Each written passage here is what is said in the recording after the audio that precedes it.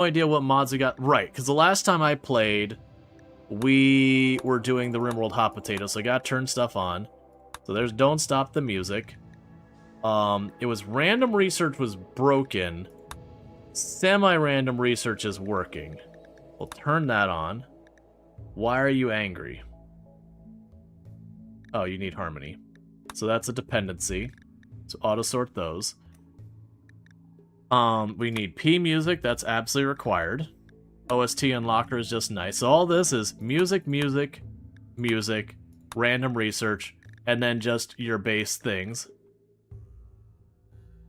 Let's see. I'm not going to be doing vanilla expanded stuff. We're not doing any of that. We're not going to be doing this. The exploration mode was an interesting thing.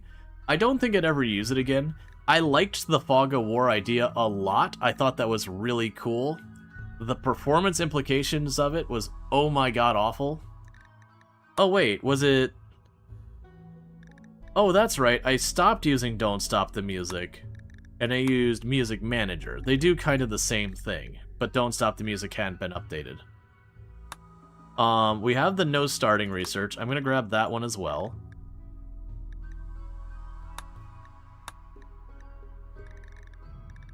The level up's just kind of fun, silly. We don't need that. Lethal Darkness is a fun, interesting one. Geological landforms, since Odyssey came out, kind of serves no purpose. Celsius and Fahrenheit, so that people, regardless of what they go in camera. Okay, so I think I got everything set up here. And that's because the last time I played RimWorld was the RimWorld Hot Potato in November. What was bad about the performance caused by Fog of War itself? Yeah, so every time the Fog of War updated, so you moved forward, if you know how sometimes when the world generates a new event, the game kind of hangs for a second, it would do that every single tile you moved. So if you send out a caravan, it goes freeze, freeze, freeze, and it gets pretty obnoxious. And it just has to do with how it's working. So, I am debating... Yeah, so we chose the Lost Tribe. So, what's going to happen here is I'm going to be choosing down here. It says Basic Lost Tribe. And the only thing you need to know about that... Oh, wait. That's fine. That's... Ooh, wait. I'm trying to remember. I want to say the Basic Lost Tribe... There was a bug with this mod... where your tribal people's kids don't count as tribal, so they can't use the same research stuff. I vaguely remember that being a problem, which does suck. But that's only if we're having them pray to the tree, and I don't think we're going to worry about that. Hey, Alana, can we get a shout out for Alana Rama? An absolutely fantastic content creator, someone I highly recommend checking out. So good times over there. Yeah, we'll just do that. Okay, so we'll do Strive to Survive, Commitment Mode. I leave the anomaly settings just on their default. I prefer Cassandra, because Randy just goes for Randy naps way too often. And one thing I like doing is I like adding all the... because they got rid of some of the other factions here. So like the Rough Outlander, they got rid of. We do the Cannibals and the Nudists. Yep. Because low-key, I actually like the old factions more than the bio ones here. But yeah.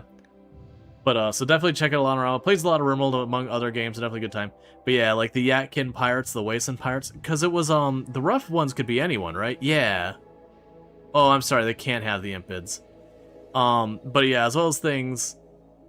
Yeah, let's get rid of the baseline. Let's just add a bunch of Rough Outlanders. Because I like the Rough Outlanders because they're generally not your friend. You've got a lot of xenotypes could show up there, so it is a source of more xenotypes, and it's way, way more interesting. The Yetkin Pirates I don't like, and the Impids I don't like, where it's just the one. The Wasteland Pirates are fine. But like, where it's just the ones that are one kind. The Fierce Neanderthal also look at the same thing. I like it more where they have like the whole variance. Because it also makes it, in my opinion, harder. Because when you have a group of Impids run up, you can just abuse them by the weakness of the Impids. When you're paying attention. But when you got like a big variance, it can really throw you up off guard where people run up and then suddenly one of them breathes fire on you. And you're just like, oh crap. And that kind of thing. I thought there was another faction that could have the Impids as well, but either way. We just added the Rough Outlanders. They'll be hostile to it, or they won't like us to begin with. I can't remember if they start like just a bit negative or really negative. I also don't like any of the factions that are like, they hate us forever. It bothers me.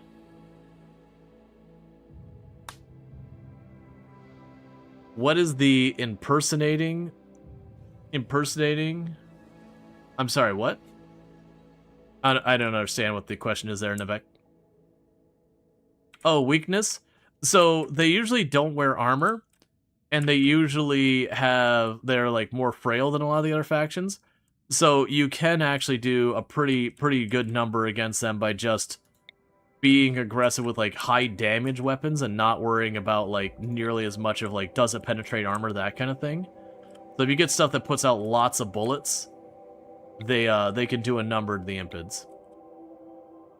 Now, the thing I'm gonna have to worry about with the tropical swamp is we are starting no research, random research, which means hot tiles are kind of off the table to a certain degree, because if we have a heat wave, I cannot make a passive cooler unless we get lucky on our research, and so we just fall over dead. And that is the one big downside of the no research, random research, is it does make some tiles not playable, where your death is just RNG. So I'm leaning towards we can find boreal swamps. They'll probably be up here a bit farther.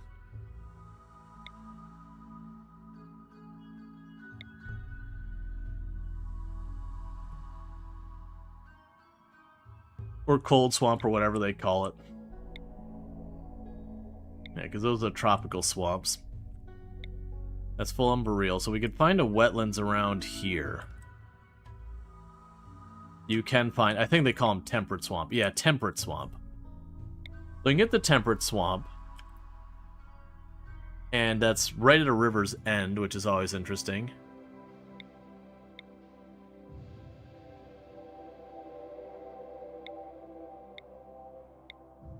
Yeah, so we go over here.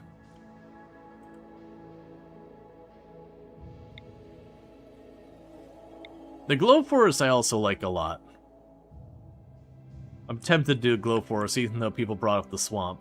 Because the glow forest in a lot of ways has a lot of the same problems of the swamp. There's a lot of soil you just can't build on. And plus, you know, who wants a little bit of hallucinogenic mushrooms?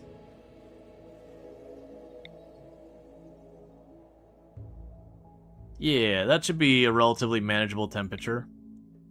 Plateau and lava case. Yeah, that'd be a relatively manageable tile. And it'll be an intersection of a major road and all that. Glow forest. Yep. Permanently dark skies. We will create a new ideology that's fluid, because I like fluid ideology. Have them ideological. Makes sense. Okay. So, to start with, we gotta figure that out. Now, the very neutral kind of non-specific, because a lot of times I get Prolicizer just because game mechanic-wise it's easy to manage with. I actually find the Ritualist to be very fun with random research, no research. As you've probably figured out, I make the research awful on myself. You've probably noticed that a lot. And then the ritual stuff is... the de-aging stuff is a lot of fun. Flesh purity we probably won't deal with unless we're doing a lot of anomaly stuff, because it gets obnoxious when people get all mad about their limbs. Transhumanist doesn't work well with the random research, because you just might not get neural supercharge, and then everyone's angry all the time, and then it's just permanent anger debuffs. I like guilty a lot. My only hesitation with taking guilty is if you turn away people who try and join you, that counts against it. And with the grab ship, we can't really take everybody we can find. And this is where I was talking about the grab ship can be kind of a limiter. So I'm leaning towards Ritualist, which I know I've done a lot. And usually it's a lot of times I'm doing Guilty or Ritualist. And then we do other stuff there. High Life is utterly obnoxious. We can do Human Primacy for the Production Specialist. This is an objectively good choice for the grav ship.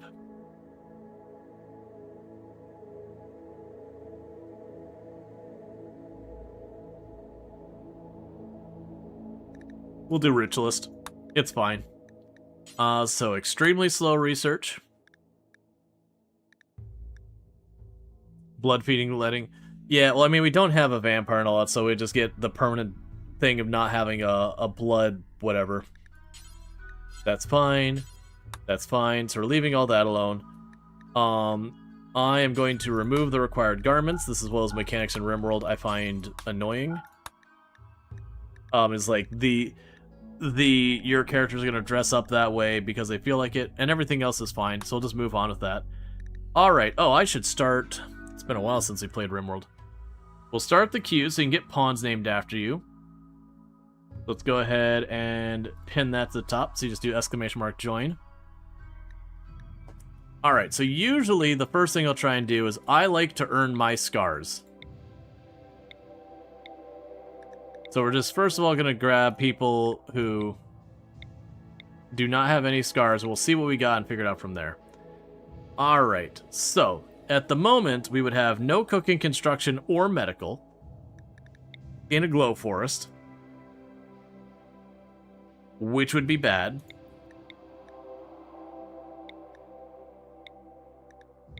I think you're out of here. Alright. That's a good pawn. So with that, we'd have just research and violence. Why is... Oh, they don't have animals showing down there. That's interesting. Okay, I mean, this person could be a leader. They have industrious, but not... I mean, the artistic, I guess they could do that. This would be a terrible start.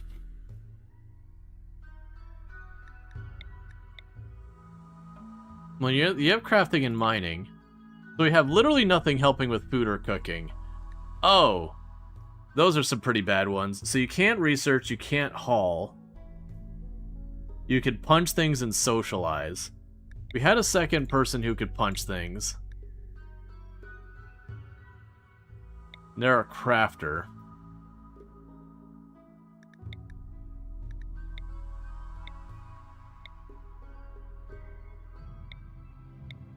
Trying to get someone who at least has...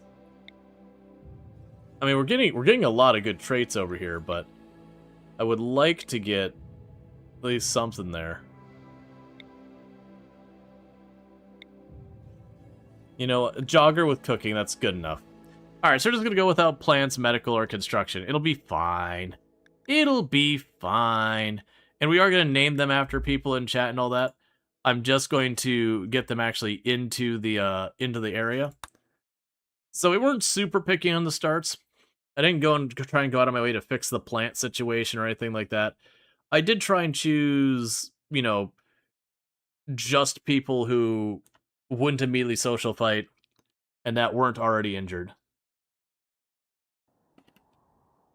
We also didn't check anyone's age ranges or anything like that, so we might have some people who are very young or very old. Alright. So let's go and organize our melee people to the left. There we go. Okay. So, we can go here and just immediately go orders. Allow everything. You'll grab the equa. You'll grab the knife. You grab one bow. You grab the other bow, and you grab the pila. Alright. We're going to start on our list here. So we've got our first pawn, who is incapable of intellectual, artistic, or hauling, which is freaking awful.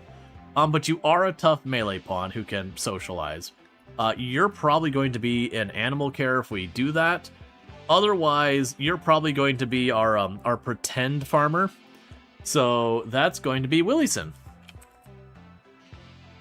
Basically, you're going to be a farmer who really doesn't want to farm. The next one was actually a really good role character, which is a kind, super immune, sanguine pawn, which is ridiculous. You're almost certainly going to be our crafter down the road. once we get down to that. And that'll be JD 2B0. And then we got our third pawn here, who is industrious and psychically sensitive, with a lot of social, artistic, and animals. We have a lot of animals, people. You're almost certainly going to be our leader, like so far as our religious leader or whatever. That's Earth, Rush, Stony. Oh, I don't have the thing where you set the name. I see the joke there, and there'd be multiple people in the community would have like Warren and that have something to say about it. We actually have some pretty good ones. So you got Nervous, Low Key. Nervous isn't the one I'm like the biggest on. It's what's the one where they get like a massive boost in their ability to work, but then they also have a lower threshold? Neurotic. I really like Neurotic. I see Neurotic as a very strong trait. I know it's got frustrations that come with it. So Fox.gif, you will be most likely our researcher, but you can also craft, so it's 50-50 where you end up there. And we've got a jogger who can mine and cook. These are not a great distribution of skills we have in our people. And the reason I'm saying that is we got a lot of people who I would need them to spend their whole day cooking or their whole day like doing our things, but they're split between there. So it's gonna be a bit of a mess. That's fine. That's normal early game RimWorld. So usually the next thing I'll do is I'll go in here and I will tick all their passions and untick all their lack of passions. And the reason I do this is we then go through... I know, when there's no doctors, everybody's a doctor. And the reason I do it this way is then when we go and switch that over...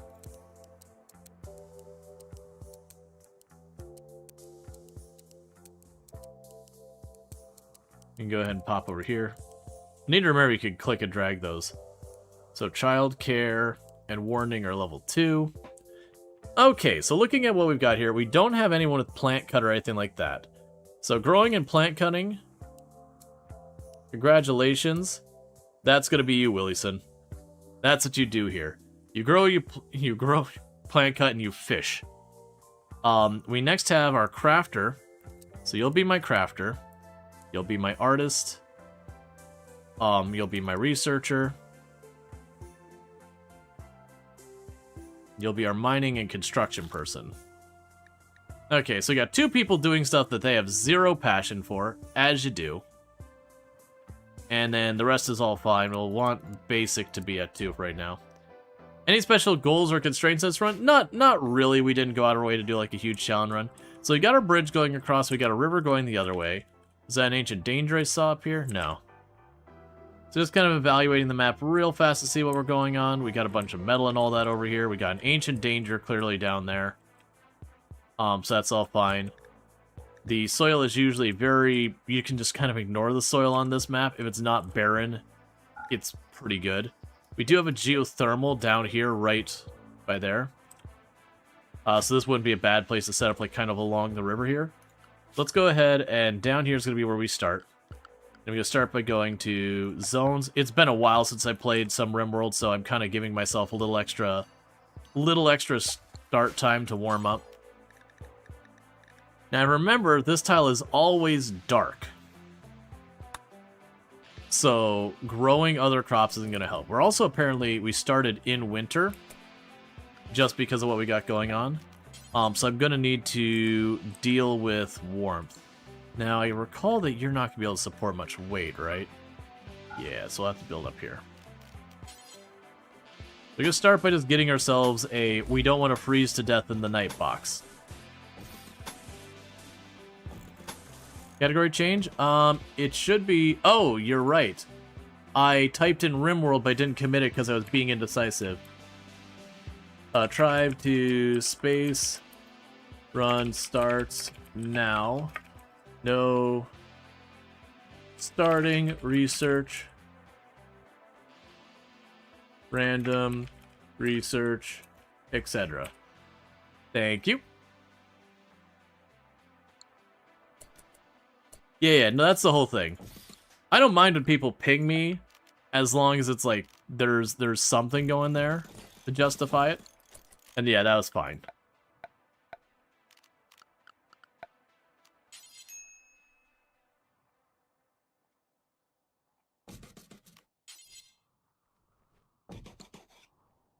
Anybody, I'm Rusty.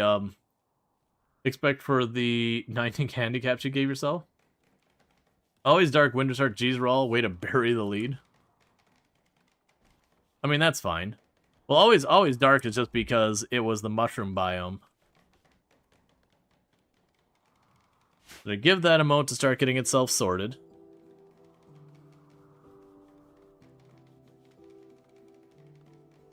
And as the animals, we've got a monkey, a husky, and a cat. Don't be attached to them. Wait. Okay, so semi-random research took... Okay, that's fine. Yeah, so semi-random. So we're going to go click that, so it's truly random. And we get fishing first, which is actually a really strong one to get as your very first research. Especially on a tile like this. So we'll be able to put a fishing spot over here. I don't think we can zone it for fishing until we have that, right? Yeah. So we'll go down here. So we'll have a butcher spot there.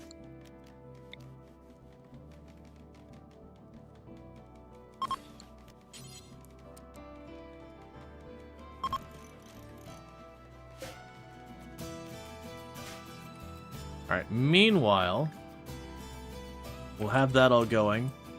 We need one of my people to go and mine. Let's stick onto this side of the river first. So for a person who mines and constructs, they can start getting to work over here. Alright. We will want the ideology spot in here. The meditation spot we can put in here just to have one.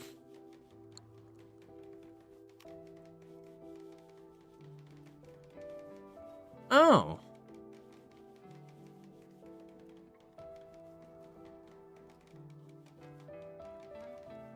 That's interesting. So they made it so we can just make natural shrines now. I wonder when that happened. Because I don't even think they had that when Odyssey dropped. Was that some like little hotfix kind of thing? Balance pass, quality of life thing? Because I know you could make there was like a stone thing you could put down, the Psi-Focus stone or whatever.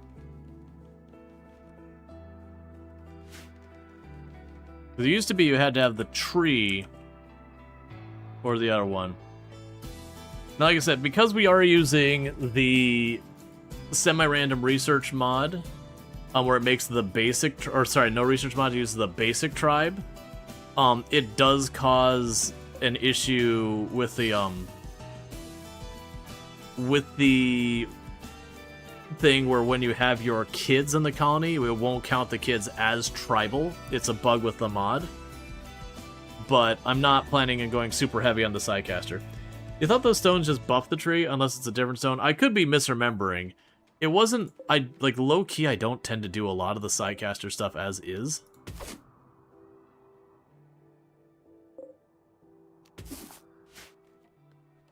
So, it's very easily that I could just be not remembering. So dumping stockpile. Right now, just put that back there. For a regular stockpile, put it up here.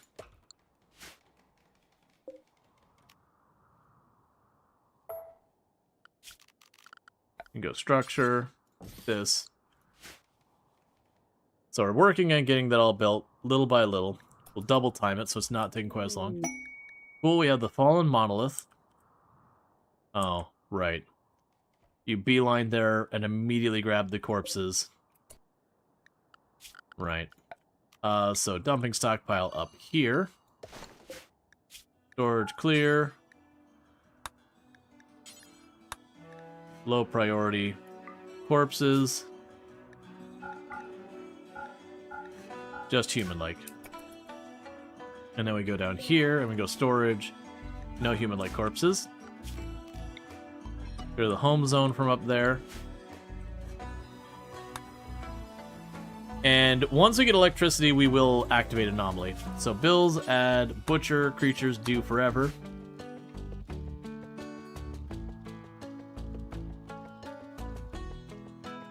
They've almost got this space enclosed, except the animals are pacing back and forth through the wall again and again, preventing it. As they do.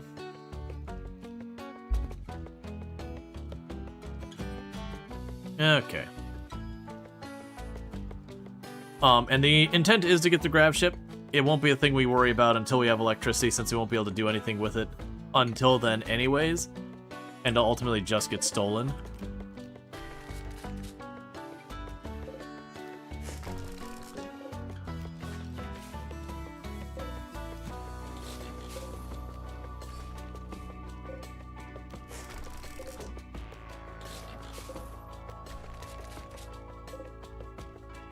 There we go, just deconstructing everything along the road here.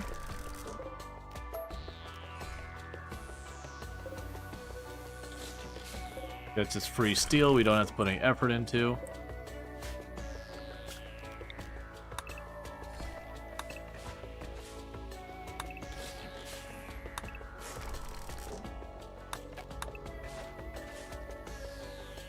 Taking apart all the ruins for all their materials. These are things I should not be focusing on.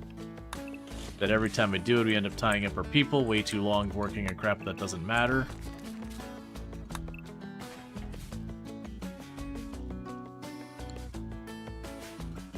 Alright, so work-wise, if we see anyone go idle, then we start adding other things onto the list. Alright, so we got our researcher going. So at this point, we want furniture. We can go ahead and put torch on the wall for being able to see. Bills do until we have 10 meals. Simple meals do forever if the meal is meat.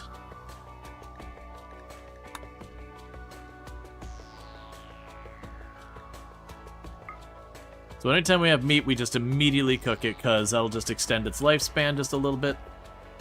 Get us some cooking skill.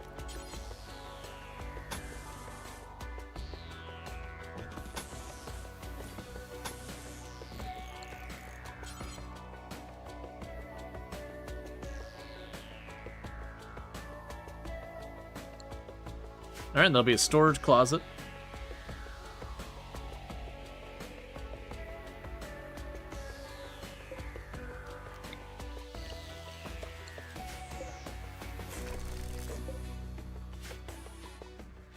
That'll take a hot minute.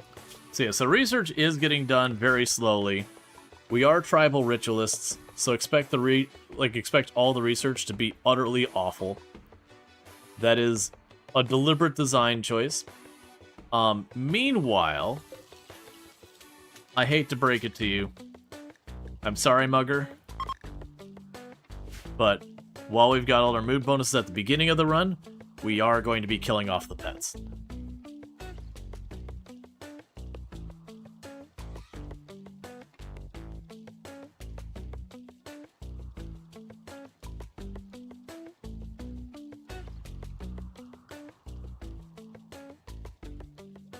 It is what it is.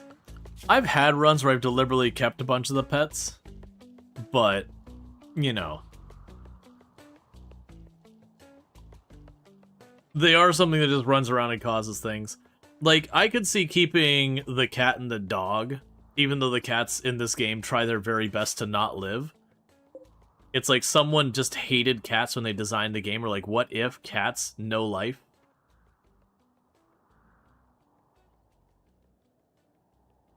Pets are a luxury for later. Yeah, no, it's like, it's almost its own challenge run just if you get a cat at the beginning to keep it alive. Because anything, single animal on the map that will eat other animals will go after the cat. The cat will go after stuff to eat for itself, and then lose and die to, like, a rat or whatever.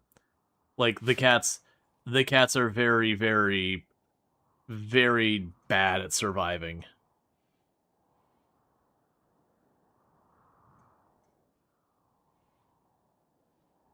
Who is our cook again? You are our cook. The construction person. That's right. That's right.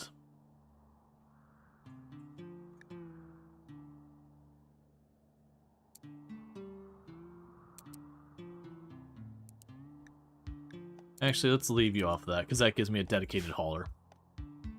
Just like a turtle could beat a panther. Well, kind of. Well, that was, no, the clip was we had a guinea pig beat a panther. Like, I was, like, looking around, I found this dead panther. I'm like, I didn't do this. And we looked at it, it was just a list of all these guinea pig injuries. And I was like, this is like, what's wrong with you, panther? How did you get absolutely demolished by a guinea pig? Like, didn't hardly participate levels of got just utterly wrecked. Okay, so let's also go into our policies real fast. So we're gonna need to do a couple things. And thank you for the follow. Welcome to stream. We're definitely not going to be using Glitter World for every minor injury. We're going to go to our food policy, and we're going to say no corpses whatsoever. Rotten meat. I don't know why they have this, because they say allow rotten. I'm not aware of any way we can do it. Someone can use the mods command. I don't know how up to date it is. It might be up to date, because it might just happen to be the same mods I used the last time. I did not update it.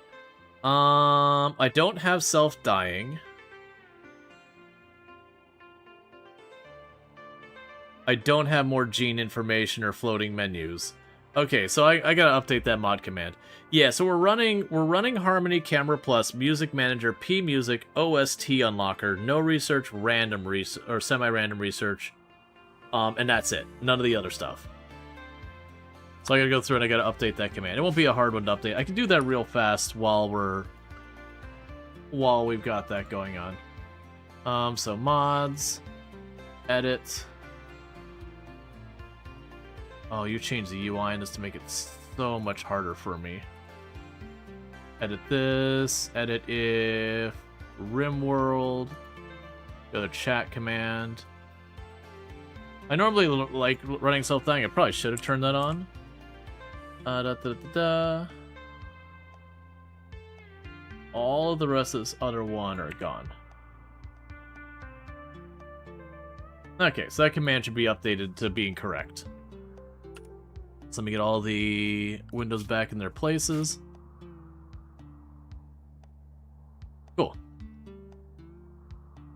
If it could hold corpses, it could hold rotten corpses. Yes, but this is to eat. This is the things that your characters are willing to eat.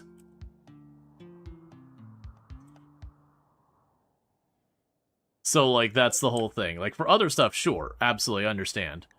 But for eating, it's just kind of one of those things that your character, as far as I'm aware, your character can never eat something rotten. I could be wrong about that, because generally I've never had the need to try. But I'm under the impression that's just not a thing. I think it's because they just took that same UI from one place and moved it to the other. And it's just kind of a carryover.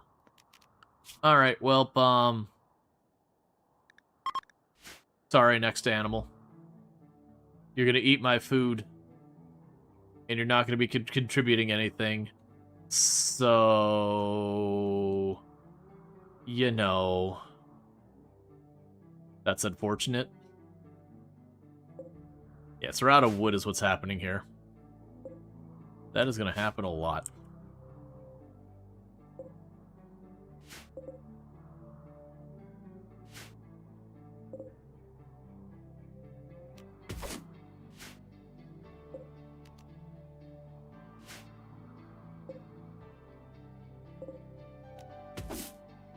Okay, meanwhile, we'll go to our assignments, manage drugs, social drugs. What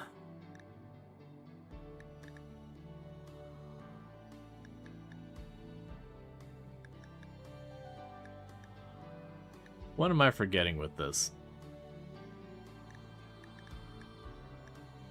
There was somewhere here I could set... Oh, that's right. No fungus wood? There is. We just have to set them for it. So no on the addictions for all of those. Like, literally, for addictions, don't. It was you set these, and instead of setting them for recreation, we can pause.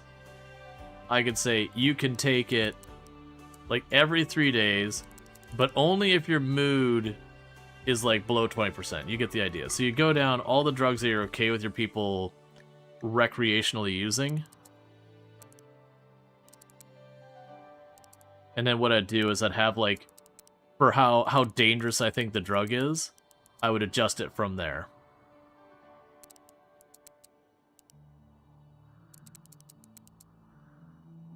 And so the idea would be, when people's moods are getting a little rough, if there's ambrosia, you'd take a hit. If, like, your mood's still bad, you'd go down farther. I actually consider smoke leaf to be pretty terrible. I know a lot of people disagree with it. I find smoke leaf to be utterly awful.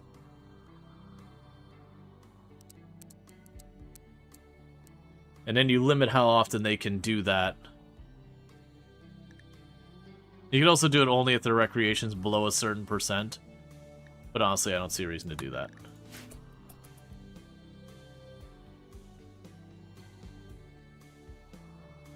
But, like, very, very genuinely, to me, smoke leaf, other than, like, Luciferum being committed to it for life, I find smoke leaf to be, like, the worst drug in the game of the recreational ones. Because it just has so many things it impacts. It has its uses.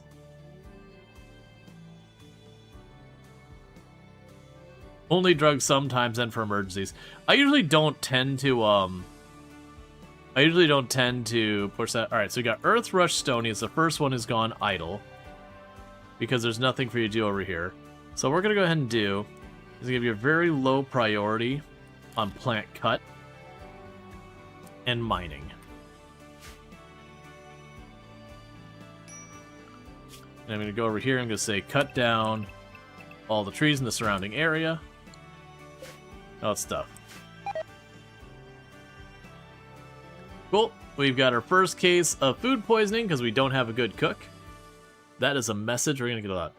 You don't drink personally, but your last RimWorld run had tons of brewing going on, so you had people drinking and having party to keep them happy. No, you can do it. Like, drugs in this game can be very, very effective. Oh, it was the cat that got food poisoning. Don't worry, kitty. We'll take care of you. There, you don't have food poisoning anymore.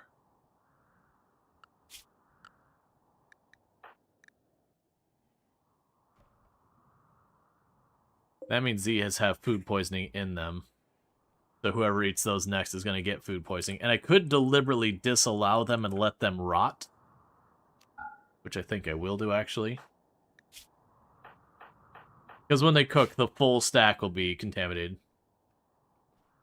The kitty ate dog meat. Or no, actually the kitty didn't. I don't know what the kitty ate.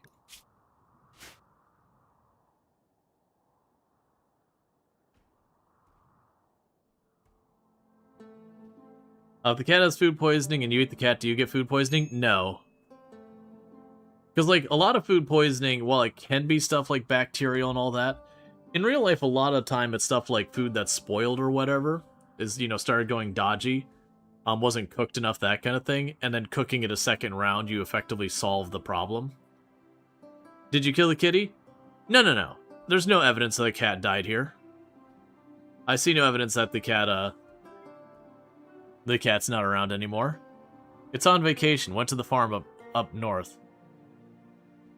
Usually I don't keep the initial animals. No, no, there's only light leather. There's no cat leather here. It's light leather. You know, that's made out of light. You just go out in the sun and you just process it into leather. That's how drying racks work, right? You just put the hide there so the leather can collect on it from the sun.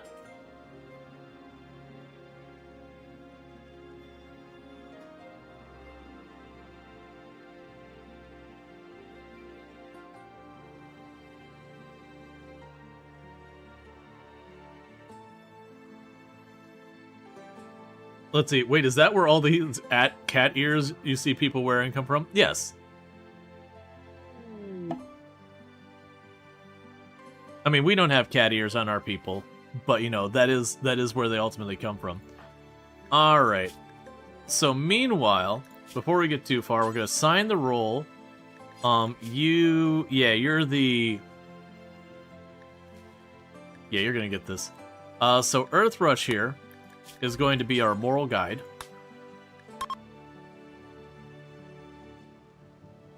Alright.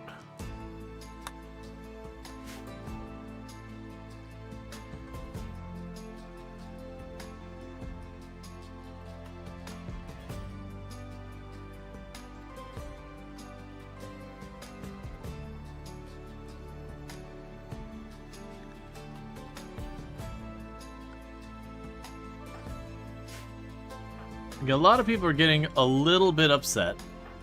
Something about their bonded animals dying and awful barracks and something. I don't know what they're going on about. Okay. So you can have our club. We don't need it.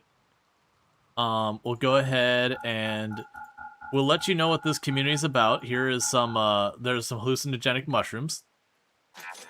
Thank you for the cash.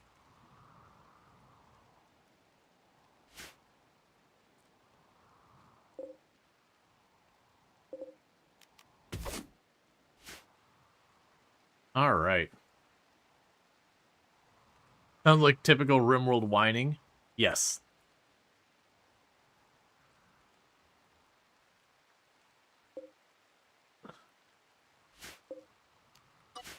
You delete that zone. We'll want to move it. Alright, so I made this area kind of weird and cursed. I definitely need to get the common room and an actual barracks up. That is the thing that's gotten me in trouble in the past.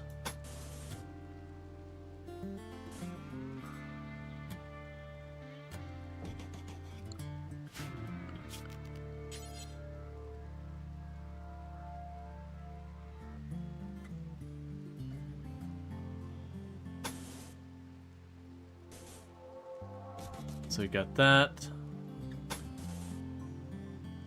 So 1, 2, 3, 4, 5.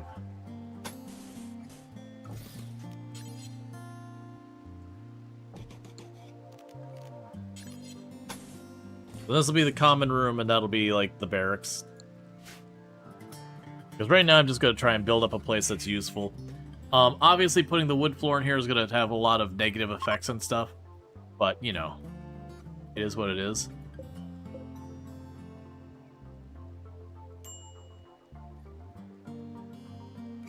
Yeah, and where I've disallowed these meals, that is just a thing where we're disallowing those meals because those meals, one of the parts of the stack was food poisoned. So since I know it's food poison, we're just preventing it from causing us more grief.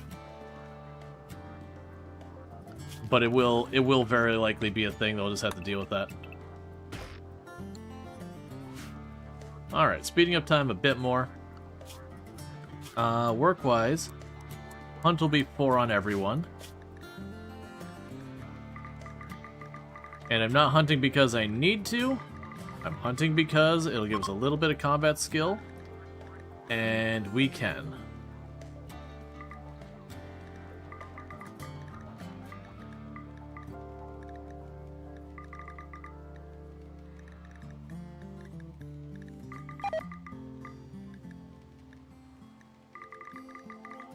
So all the local wildlife is forfeit.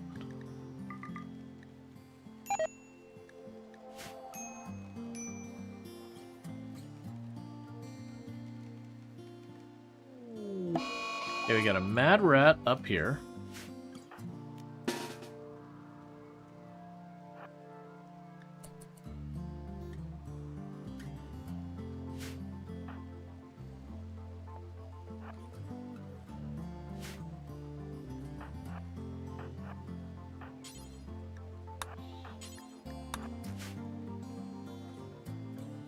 Yeah, we've got rain and all that, so most likely it's going to drop into melee.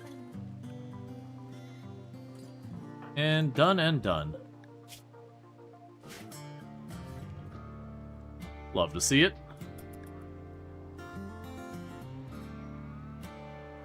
But yeah, so we're being pretty wasteful on our approach for building this building. We are going to be using a lot more wood than necessary. We're going to be putting down floors that probably don't make the most sense. We can lock that door open.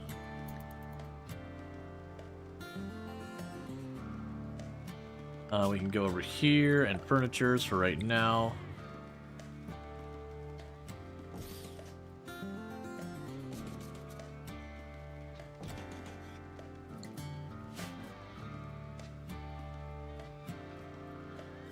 It also, by having those floors, is going to add a little bit to our wealth that we probably don't want, but you know, when's it ever stopped anything?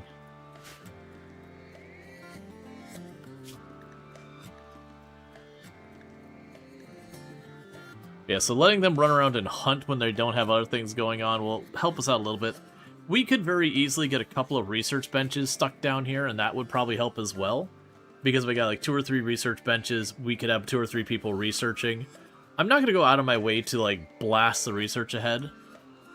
You know, we'll do what we need to, kind of thing.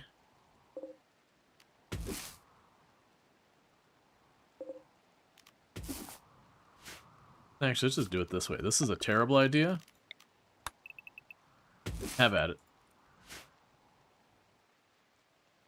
So I'll keep getting us little bits of mushroom and psycap and all sorts of stuff, because this is ultimately going to need to be expanded a couple of times.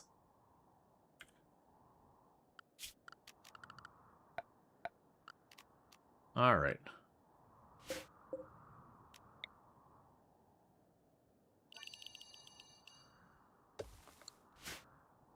We'll expand that again. Just to keep that going as best we can. The research is very slowly coming along.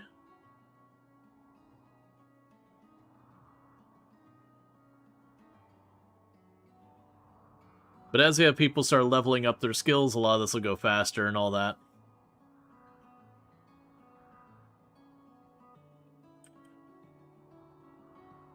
Now, we don't have the thing that makes us like mushrooms, so we are kind of tolerating that. Okay, so we got another person. So JD is currently not doing anything. Right, because they're melee. I can get you to help with mining and plant cut as well. To keep Winnow coming in. Alright, so we need to name our faction and we need to name our settlement. The settlement's probably going to be a temporary thing. The faction won't be. And so we're just basically a tribal start that we're going to space. We don't have like a big overarching theme on this one so far. So figure that out going. The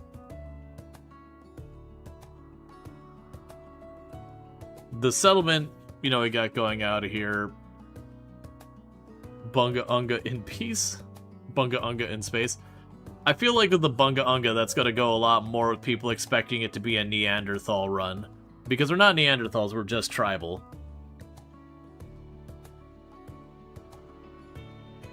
And we are ritualists. Because there's always like the classic, not a cult, but probably a cult. Because we've done that one where it's like, not a cult.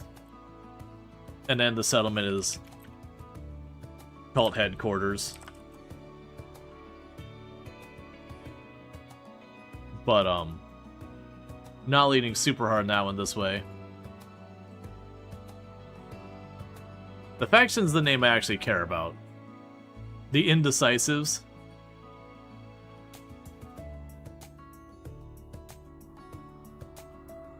The only downside is once I commit to it without mods, there's no real changing any of that.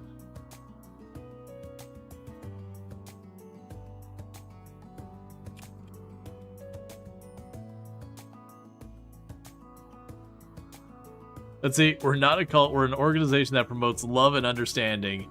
Yeah, no, I remember that. I was like, yep, this is the cult. Oh, Tomb just let me know she's already home. Alright, bear with me, chat. What's gonna happen real fast, I'm gonna step away for just 2 seconds. We've already been, like, cooking the dinner and everything, so I just gotta literally put in a bowl. But I'm gonna welcome my wife home really fast, throw my dinner into a bowl, come right back up, and I'll see what suggestions we come up with in the meantime to get this going, and I'll be back into it, and then we won't have to take a break again for a little while. But thank you so much for tuning in. I'll be back in just a couple minutes.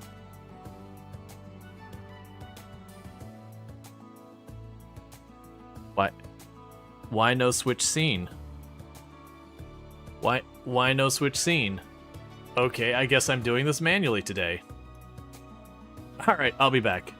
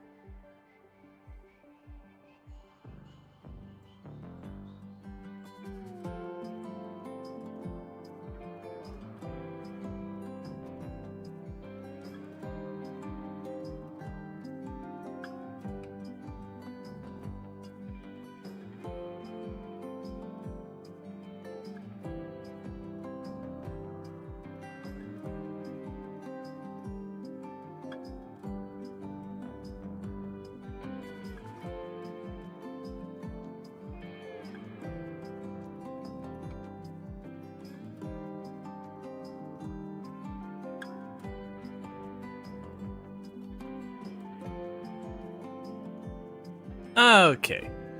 And we're back, and I have to apparently switch scenes manually right now because it seems like Stream Deck is being not working right now.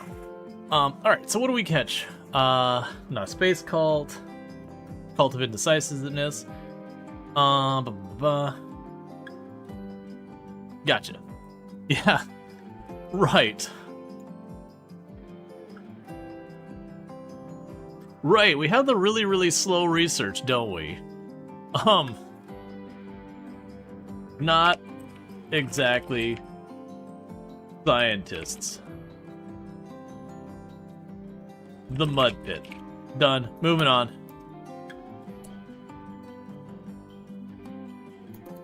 Yeah, no, that was Little Guardsman was the one where it's like kapla. I actually really enjoyed that game. It was a really, really fun game. It's one I've always meant to go back to and do more playthroughs of, to like, you know, see how it escalates. Because we did a full playthrough of that on stream. I still think my favorite character was the Disney princess. Which I won't spoil her whole shtick. She was probably also the hardest thing to do in the entire game. That I got the most game overs trying to figure out her garbage. Hey, Pelnova. Thank you so much for the 3 stream streak. I hope you're enjoying the streams. Extreme break risk on you because your bonded animal died. You ate raw fungus. Awful barracks. I'm working on it. The downside is because I am putting this flooring down, I'm like taking way longer than I really should be. But as soon as we can get this enclosed, we'll go ahead and get an actual barracks in here. Because once we do that, we'll start getting some mood buffs. But I'm kind of overcommitting on a bunch of things I probably don't need to be worried about.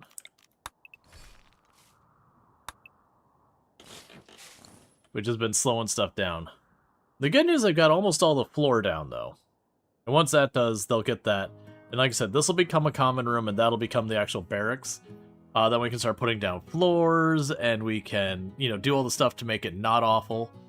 Generally speaking, people probably saw at the beginning that I don't choose, like, the absolute hardest settings or anything. That's, because when you do, like, the very, very hardest settings in RimWorld, you have to start, like, super duper wealth managing. And that can be fine if you want to just have it be difficult and be something to overcome. There's certainly something to say there. For me personally, after having done that for a long time, I like being able to make bases that are interesting and all that, and that can be very, very difficult to do when you have to be extremely paranoid about what you're spending your, like, what you're letting the wealth become and all that. Like, even a base like this, big that I'm doing right now for the people we're starting with, would be considered being a bit spendy on the wealth size-wise. Yeah, so you're down just those last couple of tiles.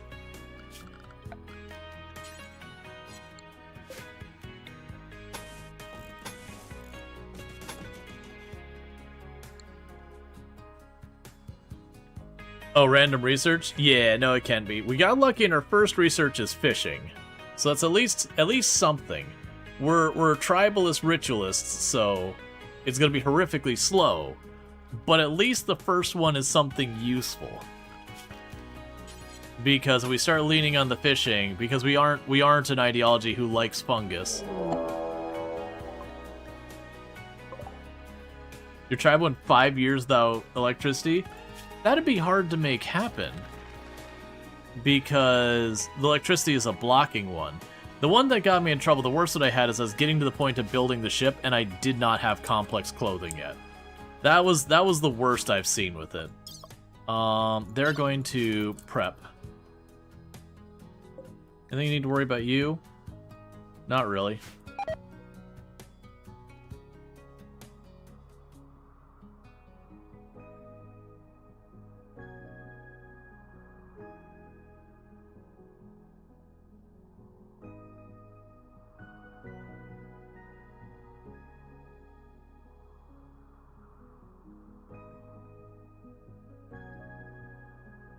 Alright, so you should be attacking a time now. There you go.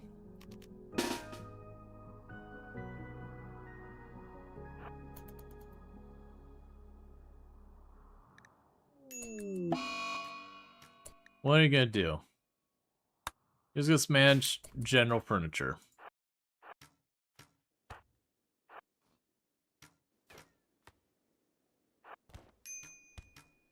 And I know I could kite him without taking any injuries, but...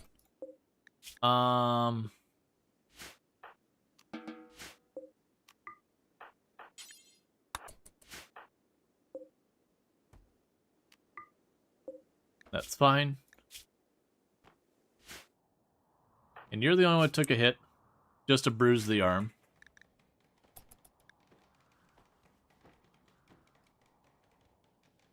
I need those meals to rot. Oh good, just destroy them. Or not, I guess. Because I need those meals to rot because they got food poisoning. That's part of why people are eating raw fungus right now. I could have just upped the meal count to be like 15 or whatever, but I'm being lazy. Okay, so with that, we got the meals done there.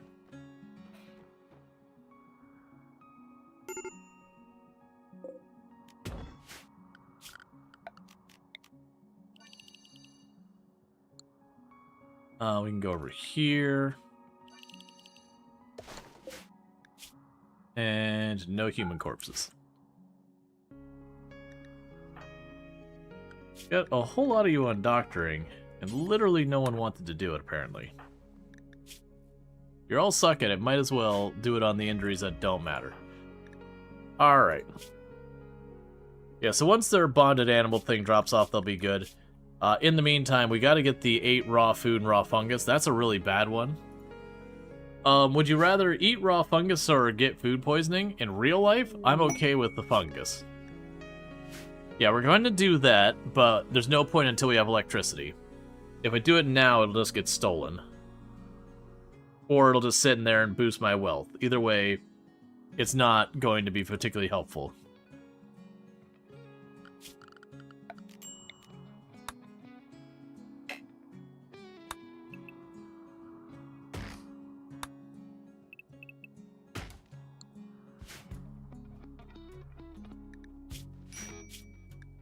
Okay.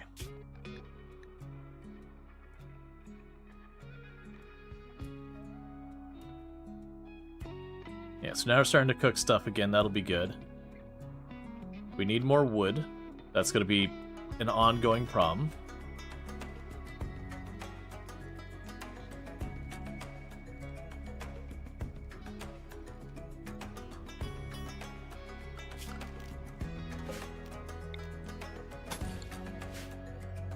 So close to getting that common room properly started.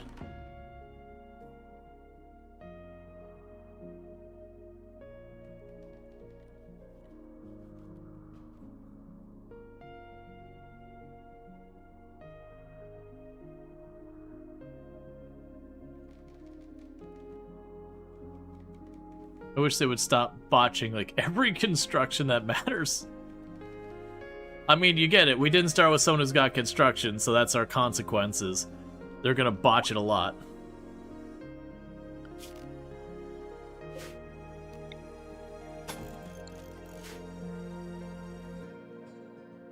Okay.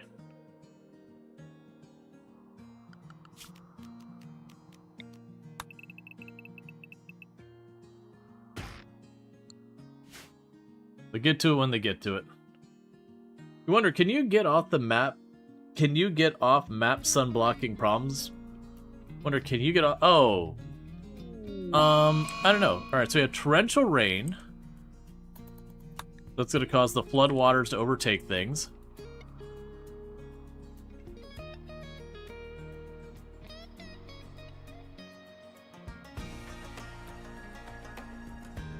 That's probably gonna ruin our harvest here, but I can live with that.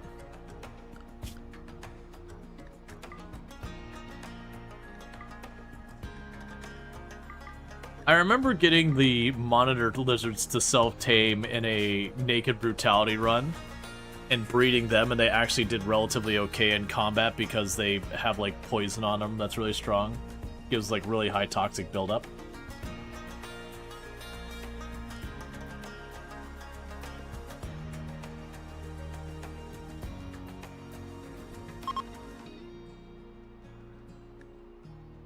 We'll worry about that later.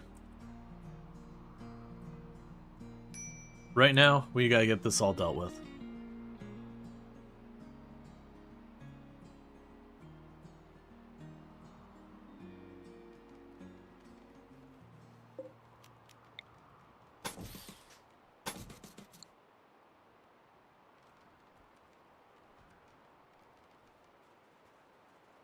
Okay. So now, what do I have so far as my textiles? Just light leather and all that, so we can go furniture.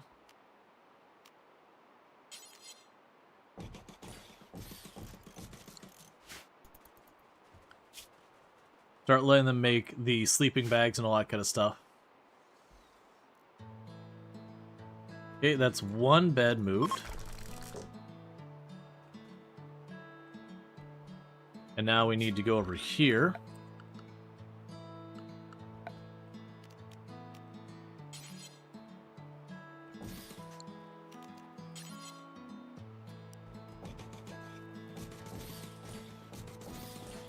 That'll give us all this. Reinstall you in here.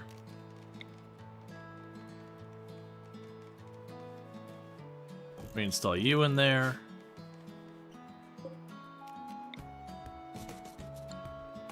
Build a copy over here. I'll lock these doors open. Okay, so with that, we now have a table. We now have, you know, a bedroom and a rec room. They're not good yet. We can go ahead and also move the ideology stuff in here. The meditation spot. Party spot. The wedding spot.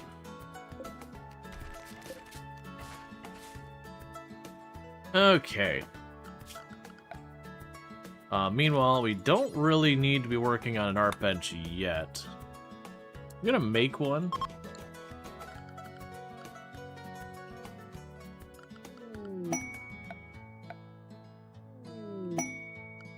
We'll add some benches here as well.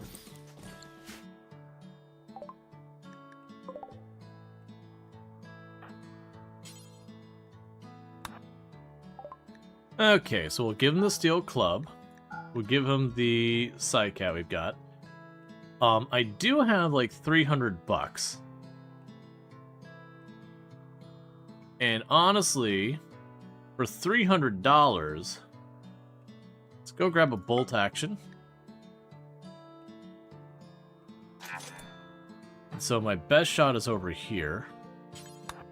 So you grab that bolt action real fast.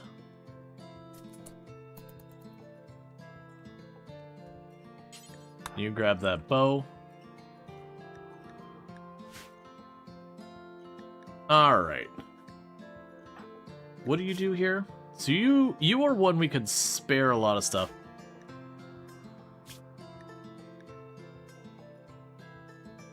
Sure.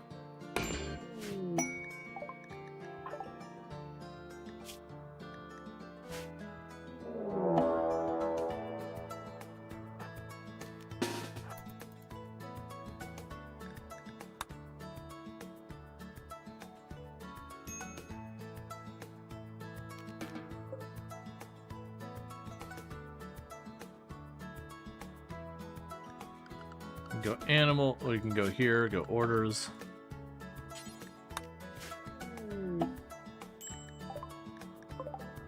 Alright.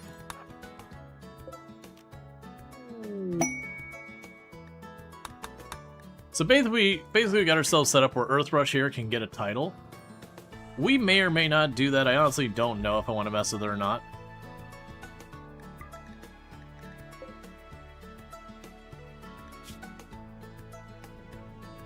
Okay, so Monitor Lizard attacked a raccoon, killed and ate the raccoon, and is now bleeding out.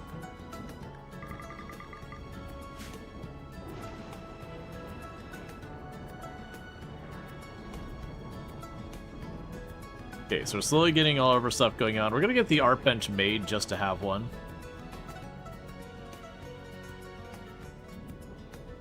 We should start having people have the availability to get stuff clean.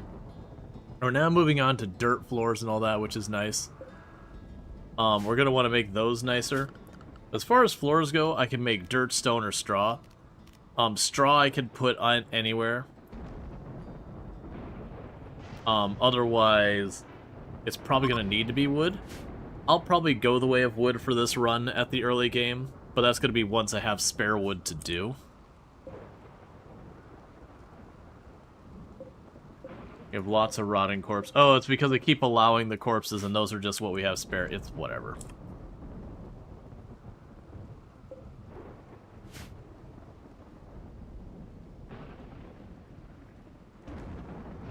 Flowers? It's dark inside, so they would just die. Sadly. It would be interesting if you could have a grow zone indoors and have, like, instead of mushrooms for eating, having, like, pretty mushrooms kind of deal.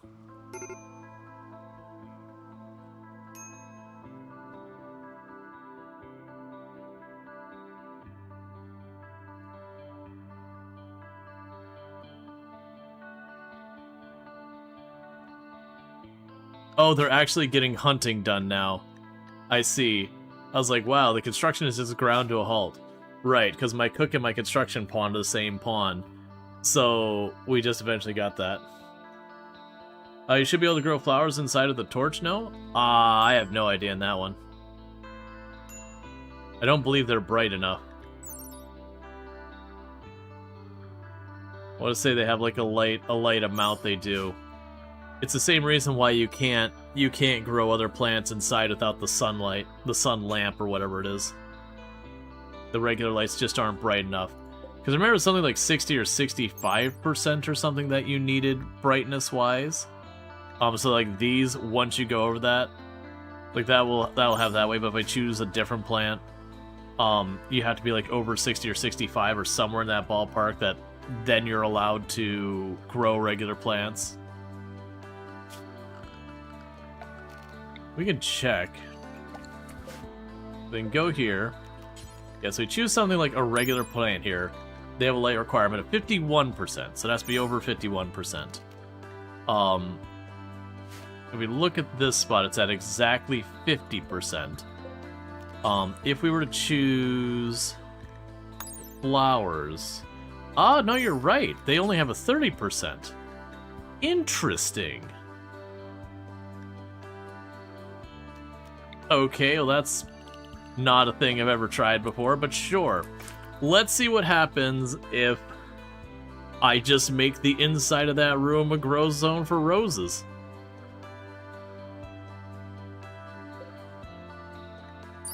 Because the assumption here is it add a bunch of... Yeah, because it's got beauty and outdoor beauty. That should, in theory, make that room extremely lovely. I've never done that before. It's just never something that's crossed my mind to try. Because it was one of those things that, like I said, most of the plants, it was either they had no light requirement or 50, like over 50. I've seen very little outside of that. Probably a great way to grind planting XP? Probably. Now, one downside is I believe you'll have a slightly decreased movement speed through a grow zone, but...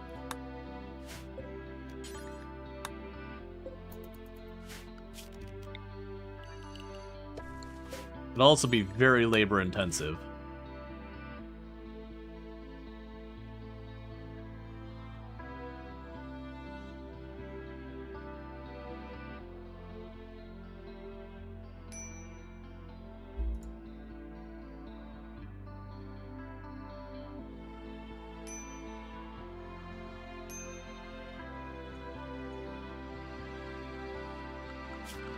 Meanwhile, we'll need to go in here to the crafting spot.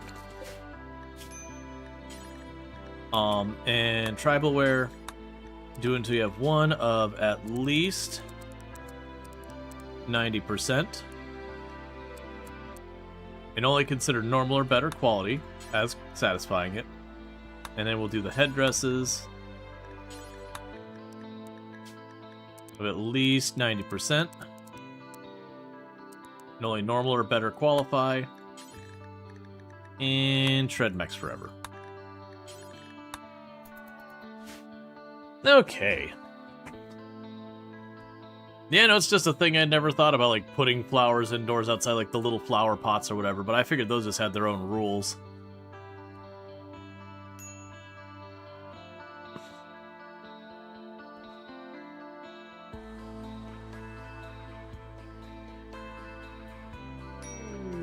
Disease malaria.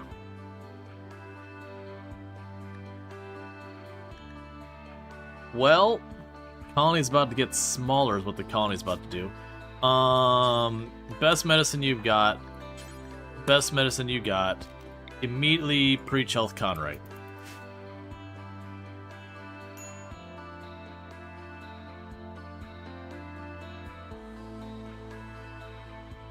Because we don't actually have a single good doctor in this entire place. Would you, for the love of it, go to bed? Which one is super immune? Neither of them.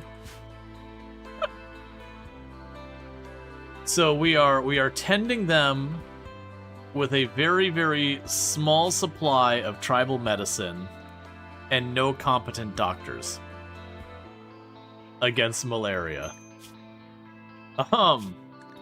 So this does not bode well for these two. We could potentially, like, Conroy probably will get through with the preach health as long as they don't get like a really bad tend. But it's gonna be significant luck if Earthrush gets to the other side of this.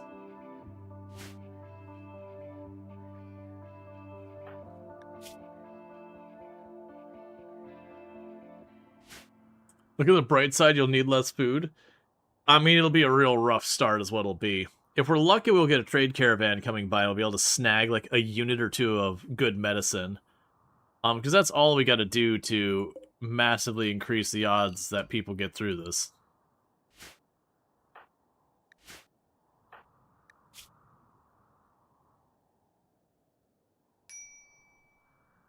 Okay, who is actually our best doctor?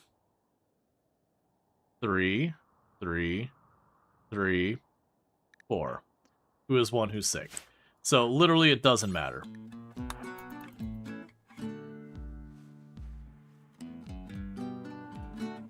That's actually a good tend. That's an okay tend. Please tell me you have medicine. So we keep that right. Conrite has a pretty good chance. Earthrush is winning, but one of the dangers with malaria is as you get farther along, don't social fight right now. Come on, man.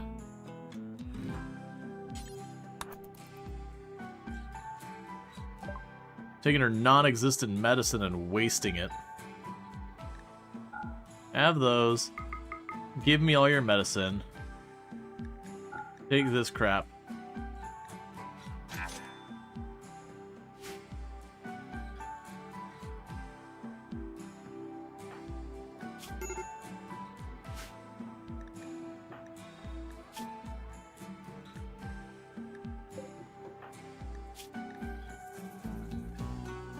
You're sitting at 35%, so you're both winning right now.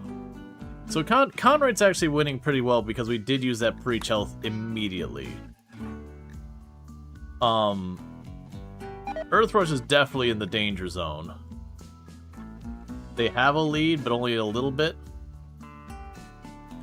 They might be okay.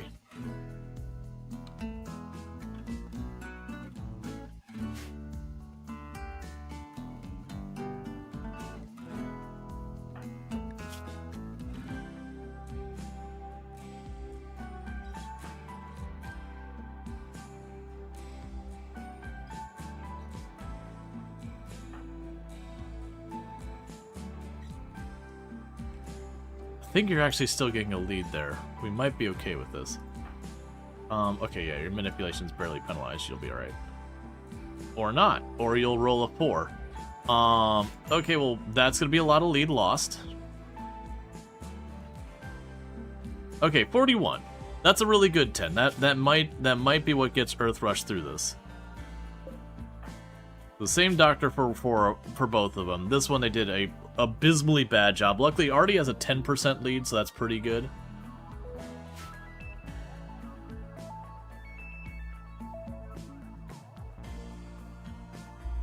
All the random rose bushes in there.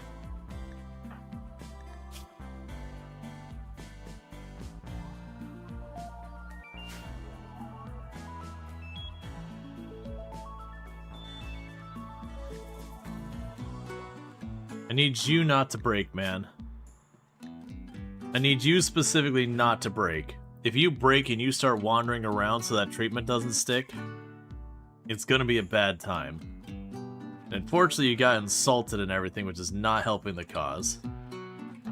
And soon we're gonna end up eating raw fungus because, you know, malaria's got us down.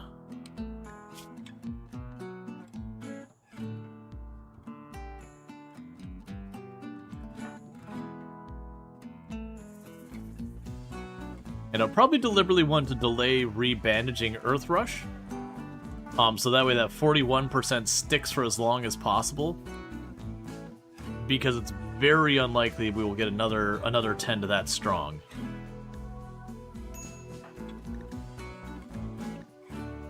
Let's get you bandaged up. Your 10 was terrible, so we wanted that to happen immediately. 15% is still pretty bad. So you are losing a little bit of ground. Yeah, it's fine. That's literally another 41, man.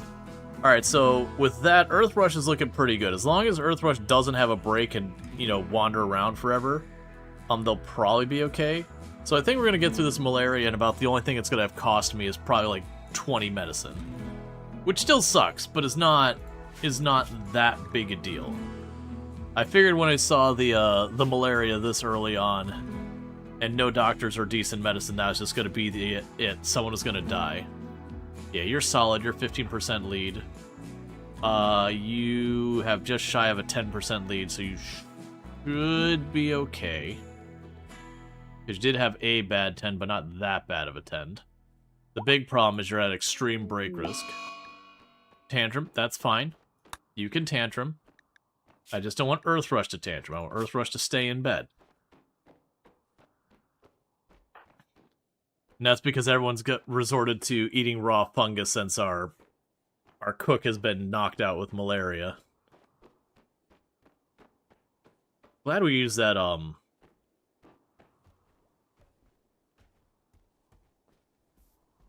Yeah, no, there's a lot of quality of life mods that are pretty big for RimWorld. I am happy that with Odyssey, a lot of those mods feel more just something nice to have versus feeling fairly necessary. Come on, good tend. 5.1% is not a good tend. I think you're still okay, because you've got a pretty strong lead. You're surprised RimWorld didn't include that, but I guess it's not much work to do a hover over. Yeah, no, RimWorld, for as much as I like to say good things about RimWorld, it's been pretty crap about bringing quality of life in until the last two, like, DLCs. Historically, RimWorld has not done a great job about, like, going back and cleaning things up and doing improvements. You know, it's kind of, you kind of have to have the community scream pretty loud, and then they feel a need to do it. But I think the last two DLCs, they've done a pretty good job about it. And I do think it was kind of one of those things that people's patience for it was getting kind of very publicly kind of short. Yeah, so Conrad is on a medical emergency. So the good news is Conrad went into an insulting spree and then immediately collapsed due to their malaria, but they were far enough that they got through their malaria. So literally didn't even get into a fight, just immediately collapsed. I do appreciate when you have that where it's like insulting spree and they knock out before they get a chance to reach anyone and then they get back up. Like I've had there's the psychic scream thing that the creepy joiners can get. My favorite one was we had someone go insulting spree. The creepy joiner did their psychic scream, knocked them down, and it canceled the insulting spree, but I still got the benefit for it. I always loved that one. It's like, oh, My favorite, or like the person who insulting sprays right as someone's walking off the map with a Karazhan.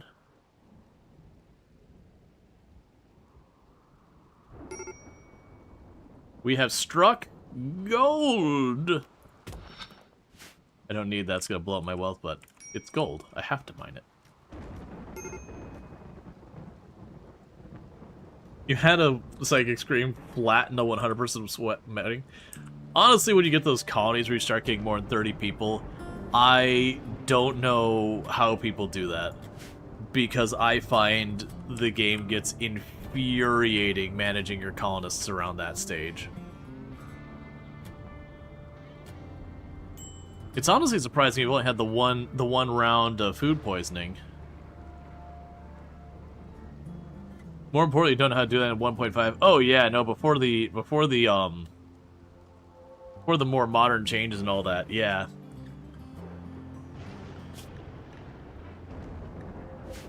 So let's go ahead in the meantime.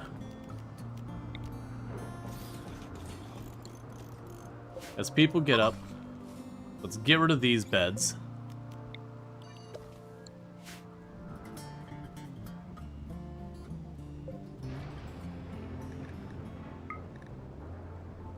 So beauty is generally positive there. So that's considered a decent barracks. A very impressive rec room. Alright, so low-key those flowers are actually pretty nice. I wonder what the wealth situation of that. I can't imagine they're much. Yeah, no, not super appreciably higher wealth.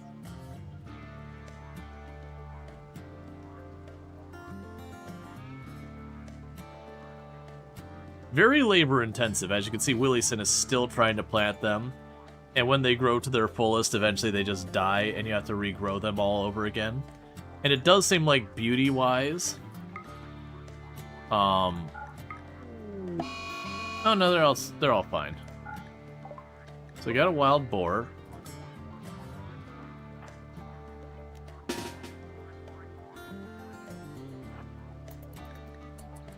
And then meanwhile, while they're all doing that,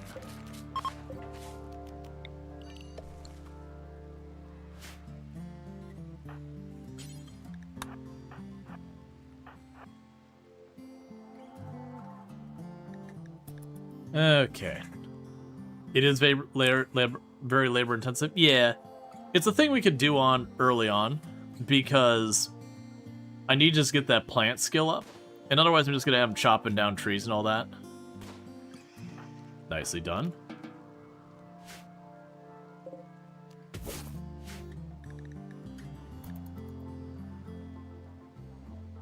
Alright.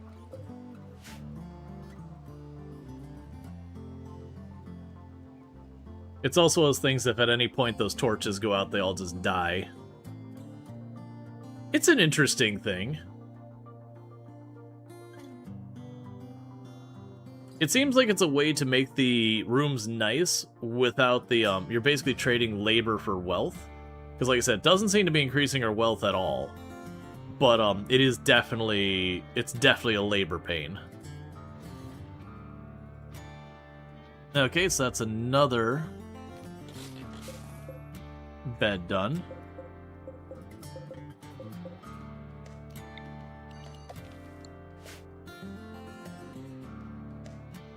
Because little by little we'll get all those beds made.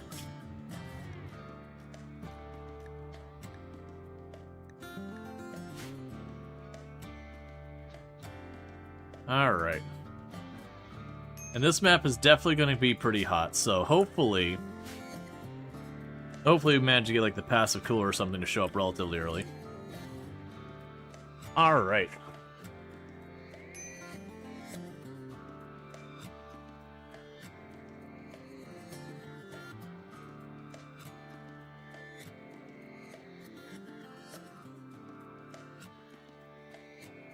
Also, can we get a shout out for Sherry Kind before I forget? Another fantastic content creator, does play a lot of RimWorld among other games. So definitely, you know, if you enjoy RimWorld, a place to go check out to find more of it. Oh, good stuff. Disturbing Vision. Fox.gif has a strange dream. In it, he saw a black shape unfurling in the space and time, growing and consuming. The shape originated from the nearby crumbling monolith. Upon waking from its finish, Fox.Gif feels strangely drawn to the monolith. It calls to him. Oh, don't worry, we're gonna let you poke that monolith, just not right now. Until we have electricity, the monolith is kind of really hard to do much with. Because when you look at the anomaly tech tree and all that kind of stuff, the containment and a lot of the good stuff is all trapped behind electricity. So usually it's around the time I hit electricity, I'll be like, okay, let's grab the Odyssey ship. Okay, let's poke the monolith. Let's do all that stuff. Because it's just one of those things that, yeah, I know exactly. You're kind of inviting problems. I did do a off stream. I didn't get all the way through it because it was just very slow. I was having a good time with it. I did a run where I wasn't allowed to use any materials that... I wasn't allowed to build anything with anything other than bioferrite, with the only exceptions of things that you could not build, you know, it or an equivalent with bioferrite. So, like, I think it was, like, the research bench, you couldn't build out of bio... There's, like, something like that. It's, like, something like the research bench couldn't be built out of bioferrite, so I was allowed to build it. But, like, for weapons, since there is melee weapons that you can make out of bioferrite, I was required to do so. That kind of thing. It was a very interesting run. It was also terrifying because all of my walls and floors and everything were bioferrite. Which is very, very flammable. Like, very, very flammable.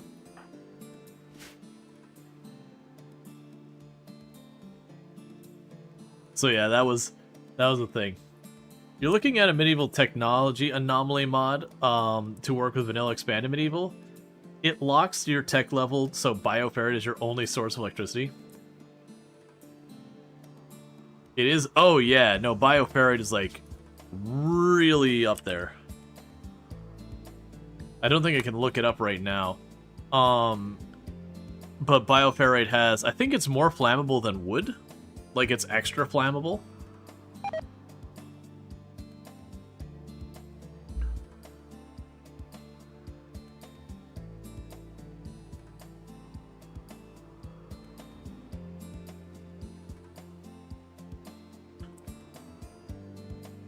Yeah, so we're starting to tear all this stuff down, so I could potentially start building stone stuff. And that might be even what we do here, is to replace the flowers when we get, like, the nicer stone floors. We'll probably replace the walls first with stone.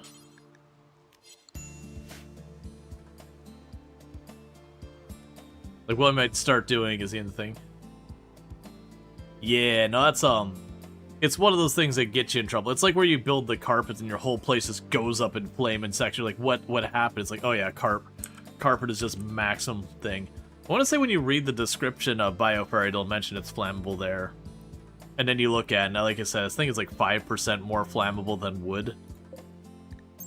Like, this is, oh no, it's about 100%. But yeah, it's up there. It's rough. So building your base out of bioferrite, while it's actually a fairly hard material, the moment you get a single enemy walks up and does like the little tick and lights it on fire, it's like, oh no, here we go. Get ready.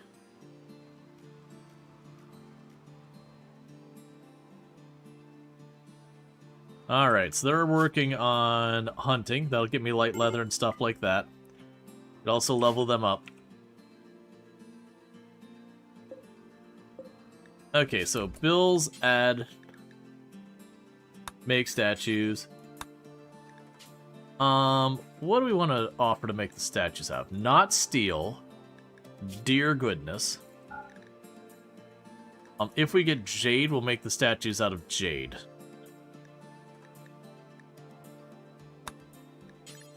So if we ever get jade, make statues out of it.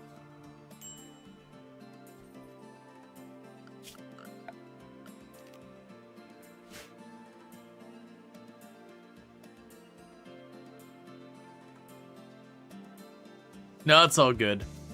It's one of those things when Anomaly came out, like I had, you know, I was very fortunate. Like, literally my first attempt at Anomaly, we won. And it was on, like, Strive to Survive and all that kind of stuff. Was that true? I think that was true. Not that it didn't have any Or was it I think it was the first attempt we won. Like, the next 2 or 3 attempts I didn't. But, like, we managed to handle that. But big part of that was just going really slowly and being like, what is this? How do we do it? And then kind of defaulting. I found with Anomaly, half of the events is drop everything, attack it immediately.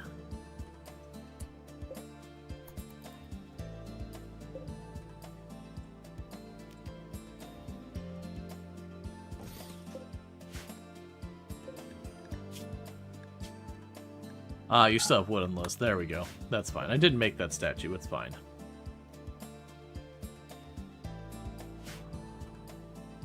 Okay, so now everyone's mood should be good because we've got impressive and everything there, adding bonuses. We still got to be careful about raw fungus being eaten and stuff like that.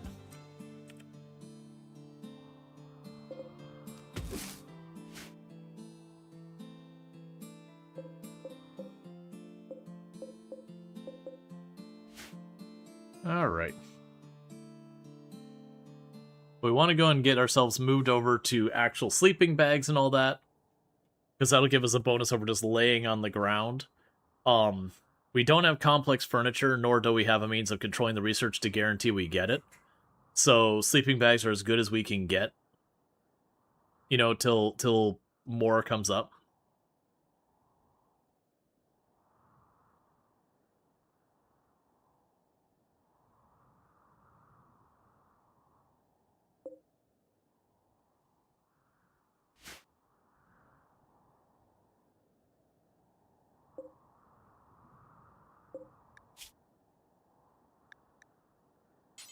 You got the tribal headdress and all that. Oh, storage. Tainted. Do not allow tainted. Because he sent me random, really trolled me with that. You had air conditioning before you had beds. I still the one I like to point out is just the one run I had it where we were looking at our research here. And so I was all the way over here. I was getting Starflight Basics. So I hadn't gotten these ones, I was getting Starflight Basics. And I had almost everything filled in here. And I did not have complex clothing. So we were running entirely around on stolen clothing and all that. And traded for clothing. All the way into, like, the building of the ship. Before I finally got complex clothing. Cassandra hit you with Acidic Smog, Cold Snap, and Solar Flare back to back to back. All active at once. She did not like your crops.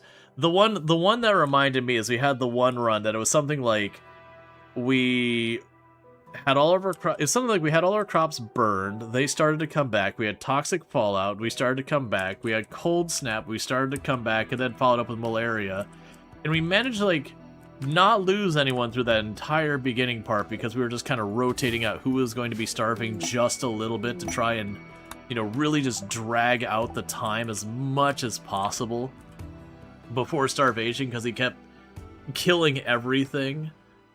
And then, you know, the malaria struck in, and you had a whole bunch of people with, like, mild malnutrition. We're like, I can't bring this back. We've been limping along for so long. Like, there's ways, like, had I expected it. Oh, we want that.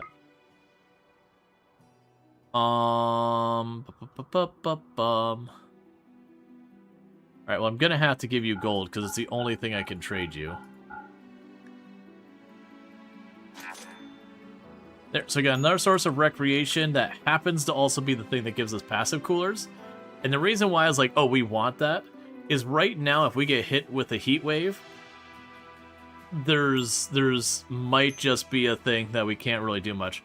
Do you have a mod list, or is it just a research mod? You're thinking about trying a tribal space recently, and actually, this is perfect timing. It is mostly just the research. If you do exclamation mark mods, it should give you my mod list. I did just update it a couple, 30 minutes ago. So yeah, so it's basically almost nothing but the no research, semi-random research, and then music stuff. So we have P music, and then the music doesn't go away for half an hour at a time where you're like, please, RimWorld, your music's so great, why are you leaving us forsaken? Violence for profit. And you'll give me what I need for Devil Strand. Which... and Plast... which is good and all that. but I won't be able to do much with it because I'll be doing... Like, we're on a tile, I can't grow it, and then we'll do Odyssey things as well. For 2 archers, though, I'll do it for the goodwill. How long do I have before it says they show up? 14 hours?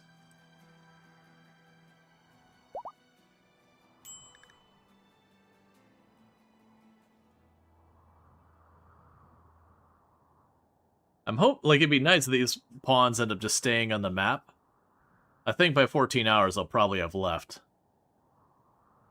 It took you several years to unlock Goju's, and you had 1 Hussar limping along with everything you could buy and loot. Oh, yeah. No, that was, one of our earlier Odyssey attempts. We got a whole lot of people addicted to Luciferum, and I mean a whole lot of people. Because, like, man, Luciferum's so easy to get a hold of in this, with this new DLC. Why wouldn't I use Luciferum? And we got, like, 8 people hooked on Luciferum.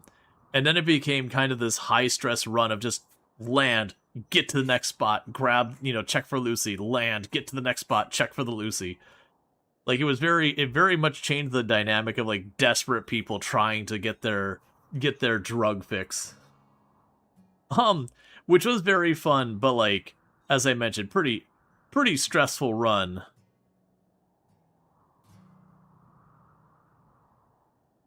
Okay, so let's go here, schedule, or,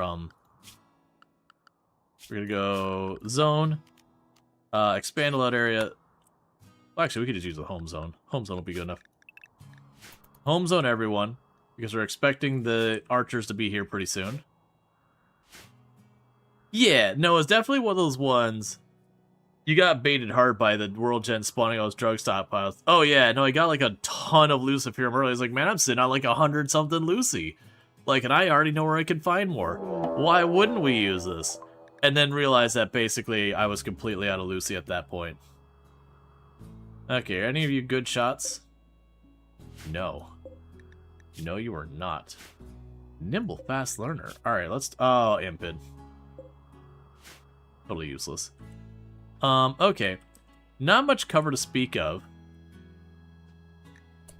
We're gonna let them roll up on us. And we could probably have Conrad start blasting them, and that'd work well. You know what we might be able to do with this as well? This is a terrible idea.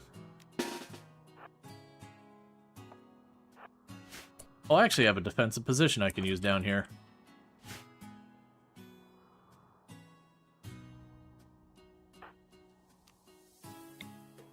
Hey, Conrad. Wait for it. Shoot the cassowary.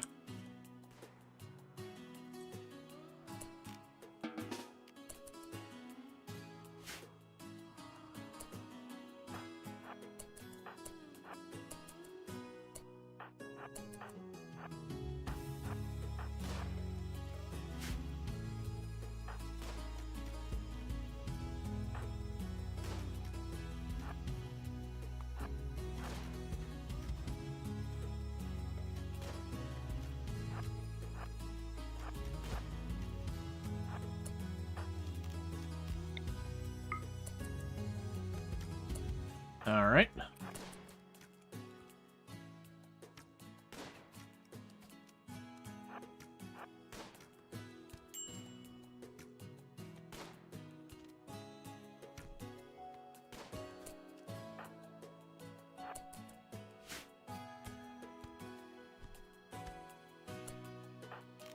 Nicely done. Okay, so one of them took an arrow hit, so there's bruises. You lost your thumb.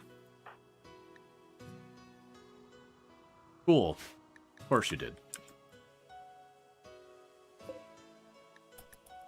That's alright. There'll be many more. Why are you not treating people? Priority 1, treat people.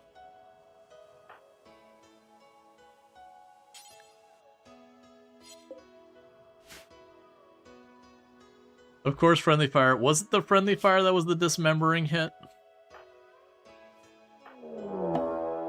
Oh, hey, another raid. Yeah, no, it was.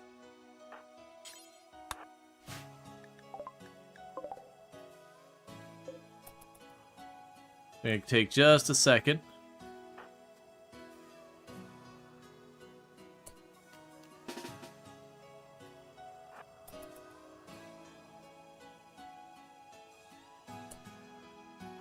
Can I bait them into trying to fight across the river? No. Okay, so you're all good.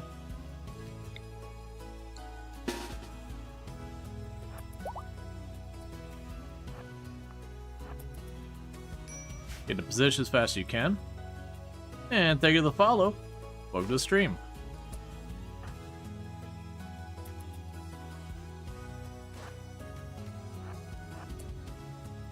Okay, so you need to scooch over to this side.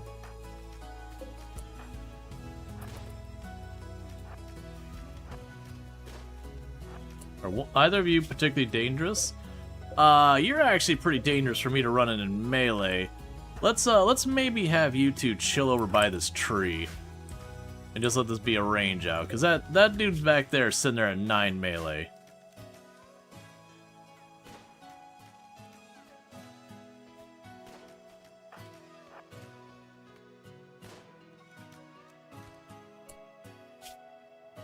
Alright, you get out.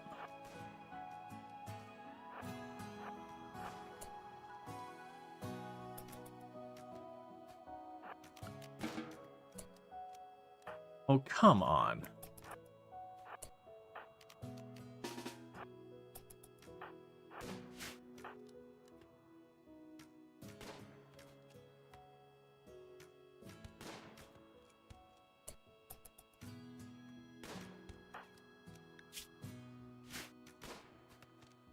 Well, fortunately, they've moved out from cover.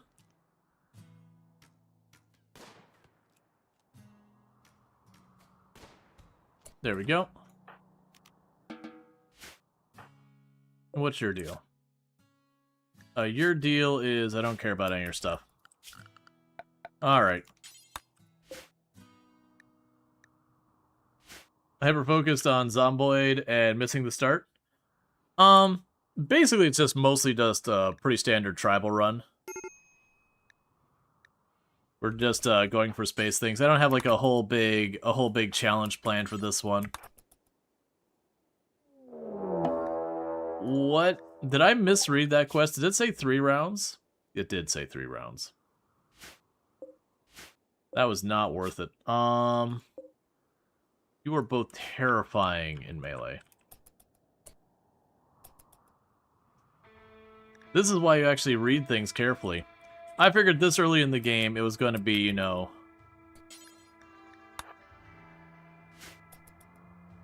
just the one to go. The good news is these ones are hanging back, so we can take them out to patch ourselves up and sleep for a minute.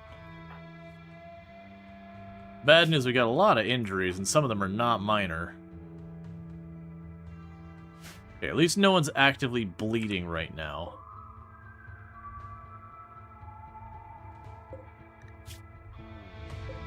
Yes, you're genuinely a scary target.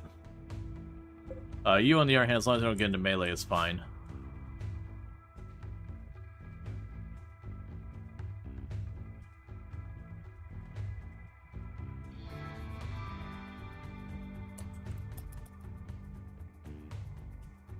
Yeah, so pretty soon I'm going to need to get rid of some of these rocks and all that so I have a defensive position and they don't. This is one thing working against me right now. Go eat something before you have a break.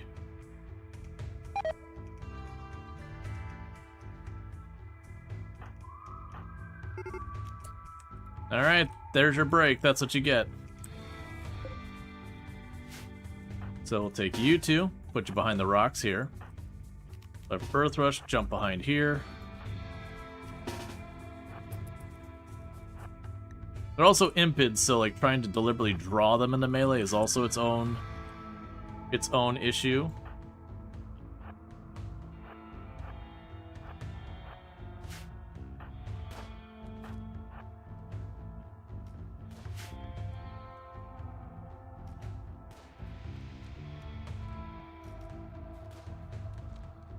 Okay, good hit there.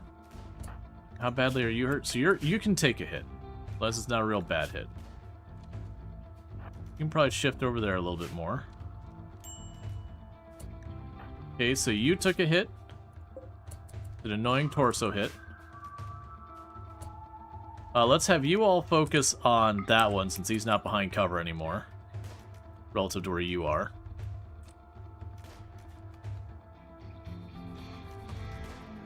And I'm deliberately trying to not run up with the melee and not get everything lit on fire.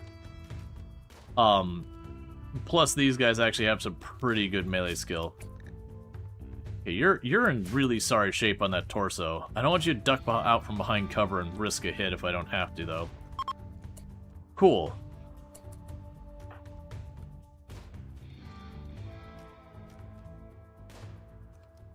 That's fine.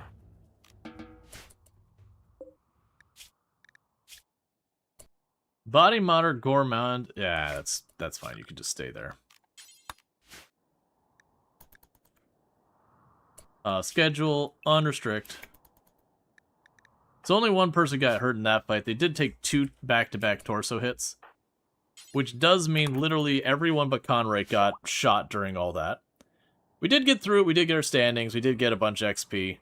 Not much in the way of permanent injuries.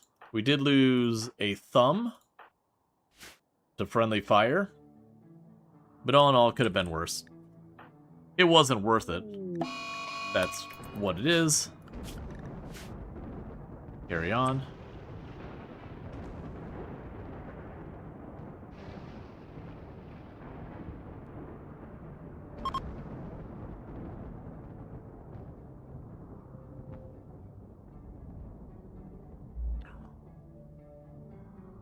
Getting all that rust off.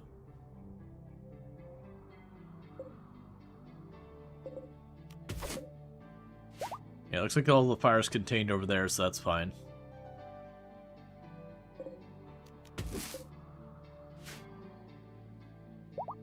Now, why are you all mad? Serious pain. And you're about to have your bonded animal penalties go away, which is good.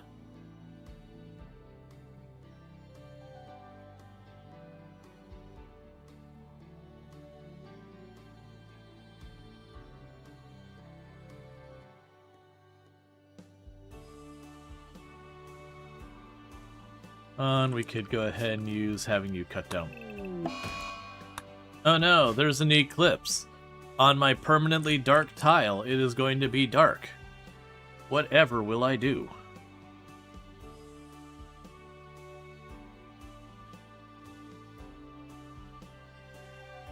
Honestly, for this, make it 20. It's like, oh no, not an eclipse. It's the end of days.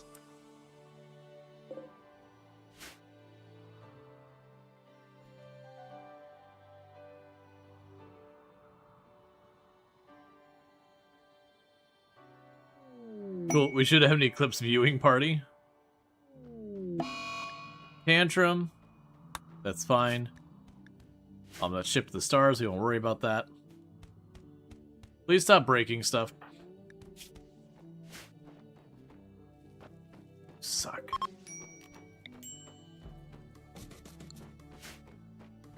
You suck even more. Alright, well. One less bed for people to sleep in. Advanced darkness. Dark 2.0.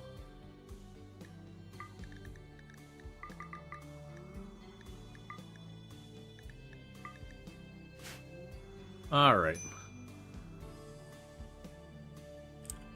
It's fine. Little by little, our people are starting to hunt. Oh, well, we've already got one of the beds replaced because we did get some scrap materials back, so that's good news. So at least Conrad's not actually losing their bed. They just got a replacement.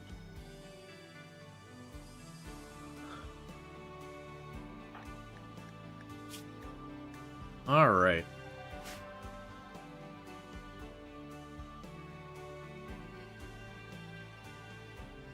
Yeah, they're burning a lot of labor on those flowers. I'm okay with that for now.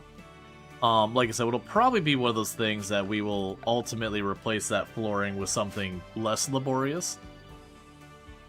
If we end up with a bunch of wood, I'd make the totemetic flooring. If we end up getting the stone cutting, I can make it just the stone floor.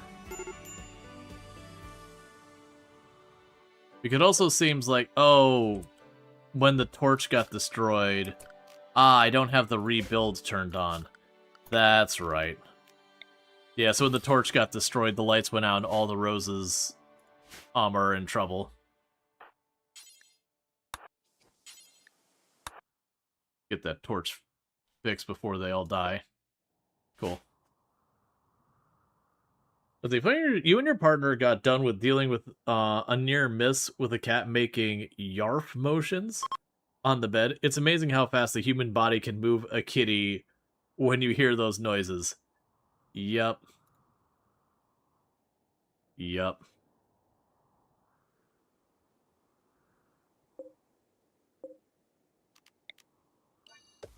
Yeah, so definitely going to need to replace those flowers. Not surprising. But the good news is Willieson here is just farming plant skill.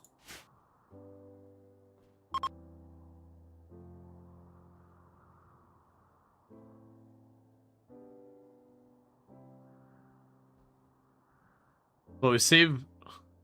So while bed saved from cat, sadly not saved from earth. So we have iguanas, and we will get a small child who is really good at animals. I'm going to say no to that, and the reason I'm going to say no to that is because I have like 4 people in here who can do a lot with animals. And they were a Yetkin, and I just don't want to deal with their garbage.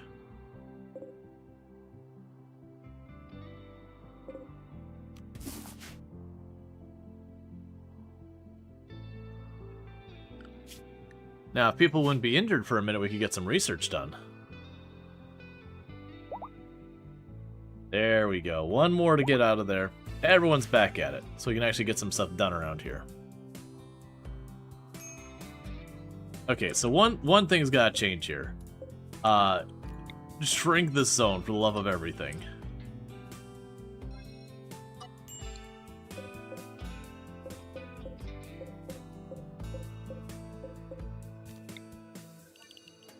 Make it just 8 by 8. Area revealed.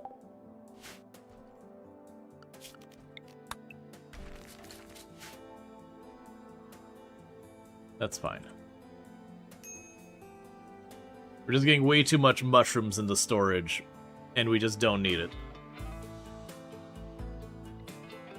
More RimWorld? Yes.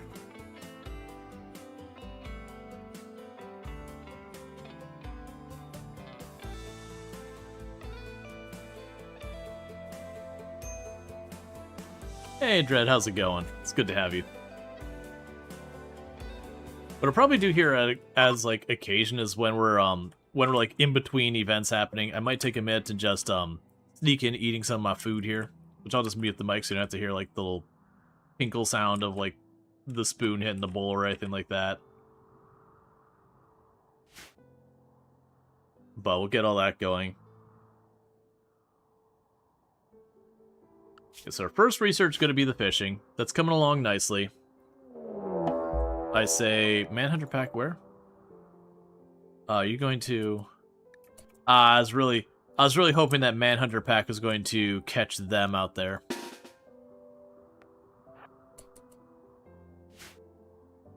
Is it really 4? I mean, they're birds, so they're going to die in seconds. But they're probably going to get a bunch of, like, minor hits on me.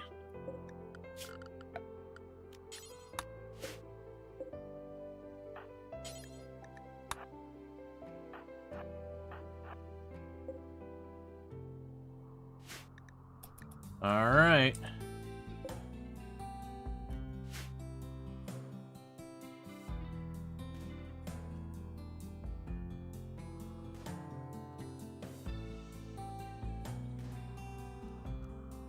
Okay, first bird's gone. Second bird's gone. Third bird's gone.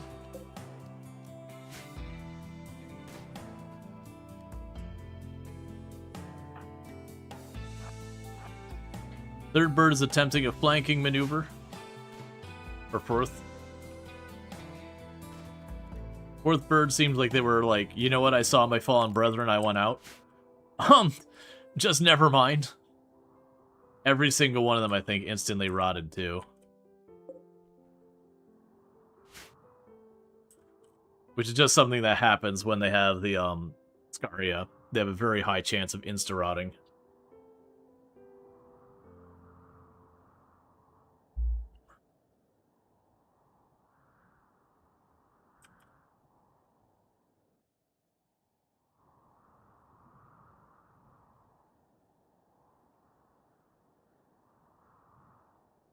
Alright.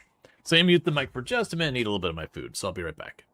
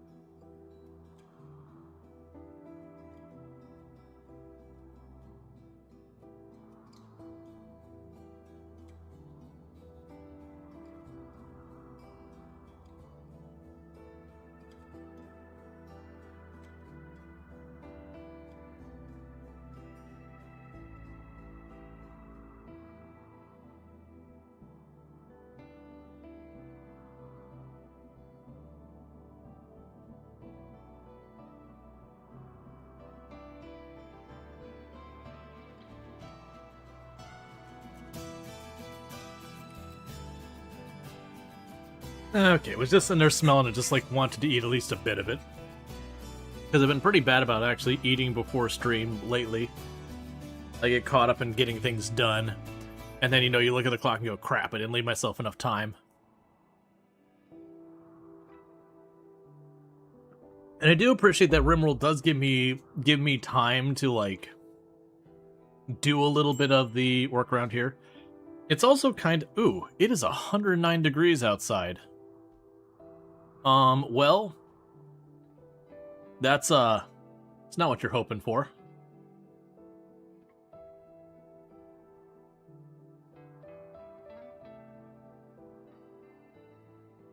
And do you know what I can do about that? Nothing. Nothing at all. Literally nothing. Because we are doing semi-random research, no research. So we look at my research right now. I'm getting close to passive core because we bought the book we saw for it. So if people do enough recreation to read that book, I can do something about the heat. But that's why I bought the book, is like... So imagine right now if we got hit with a heat wave. Now, one of the things you could do to counter it is instead I could have built my base in like that. And that'd give me a little bit of mitigation. Not much though, not like it used to. It used to be you would just build into a wall and heat was solved. Like, the heat waves wouldn't do any meaningful impact once you build in the side of a mountain. And just the same, if it was cold, you could just put like a fire in there and it'd counter the cold pretty easily. But those days have changed. They made it so you're still subjected to a lot worse heat in the mountains than you used to be. Which is fair, because it used to be one of those things you just immediately set up in there and you could kind of circumvent a lot of different systems in the game. And yoink those up, because those are planted. We might as well get them. Yeah, I grabbed way too much of that. Oh, here's one thing. Do not store the block or the steel in here. You can store it out here, though. So get all this junk and lay it outside, because they won't steal that ever. At least never that I've seen. The first time someone raids me and steals my steel, I'm gonna giggle.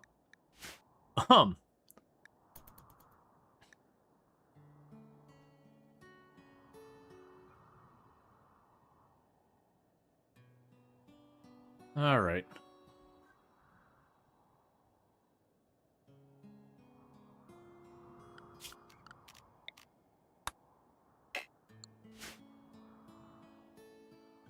Yeah, so we're just having to pull all that up so I can start regrowing things.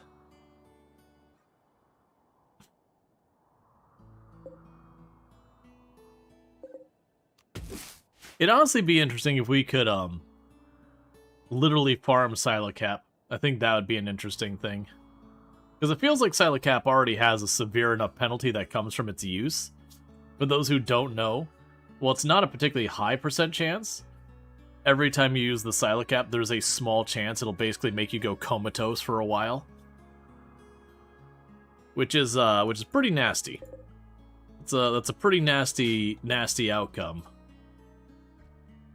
I don't believe it can be addictive in the game. But, it could definitely mess you up. Naptime mushroom, yeah. May have good time, may have bad time, may have sleepy time.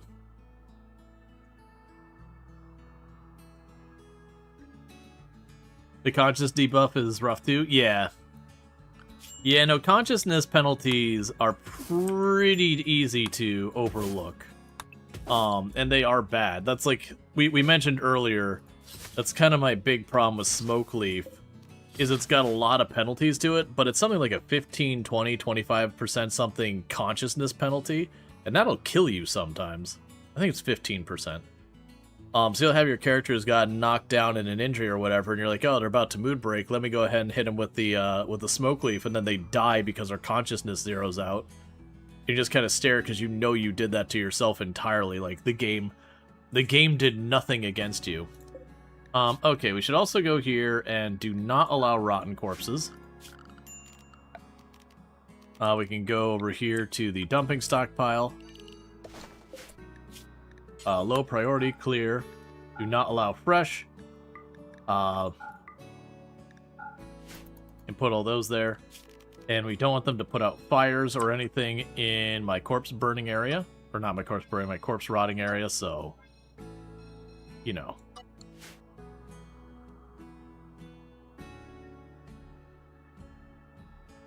Oh yeah, no, you get like the worst thing, it's like it's one thing when you're like, oh, they're having a mood break and you yourself are the one who get them to take it.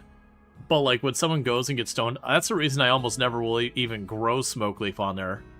Like one, I usually don't need to make money anyways. I honestly find going out of your way to make money in RimWorld to be a bad strategy. Because just it blows up your wealth, and then the consequence of wealth is usually worse than any benefit you'd get from the cash. But just having Smoke Leaf around I don't want, because you'd never know when someone's gonna have a mood break, you know, while they're like, you know, they're having a mood break because they're sick and everything. Nice. So we did get the passive coolers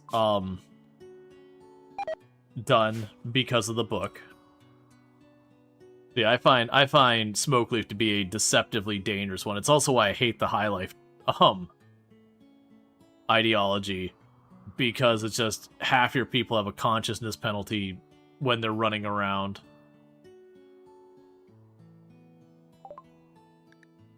Alright, next is electricity. Well, that's certainly not something I'm going to complain about. Okay. And we got our fishing zone here. So let's check on our people. So Earth Rush here, we do actually have Earth Rush set to do the fishing as a priority over the hauling and cleaning. JD here, let's lower your fishing priority. Well, do I want to lower it? Yeah, I probably need to. I would like JD to be able to work at that as well, but I wouldn't have anyone hauling or cleaning. Go fish next to the rotting corpses? Yep. All that extra nutrients makes the fish bigger.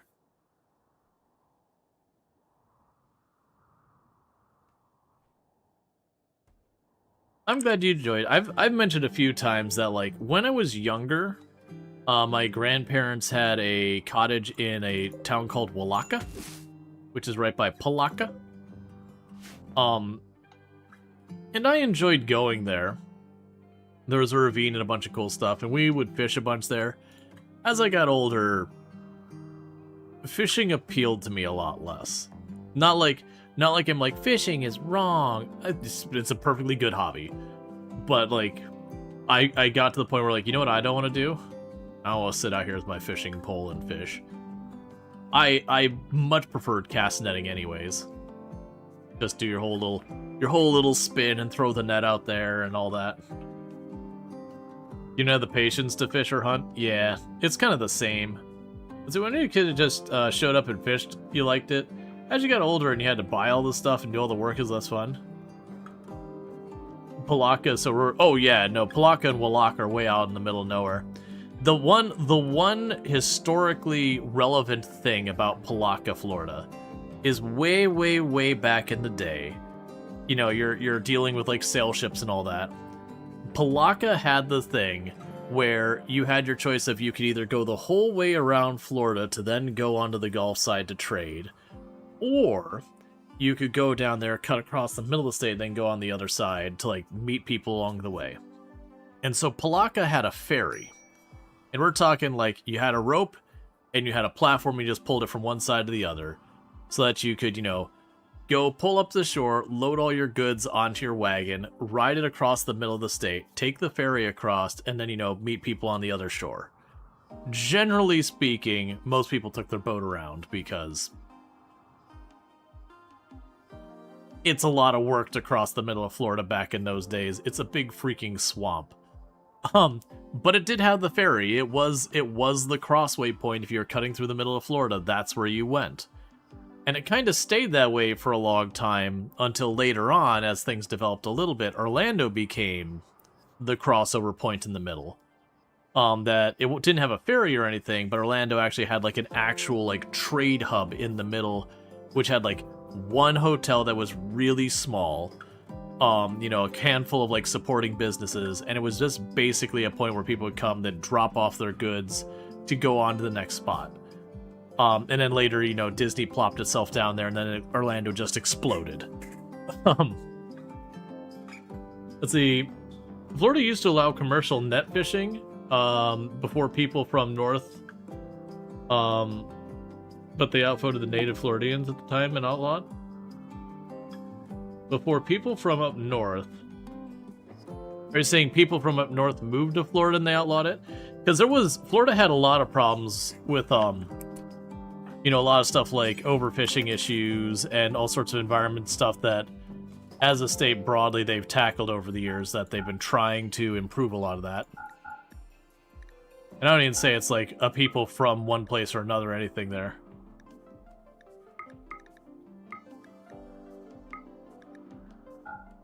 Yeah, you could do that.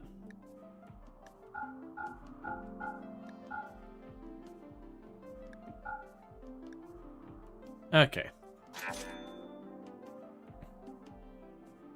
This whole stay is fascinating? Yeah.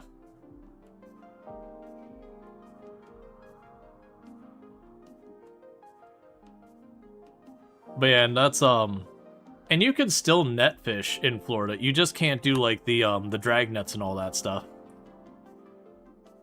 Like, I don't believe you can, like, full-on trowel or whatever. And we're not going to be doing that nonsense, not that. Yeah, Florida did, your friends are longtime fishermen out of Cocoa Beach.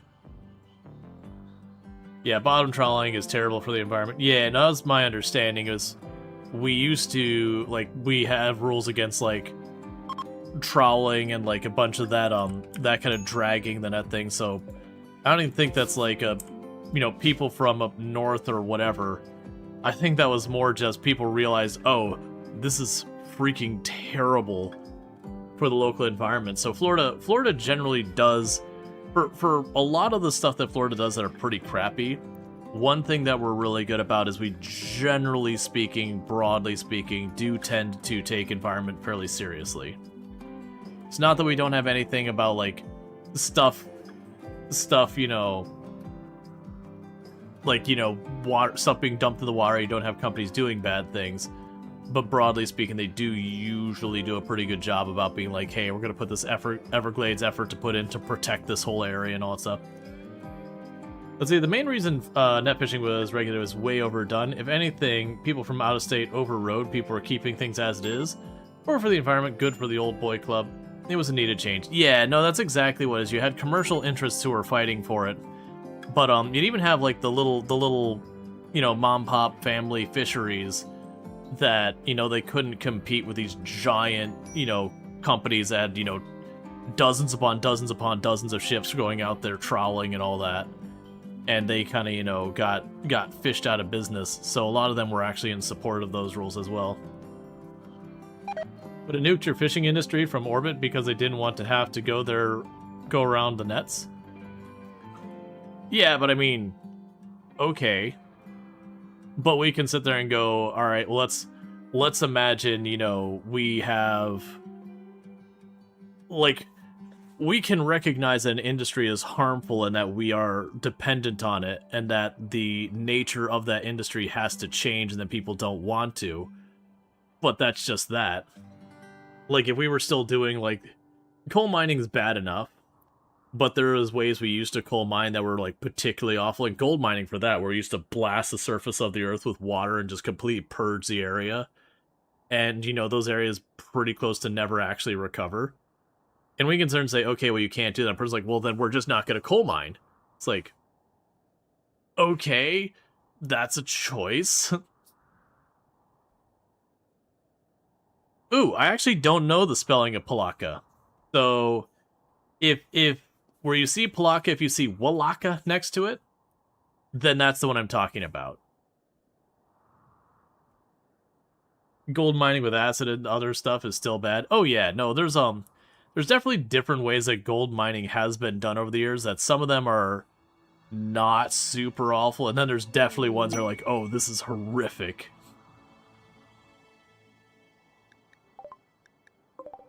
You can't rug pull billions of people's energy source. Yeah, well, that's the thing. We're not talking about, like, the outlawing of coal mining entirely. We're talking about going, okay, wait a second. Like, because usually what'll happen is have, okay, here's the way these coal mines are operating. We recognize that this is a problem. So, like, there's ones that made the area unstable. They actually had neighborhoods and that get collapsed in from when coal mines caved in and all that stuff. And there's that side of things. So you can go, okay, well, you are required to build these type of supports now, or you are required to not do this one practice. And usually they'll even delay when it goes into effect 5-10 years or whatever. And at that point, like, if they're like, well, we're not going to do that, it's like, okay, well, that's a decision. Yeah, you can transition away from it, just not fast. Yeah. Yep, Walaka, South Palaka. Yeah, no, and that's, my grandparents used to have a cottage down there. I come from the standpoint of being related to one of the old freelance commercial fisher, who learned from old-timers before him. Right. But, as what's been kind of mentioned, Darth, is we did run into a problem with excessive overfishing in the area was genuinely hurting it for kind of everyone. And there are some areas that it still hasn't fully recovered out here. And on top of that, just, you know, people using practice that are particularly environmentally hostile, so we said, okay, well, we're not going to let that happen anymore. It's understandable that people were doing that before, and then you said, hey, well, you're not allowed to, and they're like, well, we don't want to do the new way. You know, I can't print as much, you know, I can't make as much money doing it, and that's fair. But, like, if you recognize you're already going to be doing it this way, and you're kind of running down a clock before you've basically destroyed the ecosystem enough that you wouldn't be able to continue doing your operation anyways, it's just the responsible thing to be like, all right, well, we're not going to do that. Like, we're not going to allow that. Because there's been plenty of industries that have had to massively overhaul themselves because they learned what they were, like, regulation happened after we learned that something was pretty bad, and said, okay, well, that practice has to stop. Because otherwise we'd still have kids, you know, kids doing chimney sweeping, we would still have, like, miners going into too narrow tunnels with no protection or no PPE required whatsoever. Like, those kind of things. And there was definitely a point with, like, factories where we said, okay, well, we've recognized that this processing puts out lots of toxic gases and hurts the local ecosystem, so you're going to have to contain in this way. And the factory said, nope, and padlocked the door and quit. we shouldn't be like, oh, well, we can't regulate, it's bad for business. Like, no, this is, like, the entire surrounding city shouldn't die slowly and painfully because of lead poisoning, because this factory is like, well, we don't want to do this one thing, we want to dump it in the river. Yeah, the toxic runout for those processes are still just stored in open basins in Brazil, and some of the power plants that produce toxic wastewater for years must be in those basins. So many years, floods cover one by one. Yeah, no, and that happens. And a lot of times it's not even things that we know, like with, for example, asbestos. Like, you look at something like asbestos, and historically we were like, this is the miracle material. It's amazing, it's cost effective, it does all these amazing things. Asbestos is great. And, you know, before it got outlawed, we figured out it was bad, but it was delayed for a good while before, like, wait a second, asbestos is freaking awful. Like, you breathe in torn asbestos, you get that fiber in you, and, you know, by the time you realize you got a problem, it's just too late. You get to write how many, like, weeks or months you have left on the clock, and then you die. And so we're like, all right, hold up, we're going to greatly restrict the use of asbestos. But at the time, it was seen as, like, this great material that was going to do all these amazing things, and was used very, very heavily. Easier to dispose of uranium than asbestos? Yeah, because uranium doesn't have a tendency to get everywhere. That's the danger. Like, asbestos, like, if you had just, like, a roll of asbestos, like, you know, the asbestos insulation, if you have a roll of that, and no one Fs with it, you can just put it somewhere and it's basically safe. It's the moment you start cutting or tearing it or anything like that, that's where it goes from, this is a relatively contained, fairly safe thing. The moment you start messing with that, that's what it goes from, okay, this is easy to contain and handle, to now I've got this powder in the air, and getting it back out is a whole thing. Which is why they do, like, the whole big tent, and they suck all the air through the filters and all that. They're just trying to get all that loose asbestos particulate. Yeah, cigarettes have some bad stuff in them. Let's put the asbestos filters on them, yeah. Yes, asbestos is legitimately an amazing material outside of all the horrible death powder thing. Well, yeah, that's the whole thing. Like, as a material, it's capable of all sorts of things. It's just we've recognized it's ridiculously dangerous. That you need such incredible levels of PPE and all that to keep people safe. And even then, you know, you have that one time where the person takes off their mask to, like, you know, clear it because they coughed in it or whatever, and it's all gross. And, you know, they take it off in the wrong place and they breathe in that particulate, and that's all it takes. Yeah, see, and the alternate effects are medical pinpointable back then. Right, they weren't pinpointable back then. And it wasn't figured out till decades after that. Like, there's a lot of business practices that we begin that were like, oh, hey, we're gonna do this. Like, some of the implementation of hydroelectric dams that at the time we first started implementing, they're like, this is amazing. We're making electricity. It's environmentally responsible. We're not making all these separate waste products and all these, and then come to realize, oh wait, this actually F's the ecosystem really bad as well. Like, now the salmon can't go upstream. That's fine. You know, we've completely changed these ecosystems and environments faster than the animals can react to it. So actually, wait, hydroelectric is a lot more mixed bag. There's places where it's appropriate and doesn't have as significant of an impact, and then there's places that it can be devastating. But, you know, at the time it was seen as like, hey, this is just better. And even wind and solar has its problems. There's inappropriate places to put solar. I still very much am an advocate for renewable power, but there's definitely a place where it's like, hey, you're in northern Michigan, solar probably doesn't make sense for you.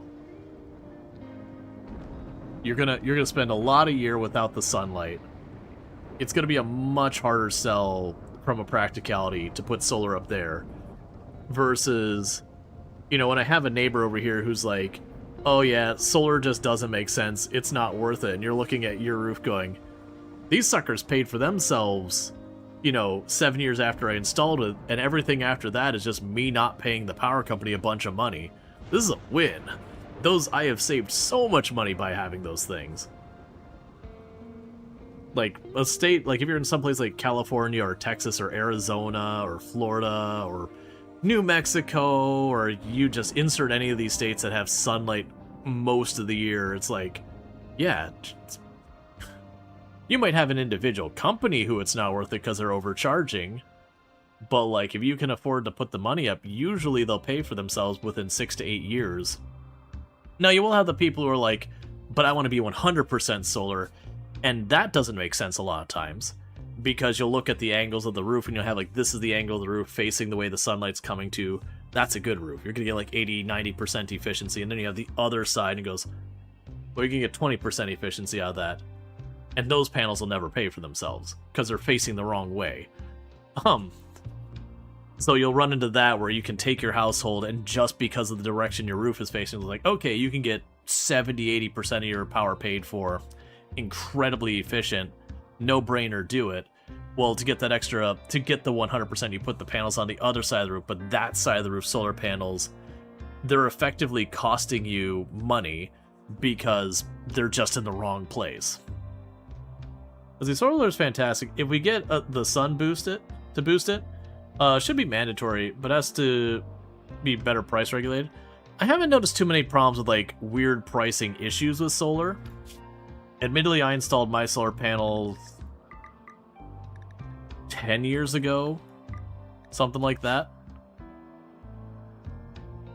It gets worse when you see the thermal curve. When you get the best sun, they overheat and it starts to fall off as well.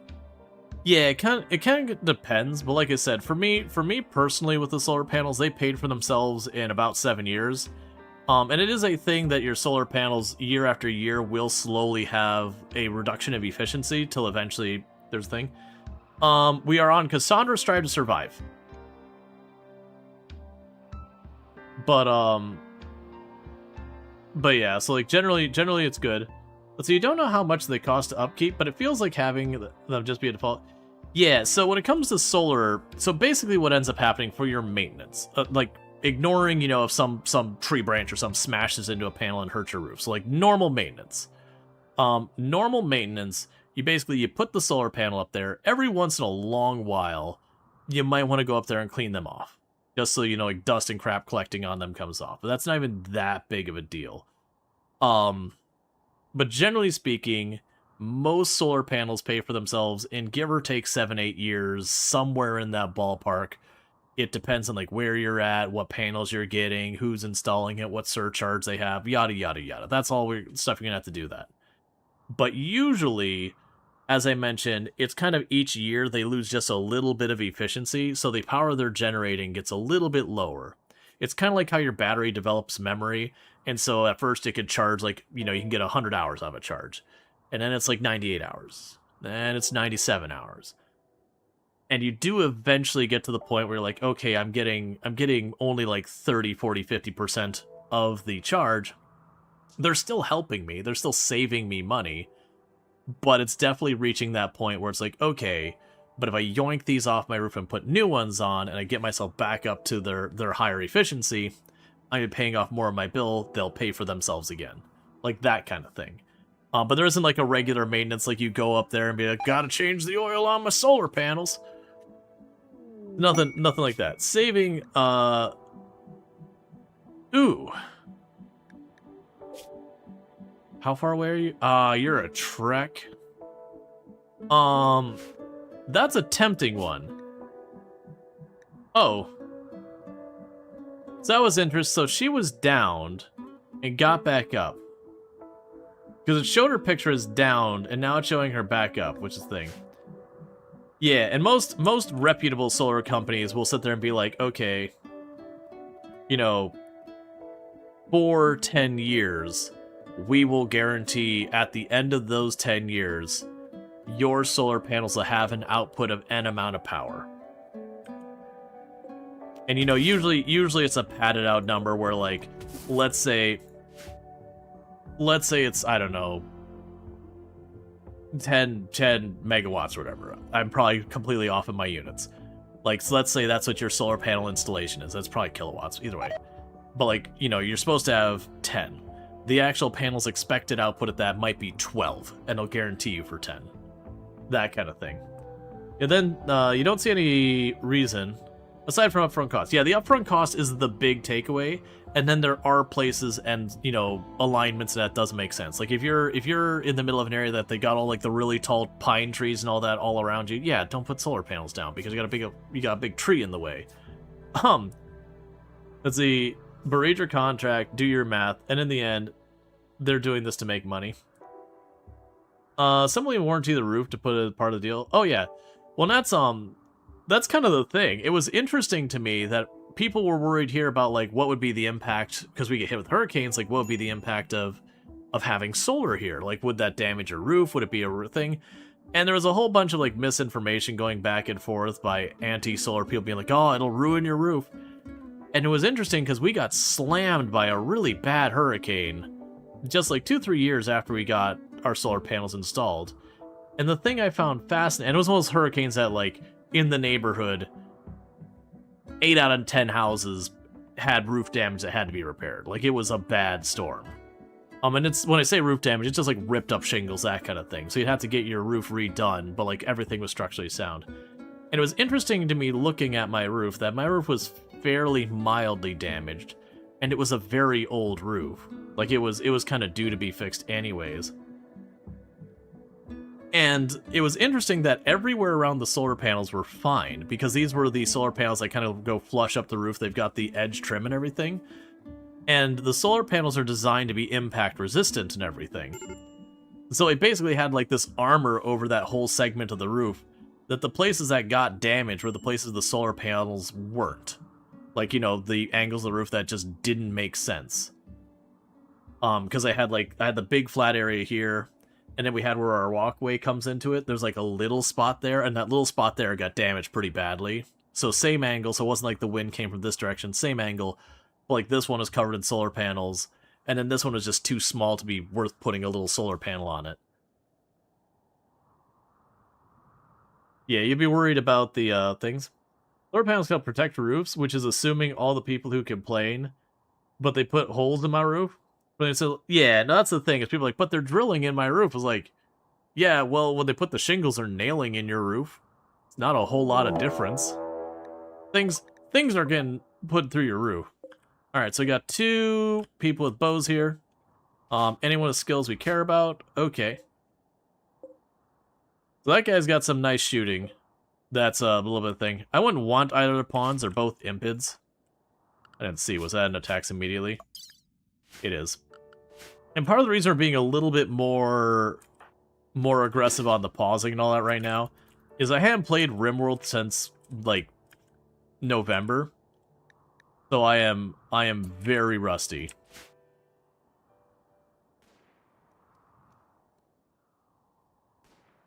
Well, that's not a good angle.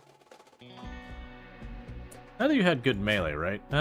You got okay. Well, actually, so grab our 2 melee pawns. Gonna branch them out here.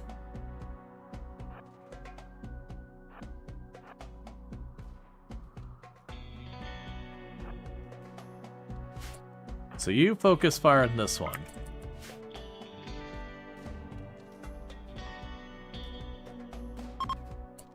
Nicely done.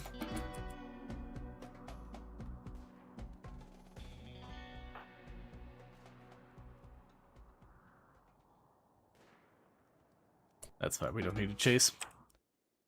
Okay, so give me your recurve bow.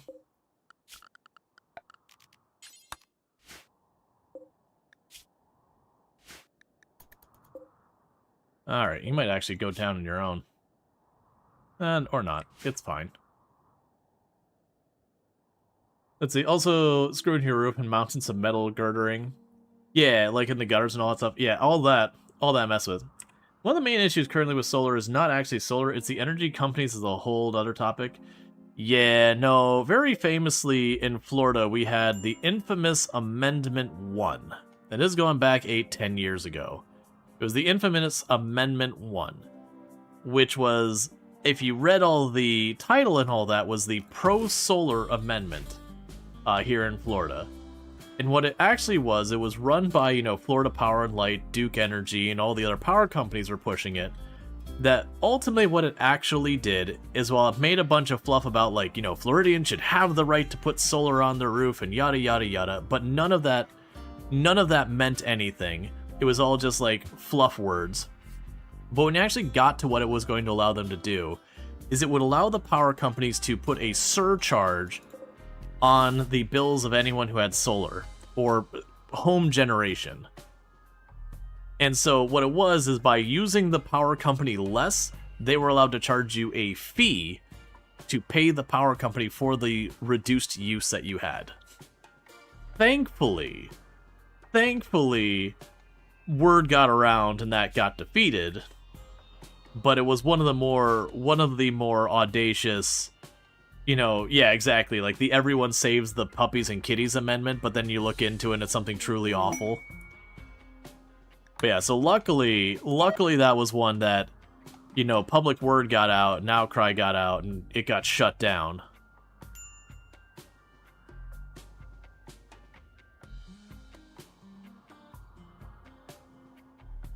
Anything bad? Missed the statewide program.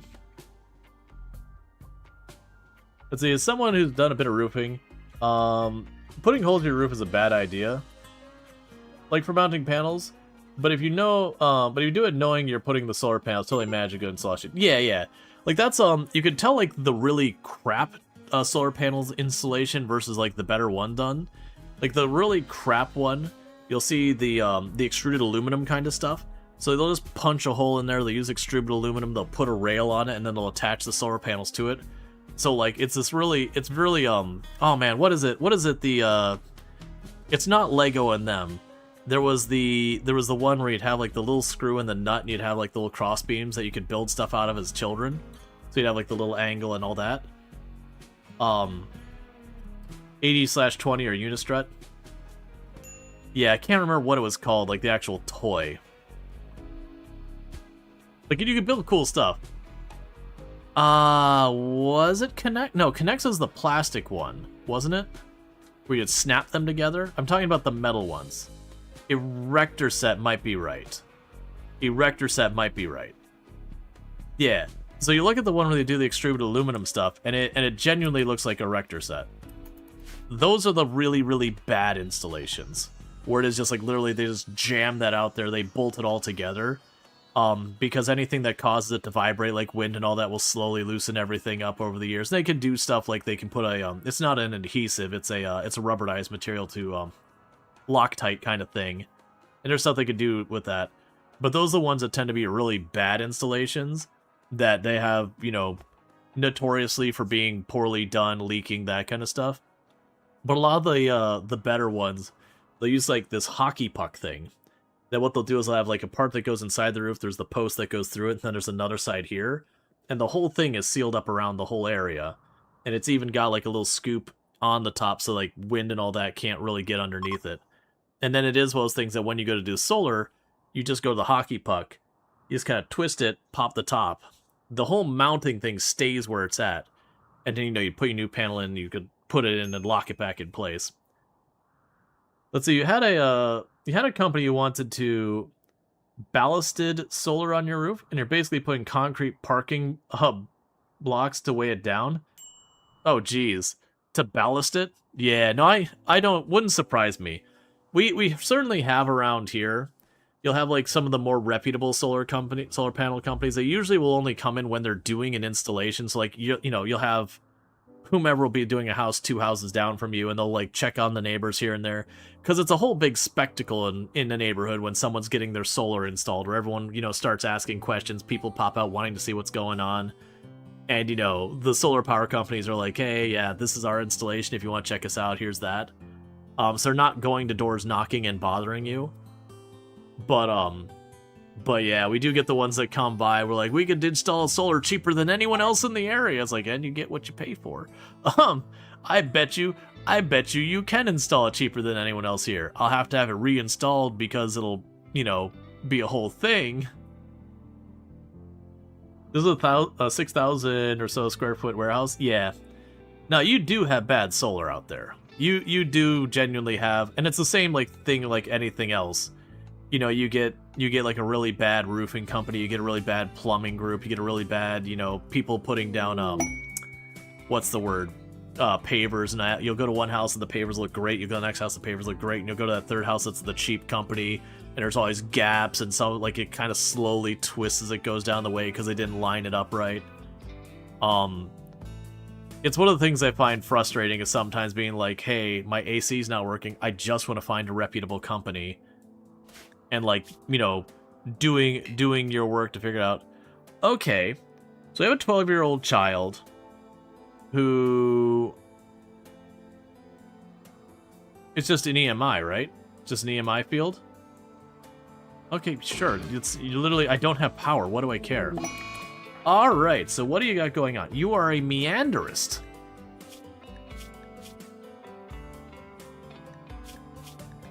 Who is 12-year-old... Sorry, I thought you said it was 12-year-old. What? Did I not read that right?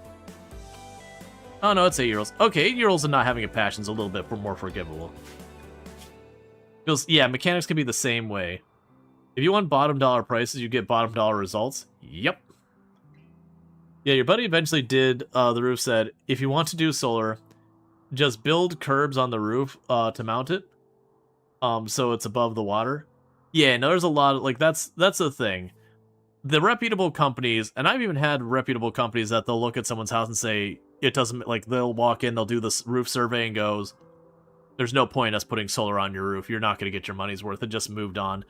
All right, so the child... The child gets to be... James Against the Machine. I'm hoping your name fits. We're going to try. No, alright. So how do we want to truncate your name so it fits? Because that's the character limit there. We could do James Against. Or just James. James works.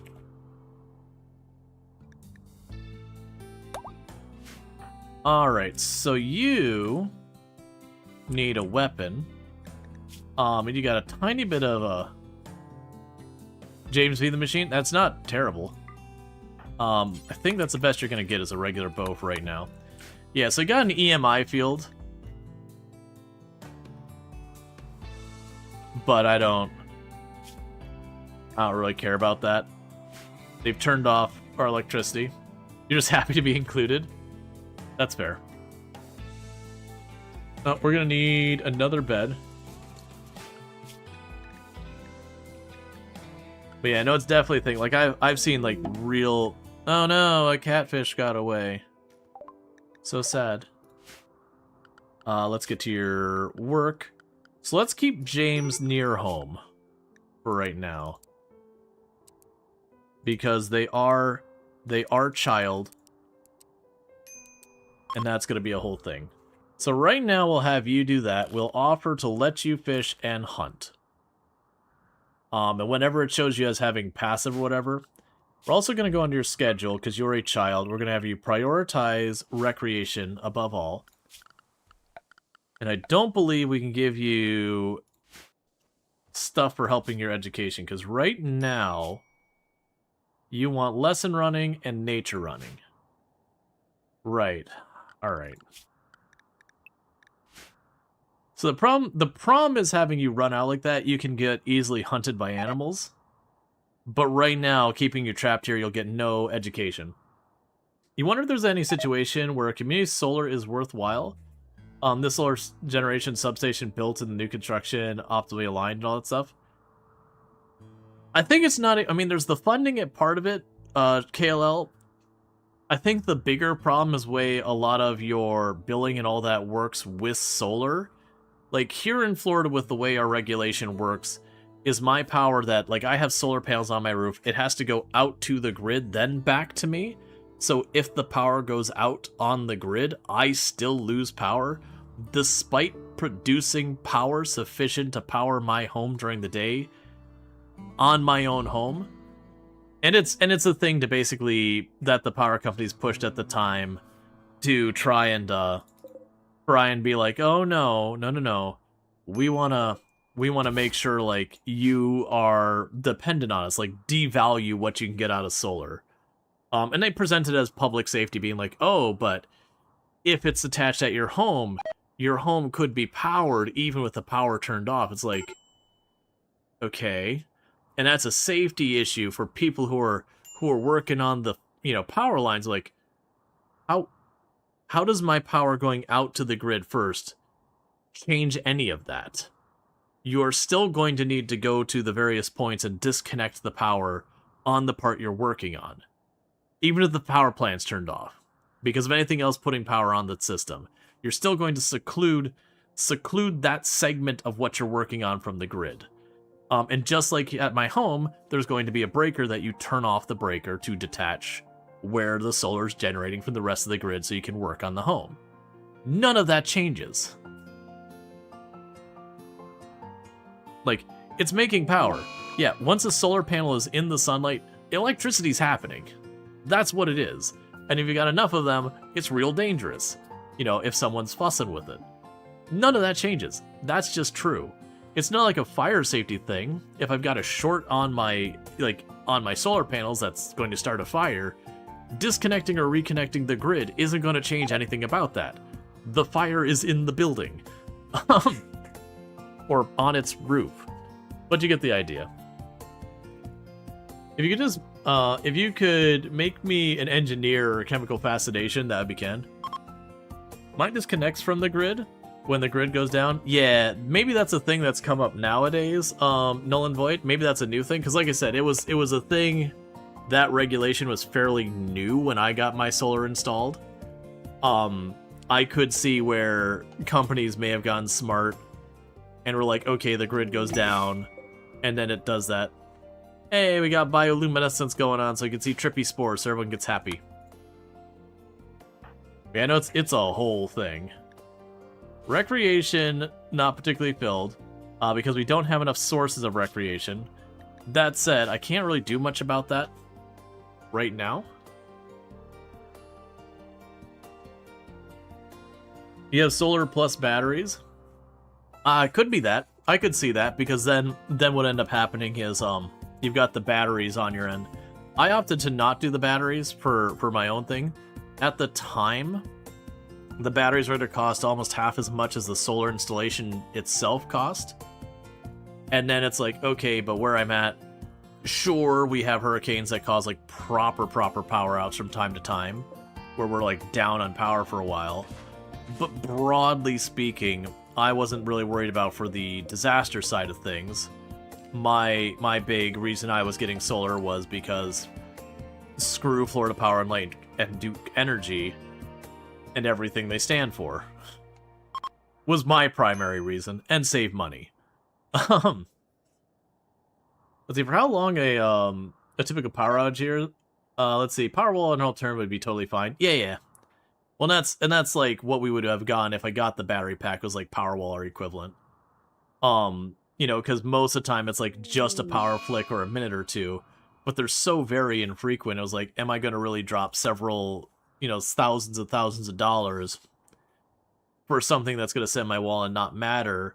And then the only other alternative is when we have a hurricane, which sure, it'll buy me a it'll buy me a little while of power, but the power's just out. It was just kind of hard to justify the spend. Like, not that it wouldn't have been useful, but like at the time, it was pretty pricey. It was once or twice in 15 years the power was out more in a day. Yeah, it's kind of the same here. Battery tech is still lagging behind solar in a variety of reasons, which is why they charge them up for adding it. Yeah. It's usually winter, so you just put the chest freezer with the beef in the garage. Yeah, for us, like, if we have a long power outage, the only negative thing we have is we have the food in the fridge. That's kind of the big one. There's also the concern about getting too hot and, like, heat stroke kind of thing. Wouldn't the battery give you better savings now? With you being set... Not really, Leon. So, in Florida, we don't do prorated pricing, like California does. So, prorated pricing, for those who don't know, is in California... during the peak hours where people are consuming the most electricity, you pay more for that electricity. Whereas when you're consuming electricity at a much lower time, it's nowhere near as big a thing. Whereas Florida, they just do a raw, this is, you know, you used N power, you produced Y power.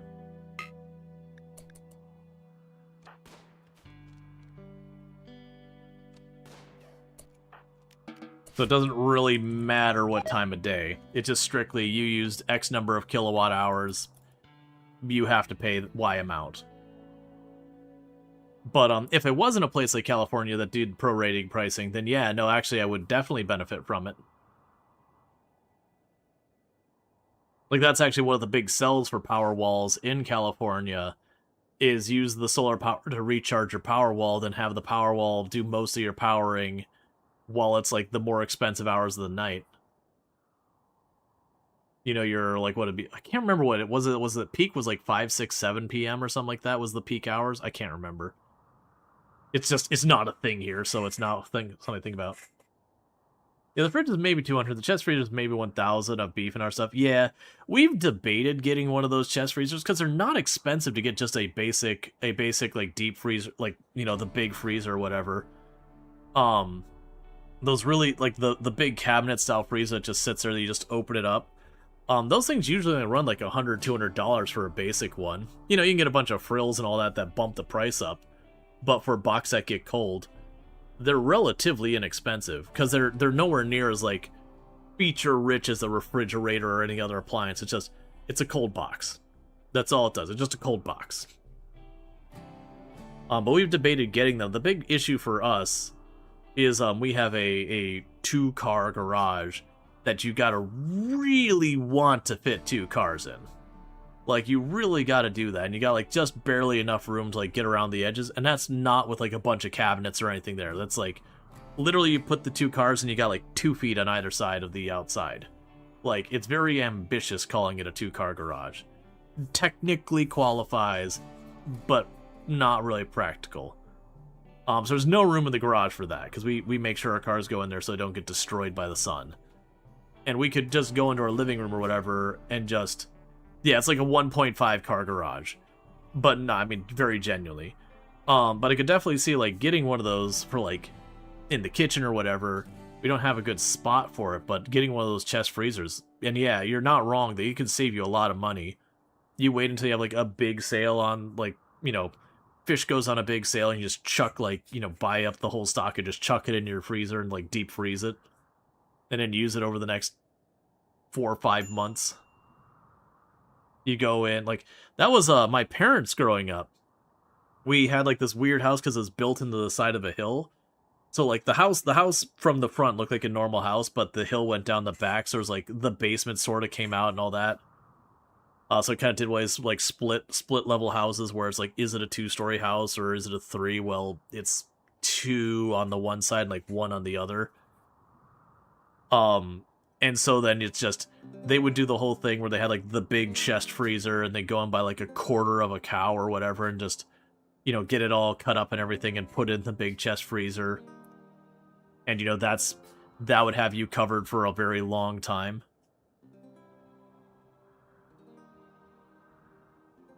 Yeah, nah, and mom always did that as well. She'd sometimes prepare a whole bunch of, like, soups and that you could, you know, put together and freeze, and they would just last. You just warm them up and they'd last for a long time. So buy a bunch of stuff when it's cheap, load it all up in the freezer. And sure, the freezer might cost you an extra $10 a month worth of power, $5 a month worth of power, whatever. But, you know, being able to save all that money on the food end of things, the actual meals, more than makes up for it. So it's been one we've debated. We just don't have a good spot for it.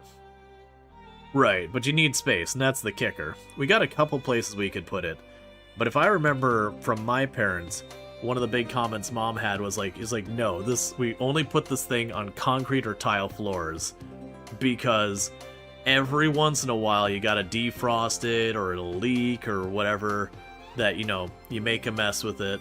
The defrosting is the big one.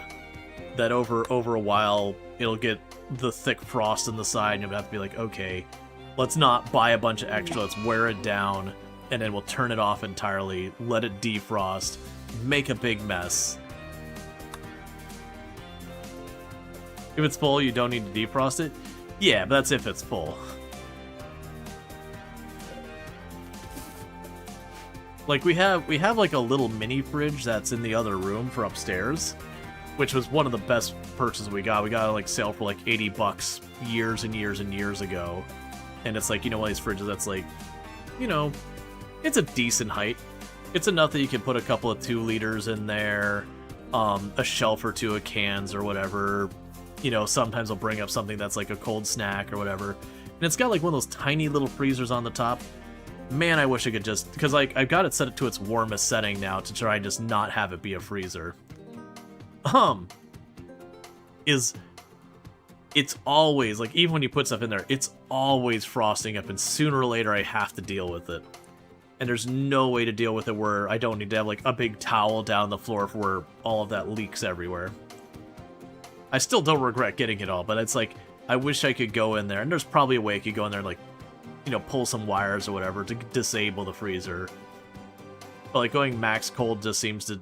Because where we're at, the humidity's so high, you will just get frost inside there. Just all that humidity gets in there, cools up, becomes a little bit of frost, and just over all the opening and closing, it builds up.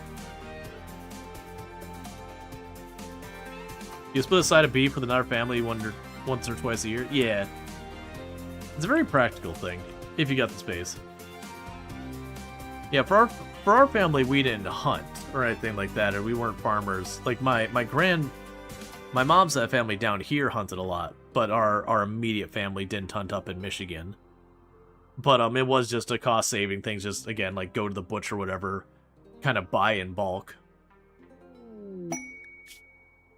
Because you get better food at a better price versus going to the grocery store and paying there. That's your problem. Your boyfriend tried to chip the ice off and ended up puncturing the Freon chamber. You need a new fridge after that, which is one way to deal with the problem. Yeah. Yeah, no, we don't chip the ice or anything. Like, I'll try and do things correctly. So, like, the correct way you defrost is you empty out the freezer and then you basically turn it off. Alright, so you got a garrison nearby. Do we go for this refugee? Because it's always harder for me to justify going for refugees and all that. Oh, you expire in 2 days. I waited too long already.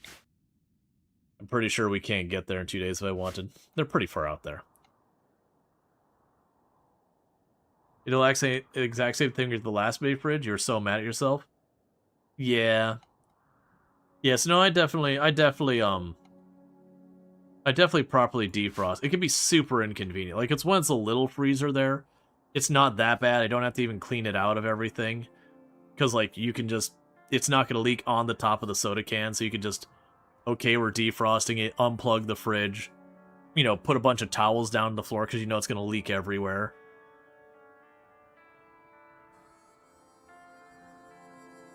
Turning off a freezer with your partner is like turning off a nuclear power plant. There's a whole sequence of checklists and safeties you have to go through to turn... Before we turn the keys, yep. Yeah, no, that's the whole thing. It's worse when you're dealing with, like, a fridge situation where you're like, okay, my fridge, you know, something spilled, it's a mess, it's not something I could just, you know, get a little rag and just, like, clean up. I need to, like, get in the fridge and do, like, a proper clean kind of thing, which has thankfully only been once or twice. And then, like, trying to shuffle out a bunch of refrigerated goods to do it, knowing that your fridge is just not going to be cold enough to keep stuff. So, like, doing the whole thing where, like, we're going to clean this, deliberately don't buy anything that needs to be refrigerated for a little while till you can get your way through all of it. He's also just annoyed because the frost was preventing the door from closing, and he wanted to get it done and wasn't thinking clearing.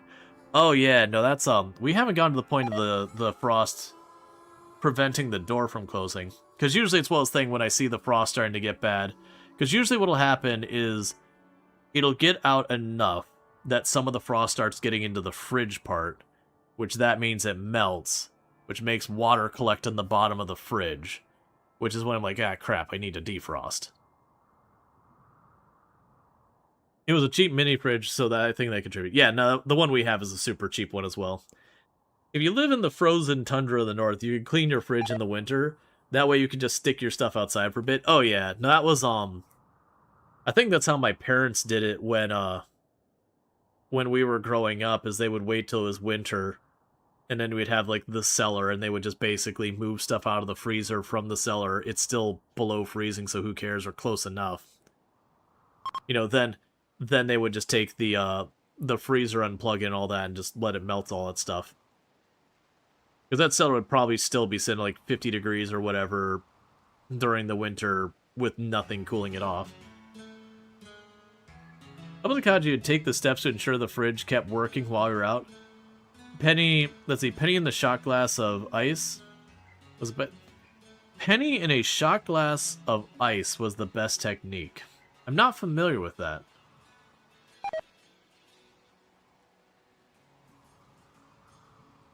I've not heard of the penny in the shot glass with ice.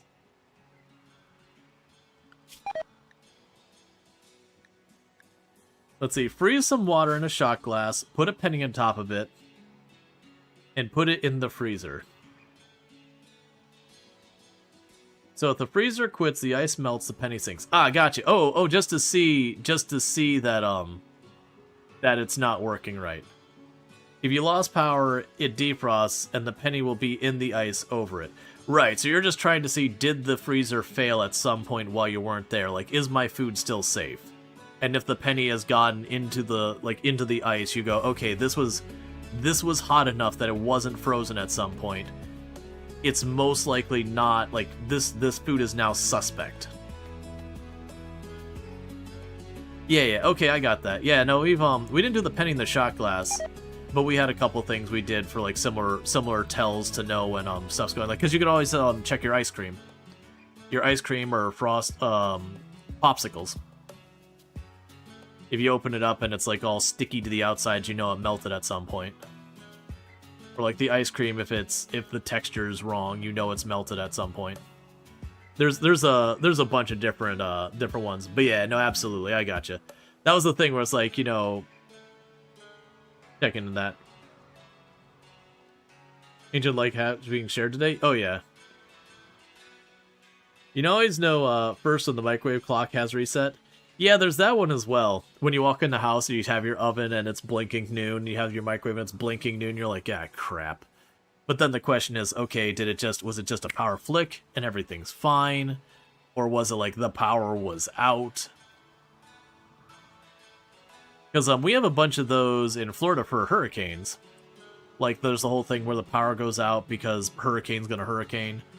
Like, okay, how long do I have before the stuff in my freezer goes from, this is probably fine, to, I don't know. The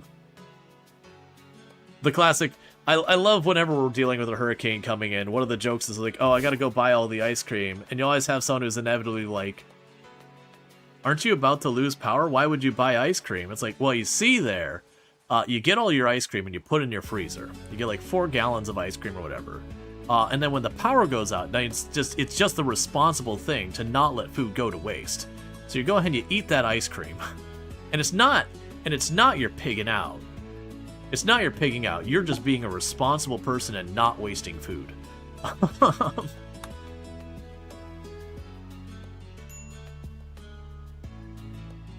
There's a bunch of those that people have for equivalents. Like, oh no, well you gotta eat it. You can't let it go. So let me just go ahead and wolf down the stuff that I would normally feel guilty about, you know, slamming back a couple tubs of ice cream. And then you feel miserable because, you know, oh, we need to be getting rid of this. I have not been paying attention to how much oh,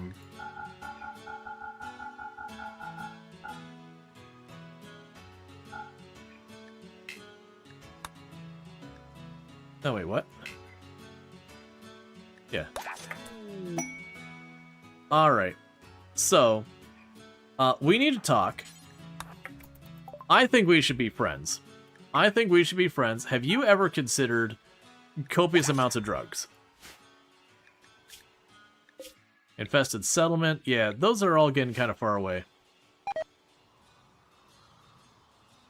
Let's see.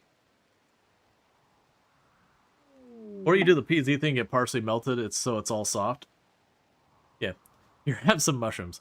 Yeah, so I missed the saving the sick. Well, now when I was on the fence of doing, the big problem is we are over here. and it was like over in this area. And even that's pretty long, but it would have had to go around this way and up and over because there's a solid mountain range there. There might be a pocket in there that I'm overlooking. If there is, I'm not seeing it. Okay, you gave me a nerve spike or an auto pistol. Man, he must really have wanted those drugs. You can have the nerve spiker and you can have the auto pistol. The dude was like, nah, man, this dude hooked me up. Straight up giving me guns.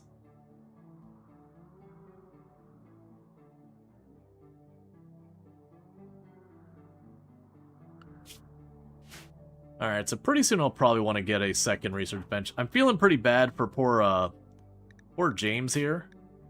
We are not providing a reasonable growth opportunity for poor James there. What is your ideology, by the way? Oh, you're just already with us. Okay, that's fine. So poor James here. We don't have the ability to make a desk to teach them. So we're definitely going, hey James, just figure it out. Go run amongst the trees. It'll be fine. That's our ability to educate James right now.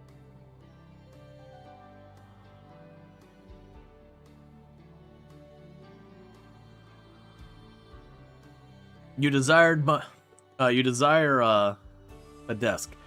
All right. Counter argument. The best I can do is, have you ever had a psychedelic mushroom? It's basically the same thing, right?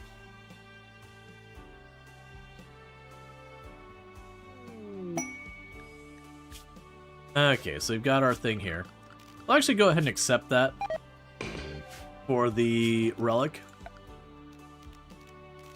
Also, let's see here. Harvest. You're not wrong. I mean, you learned something. They might not be the most practical life lessons, or like arithmetic or science or something. You would learn something from those hallucinations. It may be detached from reality and not particularly usable, but it wouldn't be nothing.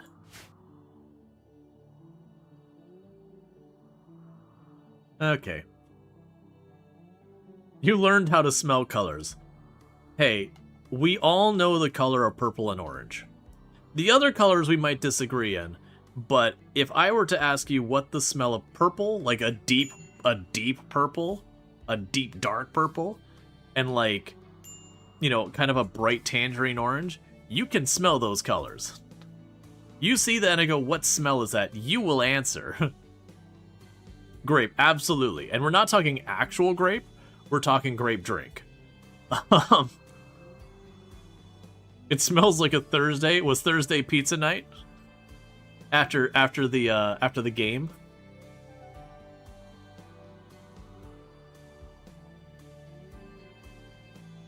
And then orange would be like not proper orange juice smell, but like the orange like not soda, like it's like your Sunny D kind of orange or your pretend orange. It's orange adjacent.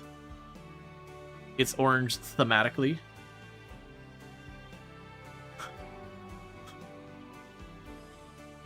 If you're lucky, there is technically citric acid in there. Tang, yeah, Tang. Was just gonna say Sunny D. Well, that's what I was saying is you can absolutely be like that. You can smell colors, purple and orange. You can smell those. Did you know that Fanta was created in Germany in the late 1930s? I did not know that. All right, we got Shamblers approaching. And by that I mean one of them's a Gorehulk. So this is a fight to keep James out of. Because the Gorehulk, my luck is James would catch a quill to the face and that'd be the end of James. We got orange, purple stuff, and Sunny D.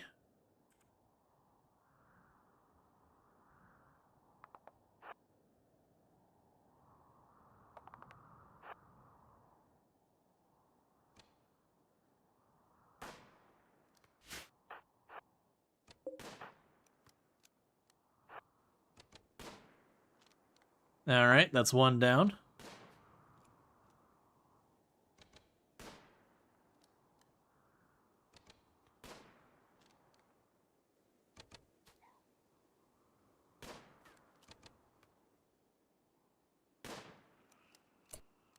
Okay, you two, finish the job. You carry on.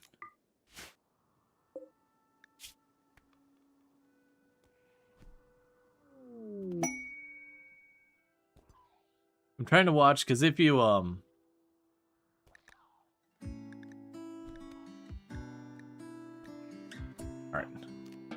I do like with some of the anomaly stuff, you end up breaking off both their legs. And you're just like, alright, well, it's downed permanently. Cool. And then you can just keep it without having to worry about it all, like containment or anything.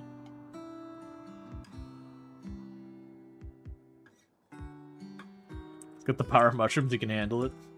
For the record, we're not explicitly going out of the way to give anyone the mushrooms. But we do have it when they start facing a mood break. They will consider imbibing as a way of mood managing. We're about halfway to electricity being done. I'm gonna need to get another research bench going. For right now, we're not gonna get rid of any of the cloth. Oh, you want fungus? You have yourself a little bit of that stuff. Is there anything else I want from you?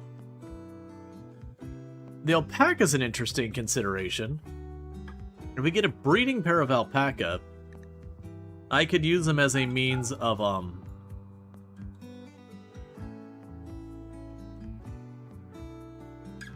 Oh, you do not pay much for those mushrooms.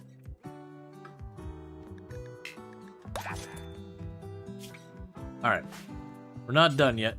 Gonna trade you again. Have you considered living exclusively on mushrooms? Okay, there we go. So we massively reduced our supply of mushrooms. So that's good news. That'll just escalate again because I keep just chopping down and harvesting everything on the map.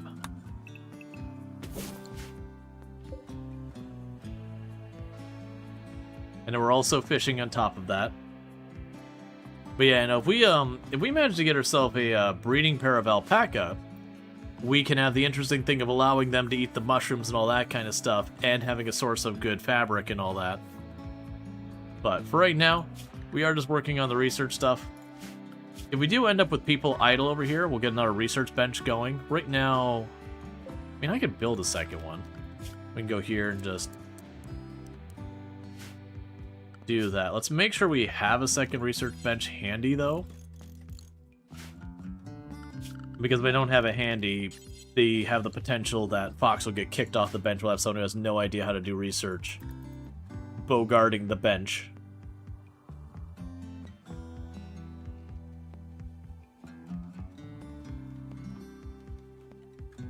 There we go.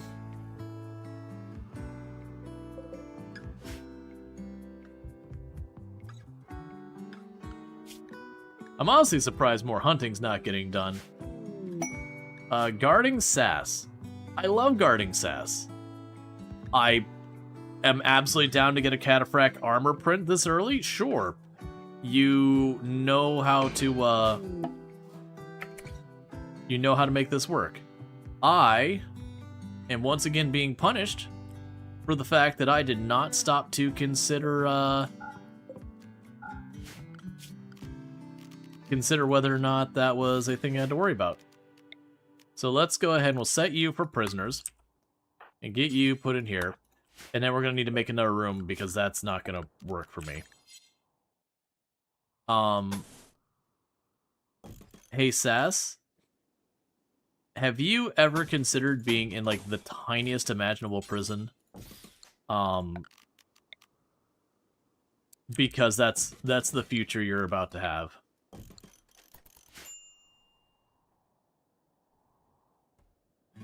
Because I do want to get you out of here. We will work on converting you. We have no desire to keep this person here. But they're going to give me a cataphract armor blueprint. So that'll be interesting.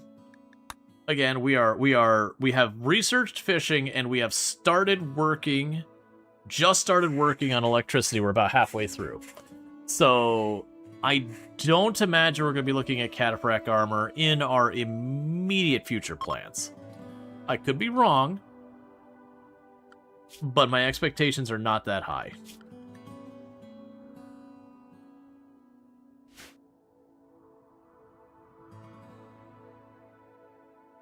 Yeah, so just make a little room here to make that into a prison, then we'll kick Sass over there.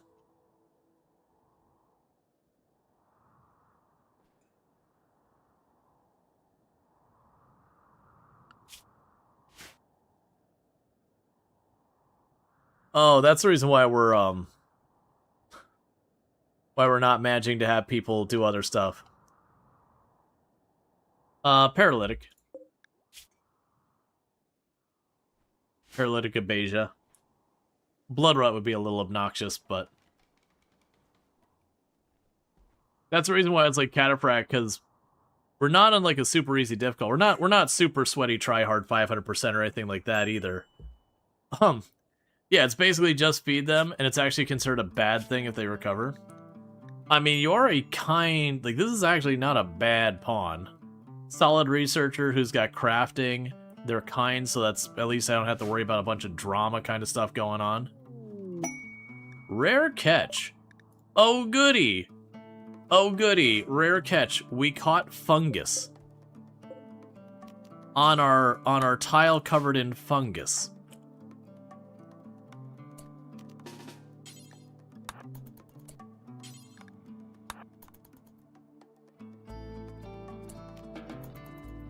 Alright. And now it's back to being a room we can use without any consequences.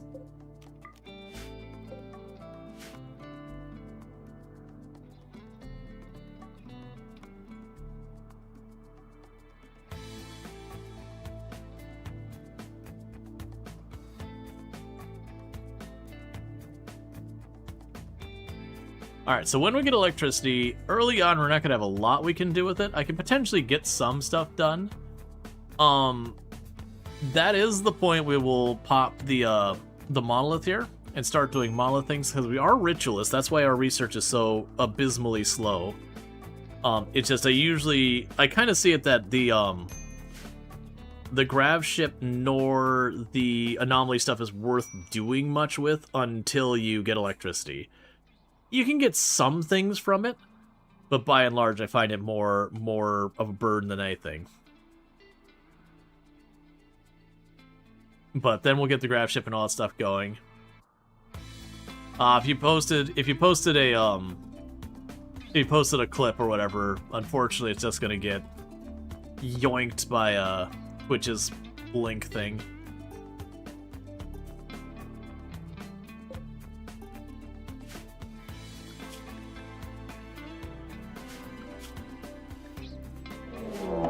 Mad boomalopes. How many? 2.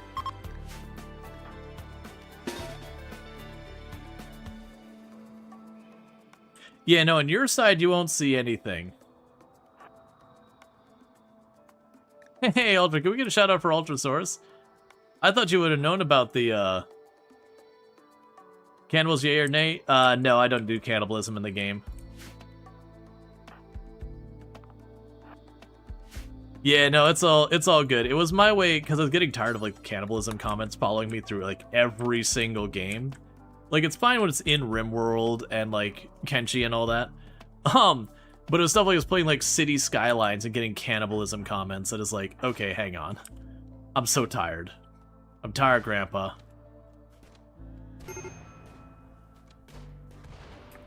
Alright, problem solved. Yeah, so there's definitely a point where I was like, you know what? I don't want to like time people out for anything. It's not that bad, but I want to gently dissuade it. And so I set up the bot to replace anything referring to cannibalism as referring to tacos, which has been a fun joke. For those who don't know, Ultrasource, absolutely fantastic content creator, someone I definitely recommend checking out.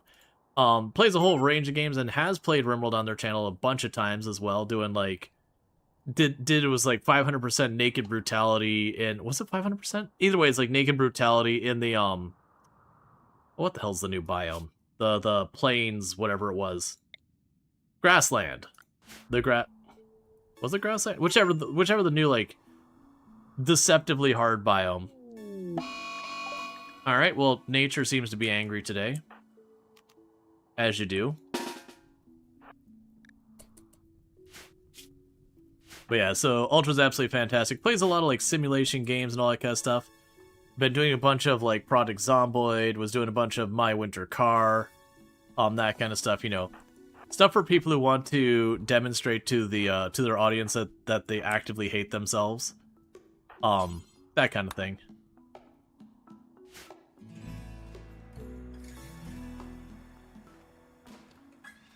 Well, okay, just pop it in one, I can go with that. Just shot to the heart.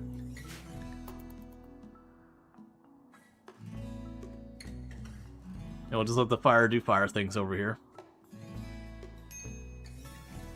So one of the downsides of fire in the mushroom biome is it actually can be a problem because the fire makes light, which makes the mushrooms die.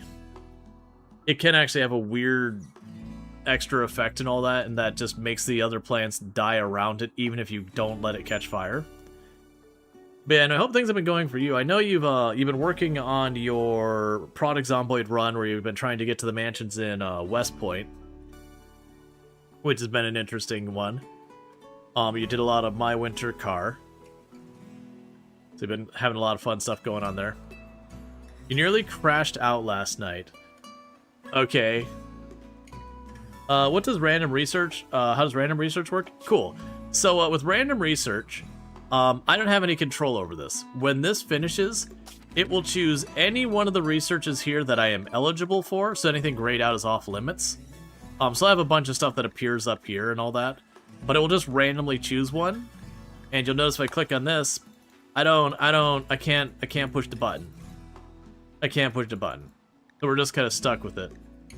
Let's see, helicopter couldn't clear a house to sleep in afterwards, slept outside, forgot to set an alarm, caught a cold with pinpoint hearing. Oh no, are you still alive, or did that get you got? Yeah, no, that's pretty rough. Yeah, no, with the wilderness stuff I was doing, I kept getting colds. I learned you can get rid of the cold debuff and still have a cold because it came back, because you got thirsty while eating mallows. Yep. Cold is easily the worst debuff in Project Zomboid. Like our Moodle. You're alive, but you're not looking forward to figuring things out. Ended with losing the cold 100%. Well, at least that's sorted. Yeah, no, that's definitely, especially when you're near a high pop area with 16 times, it's just all like the meta events and the helicopters. It can be very overwhelming. I can't remember if you caught the streams where we were living, I think it was by Irvington, right when Build 42, like not multiplayer, but like when it first dropped Build 42, where very genuinely I was just like, I was in this little hole of safety of just killing all the zombies around me as from the meta events I was getting just slowly surrounded on all sides by zombies and just like, I don't know what to do. We just kept taking helicopters out in the edges as best we could, but it's just, you know, the entire town came out to say hi. And eventually we went to finally run and we finally did die after like so many close calls. Every helicopter was like, okay, 100%, you know, time to get ready. Gonna have to play full sweaty just to make it to the other side. Well, we definitely want to eat the animals, because thankfully both of those died from fire, so we get 2 free cassowaries to eat.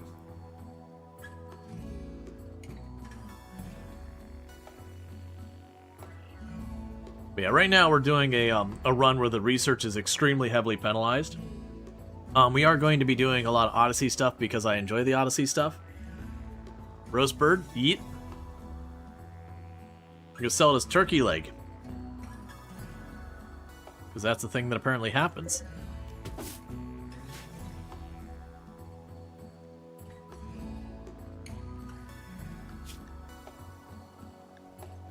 Oh, we can get more monitor lizards and peacocks.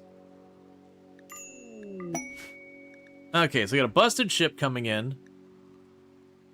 That's awful. I mean, super fast wound healing would be fun to separate out, but that's generally awful. We'll go for the Goodwill. Most likely, I'm going to take the approach of not my problem. But we will run around there at 5 in-game hours and see if we can't help. But in the meantime, we're just running around, mining stuff, collecting stuff.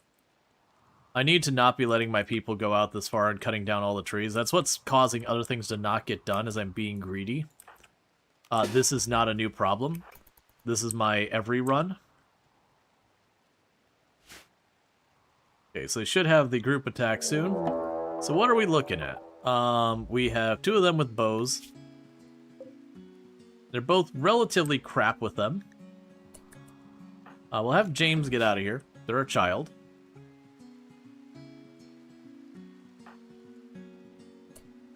If we go over here,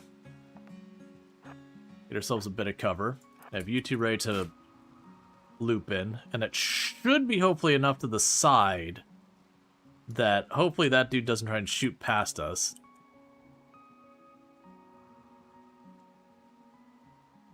Your greed is so close to my greed, top reason you followed.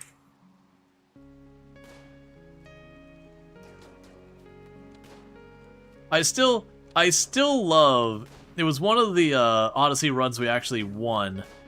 I still love in the Odyssey run we actually won that, it was just a thing that we opted to, for a Mech Resurrection Serum. We had one of our pawns, Canahawk, had died. And the game was just like, hey, Mech Resurrection Serum, by the way, we're just gonna throw like 2 War Queens and like 12 centipedes and all the, like, it was this completely unreasonable raid for me to attack them. Like, you know what? I'm doing it anyways. I'm doing it anyways. And we got through it without any losses and brought Canahawk back. Now, granted, they died less than a season later to a completely unrelated thing, but that's besides the point. Low my range after they turn tail and run. Oh, I mean, I just have you out of there just trying to work on other things. I'm not too worried about trying to go out of my way to level your shooting. I'm going to wait to see what traits you get. Because, for example, if you get the opportunity to get, like, nimble or something, you'll become a melee pawn. Alright, so I got a little bit of reputation. I don't particularly need it. But yeah, now generally I don't run... Like, I know RimWorld has, like, the whole organ harvesting, cannibalism, all that. I generally don't do much of that. You get that the RimWorld's the kids in RimWorld are OP? Oh yeah, no, absolutely. That's usually the comment I have when we do the Adam and Eve challenge. It's one of those things that, like, early on, it's super duper rough to get the kids across the finish line when you're dealing with just, like, 2 adults trying to keep the kids at, you know, alive. But I always make the comment with that run, it starts to very quickly get easier once you get that first kid to age up to the point that they're an adult, because then you know there's going to be a kid every, like, year, like, every season or 2 after that, there'll be another kid aging up, and they're all just borderline shy of designer pawns. And then, you know, you get extremely powerful. Now, granted, that run, that challenge, still has one big surprise that'll get you in trouble, is because everyone is related to each other. You know, you'll take a loss, someone will catch a shot to the head, and you're looking at your entire colony, and everyone's got, like, minus 35 from it, and you're like, okay, I got 18 people here with minus 35 debuff, or worse, because their sibling died. How do I manage these moods over the next, like, 15, 20 days that they're upset about it? Because the drugs only go so far. Alright.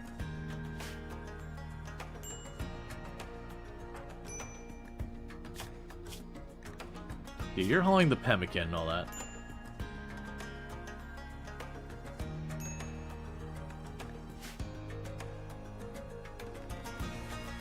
Alright, so Willison is idle. We need to get Willison something else to work on. And you can't hunt. Or are you idle? You shouldn't be able to be idle. You can fish. What?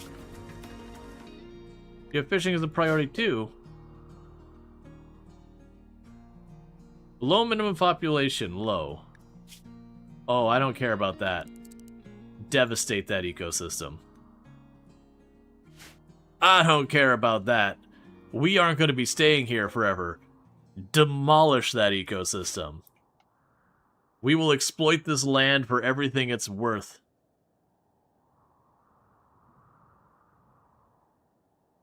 I mean, context lore-wise, when you leave with a grav ship anyways, you basically gravity bomb the area you're at, destroying it anyways. It's not like I can hurt the environment more than I have gravitationally anomalied the Earth into being a soup. So yeah, we're gonna let them keep on fishing.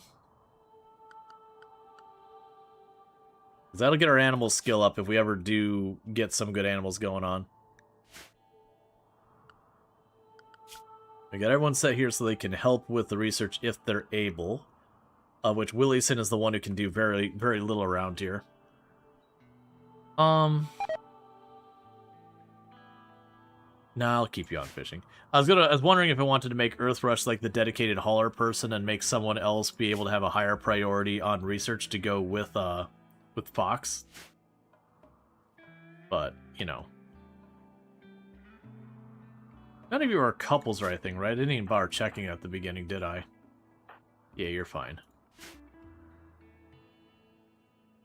Maybe they'll pair up.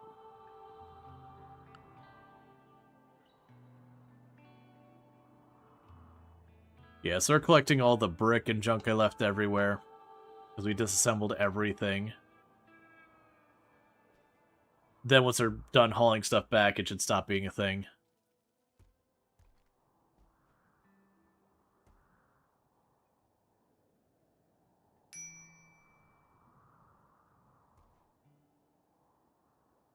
And how are we doing on wood? We're doing good on wood. Fox is continuing to get the research done.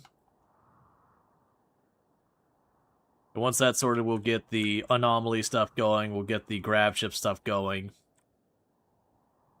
And then once we can get the grav ship enough done that we can actually use it, the whole world opens up and we'll end up starting to like pursue whatever goodies we can do to make this thing more ridiculous.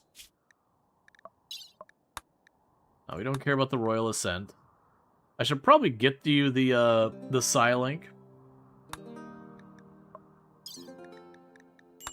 I'm not going to be messing with hunting sites. I don't need to. That's just an ancient garrison.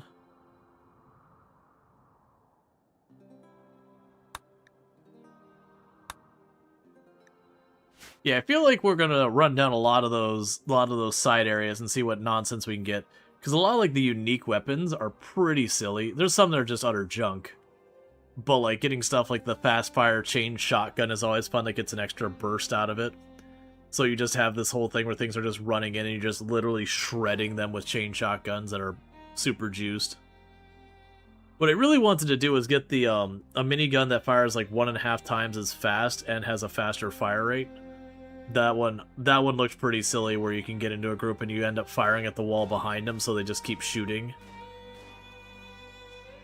I want to get that, and I want to get the shooting person.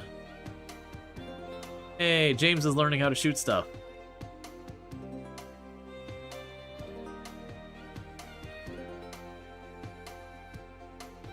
And now James is learning how to cook.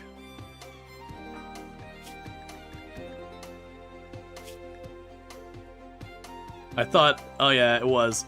And James was insulted. So, James was following around Conrad, and Conrad was eventually like, compared James' brothers to a pirate.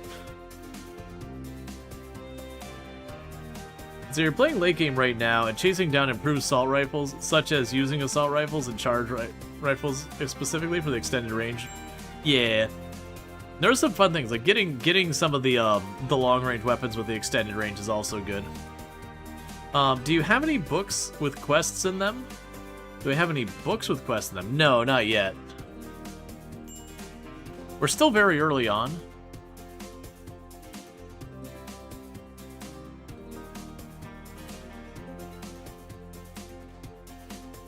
Like, we're still getting electricity online and that kind of stuff. Because we are doing a run that our research is very severely penalized. So it's going to take us a little while to get stuff off the ground. As people level up, things will speed up as well. If we can get, like, James here to potentially also get some more research, like, stuff, the Meanders is really not great.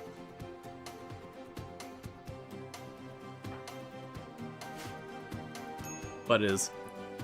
You already played Odyssey, right? You're not spoiling anything by talking about the future? Oh yeah, no. I've already fully finished Odyssey before. Yeah, no, if it's something in RimWorld, it's not that there's not new things I can learn, there certainly are. But like broadly speaking, I'm going to know most of what's in the game in RimWorld. I've got thousands of hours in it. Like games like RimWorld, Project Zomboid, Path of Exile, I might not know all the brand new immediately things, like I might miss details there, but broadly speaking, I've got thousands of hours in all of them.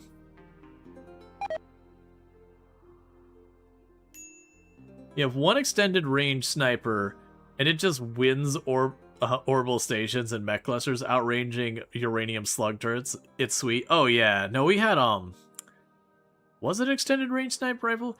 We definitely had a person with a sniper rifle I had running around that was just doing work. That it would send them by themselves at like max range and just have them pick away at mech clusters where the mech cluster didn't know what to do with it. Did you know in RimWorld that you can rim the world? No, I didn't know that one. That's news to me.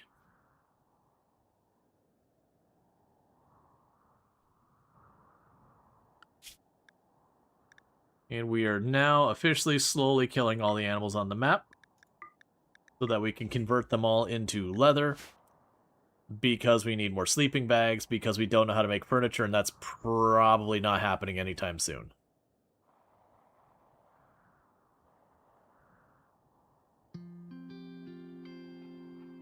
Okay. Alright, as far as floors go, we can only make wood floors and all that.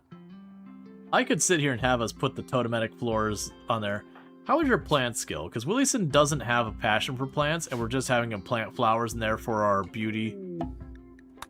Just so they means to do that. Random Research loves you. Let's see, Quest mech clusters are also weirdly bugged right now. And they don't send their troops if their buildings get destroyed. So you can just snipe the problem causer, and then just take your time. Gotcha. That doesn't surprise me. There's been a lot of oddity weirdity stuff being broken, Odyssey and whatnot. And it's good with all the fish we're getting that I'm not having to have our people eat raw, or not raw, but mushrooms, but like depend entirely on mushrooms, because we are not people in the colony who actually like mushrooms. We just live here.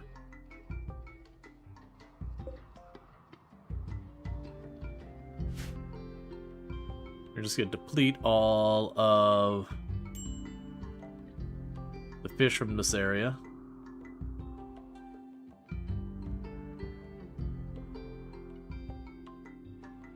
It'll be curious. I would like to get a pair of alpacas to keep on the ship when we build it, because alpaca wool is pretty good stuff. And on top of that, you know, it's just a cool thing to have. Alright, there's another bed made. That'd be 5 beds. I actually need 6. We can delete another one of those.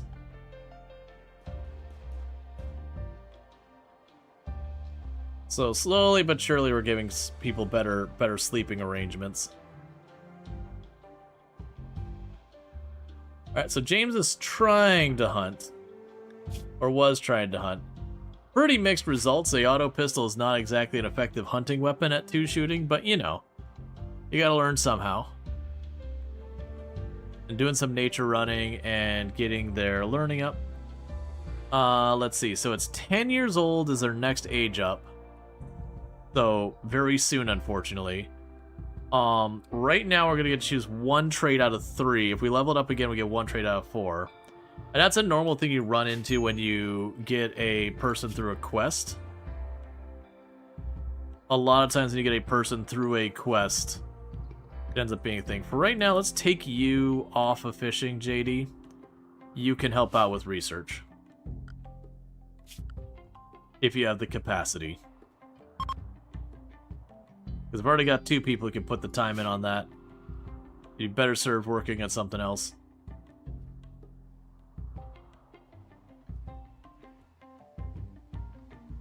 Alright, JD is officially trying to help with research.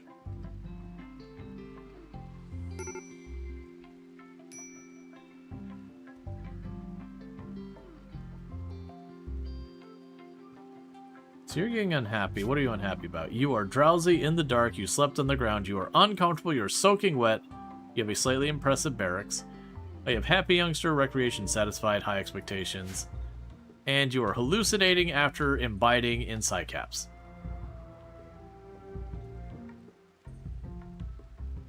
As you do. You would like me to trade you a bunch of clubs for stuff? I don't feel like it. Reputation's easy to come by. I don't want to craft a bunch of clubs and then walk them across the map just to deal with it. And go and get these out of the way. We do have the shuttle engine, which will be nice later on. Most likely I end up trading that shuttle engine away, taking it for the currency, and then eventually we'll deal with that. We should be pretty close to... Alright, 4 more days and then Sass gets out of here. Then we get Cataphract Armor Blueprint, which I won't be able to use for absolutely ever. Alright, so what's going to happen here in chat, in just a minute or two, we're going to be hitting an ad break, and I need to use the restroom and grab myself a new drink anyways, so I can take the time to do that. Then we'll get back and pick up where we left off. We do have plenty of brick laying around from taking apart the ruins. We do have a lot of good stuff. The big thing we don't have is our research is dragging along, because, you know, that's our settings. RimWorld tunes are so good. Oh yeah, they are. RimWorld has amazing music.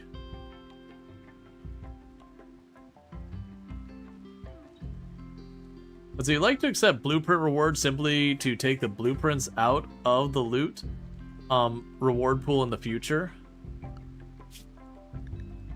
Okay. I'm missing something. Why would they not just keep generating? Is there like a cap of how many of those you can get or something? This is something I've not heard of before. Because usually I don't end up doing many of the blueprint ones, just because, you know, a lot of the tiles I land on, like this one, where you've got all these areas you can't really build.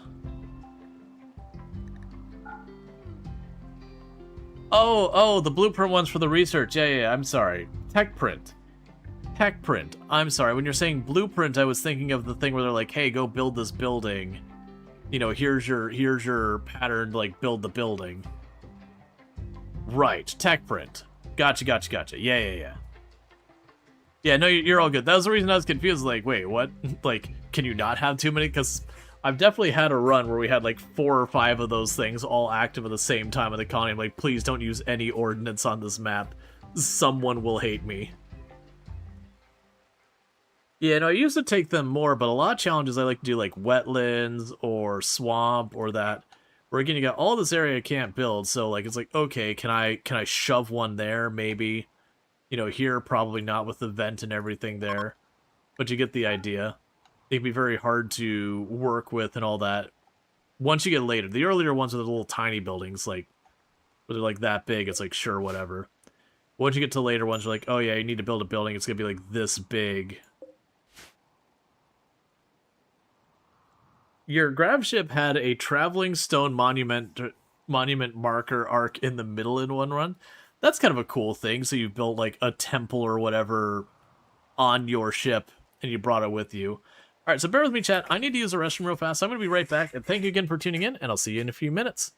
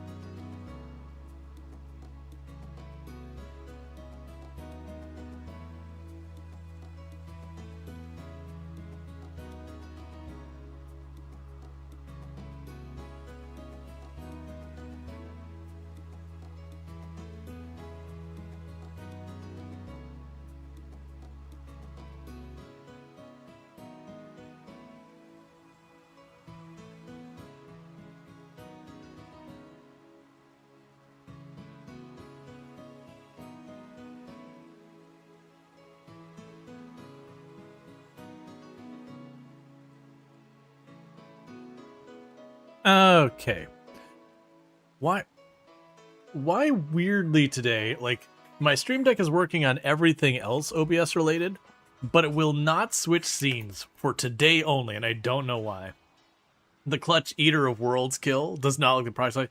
Yeah, some of the old clips mislabel, and I don't know why. And unfortunately, some of the things we have been able to go back and fix, and I think I can probably go back and fix that now. We didn't used to be able to. But yeah, no, I need to go back there. But there's so many clips. It's one of those things I need to, like, I need an easy way for people to be able to, like, mark me, like, hey, this clip, like, the game's wrong, or the title's wrong, or, like, whatever, and see what I can do to clean all that up. Because I will have sometimes where people are like, oh yeah, no, I saw a game where you were on a raft, and it was wrong, and, like, you know, you should get that clip sorted out or whatever. It's like, cool, I have no idea what you're talking about. We've had a surprisingly large number of games they have played that have featured us on a raft, and only some of them are in fact raft. Oh man, what was we played? It was a survival crafter, and it was early access, so it was like one of those games that, you know, really needed some more time to bake. But can usually clip the clip with the title and then delete it later. Yeah, something like that. Can't please all people all the time. Oh yeah, that's the whole thing. But it was this game, and like the whole big thing is there's a lot of, like, it's kind of a water world thing, which is why Raft may think of it. But you had like actual boats you were going around in, and it was a pretty janky game, even by like janky crafter survival game standards. But just taking the boat near the dock where you built it, it would get wedged under it, and it would just turn sideways, and it would just kind of, you know, twitch in place. And the whole time it's making these ridiculously awful crunching noises the entire time. And it's a very fixable thing. It may have been sunken. Like, and I remember it was, like, relatively fun, but it was definitely one of those ones where, like, alright, this game needs a lot more time to bake. It's, you know, there's, like, the whole spectrum of early access, and there's, like, the things that are, like, early access, like, this is a release game, and then there's the early access, like, alright, come on, man. The fact that you charged money for what you got here is kinda effed up. Like, very genuinely, you knew the state of the game when you started selling this, and there isn't an appropriate price tag for this. I also, was the devs behind Peak? Bethesda made, well, there's fun jank and there's bad jank. There's the jank where it's like, ha ha ha, did you see that truck? It kind of flipped in the air and did a weird thing. That's really funny. Haha, really fun times. There's that kind of jank. And then there's the kind of jank where, like, your save file gets corrupted. One of those is a fun time most of the time. And one of those is, F this game, I am out. I am done. Especially if it's a game that's got, you know, a long playtime to it. And Kenshi, for example, has both kinds of jank, where you have, like, all the weird, silly stuff that can happen in the combat, like clipping through walls and all that kind of stuff. And that's fun. That's fun chaos. And then you have the stuff where you're like, walk this way, and your character, you're like, man, I sent that person to go run that thing over there, like, hours ago. Where are they? And you find your character's just been doing this, back and forth on some random path in the middle of nowhere, for the last, like, 2 or 3 in-game days, just running back and forth. You're like, I needed you to go get there. You were getting me food. You love save corruptions give you a reason to play again? Oh no, like, if I get a save corrupted in a game, I'm probably done with the game. Unless it's something short where it's, like, not that big of a loss. But yeah, no, when I'm playing a game that's, like, a long format game, you know, your Stellaris or whatever, and a save gets, you know, corrupted, you're like, nope. I'm not playing this anymore. I'm out. Maybe I'll come back in a year or so when I'm not annoyed about it.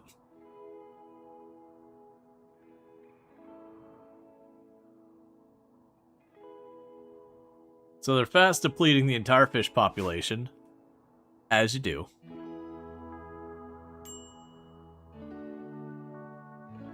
Yeah, see, the one save gets corrupted, I can't try to still happen again. Why invest my time? That's pretty much what it boils down to. It pretty much boils down to that. It's like, you get your save corrupted, and if you invested your time, and that's bad enough. But from then on, it's really hard to motivate yourself to put in the commitment to seeing a save through if it's a long game, because you just wait for that shoe to drop of your save being corrupted all over again. And yeah. The Goat Sim devs made Satisfactory. Yep. Well, that's, what was it?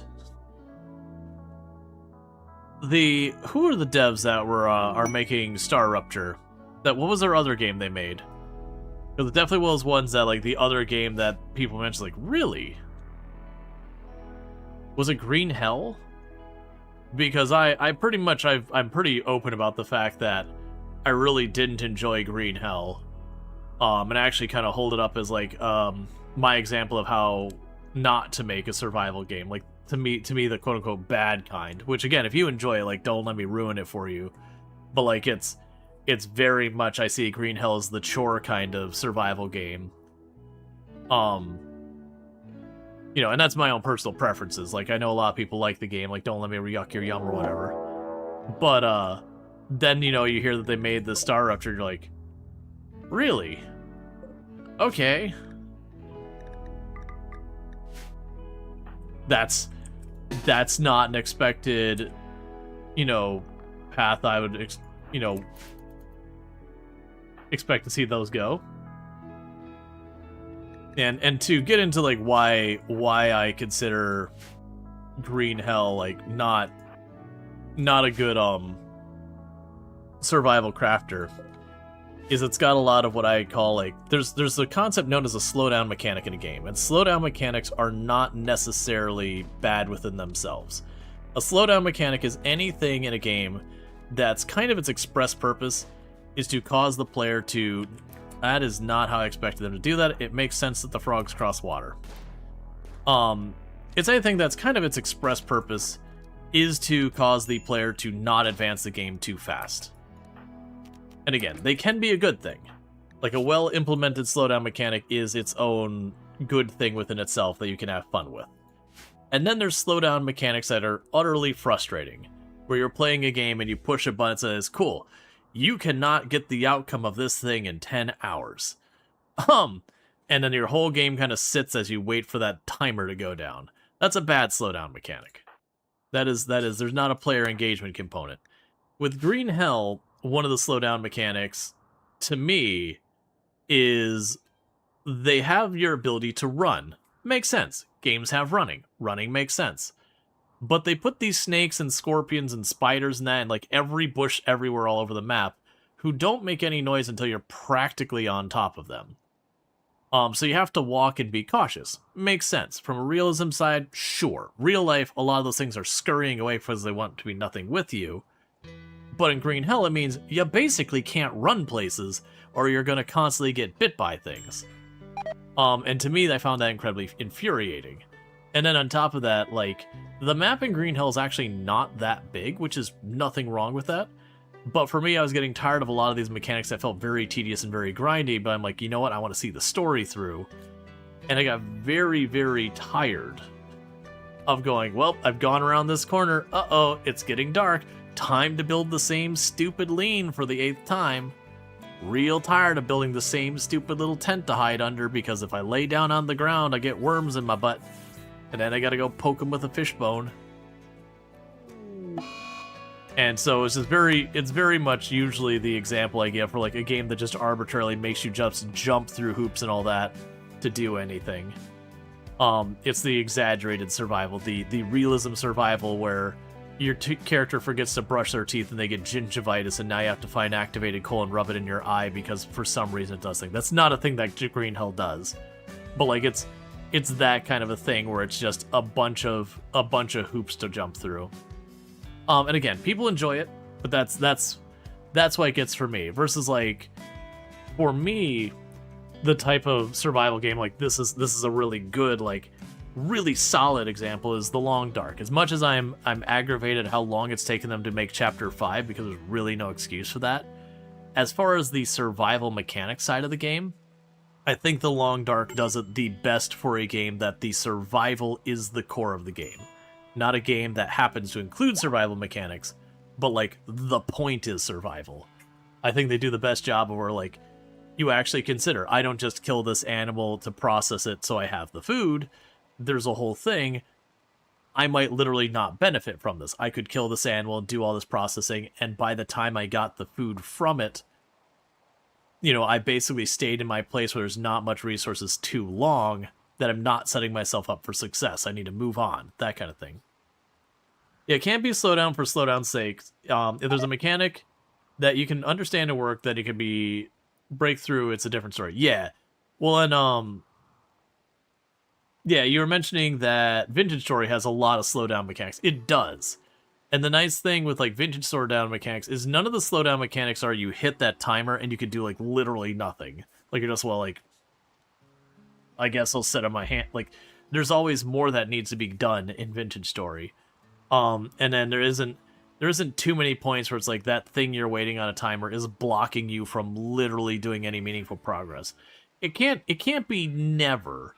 Like, you can have it where you got a bunch of other stuff situated and you're like, oh, well, I just need my steel or whatever.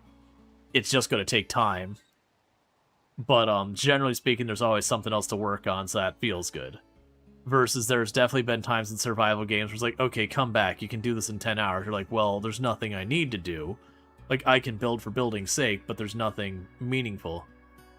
Yeah, so again, check out Ultrasource, absolutely fantastic content creator, 100% recommend. Playing Project Zombie, plays a lot of simulation games, has done a little bit of Vintage Story collab with us a while in the back. Yeah, and Ark, I think that may have been why I never got into Ark too bad. Like, I tried a little bit of Ark, it just never was a game that landed with me, but I feel like I never also gave Ark a very fair shake, because by that point I had gotten pretty burnt out because survival crafters were everything at the time. Like, there was, you know, like 8 or 9 survival crafter zombie games, a couple survival crafter dinosaur games. Like, there was just so many of them that I had played so many that were bad. By the time Ark came around, like, I saw it as like, I just, you know, I played it, but I gave it like one session, it's like, and then just went on. And I think it more got punished by me from what, you know, the tedium of the other games. It's really hard to get this. Let's see, this is steel, we'll need to cook for a week. Great, gives me time to mine more and chop more trees and expand my wind power or harvest thing. Can't take it any longer. Yeah, and that's the whole thing. But yeah. Forest guys are going to space next. Survival devs yearn for the stars. Yeah, I feel like it's something that a lot of the games, because you have like the survival crafters like that, you know, like The Forest, so you got like The Forest, Green Hell, I'm trying to think of the ones that stood out that did well, Medieval Dynasty, like a whole bunch of those, and I think we're getting to the point with a lot of those, it's becoming a little bit of an oversaturated market, and there is a fatigue happening because of how many poorly made ones we're having. Because right now, you've got some of those big ones that did well, and are well implemented and all that. And then you got a dime a dozen, like, whatever, the Fountain of Youth, you know, ancient, you know, ancient civilizations, Cowboy Simulator, like all these different ones that are all like these really, really kind of C-tier developed quality survival crafters. That, you know, conceptually it's like, oh, okay, we're checking out like a new time frame, a new thing, so it's gonna have some nuance. But they tend to be the ones that are doing like the super duper cheap, low budget asset flips, Gen AI garbage. And then on top of that, broadly speaking, they're just real janky and real thing. The Survival of Youth, Fountain of Youth one was fun. Decent story. Did they improve it? Because I did like a very, very early demo of it. And I honestly made a lot of fun of how bad it was made. I ended up being pretty mean to that game. Because like I played it like with the intent of giving it a fair shot. And it was just like one thing that wasn't working right after another. That it definitely got to a point where it's like, oh, this is really bad. But it was a super early version, so it's very well that they could have improved it over that time. Because, like, I know the gist of it is they were looking for the Fountain of Youth and all that, and you get into a shipwreck where the ship caught fire and you wash up on shore. But there was a lot of rough stuff in that one. But again, that was a very early version. It's the same thing. I've heard that Snowplow Simulator is actually pretty okay now, but also that was when I played a super early version, and that's the one I joke about, like, weaponized levels of motion sickness going on in that game.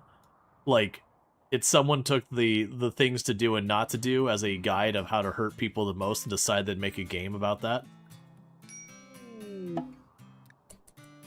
Alright, let's get our cataphract nonsense. Because there's definitely been games that, you know, whether it's an early demo, early access, whatever, that they have like a very, very bad launch. And then, you know, come around and clean it up. That's the only thing you ultimately don't like, was the wood upgrade for the house was just cosmetic, not structurally stronger. But yeah, Fountain of Youth ended up, well, solid B for story and survival stuff over cut. Hey, that's better than it was when I messed with it. When I messed with it, like I said, it was rough. As the game does leave to need to listen to Womble. When you go early access, that's when people form an opinion about your game. Make sure you're ready for them. Oh yeah, no, like, I've mentioned there's like multiple levels of early access fatigue going on you run into. Some people, it's like you want to be able to finish the game. If you can't finish the game, it's very frustrating. But on top of all of that, I need to have kids travelware. On top of all that, like, you do have that, you only get to make a first impression once. That's it. If you made a good one, great. If you made a terrible one, that's too bad. It'll be really hard to win people over. Yeah, each island had an integral story and integration. Not much jank with the stuff. Ah, gotcha. When I messed with it, there was like literally one shot. Yeah, No Man's Sky did a great job of coming back. There's been some that have brought themselves back over the years, but yeah, it's real tough. No Man's Sky is definitely an outlier on that one. That both in the commitment the devs had and the fact it was successful. So you're glad there's still people who give chances to games like No Man's Sky? Yeah. Well, it is a thing. There are games that they have a rough launch, it kills their numbers and everything, so the game is really in dire straits. And they do ultimately clean up the game and make it properly good, but they never convince people to give them another shot. And that's an unfortunate reality. Like, I would say that's kind of been true of Coral Island, is that Coral Island was another one that they got kind of bullied by their publisher, and this is, again, reading between the lines, we can't confirm it, but it very much feels like Humble Publishing pushed them to release too early, and as a result of that, you know, they got some bad reception when the game came out first, because it had some pretty glaring bugs and missing content, and then, you know, 1.1 and 1.2b came out, and, like, the game's in a great state now. But that kind of ruined their chances. Like, genuinely, I feel like they had a fair chance of being compared against Stardew Valley as, like, being on that level. Probably still not as popular as Stardew Valley just because Stardew Valley exists in this universe now. But very genuinely could have done extremely well. Unfortunately, because they got such a bad reception at the beginning, it's kind of one of those things that it's hard to get back from that.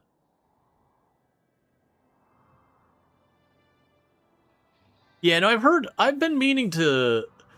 We did one stream of Fallout 76 a while back. It didn't do well because it's too different from my normal content. But I had heard a lot of good things that Fallout 76 went from what it was to what it is now. Because I played at the beginning and I enjoyed Fallout 76 when it first came out. But it was definitely, of, like, the Fallout series, it was definitely one I would have put at, like, a C-tier offering. Like, it was fine, it was serviceable, you could have fun with it. But, like, definitely in the series, it was one of the weaker options. Okay, we're being attacked immediately. Alright, so this group is full of guns.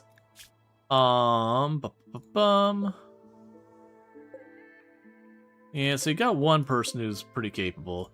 Is that a Tox pack? Yeah, so they're all baseliners. So what we're probably going to do with this one is we're probably going to get them to actually enter the building with us. And deal with them in here. Free guns, we do have no armor, and they do have a advantage on us on firepower. So we're going to need to try and do... Oh, Willieson. Just stay out. Alright, so what we're going to try and do is we're going to bait them into here. I don't have a great angle for forcing them to,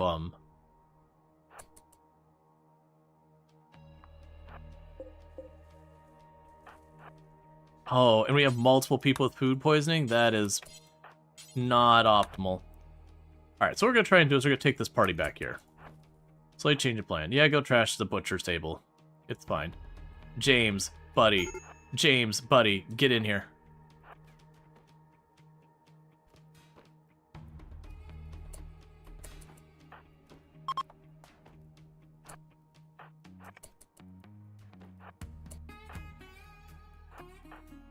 And James, you start putting out the fires.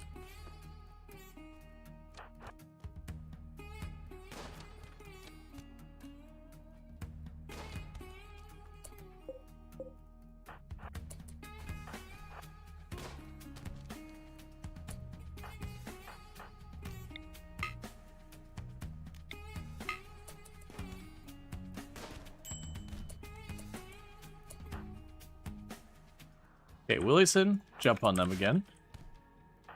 Because they're heading to you. Let's try and go over here. JD, you jump on them. James, just... I don't care what you do right now. Never mind. Well, they're going to take off with the shuttle's engine. I can live with that. Actually, they might not, because they might have just made a big mistake. Got across here, see if you can't intercept. Nikki. Recluse, careful shooter. Please put out the fire, James. Get the shots. Nope.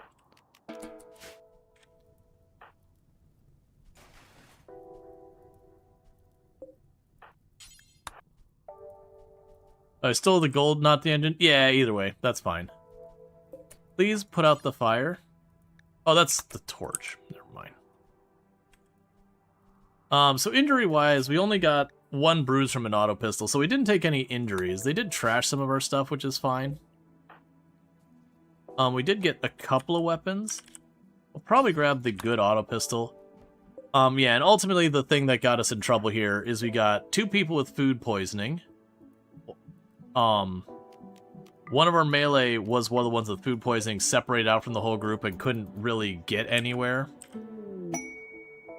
So we decided to just kind of ignore the problem for the moment. Yeah, no, I was staring at them being like, why can't I put out the fire?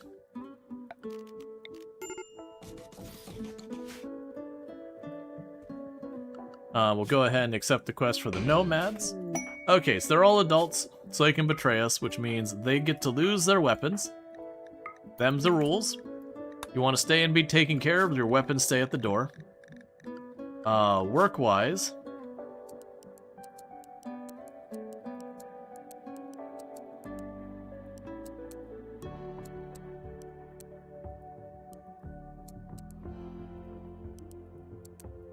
Don't worry about that.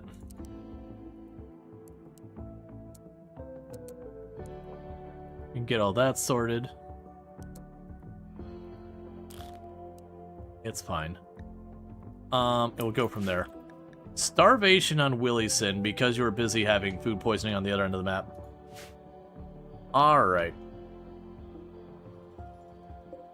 And we did just let this person die out here because we didn't really have a need for a lot of their stuff. Could you, like... Please... Why can you not haul people?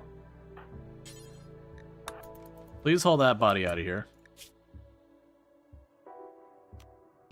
Strip this body.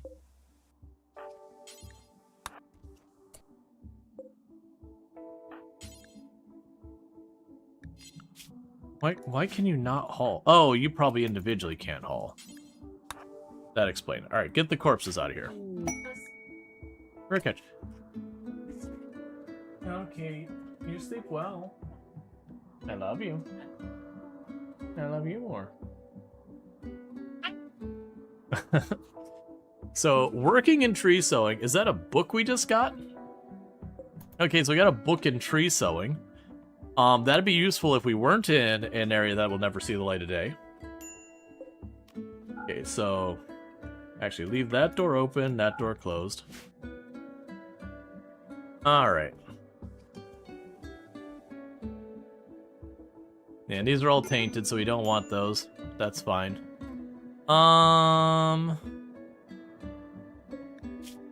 So storage, apparel, do not allow clean. Yes, you can have apparel, do not allow clean. And no utility. So that way they take these clothes and they dump them outside. But the good news, we got ourselves some weapons. And what is your issue? There's a lot of issues. Yeah, I mean, the good news there is nobody died. You should not be able to wear that. Gear.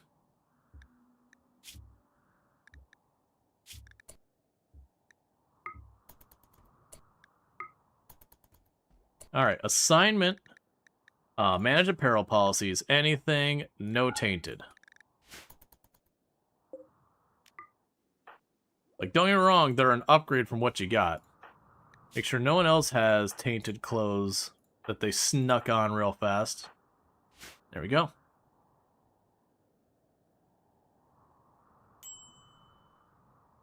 And we're getting so close to getting electricity. And like I said, once we get electricity, we'll turn on anomaly stuff, and we'll start getting the grab ship stuff going. Meanwhile, I need to redo all of your blueprints and all that. So cook simple meals, do forever if it is meat only, because the meat rots faster and none of that. And do that, 20 of any kind of meals, and butcher anything you can butcher. That isn't people. And what are you mad about? 8 cooked fungus.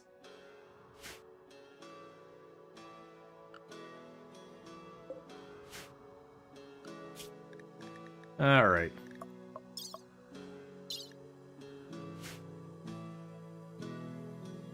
You can also check on the wildlife, see if there's anything left to hunt here. Grab the monitor lizard. Get those as well. Okay, so James here is getting real close to aging up. So the good news is we will get to choose one passion, and we will get at least a trait out of 4. We're probably not going to get our whole learning tier up before they age up, but considering they joined us mostly through that age group, that's about, you know, most you can hope for.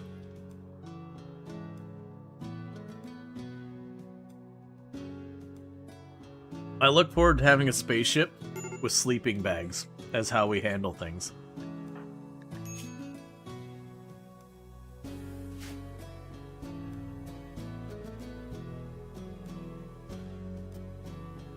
Yeah. So I still need more.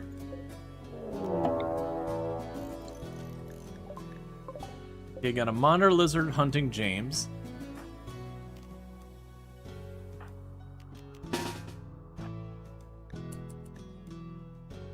Don't stop. Food poisoning? No, but you are having mild hallucinations from being around hallucinogenic mushrooms. As you do.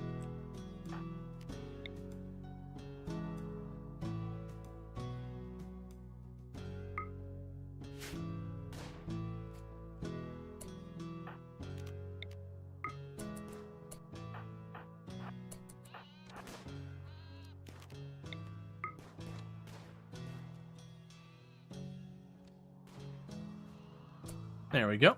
Problem solved. It's almost 1 AM here. Yeah, this Graham. Alright, you take it easy. And I hope you don't die. That said, it is RimWorld, so you know. Hopes and dreams do not necessarily mean much in the world of RimWorld. Alright, so next up is gonna give me air conditioning. Okay, so let's start getting these things handled. So first things first, available mech signal. And the reason we waited to grab that until electricity is you physically cannot research it until you have electricity.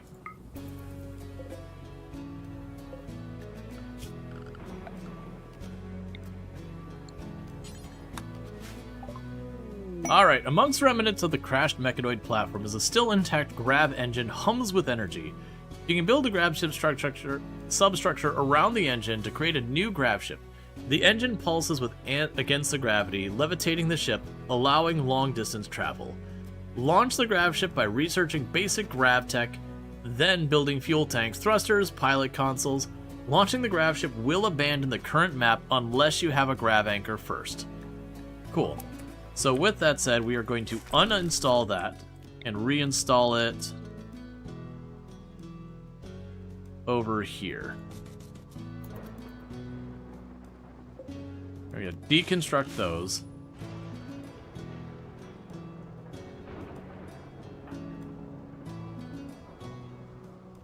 I'm going to have you prioritize grabbing the grav engine since it's literally the edge of the map.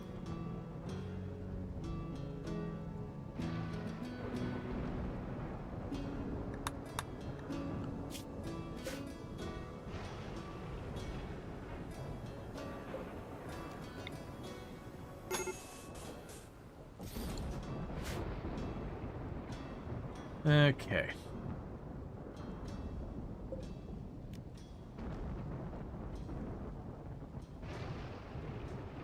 So then comes the next thing that's going to be also probably dangerous and awful.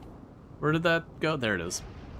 Investigate. So it said that Foxdot wanted to know about it. So Foxdot is going to activate the anomaly.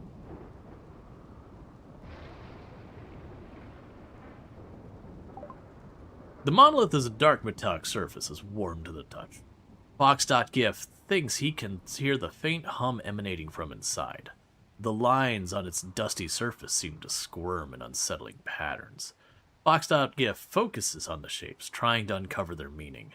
The hum strengthens. The shapes begin to flow in Fox.gif's vision. But the surface isn't changing. Power begins to uncoil in the empty space around.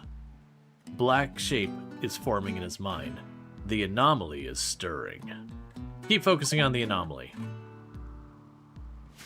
Definitely when something seems incredibly dangerous in a spiritual sense, you should absolutely play with it more.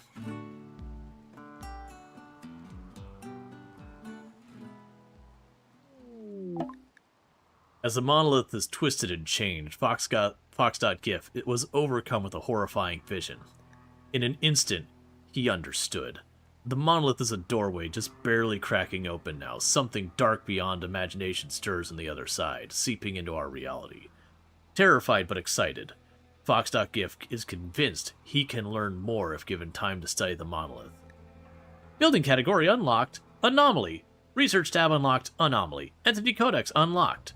You can now study the monolith and other entities to gain anomaly research. Note: you can adjust the percentage of the major threats of the anomaly related at any point during the storyteller settings, which we are on default. Don't stare into the void. Don't just stare into the void, poke as well. Just remember, you stare into the void and you yell into the abyss. Or whichever way it was. I always forget which one was which. The whole joke you run into that one is don't...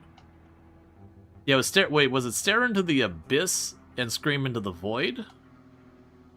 Were the normal sayings?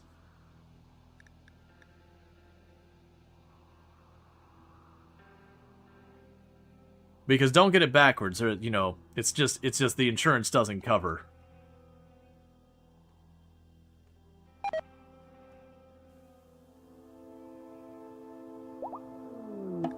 Harbinger tree sprout and prevent cutting. Create corpse stockpile.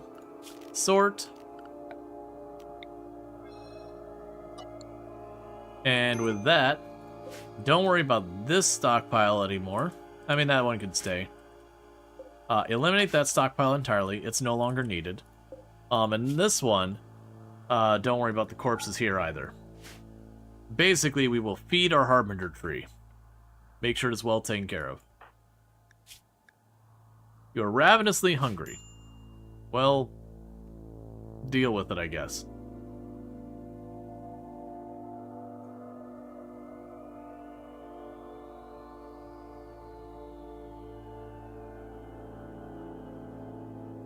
Now, the catch is, when it comes to the Odyssey, right now I can't actually build the ship. And lay down platform, but the ship itself is something I can't do, I think. Alright, we did have the entity containment is the first thing that came up for, the other end of things. We should expect an attack soon, so let's go ahead and be a little bit safe. So James, you're now restricted to the home zone. The reason I'm doing that is we're probably going to have, it could be a Shambler, it could be a Sight Stealer, it'll be something like that as our first event. And where something like Willieson getting caught on their own is bad enough, James being a child caught on their own could very, very easily die if they get caught with a caught with a Sight Stealer.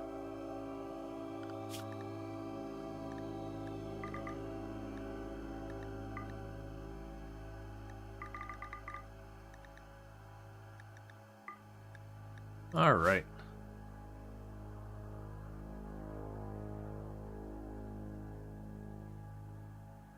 Okay, when we have one of them wake up, we just got ourselves another bed ready.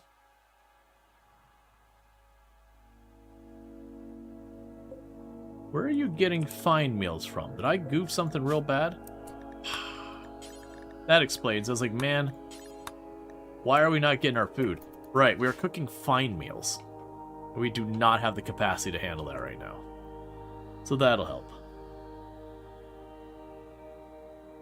We had plenty of raw food, so no one is going to starve, but, you know, stresses the moods way more. Who would win, an ancient, omnipotent, dark machine intelligence, or some boys with spears?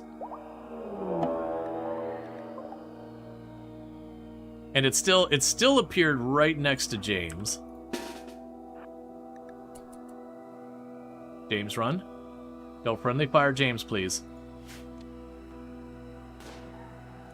That's right, you shoot it in the face.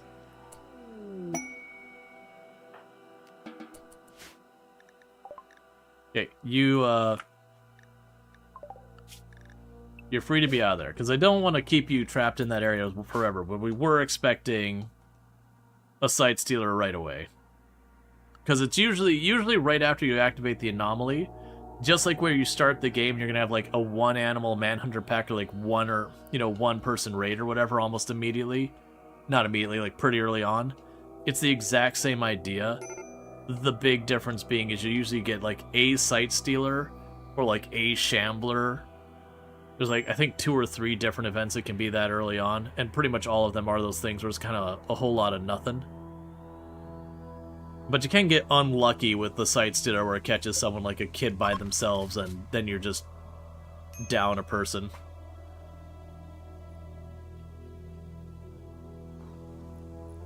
Okay, so let's plan.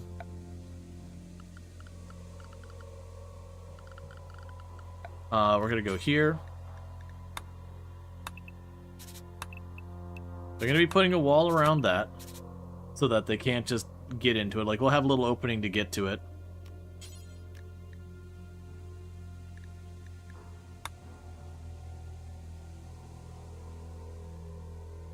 Alright, and I think we're going to go for an asymmetrical design, because I like the asymmetrical designs. So plan for fuel canister, fuel canister,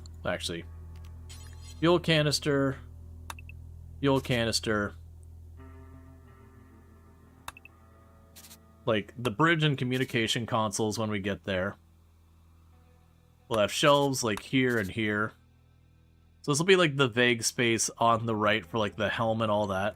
You know, probably go back down here and have like production and all that, which we don't need to worry about. We can worry about that area. And then we'll want to go ahead and make all that stuff on the other side. We'll probably not worry about too much there, but I do want a wall in that area and have a door. And the reason I want to go and do that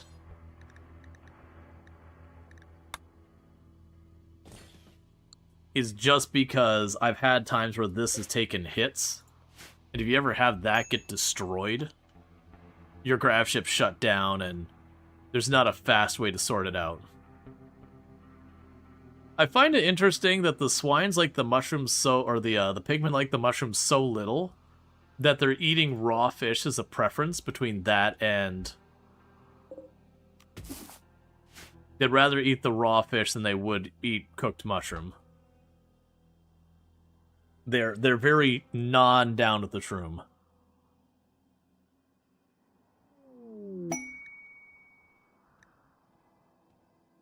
Inspired taming on Foxdot. Is there an animal that we want? I could potentially take a boomalope and use them as a source of chem fuel. A budget source of chem fuel. I think we do that. So tame the wild animal. Over here. Grab you because you're inspired. You can't. Disregard all that. We're not doing it anymore. Is there an adorable animal that we would like to have just because we can? Not really. That's fine. Mysterious cargo. Let's see. The High Stellarch, whatever their face is, the Broken Empire, has an odd request. She would like you to accept some Essence-specified cargo. When pressed for more details, she avoids the question. There is desperation in her voice. If you accept, she will deliver the mysterious cargo, so we can get a book that gives us a discovery, or a book that gives us social. Let's get the social book. Alright, mysterious cargo. It is the golden cube of get yourself effed. Alright, so here's what we're going to do is we're just going to go ahead and really quickly go grab that cube, bring it home. We do not want the cube.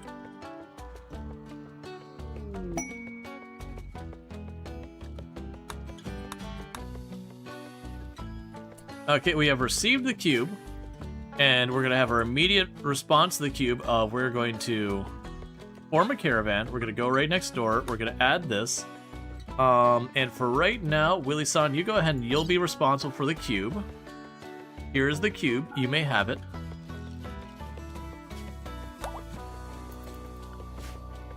And get it the hell out of here. Now, what this is going to cause is we had someone who got the cube obsession, cube curiosity. Yeah, so JD is going to ultimately go unconscious because we're throwing the cube away.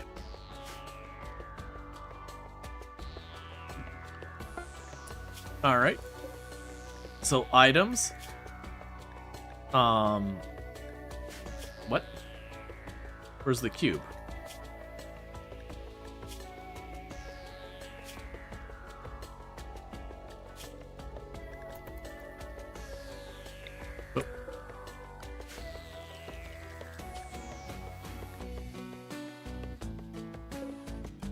Willison, buddy, you had one job. It wasn't a hard list. Form caravan, go over here, accept. Willison, items, golden cube, bring it with you, it's right there, send.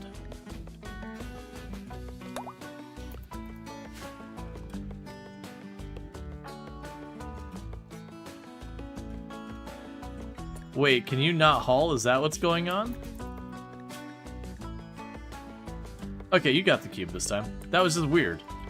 What I'm guessing happened is Willison went to grab the cube, and someone started messing with it, and therefore it wasn't available. Alright, and goodbye forever cube. You've done a great service to us this day, Willison. You saved us from the greatest threat that is the cube. Knew the plan and purposely disobeyed. That would be a clever thing if you had, for example... Actually, you can tame as well. Do you have decent animals? No. No, you don't. Because it needed 6. It would be actually a pretty clever thing they could add to the game, is if you sent the person who had the cube obsession with the cube to discard it, that they would openly refuse. So you'd have, like, it would force you to have someone else deal with it.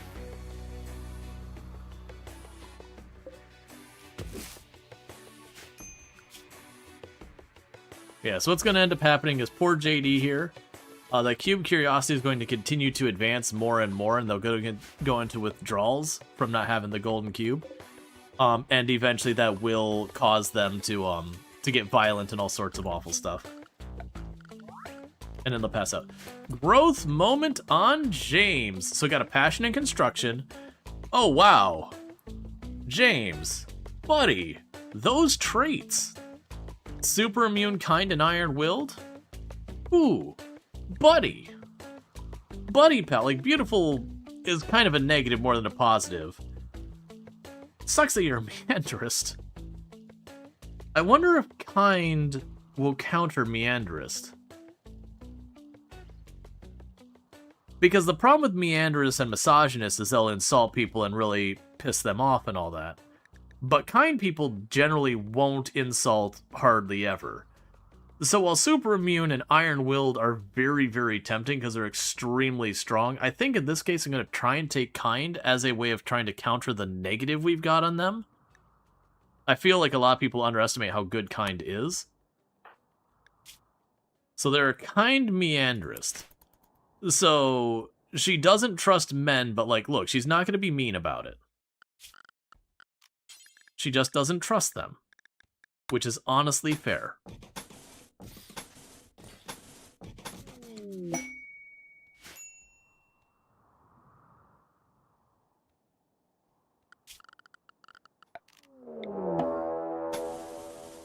Alright, we've got a betrayal situation.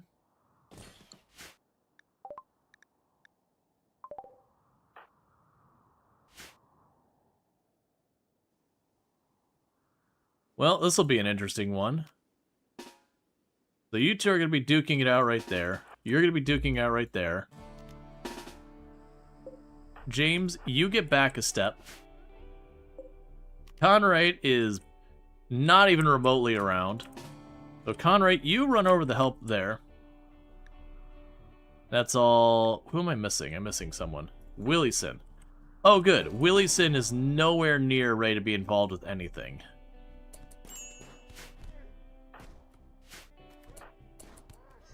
Okay, luckily JD managed to close the gap before things got too bad with that.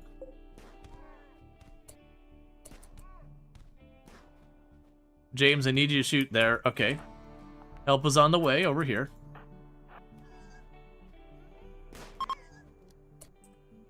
Nicely done.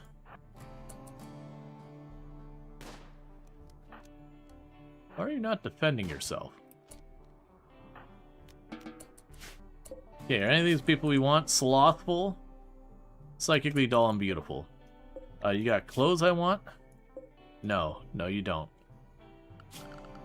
And this is why I take away their weapons at the start. Okay, so of the injuries, a minor cut, some bruises, and some bruises. Could you, like, stop doing that? There you go. Why are you moving slow? I guess you're not moving slow.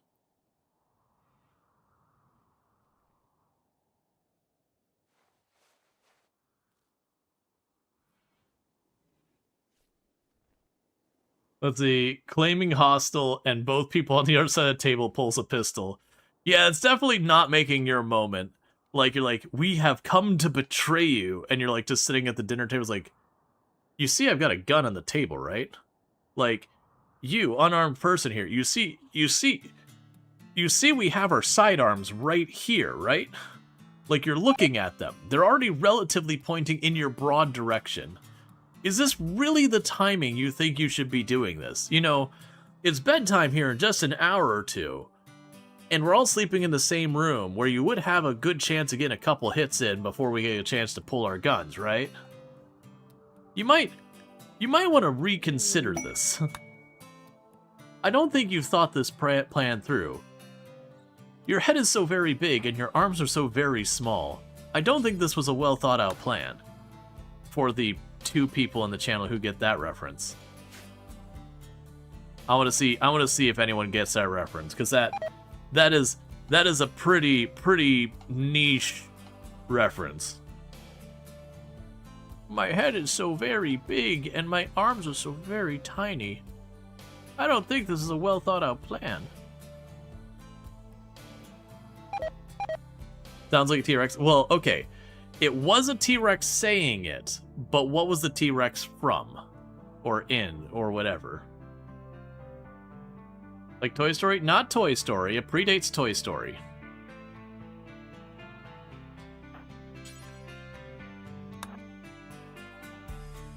Meet the Robinsons. Yep. Meet the Robinsons. With Boulder Hat Guy.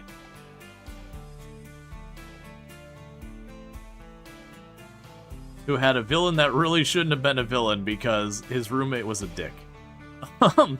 You love the movie? It's actually genuinely a good movie. It was definitely one of those movies that very sadly fell very flat on release. Like it was, did it direct to DVD? I can't remember.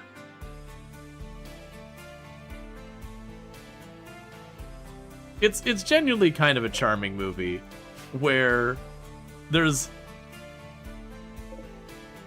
definitely, like, you look at the protagonist of the story and you're like, you know, honestly,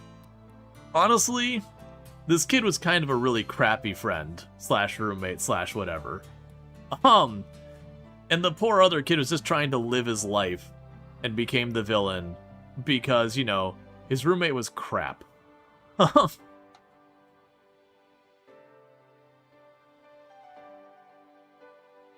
like Boulder Hat Guy. Yep. Poor Goob.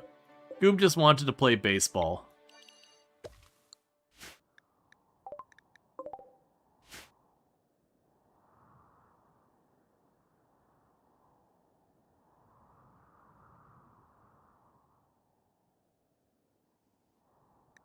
Yep, so we're gonna get more of the platform put down. You know, try and get yourself set up a little spot for that. You are moving really slowly. Ah, food poisoning. And cube curiosity. Yeah, that'll do it. But yeah, no, it was one of these, like, was it Disney?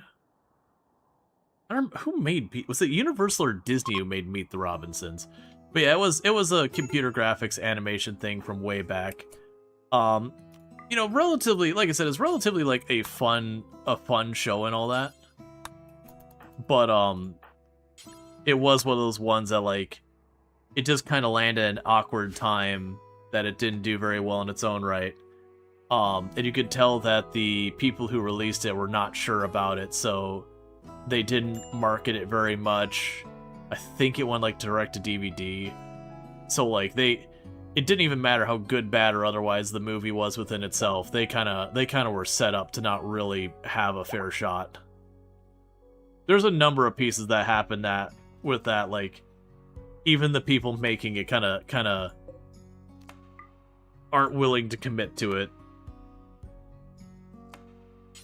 Which it's interesting, because if you actually look back in the day, it's kind of a famous thing now that between Spielberg and George Lucas, that it was, you know, George Lucas thought Star Wars was gonna probably tank pretty hard when it first came out. And what was Spielberg making at the same time? Spielberg also had a movie that he was really kind of not sure about.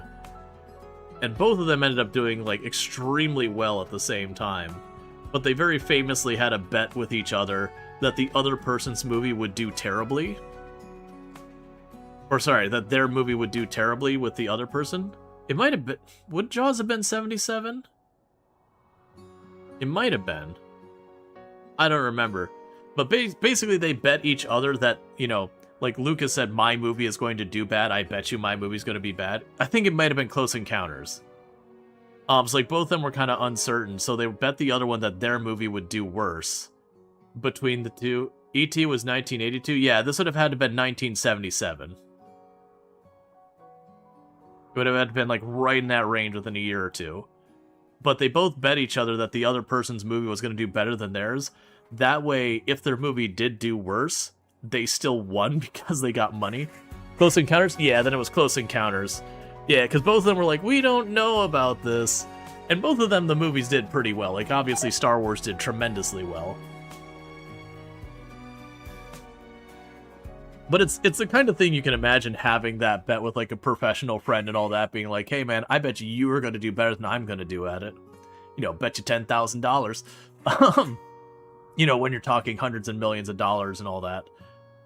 You know, it is a way of like hedging your bets and like making it sting less if it didn't do well. And like Close Encounters and Star Wars both did relatively well. Like Star Wars did amazingly well. Close Encounters, I think it did just broadly well. I can't remember. It's been too long.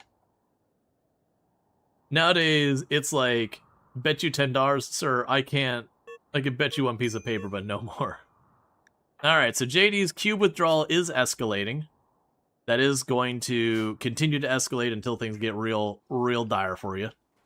Then you'll pass out. It'll be fine. Yeah, I know it's kind of cool hearing about, like, back in those days of movies, some of the stuff happening behind things.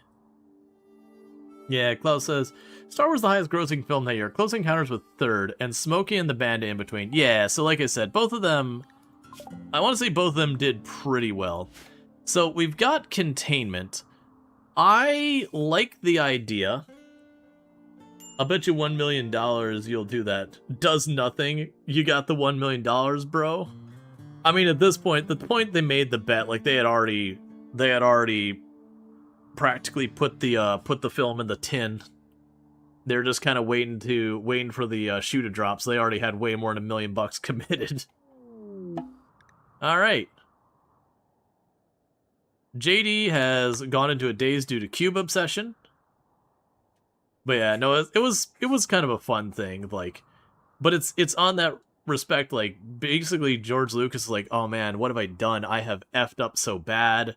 Like, I made this movie, we put so much into it, like, I've got so much of my money tied up into it. I was such a dumb idea. Why did I make this Star Wars thing? But like, at this point, my money's in it. You know, I gotta see it through. And then, you know, it was Star Wars, and to this day is a tremendous success. Life as a creator to be honest? Oh yeah, no, absolutely. Absolutely. You'll second, triple, quadruple guess everything and being like, oh man, I didn't do it.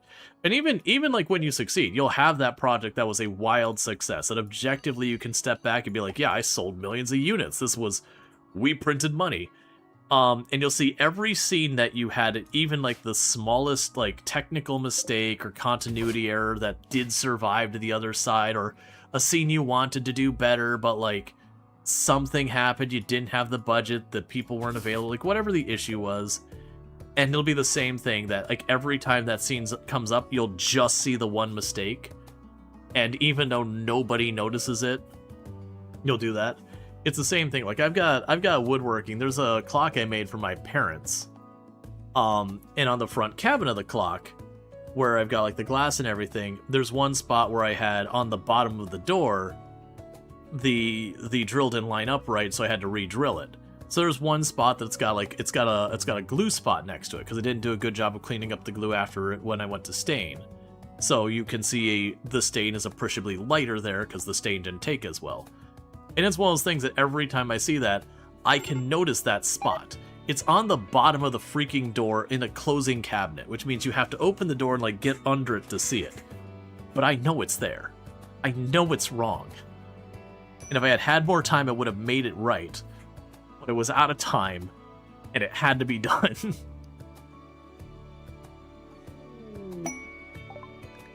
But, you know, it's still a thing that, like, I look at that clock, and even though, you know, at least, I can't speak for my dad, but at least I know my mom really likes it and everything, I look at that clock, and I'm like, what a piece of junk. I'd be like, I'm not ashamed, but I was like, man, I could have done better than that. You know, and I understand that's in my head and all that kind of stuff, but still, there's definitely a harsh judgment on your own work. Psychoid Brewing. It is a book that gives me research. I'll use it anyways. Take a bunch of these worn clothes. Oh, you don't want the shuttle part. Trying to just get rid of things that we don't need. Take those.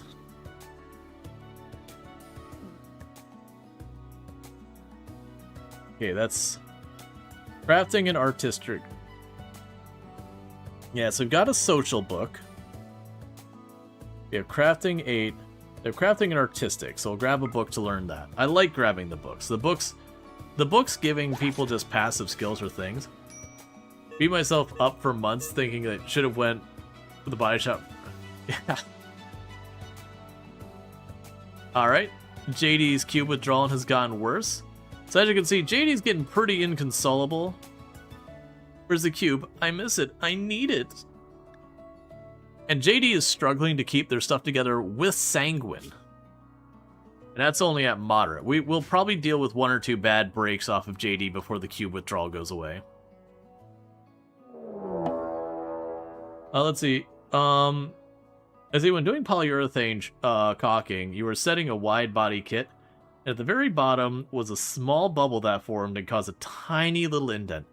Every time that car shows up for work and I see it on the street, I hyper-focus on it. Yeah, and the person is probably completely blissfully unaware of why it bothers you so much.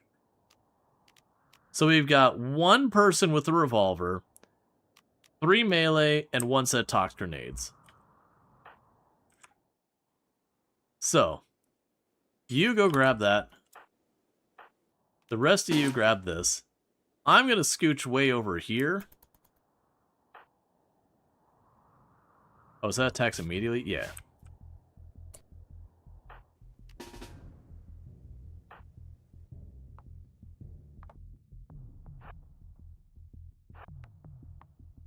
There we go.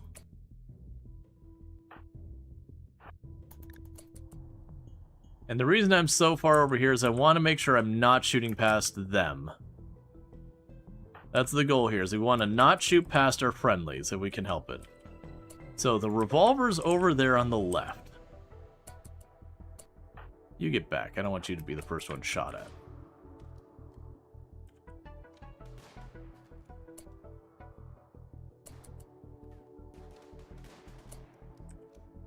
Okay, what's your range? It's probably not far past that.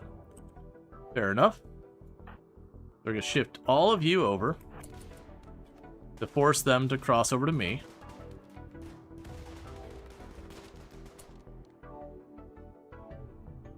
That'll be the tox grenades. Please stop grenading my stuff. I will literally kill you if you do that.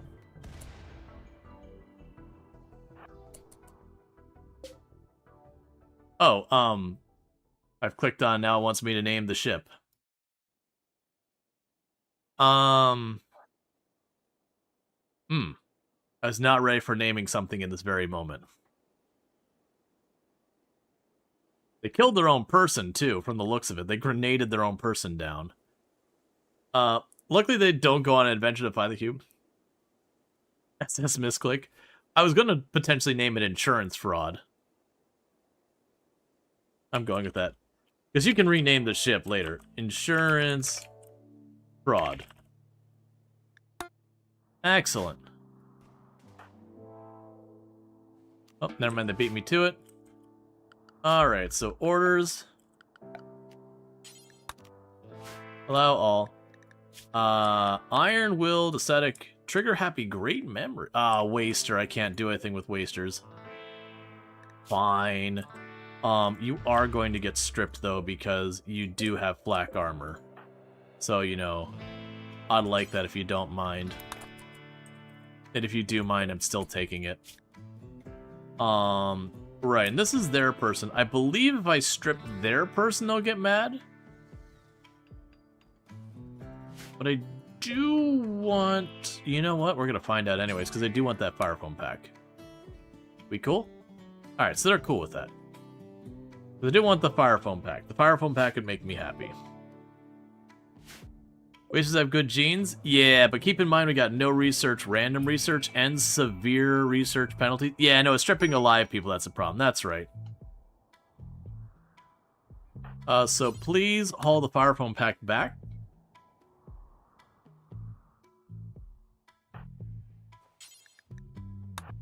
Why is everyone angry right now? Recreation unfulfilled. That's fine, we'll deal with it. I mean, that's because they're eating mushrooms, and they don't like mushrooms. Oh, also, that mace is probably better damage than what you got.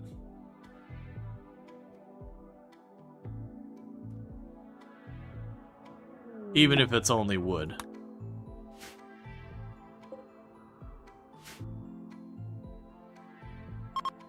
I do like when you have factions that don't like each other but are friends to you when they pass by, and you just randomly watch a war break out in your town. You're like, alright, okay. I'll just stand by and grab the junk laying on the ground. It's fine. If you just want to give me tribute, I can live with this. Dark Visions on JD because cube withdrawal. That's fine. The more we get the ones we don't care about, the better. Alright. So pretty soon we're going to have air conditioning, which, sure.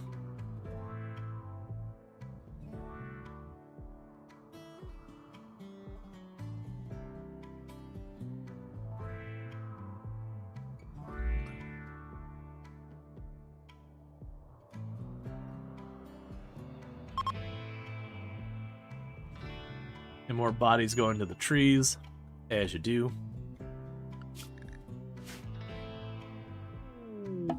Alright, monolith slight progress. Foxdyke's gift has had a breakthrough while studying the monolith. He believes the monolith is a conduit of psychic energy, connecting to some distant location. However, he is unsure where it connects to. Foxdyke is convinced that by studying the anomalous entities, he can find a way to close the conduit, or learn to harness its power. The monolith is now providing more knowledge when studied. Cool. You've had a war in your base tile that literally lagged your game to death. One side had like 200 pawns, the other had like 150 pawns, and you were just stuck in the middle. We have the clip where, and it was partially on me because we had a really bad encounter showing up, so I welcomed another threat to me as well.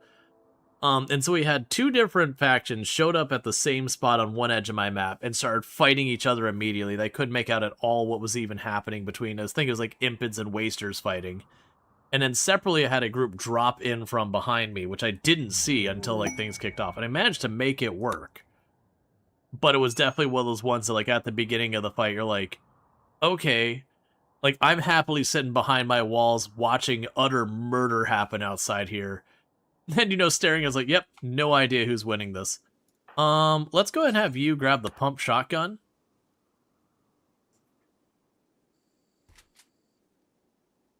Let's see, you hate the battlefield event, if that's a mod or whatever. Fresh run, 5 great pawns for tribal start, 2 Glitter World tech factions decided to war. It shows the center of your base. Yeah, that's going to be a mod. The closest you have to that is there is an event. Oh, wait, what's that? Can people play the game of without seats? You thought they needed chairs. Oh, no. Yeah, no, they don't need it. You can get comfort if you give them chairs. I just haven't bothered with it yet. What I'm trying to remember is... We might be able to find this out. If we look at the grav ship stuff here... That's the wrong tab. The grav ship stuff. Do any of you...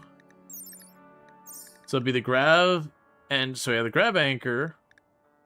Do any of you require... Okay, so it's just metal and all that. Okay, cool. So literally as many of the plates we have is how many tiles we can put down. I thought that was the case, but it's been a hot minute, so wouldn't shock me at all to find I'd just forgotten stuff.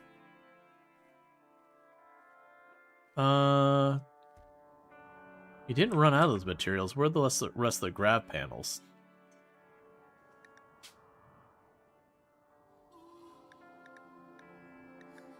Okay, so I have at least another, like, 200, 300 grav panels. And we might as well use them all.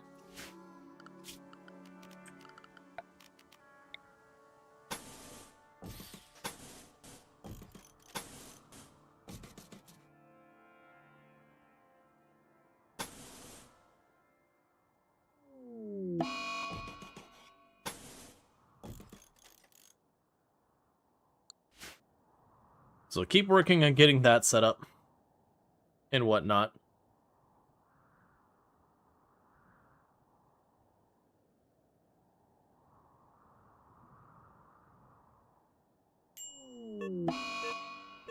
Alright, JD's cube withdrawal has gotten worse. So JD is now at minus 30. Where's my cube? Where is it? JD, so it's cube withdrawal extreme. The good news is pretty soon JD will go unconscious and will stop whining about the cube.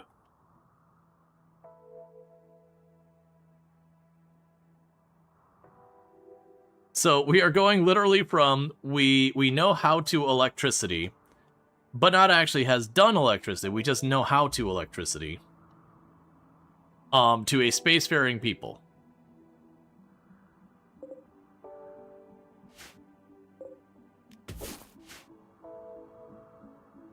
Oh, wait, we're... Okay, that one's fine. Alright, so we got air conditioning and now geothermal's next. Okay.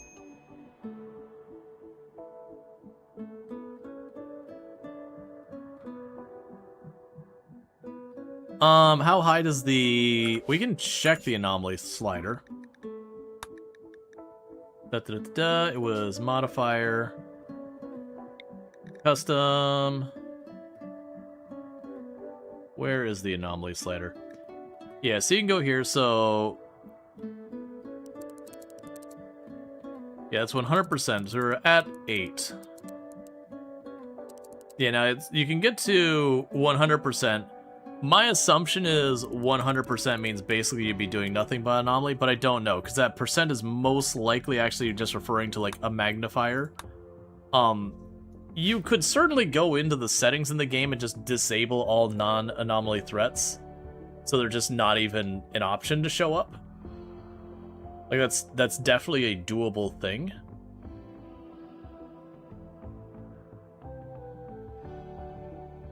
Like I said, I've enjoyed Anomaly a lot. I think it's excellent. Could be interesting. Well, yeah, when Anomaly first came out, that's actually one of the criticisms Anomaly had, is it did have a tendency to just overwhelm everything. That when it first came out, the moment you activated Anomaly, you were basically going to be doing almost exclusively Anomaly content. And then after a while, you know, they made an adjustment so it wasn't quite as overwhelmingly just Anomaly.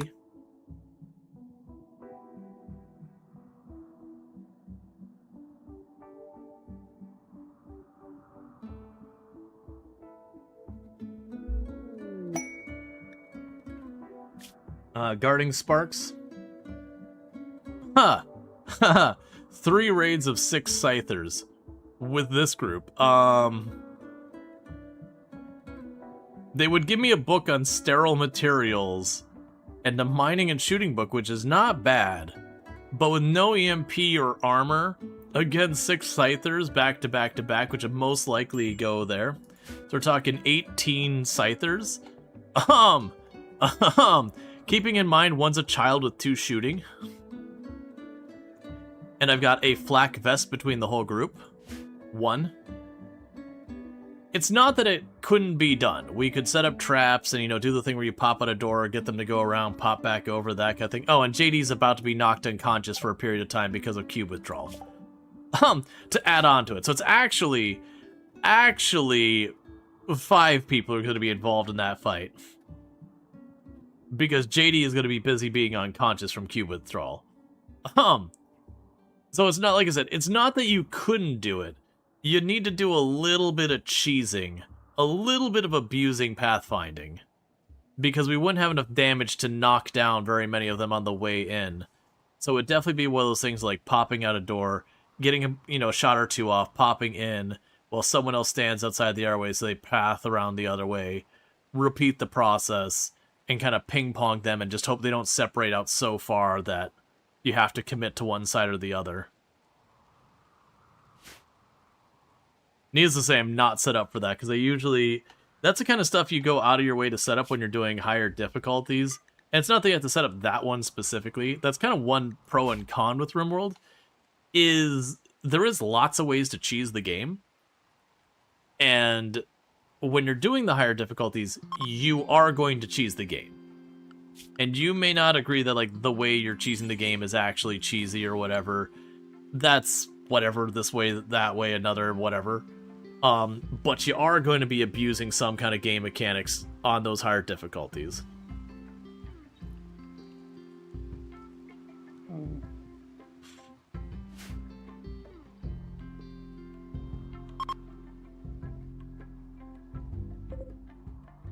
There's 244 panels still over there.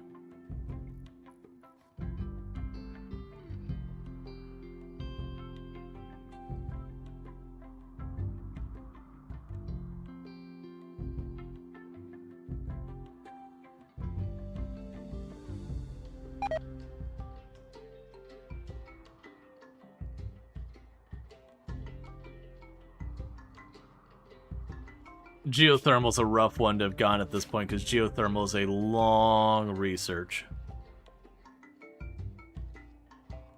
Grav ships use more fuel if they're bigger. I don't remember if that's true. I know they use more fuel the farther you go to jump. I don't remember if there's a consideration to the mass of the ship or not.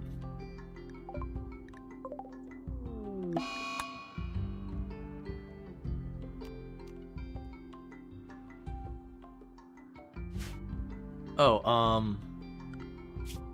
you can go over here.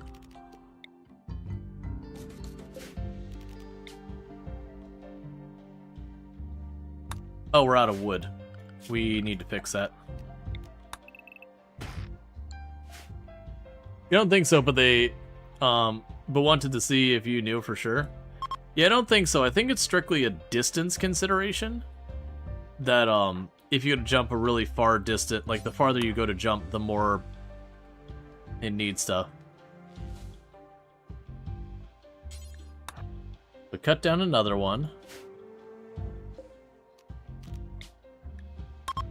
Alright.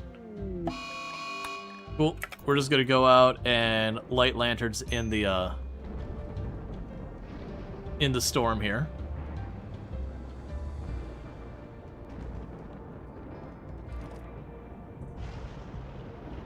Yay, sky lanterns.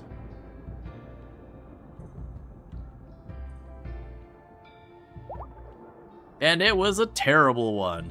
Nice. Everyone had a not great time.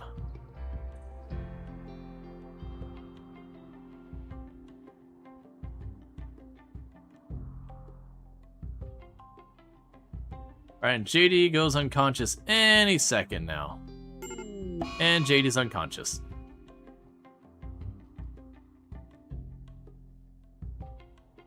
Alright, what was JD doing here? So JD was our crafter, so of the people to, yeah, no, RimWorld won. I figured the moment I put RimWorld on there's a very good chance that RimWorld would win. Because, like, RimWorld and Project Zomboid are both some of my most played games on the channel. The thing is where, like, Project Zomboid end up starting to burn out pretty quickly. That's partly because for as much as you can adjust Project Zomboid using the settings, it really doesn't fundamentally change the game very much. Whereas RimWorld, depending on how you're setting the game, can be a very, very, very different experience. Like, I'd definitely say the sandboxiness of RimWorld is a lot more flexible than the sandboxiness of Project Zomboid. While still saying that Project Zomboid is a fairly flexible one. So JD's probably out for a little while, right? 3 days. That's fine. And then JD will be over the whole cube thing.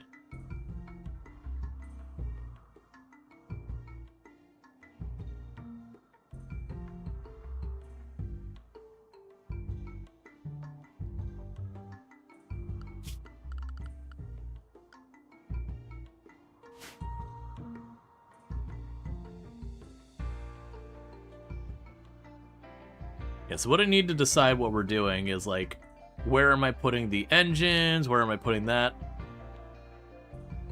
Like, I can see putting them over here and the production stuff in this area, having a dedicated production room. This would ultimately be what would be our defensive position in the long run. Make our barracks and all that. So the goal is to move all this stuff into what's going to be our ship. As able. And up it goes. Yup. Some people are lowering it, some people are increasing it. That's just how it be.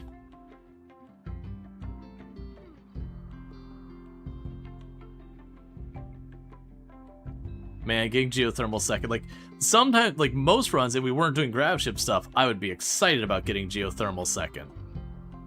But, being that I can't actually use the grab ship right now, because, you know, I don't have what I need for it. Okay, so 188, so we're at about 250 something. Alright, well, let's continue to build structure. Okay, so this is gonna be like generally just a regular room. We'll plan to, well, actually we can plan for this to, let's start doing actual planning. Alright, so we're gonna have engines. So we'll have, you know, one engine there, one engine there. Because I think we can only have, I can't remember if it's 4 engines or 2 engines to start. Research this. Been a while.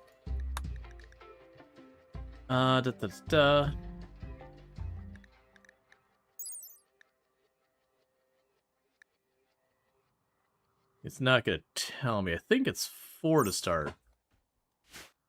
Let's plan for it to be to 4, because if not, we could just not put that many. So we'll have our 4 engines here.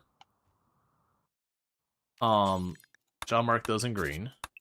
So those will be engines. And then up here, that would ultimately be 1 or fuel canisters.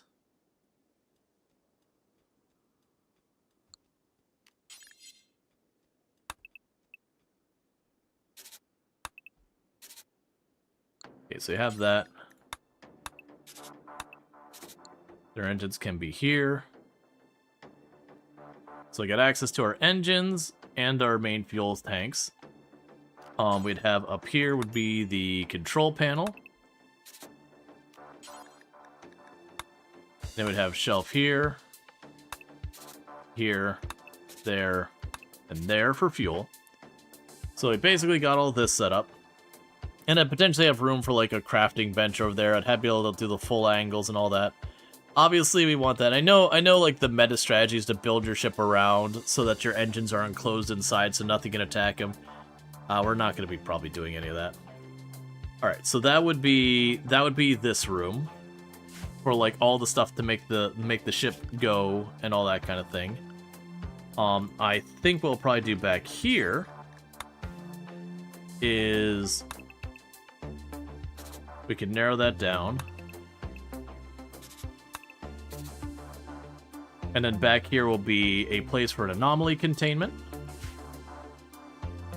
Potentially. That's 43 tiles. We will need... I almost want to make sure this goes narrower. It's fine.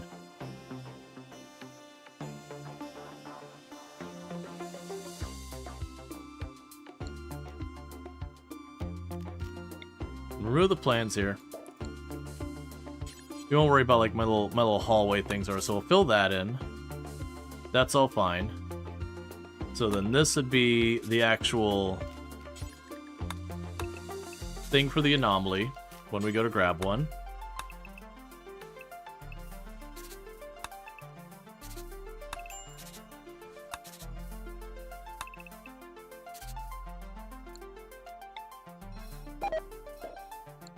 Yeah, so that'd be... How do I want to do this?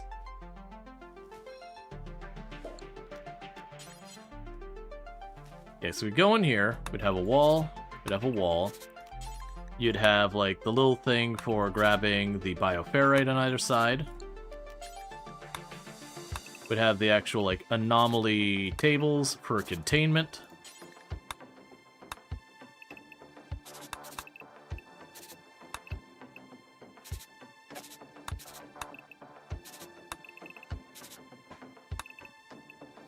And then that could be a back exit to the ship.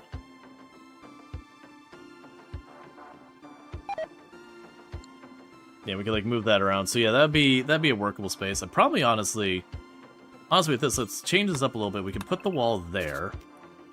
Remove this, makes that hallway too wide. This can be where the thing for pulling the bioferrite is. We have enough room to like duck in there. We go here. And that gives some space there. So let's start planning to get that all down. So I need 2 here for the rest of the back part of the engine. We would need all of this. And we'll let that go.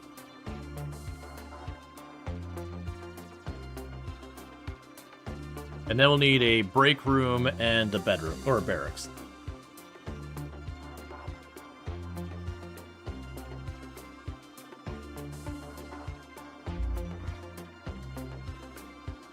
So I can work on that while the research is getting done. We're getting our wood restocked, which is good.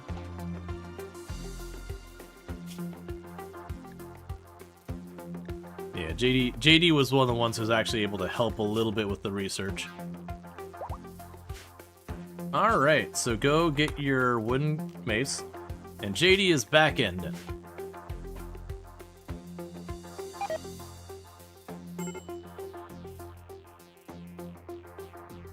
Major break risk on Earth Rush. Because you ate fungus and you have like no pauses because you've been fishing this whole time.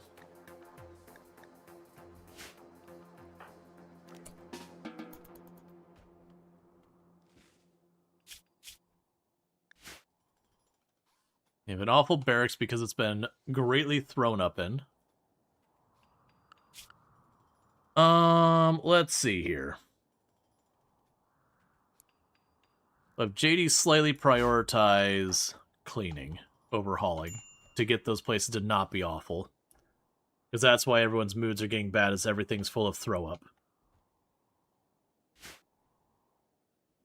For some reason, they get upset about that.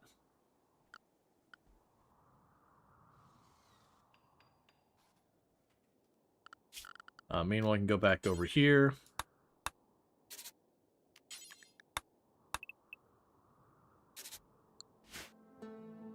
Okay.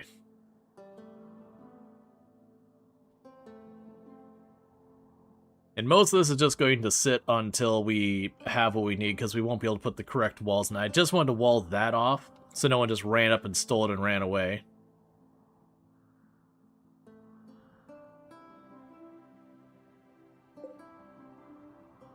And we've almost got this population of fish properly culled. We've almost caused the ecological disaster that we've all desired in our hearts. Right. This is the one that wanted me to fight 18 Scythers, and I was like, nah, that's no. With an EMP, that'd be an easy fight. Like, with an EMP, we could just put them in a bottleneck and probably stun them enough that we could just chip away at them. You know, maybe take a hit or two and otherwise be relatively fine. But one nerve spiker ain't gonna cut it. Okay, so JD's got most of these rooms cleaning up. So now we're starting to get mood bonuses again from those rooms.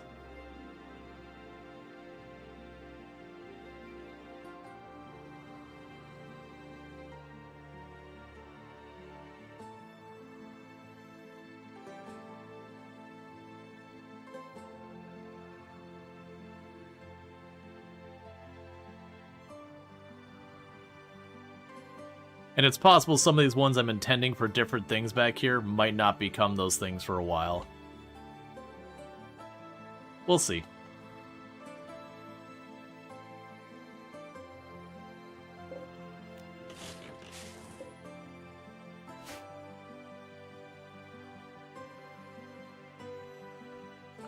Alright, Foxdot's doing their best.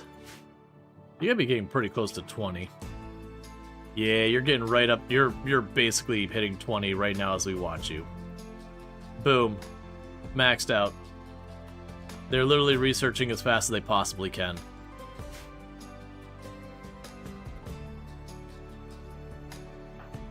They'll get there.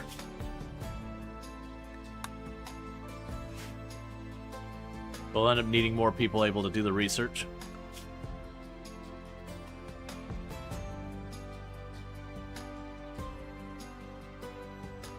Let's have you prioritize research over this stuff.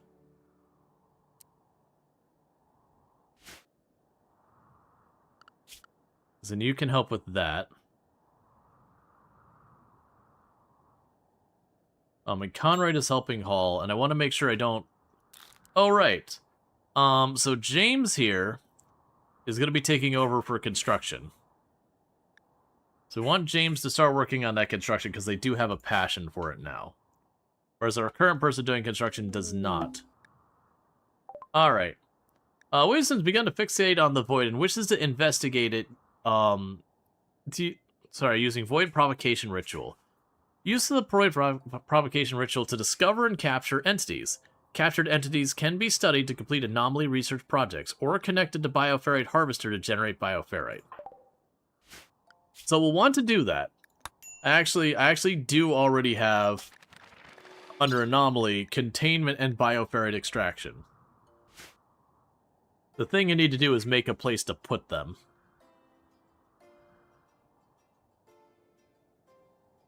And it would be lovely to make the actual grav ship walls and all that. We honestly have enough steel. I'm not super fussed if we don't get to that right away.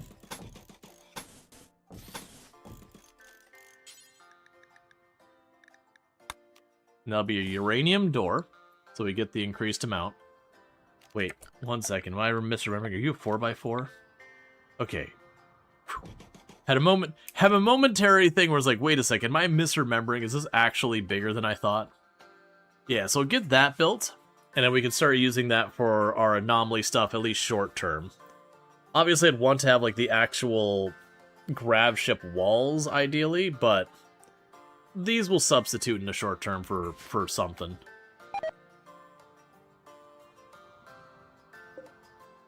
Yeah, so you're still using those panels. Because then we can at least kind of give the anomaly stuff a little bit of a kick. Transport pod crash. So it's a furniture builder named Lane, who is a body purist, who is a waster who has lots of capabilities and all that. And it is unfortunate they died on impact. Definitely died on impact. So sad. Monolith study progress. Fox.gif made progress studying the monolith. The structure connects normal space to the void, a dimension hidden in the substructure of space-time. Some powerful mind in the void is leaking influence into our reality. Fox.gif wants to study the monolith farther to learn more. The monolith now provides more knowledge when studied.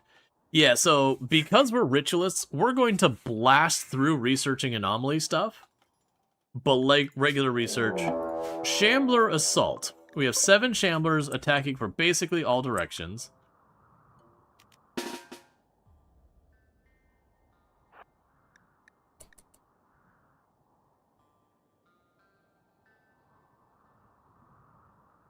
Try and get down here to support James first.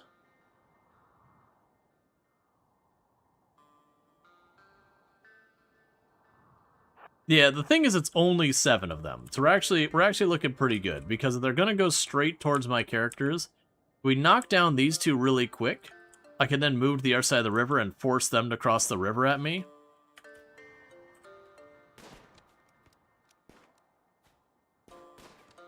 It sucks that we do have fog going on. For the love of everything, knock him. I need you to knock him now.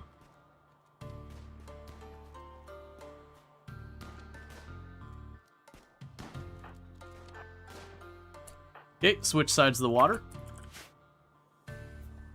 Yeah, so you're gonna go bang on that wall. So that's 2 of the 7 done.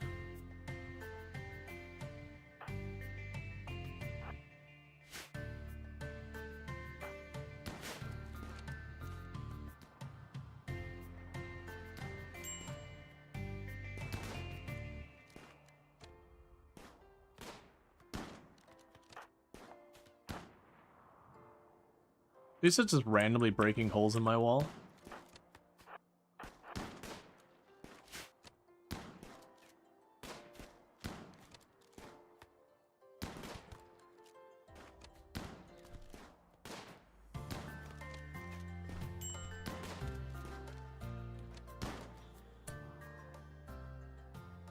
Okay, start moving your way up.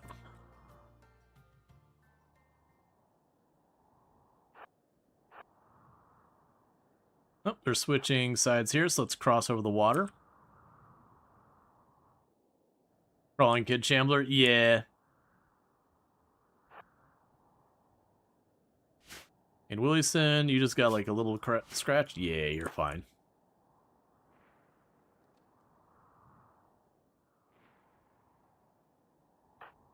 So amusingly enough, they're just trading sides of the water as well.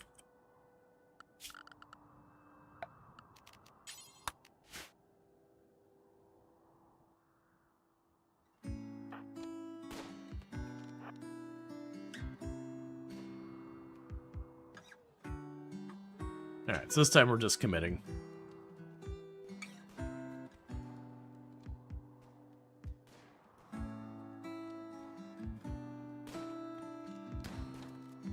Interesting you're going way over there.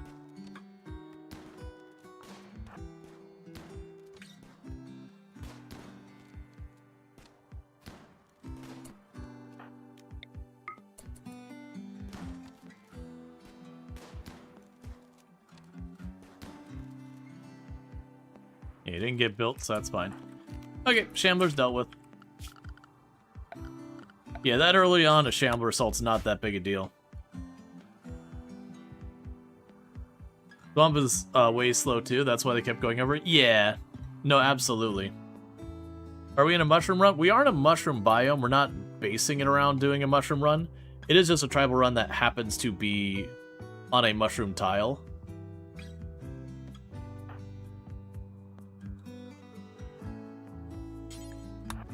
Maybe prioritize building those two so that goes back to being a barracks before everyone gets angry.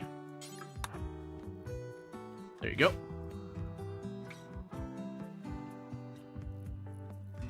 And James is now learning how to build.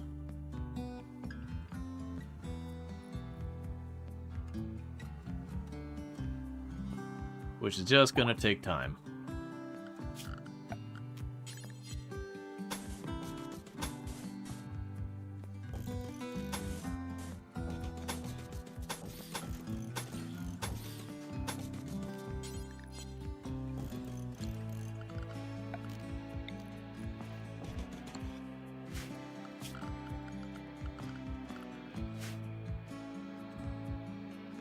Alright, so James is doing their best. They're going to learn. But that'll give me another person running around being able to get stuff done.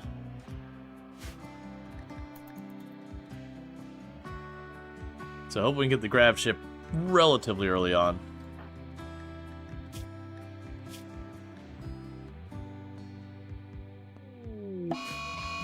Blind fog. That's fine. That would have been really bad for the Shambler assault, but, you know, whatever.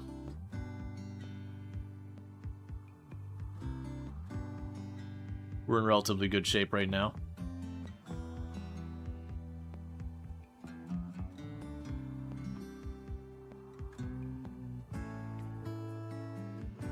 And we still have 188 Gravlite panels over there.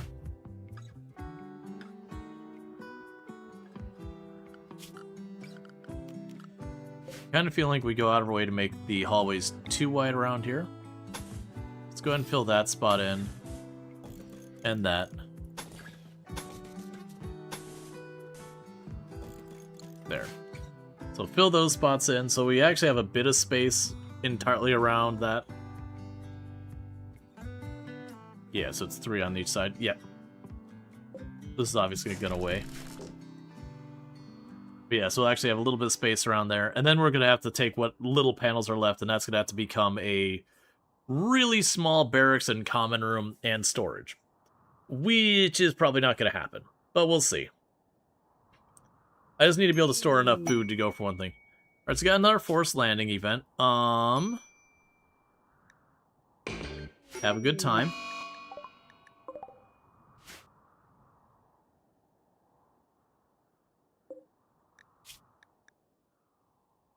Ah, your defender's a genie.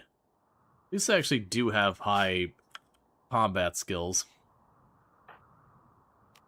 This happened to be a delicate wimp, which is not really what you want in bodyguards.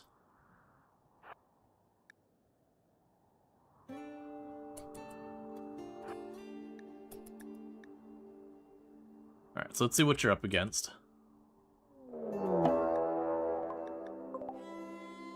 Okay, so it's a pair of imps with bows. So James can get out of here and go back to work.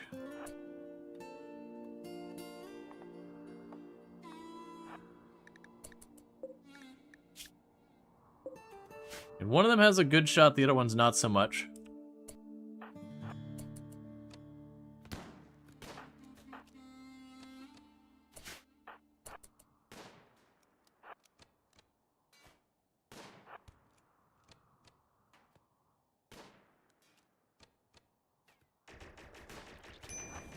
Why?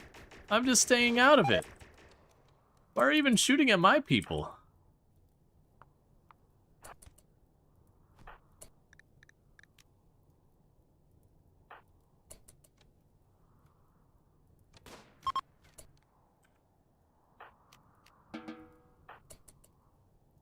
It's just like, I'm just standing there minding my own business like, you're the one who needs to get dealt with. Alright, I mean, it's fine. We just got some burns on us. Why are you going and standing in the fire? Please don't stand in the fire. That's not a thing that needs to be occurring right now. Why are you going swimming in the swamp water with open torso wounds?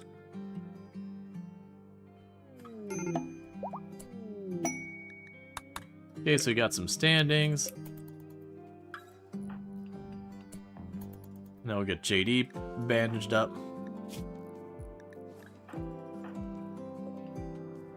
Healing mud? I don't think that's how that works.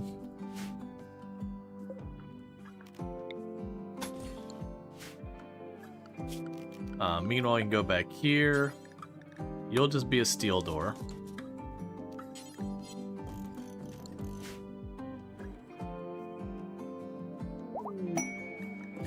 Frozen Terraformer, we can worry about that later. Until I've got actual engines on this thing, it ain't going anywhere.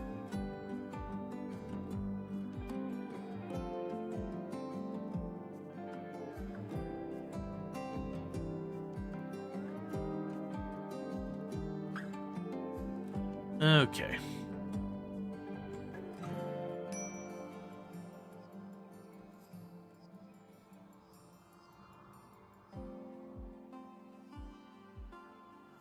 Yeah, so we're gonna need to try and, as best we can, get this all set up and going.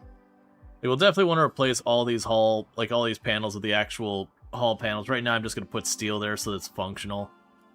We'll clean it all up later. Fix it in post.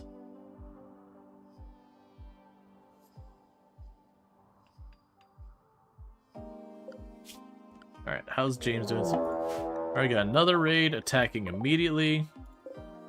5 of them all with bows. Any particularly dangerous characters in this group?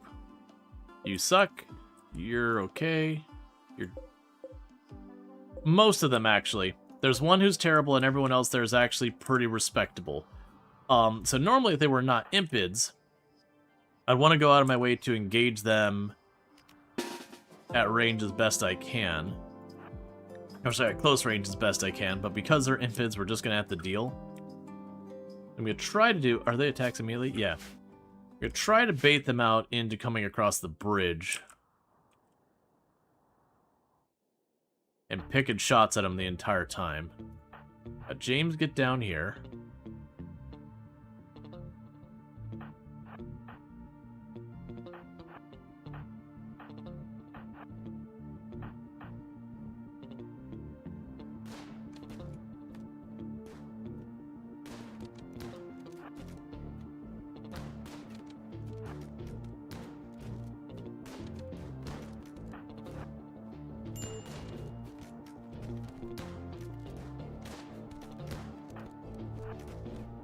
Switch targets, Wilson.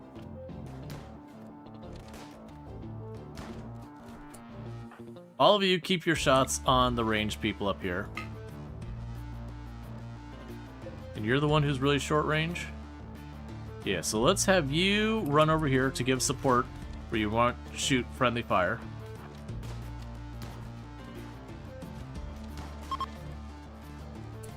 Nicely done.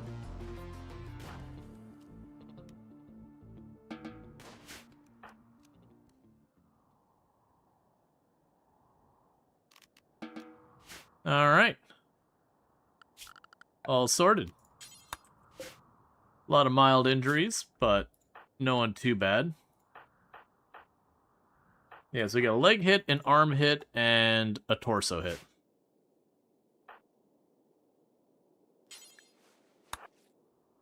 Let's get everyone to work, getting everyone treated.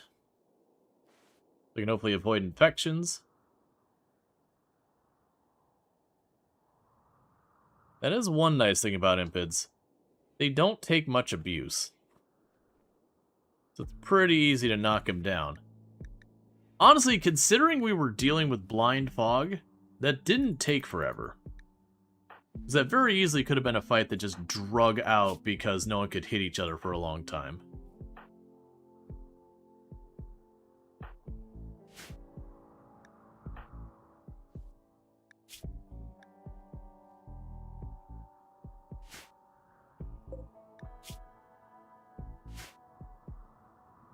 Okay, orders. Allow, make sure we have our wildlife queued up to just keep hunting anything that moves.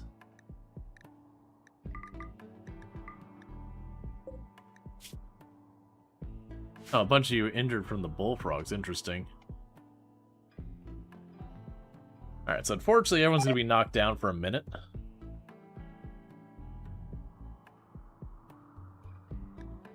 We've got Earth Rush on you, who is on ambrosia, silo cap hallucinations, and also dealing with mild heat stroke.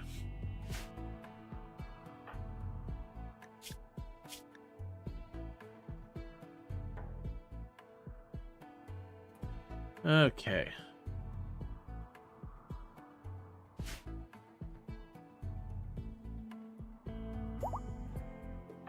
Yeah, so Earthrush is the only one who walked away without injuries, but that's okay. That happens.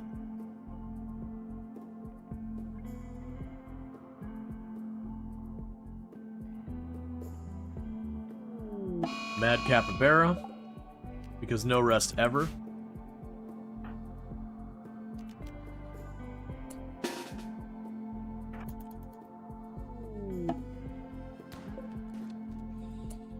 Don't have James in the front, please.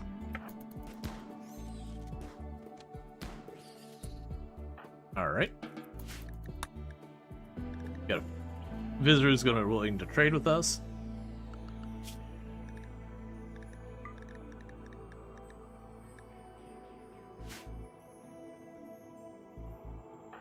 Okay, so you're mostly healed, you're mostly healed. You're mostly healed, yeah. It'll take a little while longer because we're still on the yellow, but we're not dealing with a bunch of people on the edge of death anymore. What are you wearing that you are... You're just wearing pants. Oh, those pants are probably better than the, just the shirt. So you get Devil's Tree... Oh, I didn't realize Devil's Strand was on there as well. They've got all that stuff. Take the Wake Up. Because goodness do I not want that floating around on here. Take my worn out clothes. Take my poor quality shirt. Take the Tox Grenades. I will take your food and your medicine.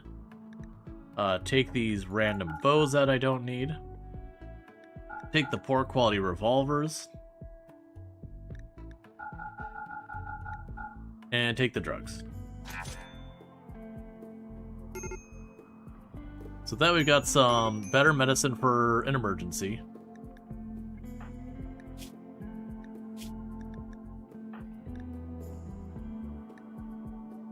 Alright, so this is getting pretty close to being fully recovered. Yeah, you're about to be fully recovered. Alright. So it's taking time, but that's fine.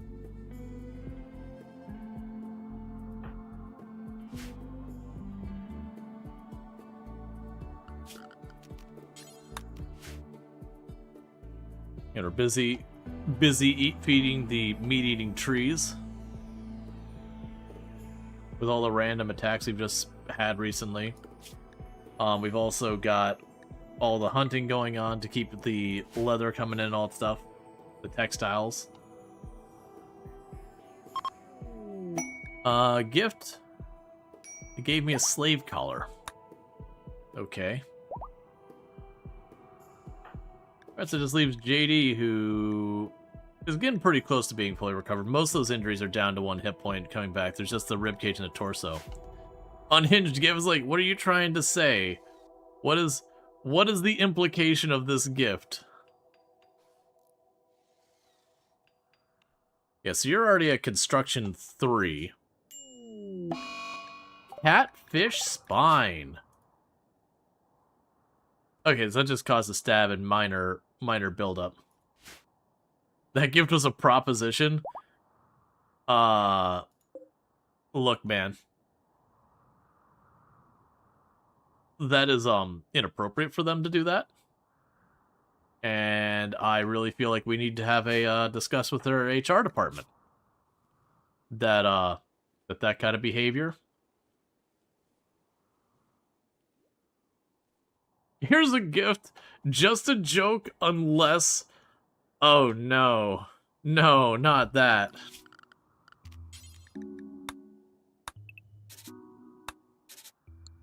That's almost just as bad as just a prank, man. Just a prank, bro. Just a prank.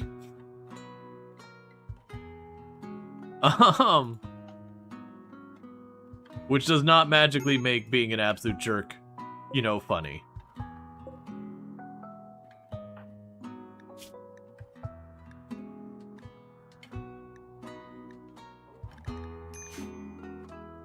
The classic, if it's a prank and not everyone is laughing, including the,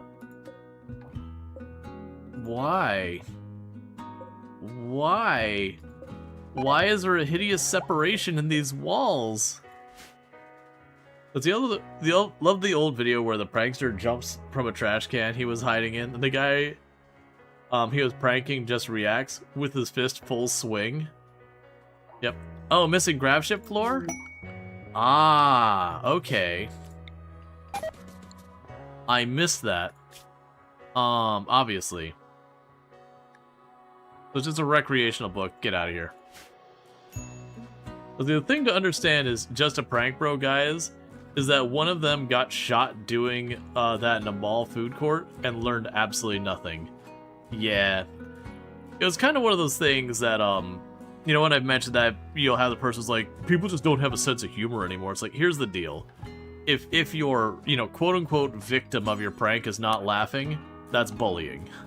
Like, if after it happens, the victim is also laughing, okay, you've successfully done a humor. You have successfully done a prank that is, you know, hopefully in good spirit and everything. But if the person afterwards doesn't want to talk to you for a period of time, and or threatens legal action, you may have a bad sense of humor, and what you may have done is known as bullying, not a prank. Because there is a distinction between the two.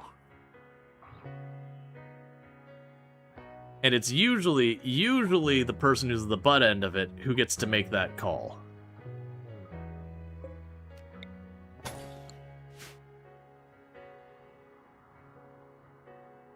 Yeah, well, yeah, in some cases, just straight up assault. Yeah, no, I've definitely seen, you know, the pranks. You're like, that's a criminal charge right there. That's not a tee-hee, I did it funny. It's like, that's just straight up criminality.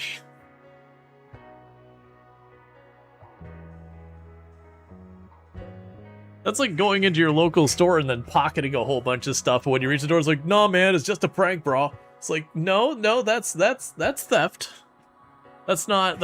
You may think it's a prank, but that's theft. That is a crime. Or like setting someone's house on fire. Just a prank, bro. Or that's arson. Very specifically, that's arson. You just don't have a sense of humor. Or I like my things not being burned down. I don't know, I feel like I feel like not wanting my stuff burned down is a fairly reasonable stance.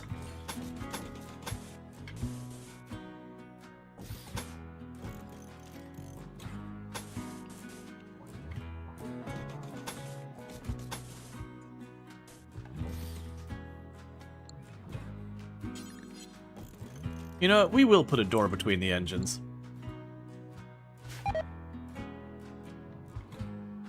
I actually made that way wider than I intended over here, but I don't want to put enough space along. Well, actually, we'll give it one more space here. It's a little bit of wasted space.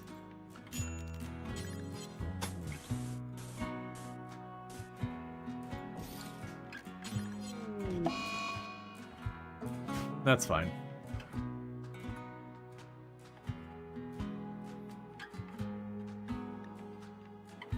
Last straw. It was hot.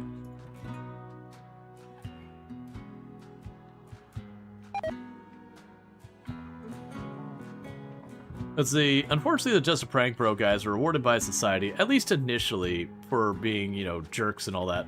Hence the name of the show, and all the popularity. At least with that show, I'm not a fan of the show Jackass myself. At least that show, they were basically hurting themselves. Which I still think is dumb. But at least in the statement about, like, the victim of it, hopefully they're laughing at their own thing, because otherwise, I mean, I understand the money, but, like, you know, at least that, versus a lot of times when you hear, like, the Just a Prank Bra kind of team, like, kind of people, a lot of times, they're not the victim of the prank. The person doing the pranking is not the one, like, receiving it. They're doing it to other people who are not in on it, not consenting, not anything else. They're just random people who are out living their lives. You know, having people show up and then, you know, just kick them out of nowhere, or telling them that their loved one got lit on fire, or some whatever garbage thing that they're gonna be doing. Because that's kind of the biggest thing. Like, if you got a circle of friends that you're all pranking each other, even if those pranks, in my opinion, are getting out of hand, but, like, you're all okay with it amongst yourselves, sure. Whatever. As long as you're not hurting other people, it's like, whatever. You can make your own decisions. But, like, a lot of times when you hear, it's just a prank bra, you know, again, it's someone who is blissfully, completely unaware and uninvolved having it done to them. Because, like, and to be clear, there was a point in time that prank TV was a really big thing. We've talked about it with, I'm blanking on her name, Betty White. Like, Betty White had a prank show. But, like, the whole prank was just basically watching someone who is a fairly old person doing things that you don't think of old people doing, and that's the joke. So, you know, like, you know, the little old lady putting on her skull motorcycle helmet and jumping on the back of a Harley and riding off, and you're just going, you know, or like the little old lady walking up to you and then discussing, like, you know, topics you just wouldn't necessarily be comfortable talking about, like illicit drug use or whatever. Obviously not quite that direct, but you get the idea. And so you're just like, I don't know how to handle this. This is like grandma talking about her sex life. I am uncomfortable and I am unsure where to go with this. I'm glad she's comfortable with this enough to discuss this, but I don't think I am. And that was a kind of whole thing. But you used to have, like, the prank TV back then where it's like you would have someone who'd be like, okay, we're gonna call this painter in to paint this bathroom and everything, and you know, the painter's not in on the prank, so they're coming in with the expectation of just, you know, doing a painting job, and then the prank is that they think they're sealed in the house with a, you know, a serial killer or whatever. And that was the kind of things they would do.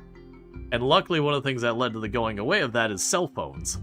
Because it used to be you'd, you know, have the landline go directly to some, you know, like you'd dial 911 and go to a landline that's being controlled by the people at, you know, doing the prank or whatever. And then cell phones became a thing, and you have like the person come in there and do the plumbing thing, and then have like the fake body laying in the room, and then just be like, whip out that cell phone, dial 911, which is now going to actual 911.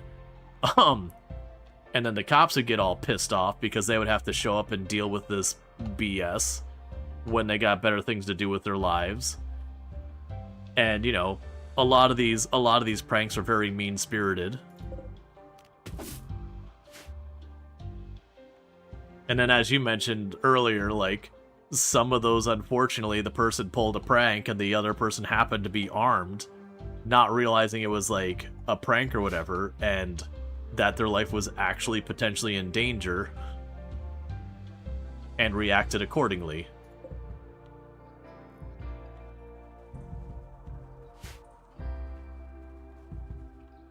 Okay, so we've got that all set up. So you got like this main room, and this is just basically so I can route around to different spots when we're actually fighting later. We're being very inefficient on our space use on the ship, and we made these doors out of uranium as opposed to steel like the other parts, because these are going to be containment rooms, so we want to boost the containment strength. So we do have 2 rooms I can do containment in.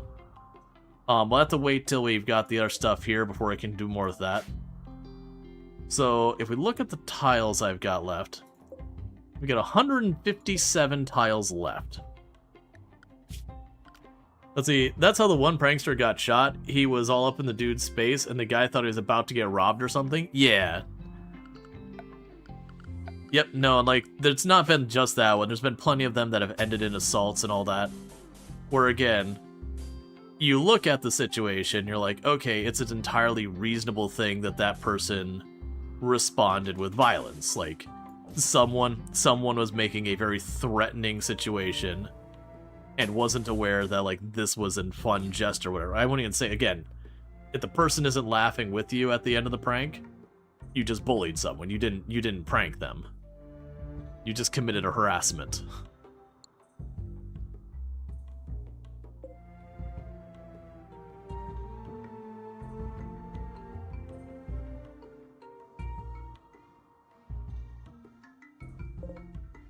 $77, $30, so that's about 100 tiles.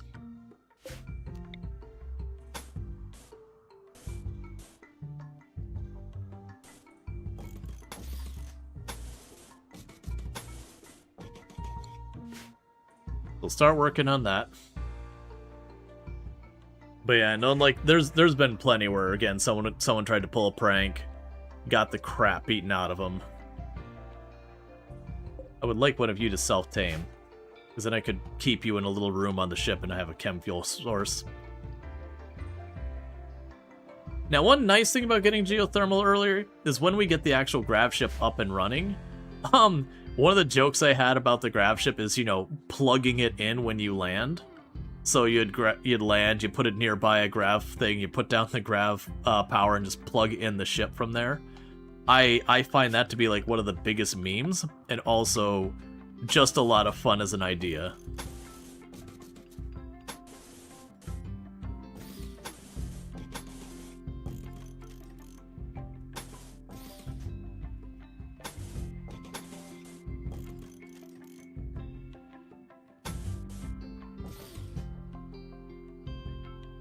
You know, run power cables throughout all this.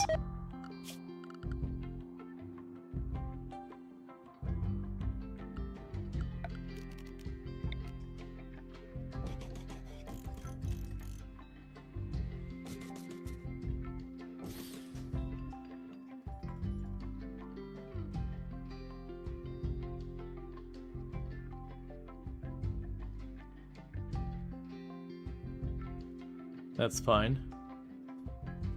You can cover all that.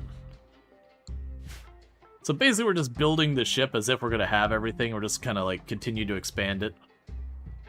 With the intent of moving our people out of here and into the ship's area.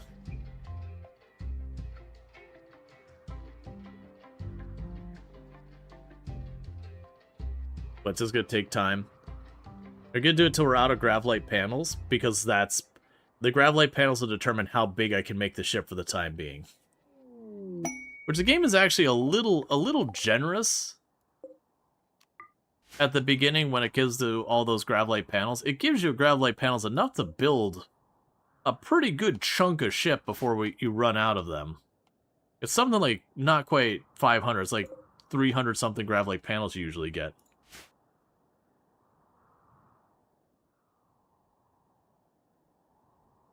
Yeah, now that said, there are some pranks that are like for prank shows and all that felt a lot better. There was one prank, I can't remember what the show was, that I actually thought was a pretty good thing where again, no one felt like they were in danger. It was more just a confusing situation. So the person was at, I can't remember, it was like some dock or whatever, went to use like the porta potty or whatever. So gets in there, sits down on it, and they had right next to the porta potty, they had like this big like shipping container. And so all they did is when the guy got in there, they just had this thing on a rail so he could just slide the shipping container up to the front of the porta potty, so it would like line up with the door. So when you open the porta potty door, it would open up into the shipping container. And so what would happen inside the shipping container, it was basically set up so it looked like the inside of a boardroom. So you had like the big fancy table in the middle. All these people are like dressed up in suits and ties with like, you know, they had like a projector going and, you know, some like stands with a bunch of like, you know, random financial data or whatever on it. Like, you know, all the walls are all painted up. And so it's definitely one of those things that, you know, the person, you know, goes, they use the porta potty, they go and they open the door and expecting to just step back outside into this like dock area, and they open the door and there's just, you know, these people who are like in the middle of what looks like a board meeting and they're just kind of like, can we help you? Like, do you mind? And just the person just being utterly confused going, like, what? And so it's a thing that like, you know, the guy's like, you know, get out of our boardroom. So the guy like backs back up into the porta potty, closes the door, and like kind of peeks open again. By then, you know, they start shifting the cargo container. But it's just a fun little prank where you just open the door and you're like, what? Alright, so you got some Horus cultists. And I should probably pay attention to what they're actually going to do. They're going to summon flesh beasts if I do not interrupt them. Yeah. Well, that's one of the things. I would like, there's some people who are like really on their toes with the humor. So you have that whole setup. But part of me wants the person who's like really on their toes, who is just like, man, that thing's like all messed up. And then just trying to have, because all the people who are like pretending to do the board meeting, of course, are in on what's going on the show. So you'd want to potentially be able to like have the person who can like run with it, and you know, get them on their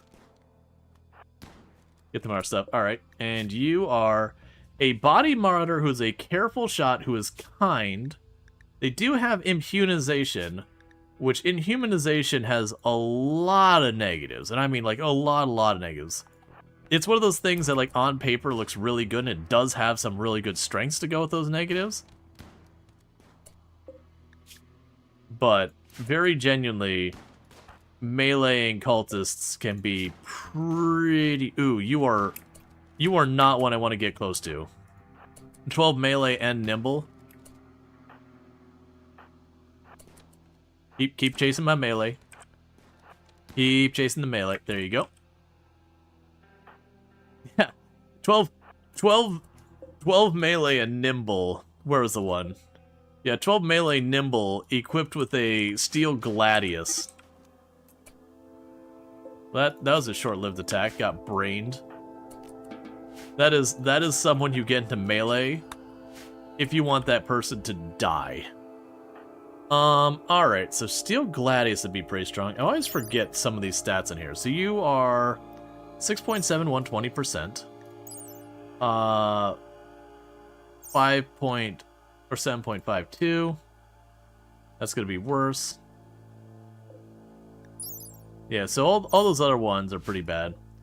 Well, go ahead, because your Equa is going to probably be considerably worse than a Steel Gladius, if I'm not mistaken. Yeah, so go grab that Steel Gladius. That's an upgrade. You don't have anything to care about on you, right? No, you're literally naked. And how is your mace? Because it is only wood. Well, those axes will be better. Hey, Azrael, how's it going? It's going good here. Good thing. 12 melee, nimble, gladius. That guy's coming closer chance, like, gonna cut you. Yeah. No, it's definitely one of those ones you're like, nah, this one, we don't want to tangle up close. And also, Treacle's another fantastic content creator as well. Also plays a bunch of RimWorld and all good stuff. So definitely someone to check out. But then Asriel also, well actually, let's deal with Treacle first. So Treacle definitely does like a lot of RimWorld, a lot of fun stuff. Really good times there. Not exclusively RimWorld, but does a fair amount of RimWorld. But definitely good times over there. Then after that, we have Asriel, who plays like a lot of simulation games like American Truck Simulator, Euro Truck Simulator, Farming Simulator. You get the idea. That kind of stuff going on. But right now what we got going on is we did start with a tribal ritualist start, so our research is abysmally bad. On top of that, we are also doing the no research and semi-random research, so I do not have control about what research we do. We just hope for the best. We have got the starting of our grav ship going. We do not have the grav ship tech. So that's the reason why I got all this colored out of where I'm going to put stuff for my grav ship functionality in there. But, you know, not actually having it. Because I want to start moving my people into what will be the grav ship. That way we can, you know, prettify it so far as, like, get it to have, you know, higher aesthetic stats and all that, make people happy. Alright. Fox.gif has completed his anomaly, or study the monolith.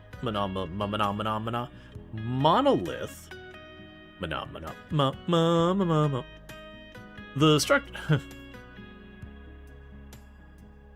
structure is a conduit that links the void, a reality hidden underneath every point in space-time. The void is inhabited by a vast machine intelligence of terrifying complexity that surges with nightmarish, inhuman rage. Its influence creates horrors in this world. Awakening the monolith will fully open the conduit. With the channel open, Fox.gif believes he can reach through that link and permanently close the conduit, or find a way to harness its dark power. The monolith now provides more knowledge when studied. Yeah, so again, check out Asriel. Lots of simulation stuff. Good times over there. Is waiting for random research giving Rual spaceship reactor before Gravage. It's a possibility. Unlikely, but a possibility. Monomaly. Mama. I hear the bits thing. Thank you so much for the 50 bits. I do really appreciate that. That is MNCK? Or sorry. ImmenseK. Thank you so much for that. I do appreciate that. I don't know why I didn't see on my end. Like, I heard the sound, but I didn't see, like, in the bot or anything that. I had to look at my activity, but thank you. I do appreciate it. Because it's a redeem? Right, but on the bot, I would usually show for the redeem, and I also have stuff show up on other things. I've had a weird thing that today OBS and Stream Deck are not working together for me. Like, it was, like, everything else is working fine for the Stream Deck, but OBS is not. You know what I could probably do with that? Is we can go right here. Because nothing else works, we go to Stream Deck. We say, quit Stream Deck. Okay. And then we go Stream Deck. And see if it makes it all better. Twitch redeems are weird, though. Yeah, no, you have a different way to detect them. Alright, so we'll see. We'll see when that comes back up if, what happens. Alright, so just checking the scene real fast. Okay, cool. Just had to turn it on and off, or off and on again. The tried and true practice to fix every single problem in IT. Cache invalidated. Cache invalidation, one of the hardest to deal with software development things. Turning it off and on again works. Because you just nuked the cache from the moon. So you don't have to worry about whether it's validated or not. Because it's gone. Off by 1 errors? Wouldn't technically fix that, but hey, we'll pretend it does for the purpose of the conversation.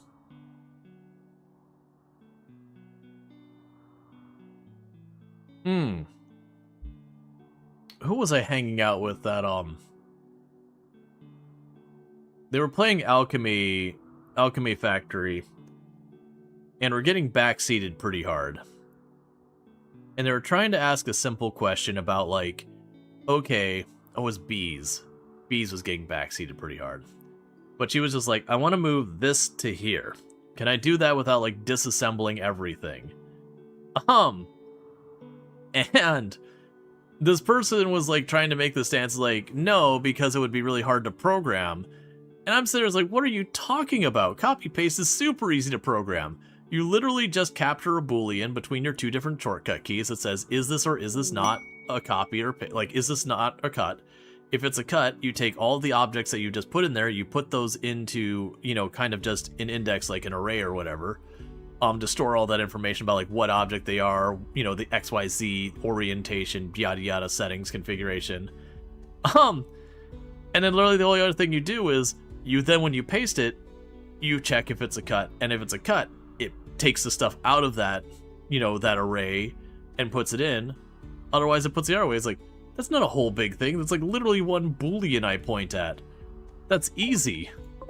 Like, if this is a deal breaker, the developer needs to have a long conversation, because it's amazing that they've got this other complicated stuff done, and that would be the thing. It was just basically someone who was, like, backseating. And for the record, what she just wanted to know was there, and this person was trying to give this whole, like, other explanation, and it was one of those things that it was just very, very much like someone acting like they knew a lot about a lot of stuff. And when they were doing that, like, ultimately that person ended up getting banned because they were just backseating too hard. And it's like, you know, it's like, as a developer myself, this person had no idea what they're talking about. This is like, their argument was a real dumb argument. Like, don't get me wrong, there's definitely times in software development that things should work away, but the implementation is of such significance that you do the dirty, not so good way to get it done. I'm not saying that's not the case, because it absolutely does happen.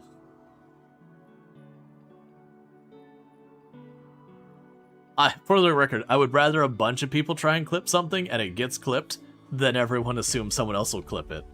Because we've had some really fun moments on stream that people are like, oh, I wish someone would have clipped that. It's like, you were there. You were there. It's gone now. It's been too many months. I can't go back in time and make it happen again. And it's never as fun the second time. Never is as fun the second time.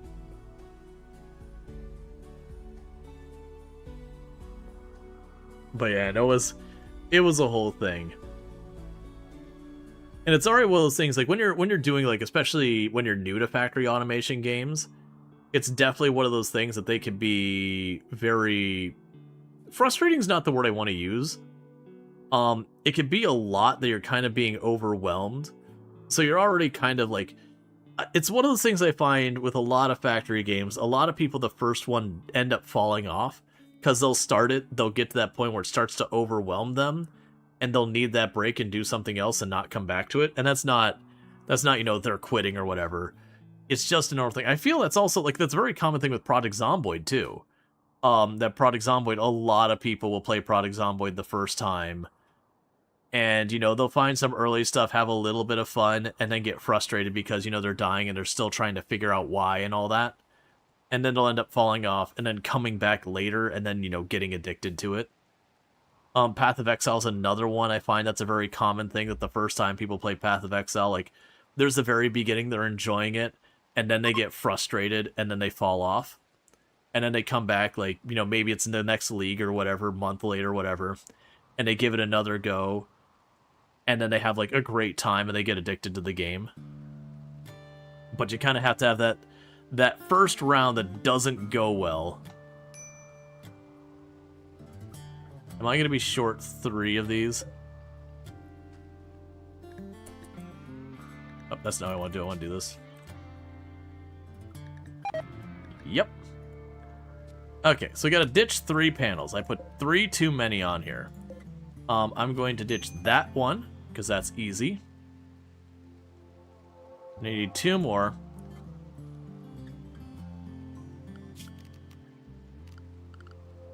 Yeah, RimWorld and Oni also have that. It's any of these games that have, like, a great deal of complexity. It is easy it is easy for things to go from fun to not fun. Especially if it's hard to figure out what's going wrong. And sometimes in the games like these, it can be very, very easy to see what's happening, depending on what's going wrong, and other times it can be very difficult to understand what's happening that's going wrong. Like, once you learn the game, it's all easy at that point.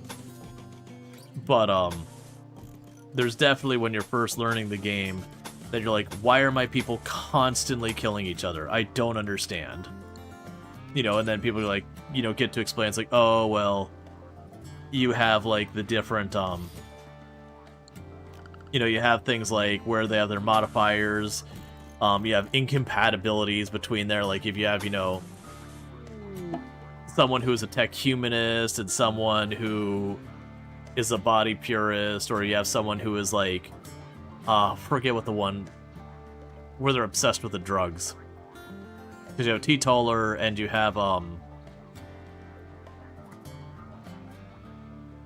it's like drug interest, and then there's like higher levels of it. But those people have a higher tendency to fight each other because they have like kind of in like conflicting personalities. That kind of stuff. And again, when you're new to the game, you're like, why is everyone killing each other? What do I do about this? Take the slave collar. It's so weird that we got gifted a slave collar. Incinerate. Chemical interest. Thank you. Chemical interest. I was like, I know it's not called drug interest. That'd be a pretty bold one. Yeah, and chemical fascination's the more severe version of it.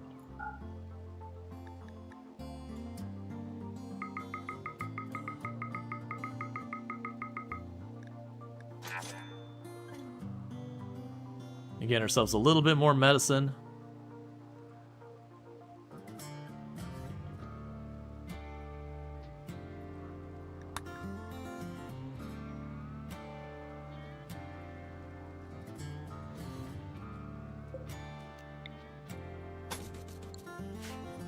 You kept thinking chemical fascination, which you knew wasn't right. Well, chemical fascination is one of them, because you have interest and fascination's the more severe version. But it was definitely just a moment there being like, I cannot think of the name of this. Oh, chem fuel. Right, okay, I see.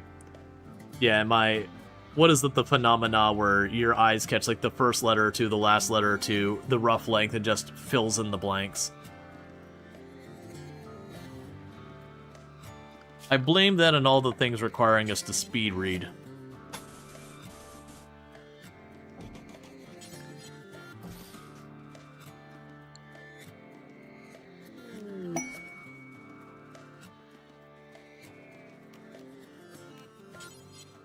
There's a good chance these will end up being two separate... Yeah, two separate rooms. That way I can have a prison if I need to. Okay, bulk trade's good. So right now we got plenty of meals. Have a bunch of fungus. Have a bunch of stuff I'm not going to use here. And more drugs. Yeah, we got books to read. Clothes I don't need. I don't think I'm going to drag Bison with me.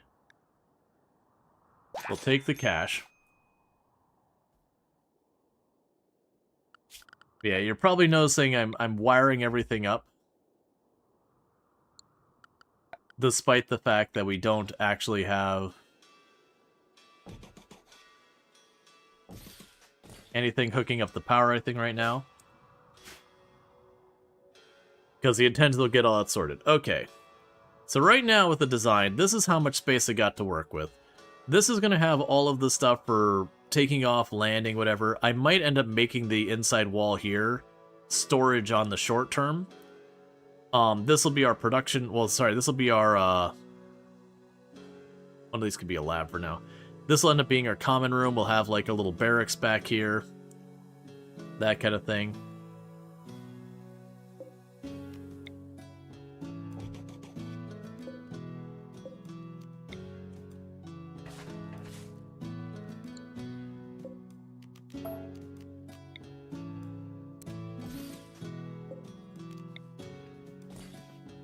Okay.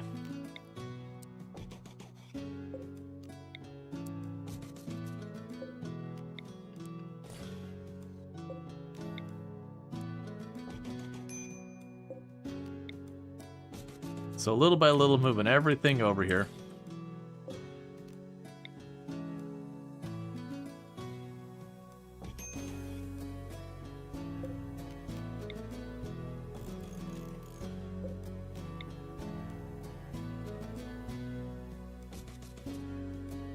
Yep, so get all the entertainment stuff in there. We got Psychoid Brewing through the book, so that's cool. We probably won't be doing any of that. We got Bioferrite Harvester because the anomaly stuff's going to go really fast for us.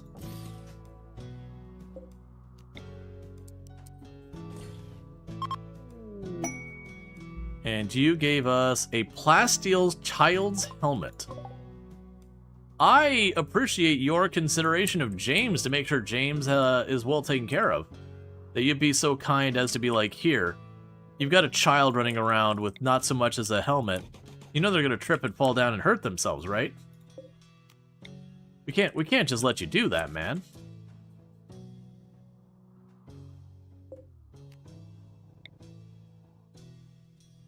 And for right now, I'm gonna shove the art table over there because we don't have a proper spot for it.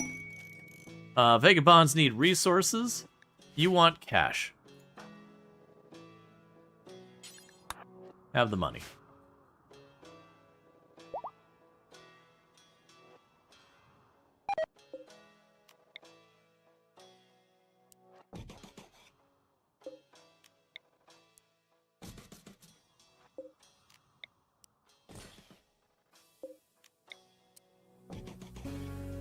Okay.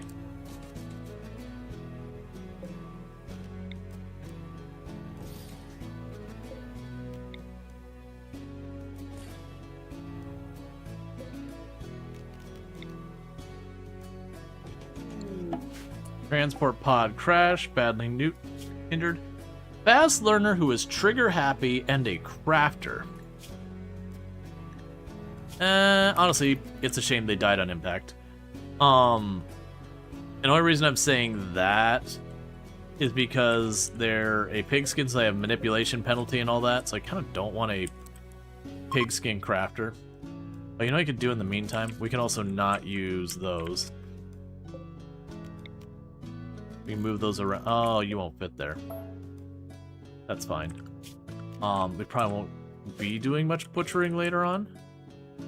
Here, we can actually put those over here for right now.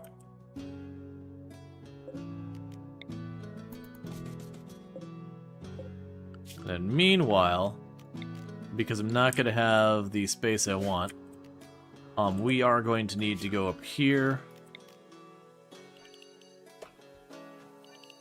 There's some stockpiles there and there for the time being. Because we don't have complex furniture for shelves.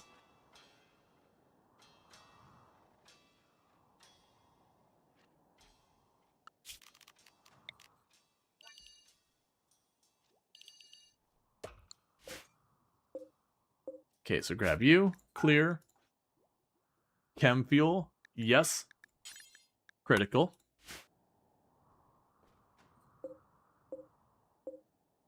And we will temporarily put a steel wall here and here. But that is where our engines are going to go. Just so it's not outdoors and that doesn't decay.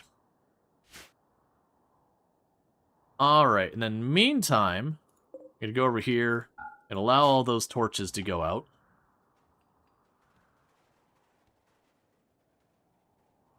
Alright.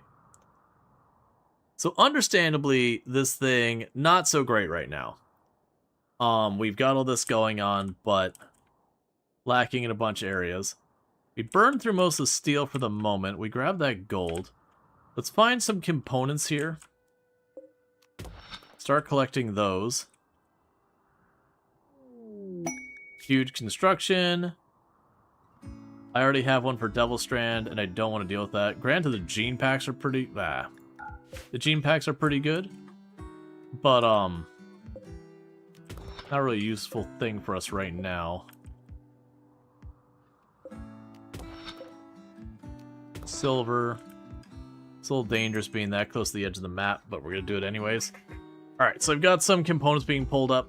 We'll want to get those back. Do not let them put blocks in here.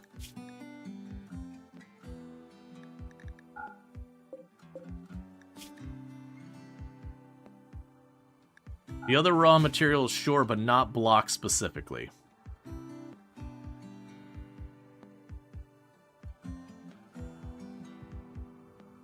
Okay, also, storage, no tainted apparel, as well.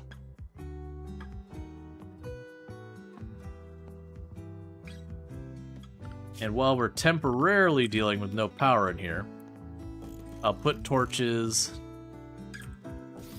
in these rooms that would benefit from the torches.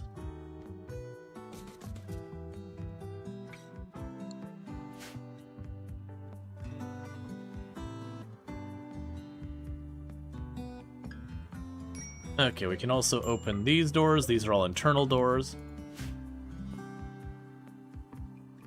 Alright, so there's our really rough ship. Okay, we got Devil Strand research from the book. That's cool.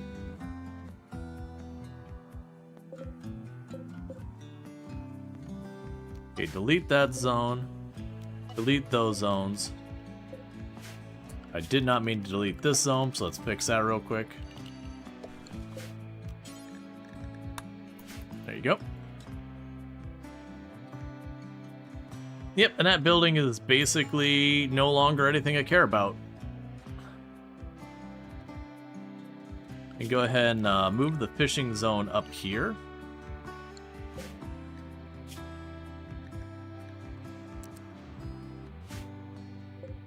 We can delete this zone, so they don't go as far.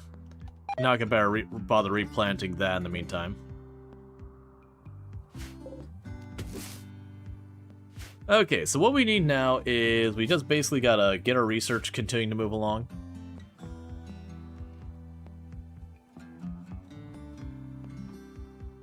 There's something to say about the idea of having,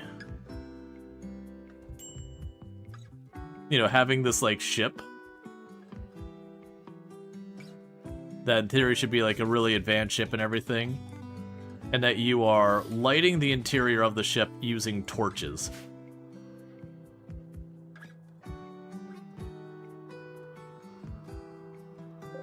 There's definitely something to question about that.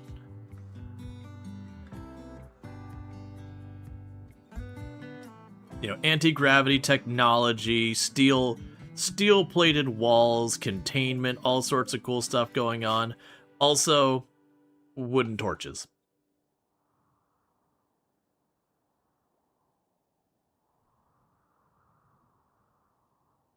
That's called Warhammer 40k? Yes, you are correct. One bonus here is I believe this now counts as a lab. So with this counting, I believe as a laboratory now, we should have a boost to our research to help overcome our penalties.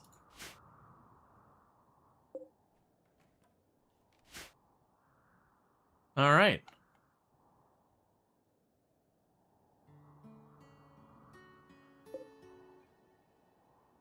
So with this, you are now a low priority storage. Actually, you could probably just straight delete that storage.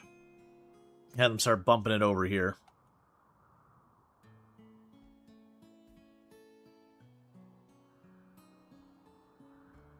And also the fact, again, the space age ship, and we're sleeping on it just like sleeping bags open on the floor. So we're not talking like you're doing some fancy NASA thing where you got like the inset, you know, shelf that's got like the bags are like zipped into place and all that so you don't float around or anything. We're talking they're just straight up, you went to like your Dick's Sporting Goods, you got yourself a little bit of a comfy sleeping bag, you just hucked it on the floor. Yeah, we're max glamping. We're glamping, but you know, promoting STEM education.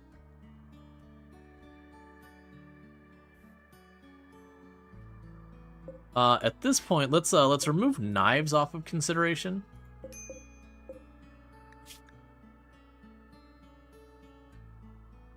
Stop storing those in here.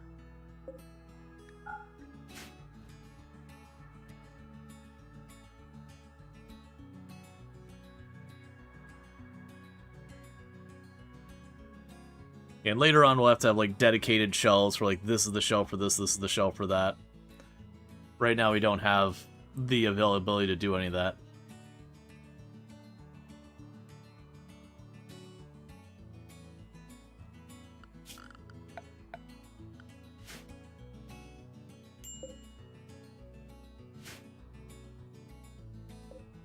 Oh, I didn't see that you started to make a, you made a dirt cube sculpture, but it has no beauty to it at all.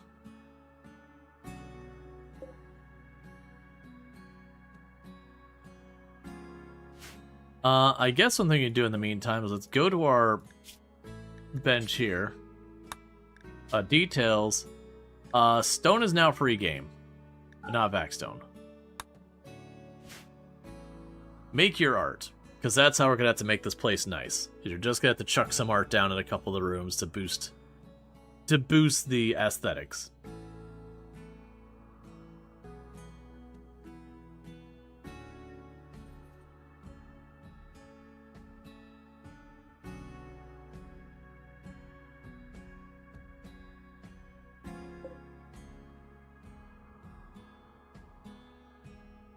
And we have the meditation spot,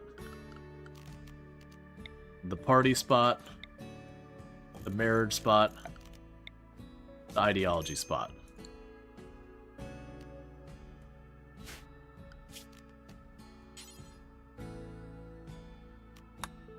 Alright, what blocks do we have? Do we have anything I get a lot of? Marble. So we will make a marble altar.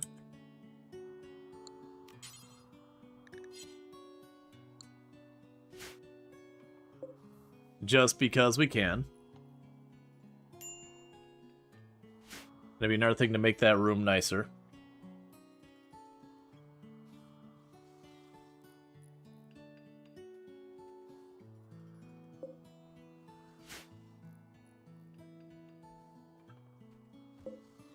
We got a marble statue. Chuck you in there. Make the claustrophobic barracks a little nicer.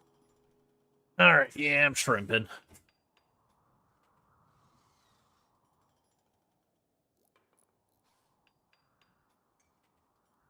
As you do. Monitor Lizard is hunting James.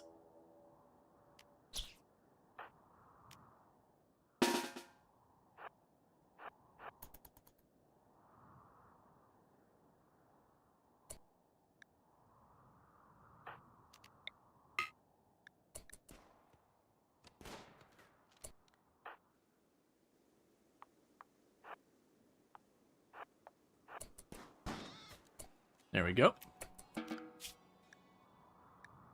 This whole map is just boomalope. We're killing off everything, but I've got like 3 groups of boomalope around here. The shrimp is inevitable. Yup.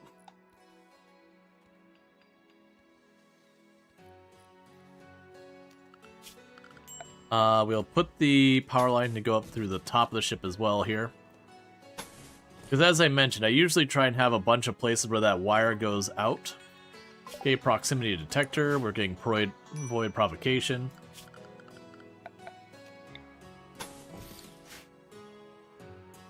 So I was like, we can go ahead and get stuff, but I'm researching the anomaly stuff so fast, I don't feel a need to capture anything yet. We'll want it when we get the bioferrite harvesting. Well, actually, we have bioferrite harvesting. I forgot you could do it without electricity, too. Which definitely has its perks. Yeah, mostly the medicine and the plaster are the only thing I really want from that room now.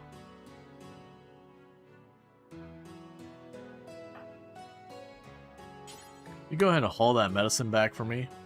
That'd be probably the biggest thing to lose right now.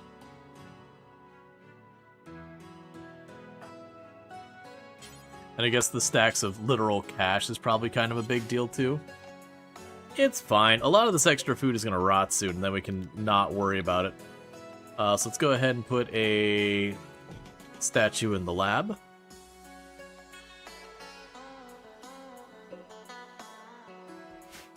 We're just using up a bunch of that stone that's laying around because I don't plan on taking it with us.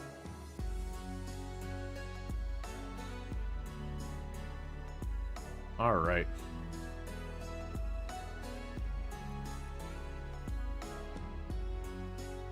Because yeah, we're going to be very, very limited on our storage until we get either complex furniture or more graphite panels.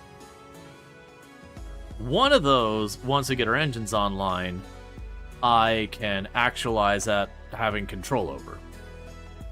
The other one is going to be the RNG of our semi-random research. The good bad news is we are literally getting the single most expensive research we could get done right now. That literally there's no other research I could have picked that is more expensive than when it shows geothermal. So that's a thing for sure. But it will be done. And then with that going forward, I can just plug in. I don't really care, so get out of my way. As far as geothermal vents go,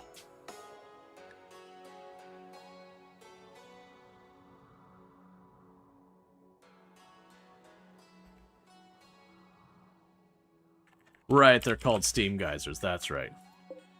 We got one over there that's useless to me, you're useless to me, you're way useless to me. Maybe doable. That's perfect. Okay, so that is the close one, so we'd run a wire down here. That just depends on how things go.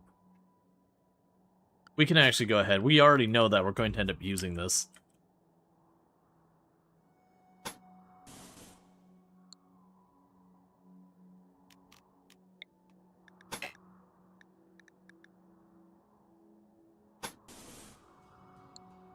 Got swamp on that side too.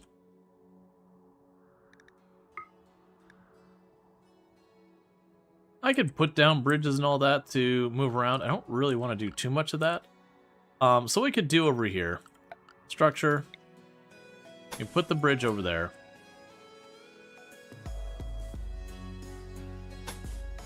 And there. We take the power.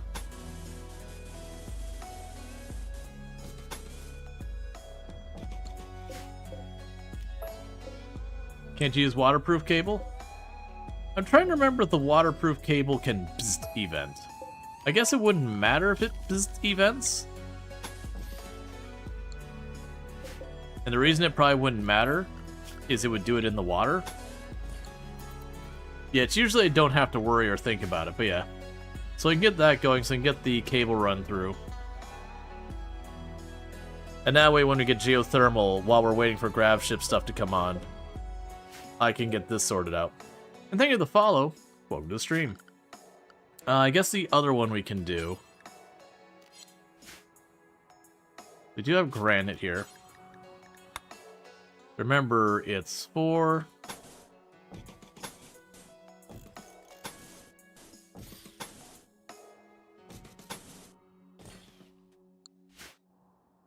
And we can box that all off. Yeah, hidden power cables are immune to the bzzzt event. I know that one for a fact. It was the waterproof cables are ones I don't think about. That's the reason why you always go out of your way to get the underground or the hidden cables. They can't be attacked. They can't bzzzt. You pay just like a tiny bit more metal per cable, which is like very negligible. Like no real reason not to do it. We'll put a statue there.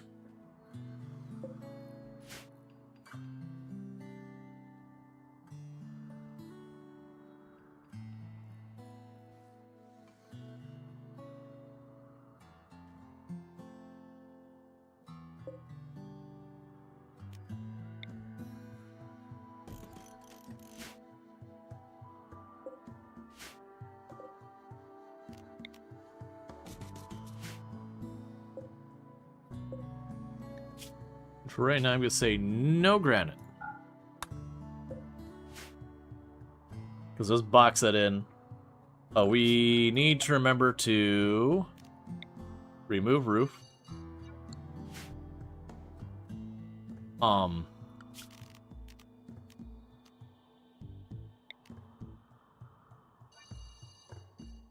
We can just leave that alone. Keeps the dopamine flowing just long enough to keep it addicting. You can't seem to enjoy other games as much as RimWorld lately. It is a very solid, okay, there's Void Provocation, which is taking us up to advanced stuff. It is one of those games that does have a tendency to, like, really kind of keep you on board with it. Okay, so let's go over here, let's clear all that, and clear all this. Clear all this, and that. Blind fog, don't care as long as you don't get attacked.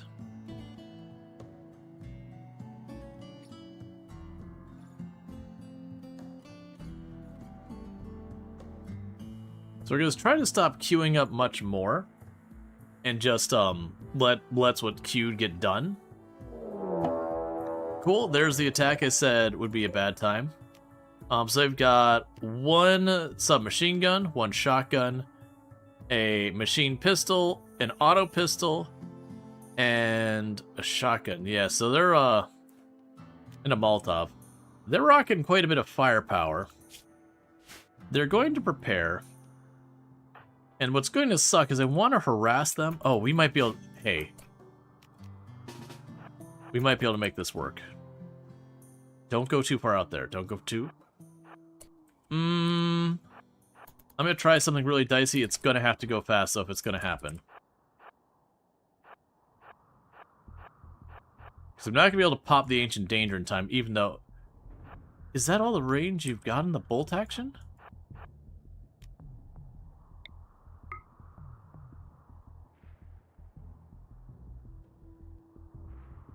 Come on, Manhunter.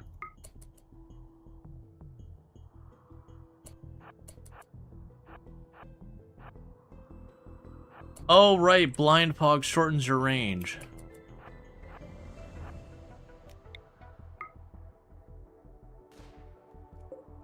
Try and get that door open. I don't think that's happening in time with the blind fog.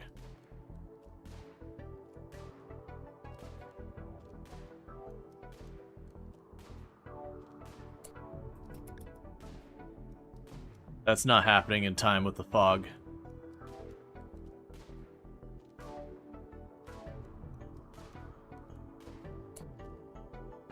Can I make those explode? Let's grab everyone. Because what I wanted to do is I wanted to hit them, to Manhunter pack them, and then try have everyone else go in here. Because if I keep Conrad down there, Conrad's going to get caught by himself and will absolutely, without question, die. So let's back off real fast. Get everyone there. Conrad will reposition here to start harassing.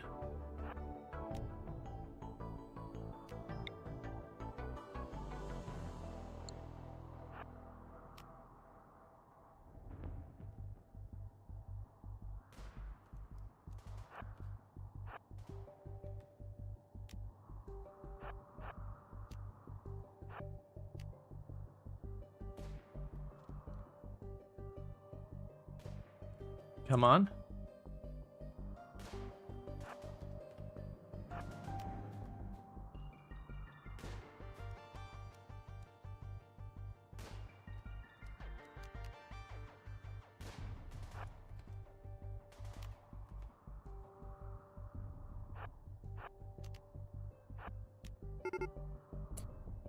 Alright, well, never mind.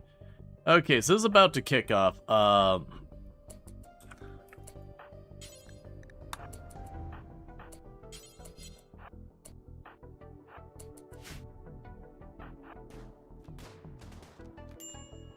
Really? Behind cover, too? Okay, How do I want to deal with this?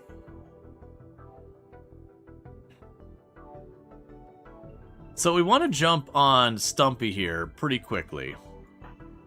Let's deal with Stumpy first.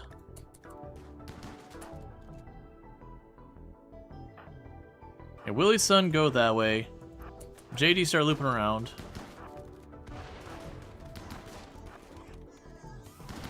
Oh, come on. And everyone turned on Willieson.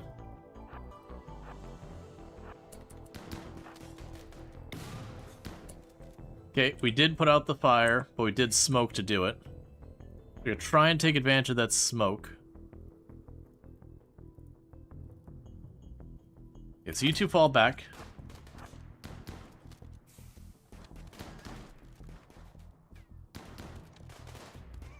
I was afraid of that.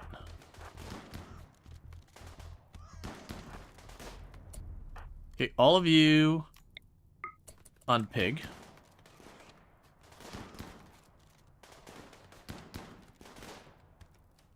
How badly hurt are you? Pretty bad. Taking lots of hits over here. Okay, JD, jump on them so they can't get very far. Don't love it. How badly are you hurt? Pretty bad. Keep on you.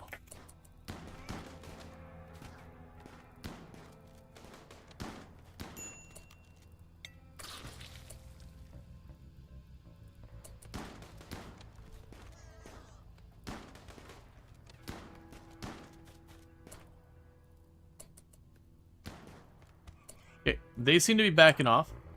Let's run down here to this cover. Okay. So the immediate crisis is dealt with.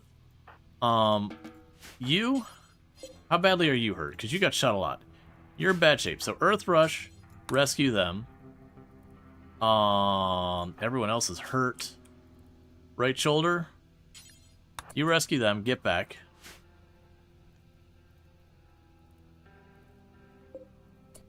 James, let's have you haul this back. There's no configurable spot. That's fine. We'll deal with that later.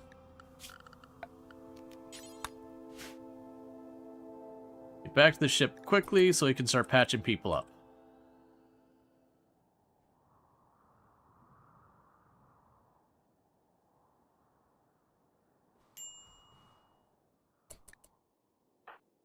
Alright, so you got 6. You got 5.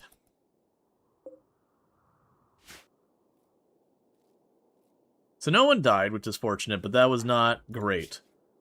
I had thought we had put the foam pop on one of my melee, so I was going to run up. Yeah, with the fog being that bad and shortening my range, and them just having a lot of firepower, that was not great. Fortunately, nobody died, which is honestly pretty lucky, actually.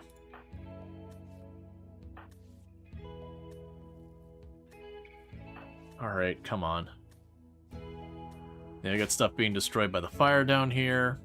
Exploding stuff. Medical emergency on JD. So, you have 8. You have 18. So you switch over here to JD. Try and get that neck wound closed up before it's too bad.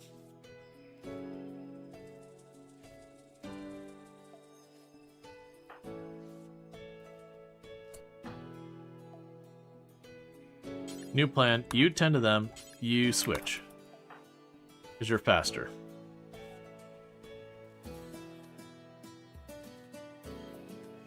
A lot of people are not going to be getting up very fast. We'll probably have at least 1, if not 2, infections. Because a lot of injuries and a lot of blood all over the place. You have a burn scar on the eye, which is great. There's infection number 1. So I'll bump you up to this.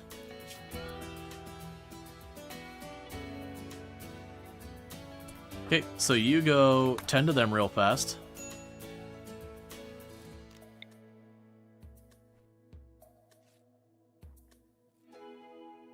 Ah, it was a Venom Town, that's where it came from. Breach health.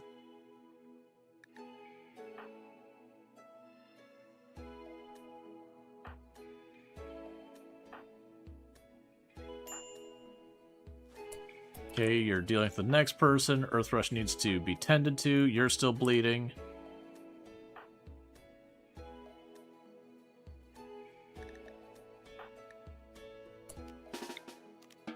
Go back to bed. You're bleeding. Alright, so let's see. So you'll still need more tending, so Earth Rush. Get up and get back to work.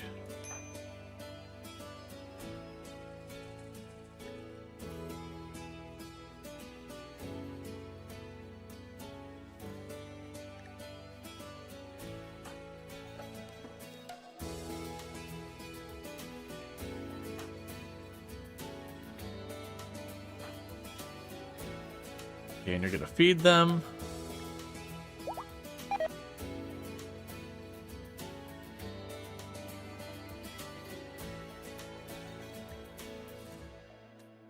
So you're back up. So have you... There's your sword. Go grab my one bolt action before it goes.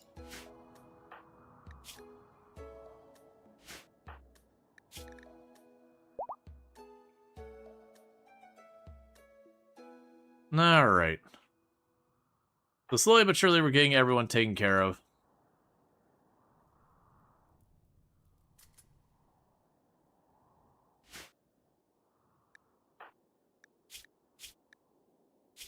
This is going to take a minute.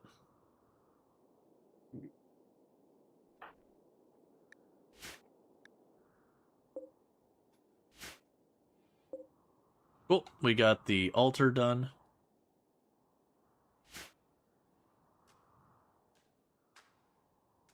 Please don't hunt my person. Everyone's injured and I don't want to deal with you right now.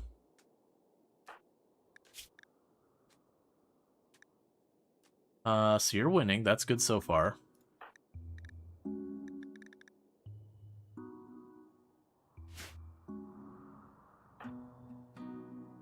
Okay, and you're doing pretty good on your learning. You're at level 5 learning.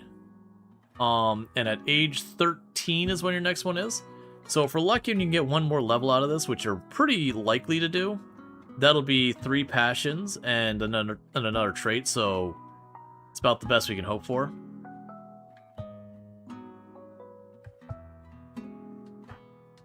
I'm going to prioritize you cleaning the barracks.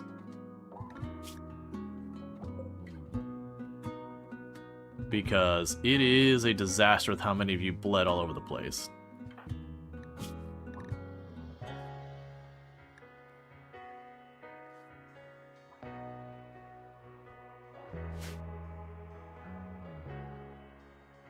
You know, we got people treating everyone. So luckily it looks like we only got 1 infection out of that whole thing, which is honestly not too terrible. Okay, you're no longer incapable of walking, so that's good news. Which storyteller are we using? Cassandra. I generally prefer Cassandra just because of how often Randy Random just decides to go to sleep and ignore existence for a little while.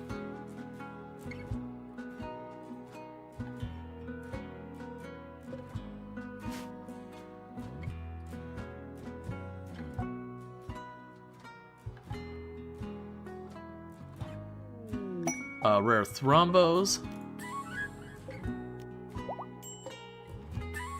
Pretty unlikely we'll tame either of them, especially with everyone still being down for medical.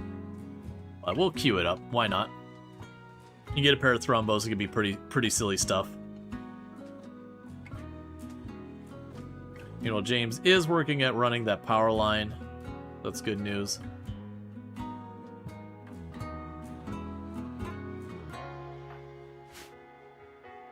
That way when you get the geothermal online, we can plug that in for at least the short term. I'm honestly surprised how many statues you're getting set up over here.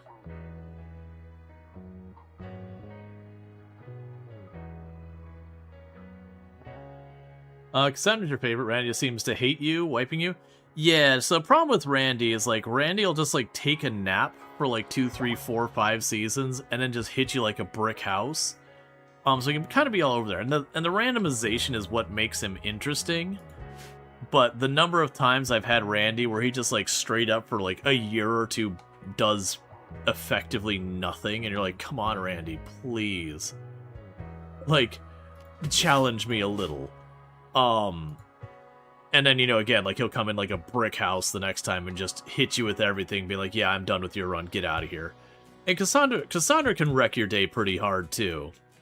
But I definitely feel like, you know, she kind of has this consistent escalation. Alright, so we got Ghoul Attack. So you just have, like, regular old regeneration. So, how are you doing? Are you good? Yes, you're immune 80% or something like that. So let's get all of you over here. You're just gonna run down and just grab your Gladius. This fight's gonna be over either way.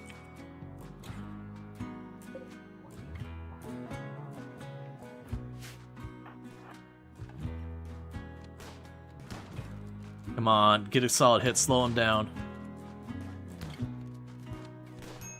This is bad. James, go to the back just because I have a strong feeling that JD's going down before this is over. Okay, good.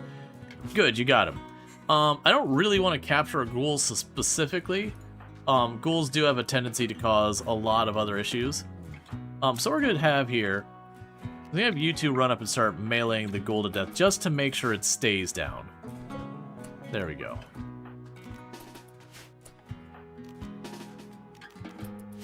I've just had too many times that, like, the ghoul breaks out and causes trouble and all that, because they will fully regenerate all their limbs. They're not a bad one, but I want to say you only get normal stuff. Capybara sitting.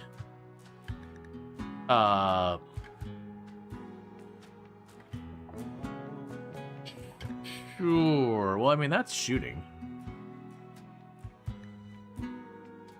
What books do I even have right now? Crafting and Artistic. Medical Emergency on you. Why? Infection Extreme. You're at 98%. You'll figure it out.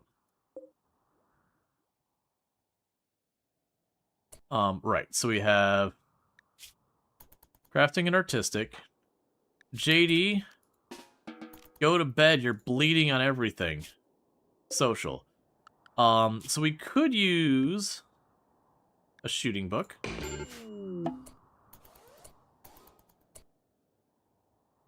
Alright, so we're gonna go Misk.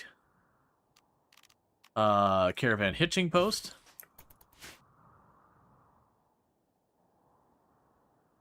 Yeah, we've had a lot of people are like, oh, let's go do this. Medical Emergency on JD now. Would you back off for a minute?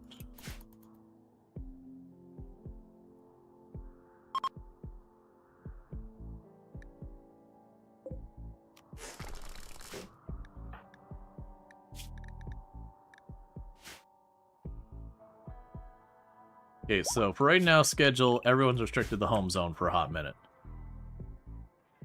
So these shamblers may or may not even hit us. We'll just run around here dealing with our stuff. Everyone's armed. You're over your infection.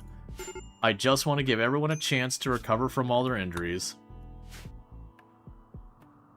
You worry about what's next once everyone's sorted. Major breakers because probably pain. You ate raw fungus. Oh, because our food is catastrophically low because everyone's been injured. Alright, we got tree sowing from a book.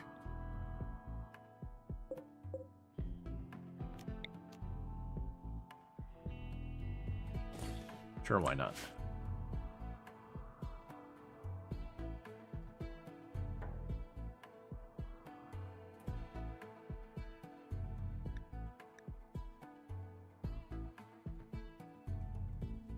I'm trying to give my people as much of a chance to recover as possible.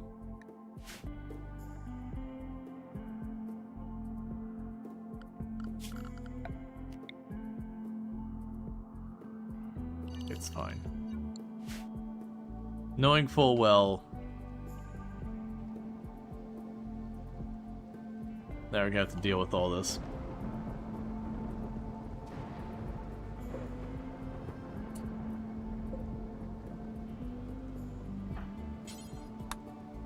Alright,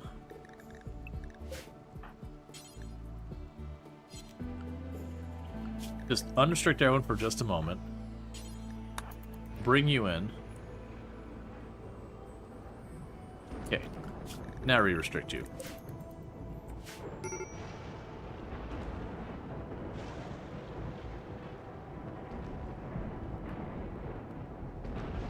Okay, so people are able to at least get the raw fungus. Granted, it's going to have our moods on the edge of breaking, because we don't like raw fungus.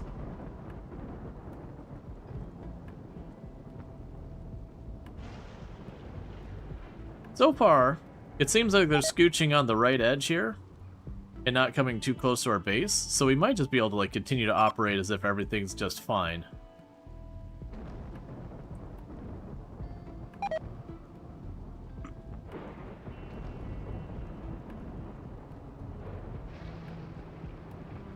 Because I wouldn't mind fighting us. We're not...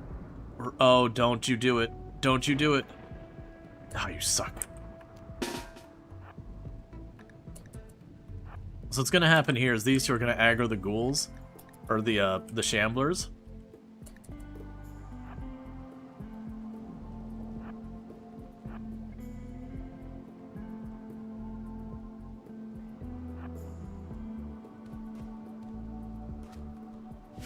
Just do your best for a minute.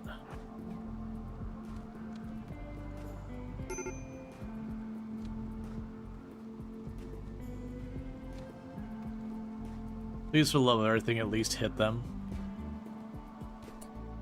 We're gonna have to get closer, and I really don't want to. What's your range?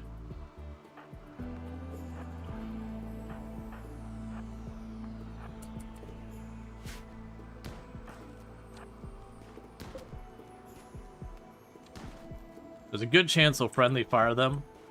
We really don't want to.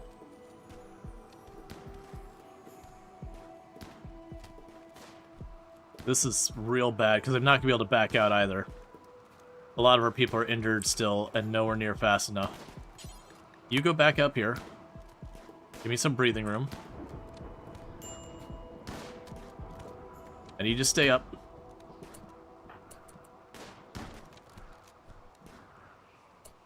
Get on that one. Back off again. Keep shooting.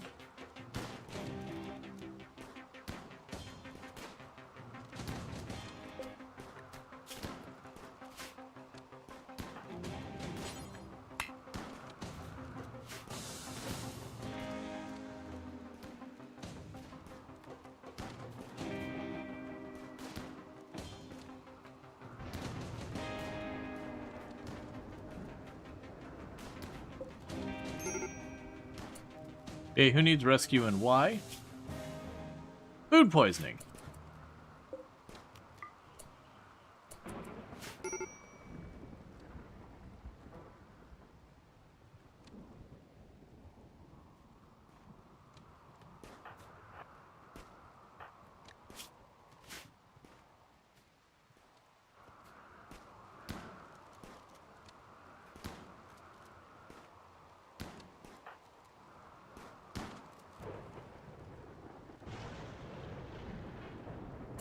Okay, I believe we got one more down there. So in the meantime, you two finish the job.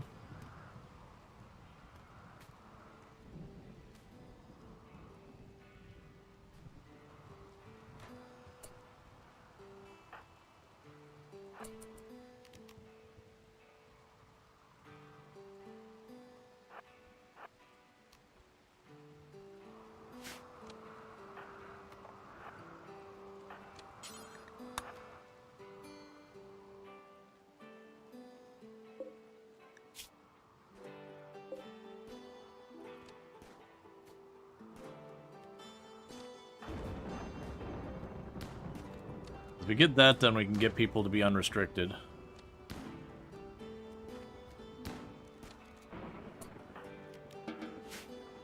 Alright.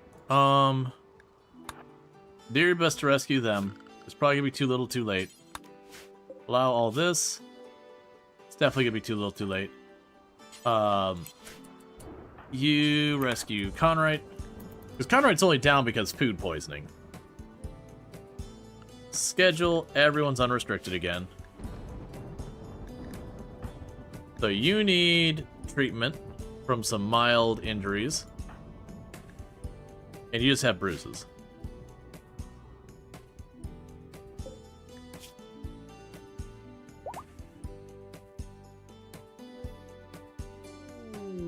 Crisis of Belief. Cool.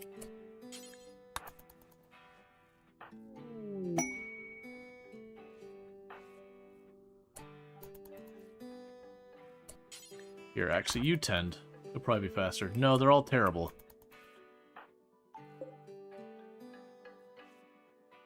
Fox is trying their hardest, but that's a lot of injuries. So Fox is going to fall short, I think, just at the last second.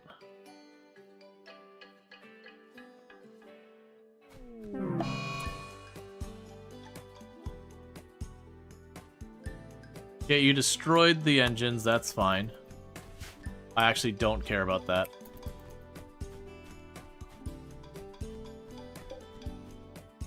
Because that gets you over that.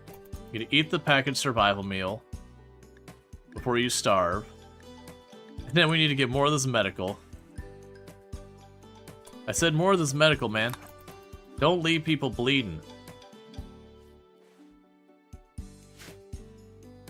Yeah, I'm not worried about losing the shuttle engines. We'll want to do the shuttles eventually. But, like, we're not really ready for that. Where did your bolt action go? Did we get that back home? Yeah, we did. Go get your bolt action. Why are you still malnourished? Did you just eat like 4 meals?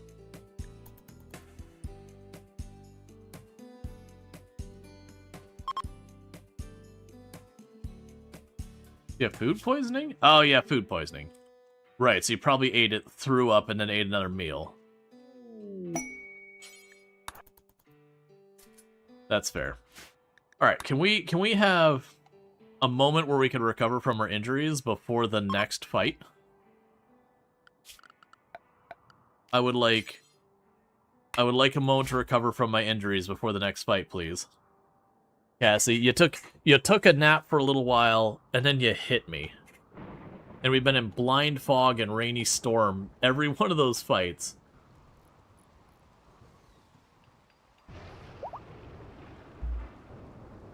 On the plus side, no one's died yet.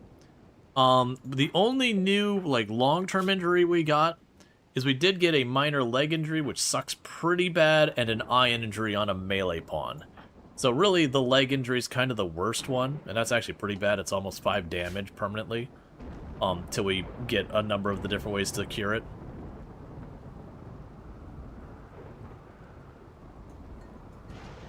Alright.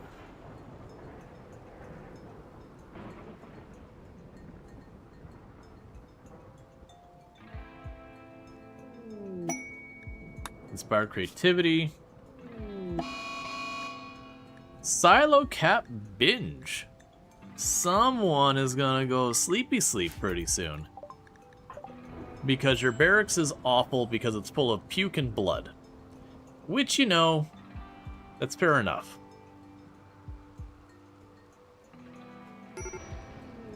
We keep rolling the dice. Alright, so Wiley's son is now inspired creativity, so has a chance of instantly creating a potentially legendary art. Fundamental of fire safeties devices. Alright. Go on. And for the record, our research penalty does not apply to books. That's one of the reasons why books are so strong with these kind of things. I mean, that base situation is very inspirational. You would have strong feelings about it. There's no question about that. So let's go to Dora and see if she's got the map.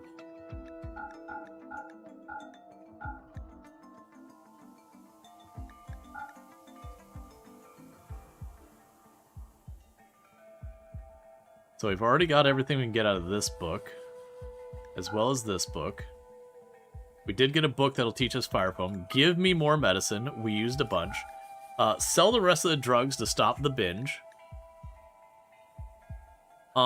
Meanwhile... Ooh. We can grab bolt action, a chain shotgun. Or I might be able to make a mono sword happen. It'd certainly be an upgrade there. Let's go for the chain shotgun, the bolt action. That'll be a considerable upgrade. We want to keep all the books. I don't care about jump packs that much. We're already grabbing the medicine. I'm not gonna grab smoke packs, and I don't think it's worth it buying pants and all that. Okay, so we have ancient mercenaries. So with that, we're gonna go to James. We're gonna give you the other bolt action. And we're gonna give you the chain shotgun, if I can figure out where you dropped that. There you are. Alright, so we up-teched our weapons.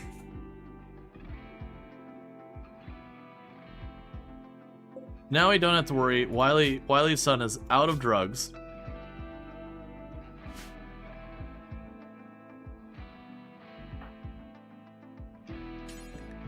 Please hold the medicine inside. There we go. Okay. So good news is no more injuries. Bad news, we got a lot of mood breaks and all that we're sorting out.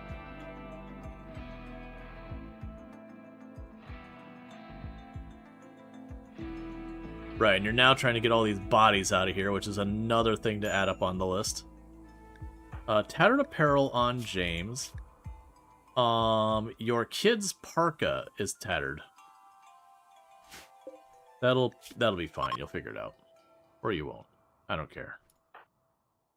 That does remind me, though, I actually do need to have a production spot for that. Bills add Smash Mechs Forever. Tribal. Tribal. Tribal. Do until you have one of each. Only consider stuff that's at 90% health and of normal quality or better.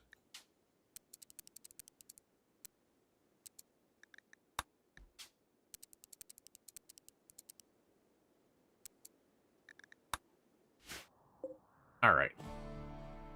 Forgot that was in here somewhere. Get rid of you.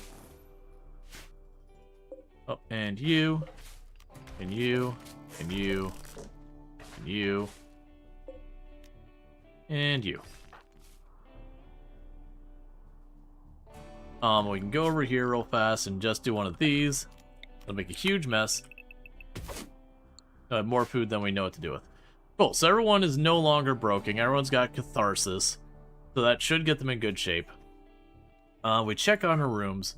So this is a somewhat impressive room, a decent room, a very impressive room, a somewhat impressive room, and a slightly impressive room. And these are both dull and decent. Which is fine. That's why we put art in there to boost that up.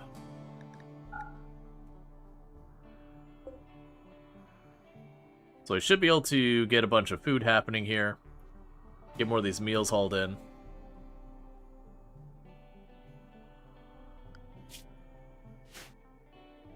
Now finally we can get back to actually putting some proper research in, because that's been one of those things that we've been kind of stuck here with, is sure, we're not making much progress on our research, but part of that was just that stint there we had people down the whole time. Just had a couple back-to-back events causing us grief.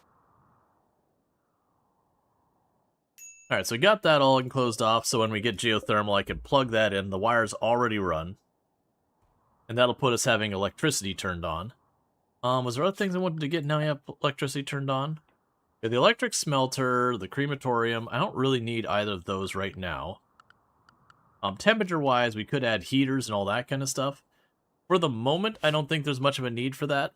Ultimately, we would want those eventually. But we're definitely not going to be able to go to space right away. We'll just be using this as a ship to ferry around a little bit. They're definitely going to need to expand the ship to make room for more of the benches everywhere and all that kind of stuff. Make a proper storage space, that kind of deal.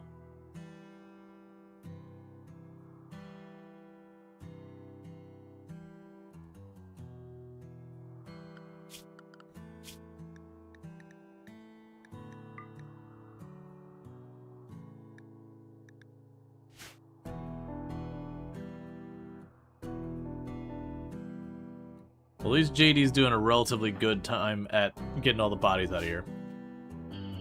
Hey, Kyoto. How's it going? Or Kyote? How's it going?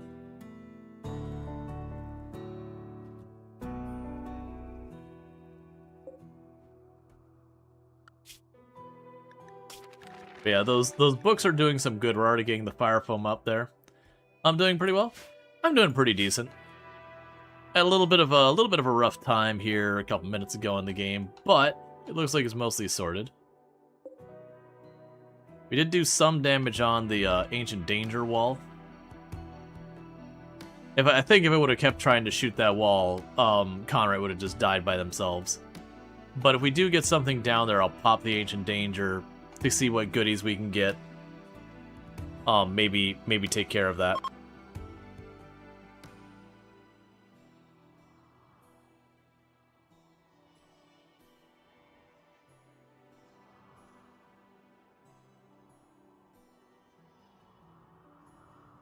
Alright. You can probably also go here and set you to a low priority. That way we have the stuff pulled up this area for when I go to need it.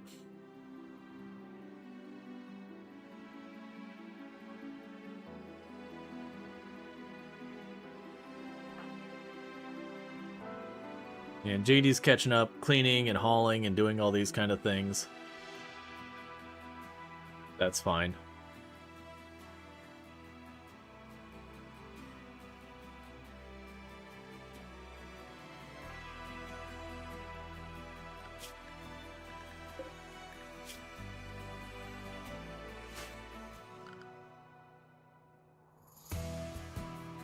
All right.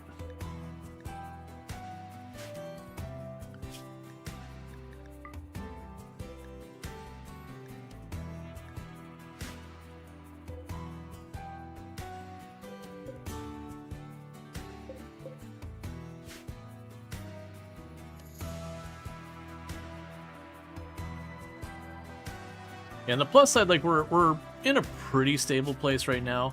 The big thing I need now is just the matter of getting research done. And that's going to be trying to get more people on it. So, like, Conrad here is mining. We do have a couple of components set to be mined as well. Once those are done, we can probably avoid queuing up any more mining. Let's see something pretty good. Let's go ahead and check to see if we got silver ore. That's queued up. That's fine. Plasteel. We do not have any of that. Uranium, because I think that shows up under ore as well. Gold. That's fine. Okay, so basically we got that silver ore up there. And we got some compact machinery. And I've got nothing else queued up to mine after that. At which point that should free Conrad up. And Conrad will chip in on helping on the hauling and cleaning and all that. And then if that's not available, we'll have more people doing research. That's kind of where we're at, is just getting everything handled so we can do more research and all that kind of good stuff. We do have the quest for the capybaras. That's 2 days, and that'll give me a book on shooting. So I can hopefully get that stuff going. Catfish spine. Alright. Mech Hive signal. You have detected a massive gravtech energy reading indicating the Mech Hive is hidden somewhere in orbit. If you can find it, you can shut it down and make use of its power. Mech Hives are production and control platforms that birth mechanoids and coordinate their actions around the planet. They're powered by a persona core. Collect the grav ship technology to track down the Mech Hive's locations. That's if we want to go for the Odyssey ending. I haven't decided which endings we're going to even worry about. We can deal with that when we get there, that kind of thing. Alright, so you should be aging up like any time now, which will be perfect. I don't think you're going to get to growth tier 8. It'd be awesome if you do, because it'd give us potentially 1 or 2 extra passions. Alright, money's falling from the sky. Love to see it. But it's also, you're right about to age up. And you still got 8 more points to go, and you're going about 4 points a day.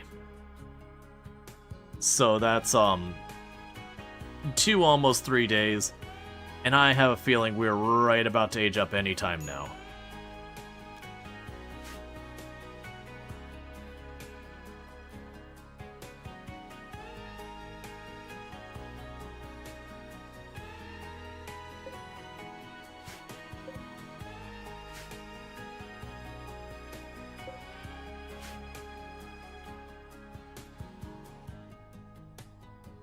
We did get some bioferrite, apparently.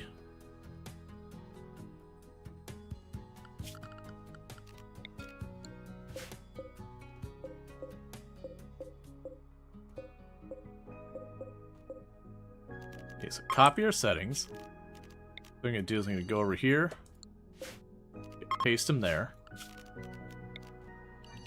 We're doing the best we can with the space we've got. We don't own shelves or anything like that. Area revealed. Oh, okay, it's just one tile, that's fine. I was a little worried when it mentioned area revealed. I'm like, alright, what have you found? Because sometimes that will pop in, it'll be like a net, you know, some type of like insect hive that it was cleared on the other side of the map, but you couldn't see it from your side, so you'll poke in there and reveal the area and suddenly bad news. So bring as much of that inside as we can. Team Mega Spiders? Pretty much.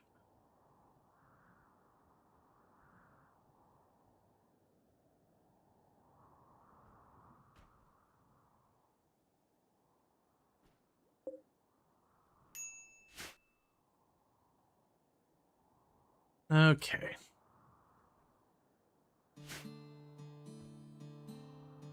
And as they eat these meals and all that, it should knock those meals down more and more. So we have, like, a few of the same kind of meals versus a whole variety of different ones.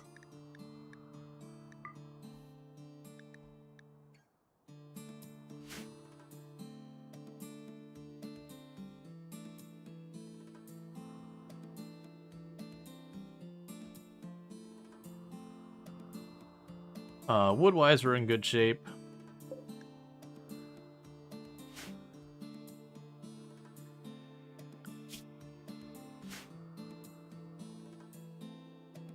They don't want you to know this, but mega spiders in caves are free. You have 17 mega spiders? The mega spider, like, big mega spider doesn't want you to know. The reality is it's all just a bait to get you to dig in there and feed yourself to them. Okay, so we've only got... There's a little bit of components down there and a little bit up here, and I think that's... Yeah, big insect. Gotta watch out for big insect, man.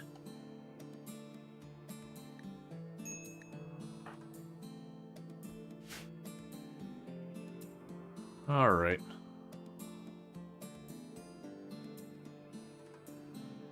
So one thing I'll probably want to do is start burning some of these worn out clothes, so they'll start piling up in here too. We don't really have a path to get rid of those until we make a fire. Been trying to avoid making too much of the fire, just because it's one of those things that you have to keep fueling. It's another thing to go on. Okay, so you're fishing again because that's low. That's fine. That gives me food that my people don't whine about. Burn apparel. Do forever.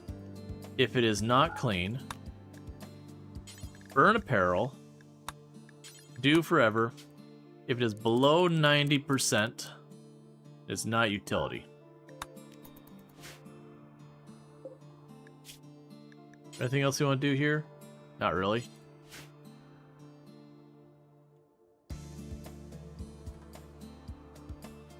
That way they start getting rid of all the spare outfits that are getting dropped, all that.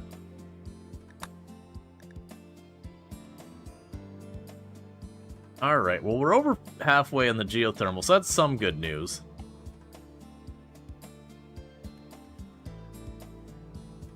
And Foxtel will probably get some support to help them with that.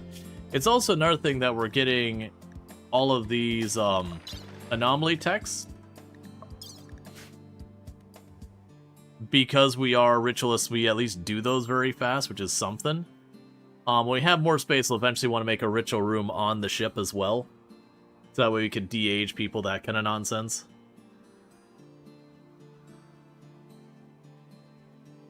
We'll worry about that when we get there.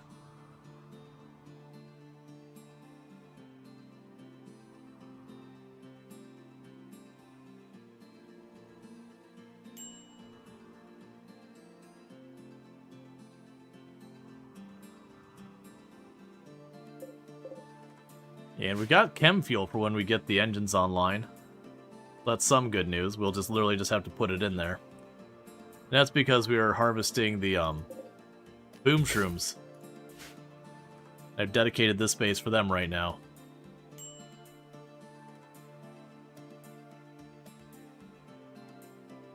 And we're up to 27 components, which is good.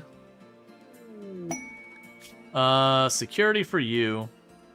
You are offering me nothing I care about, so get out of here with your offer. Okay, so we've got spare mushrooms to deal with all that.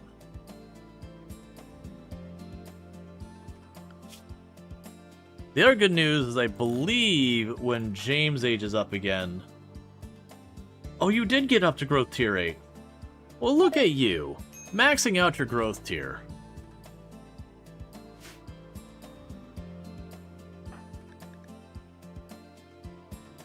Yeah, so literally, that's going to be it where we get that last one. You're going to get maximum passions. Alright, so we got that all sorted out.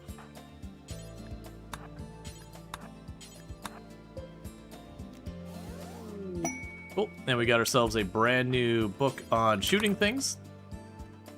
Love to see it. So people get a trickle amount of that. We've got the book on fire safety has gotten shoved up there. We have overlapping events happening at the same time. Thanks, game. So they're going to prep all melee.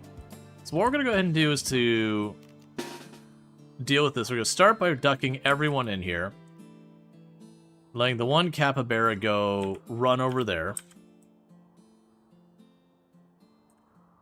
Now we do have enough pretty long-range weapons that we can... Where's the capybara? Oh, it's still wait. Oh, come on, never mind.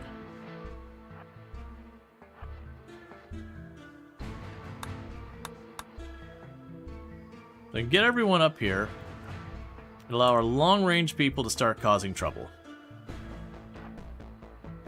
Alright, cut through from swamp direction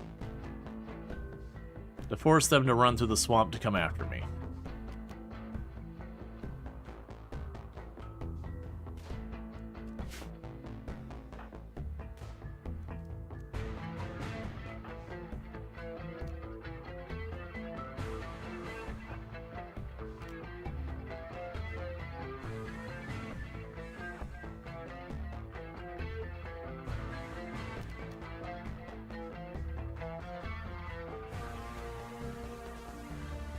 Oh no, it's Snoot. Did the capybara nope out? What happened to the capybara? Where are you? Oh, you're trying to outflank.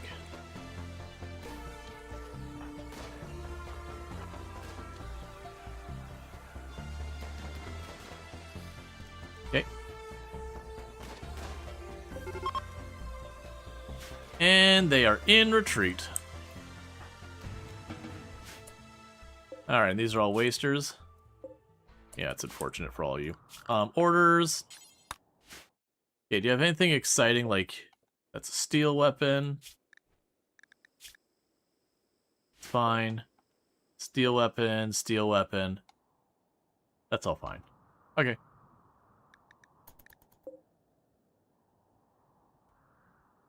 Yeah, fortunately because they were all melee and we have such strong range. What do you think you're doing? That's good shooting practice you got there. You can tell the guy's up to no good. His name's Guillotine. One does not go by the name Guillotine and mean good things.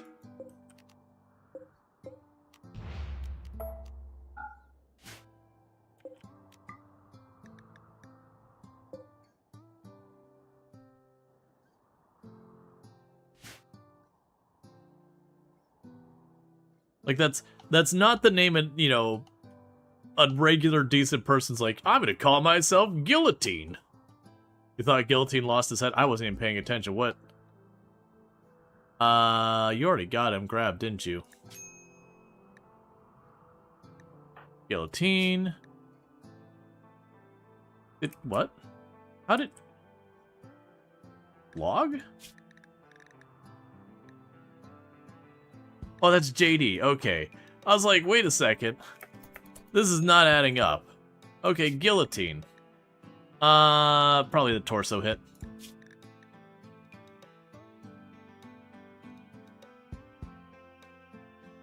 It just says hit.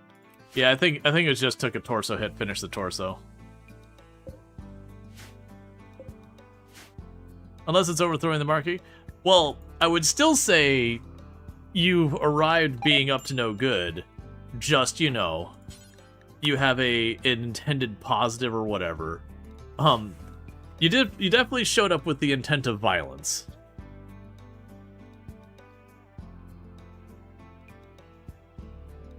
Well, trade good. This will be great because we can get a bunch of stuff and hopefully score ourselves a another research book or something of that nature.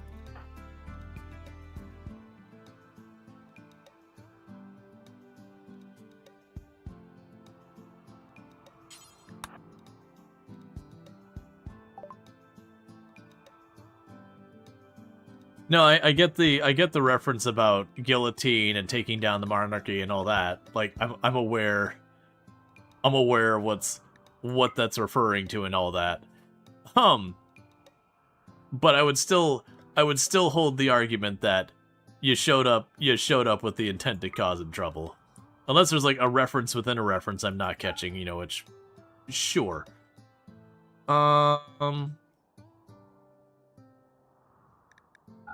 Raw fungus. You legit thought his headshot was shot off? I mean, it very well could have. We did check though. It's sometimes very hard to tell with like the tiny little things there. Okay, so we grab ourselves a book on solar panels. Now, to be clear, I don't actually care about getting the solar panels, but the reason I want the book is because we can research that really, you know, we can research it much faster reading the book than we can with our regular research, just by the nature of having the ritualist and tribal thing. 'Cause the book research isn't impacted by that. It also removes another possible research we could have, you know, randomly assigned.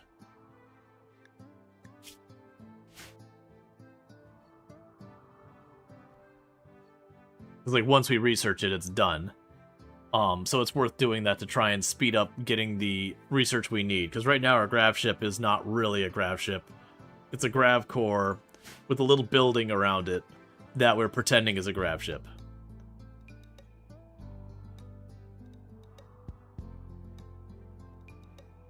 Yeah, no, that's the thing. I think the guillotine reference was just a matter of like lost his head kind of thing. Which is why I double checked it, because I was like, wait, did we? But you never know. I mean, you know when you look at it, but it's really easy to miss stuff. Rare catch, bionic stomach.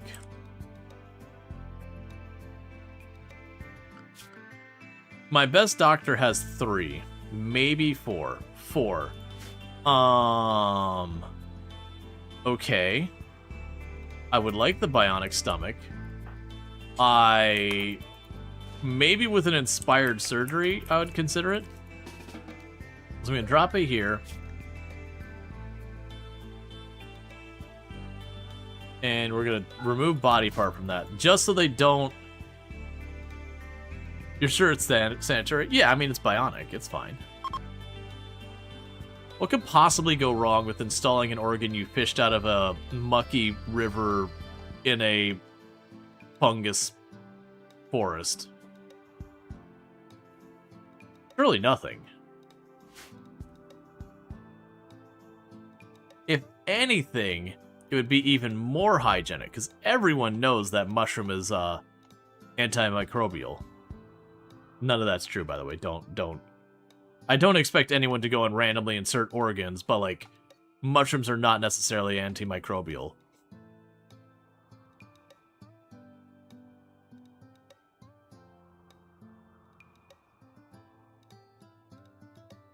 Nothing a spit chine couldn't release. Please do not spit in the injuries. That's how you get stuff like blood poisoning.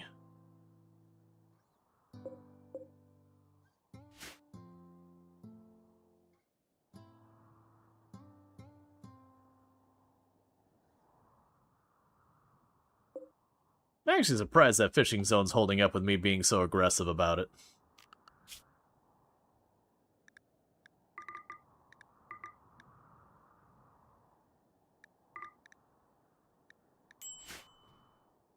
Alright.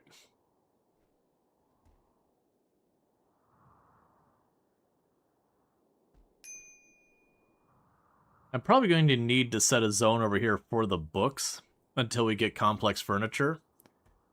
Just so that we make sure the books don't get left out here. Now, on the bright side, as we're finishing these books on research, like James right now is doing our solar power. How are you not aged up? I was figuring you were like right on the fence of aging up any moment.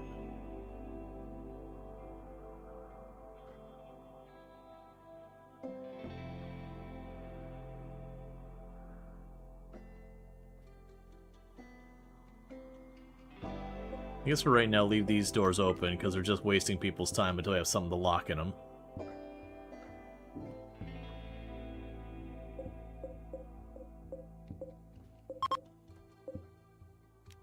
Okay, we can expand you down there. Take advantage of much of this area for storage as possible. We got the bionic stomach stored in there. Like I said, we'll wait till someone has, like, inspired medical... Or we have a refugee show up who's got like 10, 12 medical or something like that before we go for the bionic stomach. It'd be good to get that.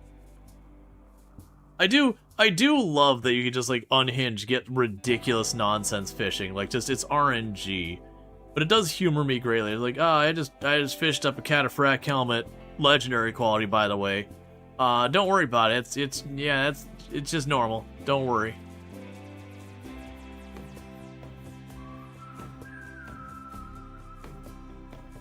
Just fished up a lung. We did that in our first successful run, as we did have someone have their lung got blown out. We literally fished up a lung and installed the lung in them.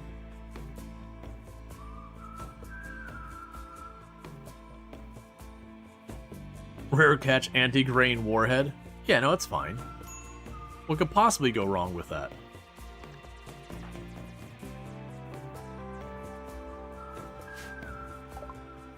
Okay, void sculptures are done. Just getting all that stuff done. Helpless nomads. Alright, so there's the nomads. They're all adults, so they can betray us. So let's have them all drop their weapons. Okay, schedule. We don't care about that. So work-wise, none of them are good doctors, so we will not be getting any organs installed today. You're weirdly actually pretty good at that. You are a crafter. Well, let's not bother having you craft. You can help research. That's good.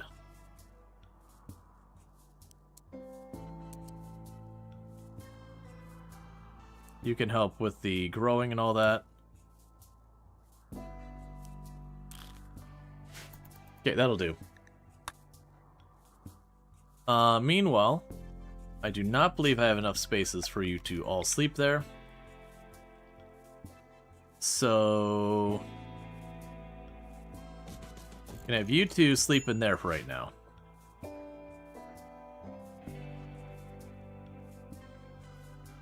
Okay, so with that news, we should be able to take care of that. We can also go over here, because you have the 4.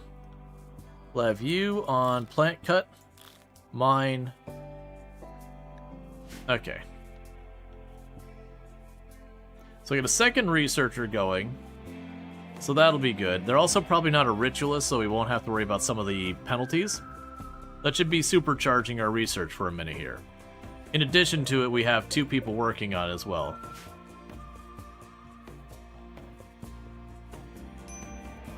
Hey guys, I found an antigramm. It's just like gone.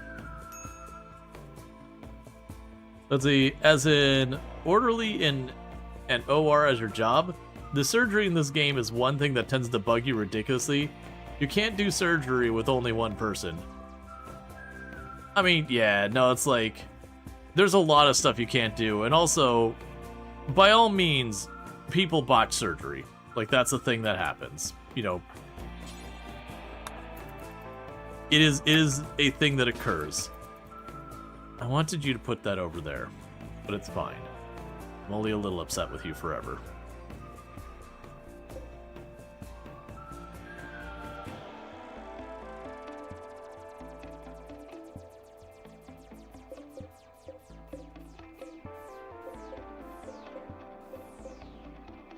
Storage.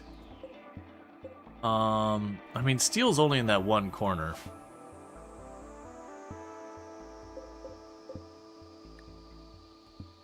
Alright, we're making our zone, because I'm looking at our books getting left outside and just slowly just going and being like, this cannot stand. Yeah, you've seen that one a number of occasions over the years. Yeah, that's the thing, like, the surgeries fail in this game, and that part's like, yeah, surgeries, you know, stuff goes wrong, people aren't attentive, something gets out of people's hands, or whatever happens. But you have like the comical ones here. It's like, oh no, this person they need their fingy banded, you know, they need their hand helped, they need their foot helped or whatever. You're gonna give them peg leg, and then it's like cut throat, and you're like, where were you with the knife? Why is this person's throat and all that being cut? What is wrong with you? Okay, so we got so where you had the really good option before, this set sucks. So you're getting Optimist, because Optimist is actually good. But the other one, we had 4 solid ones, and we got this one, we got like 5 bad ones, arguably, and 1 good one. So we're gonna give you shooting. I'm gonna give you research. I'm gonna give you crafting. Okay, cool. So with that, we can go to your stuff. So we go to James here. So James can now craft, but for the time being, congratulations, you also research. So construction, and then you'll do research in the meantime. Now your schedule does not contain guaranteed rec time. I forgot, usually I like to have guaranteed rec time on everyone, just a little bit, because otherwise they're really bad at keeping that up. Must have been an upside down table. Yeah. Alright, so get rid of the kids' tribal wear on there. We won't need to be making more of that for the time being. Alright.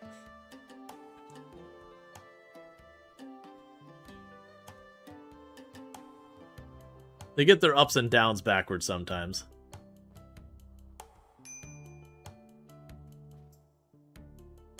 You know, they keep trying to do this, but like it doesn't quite work.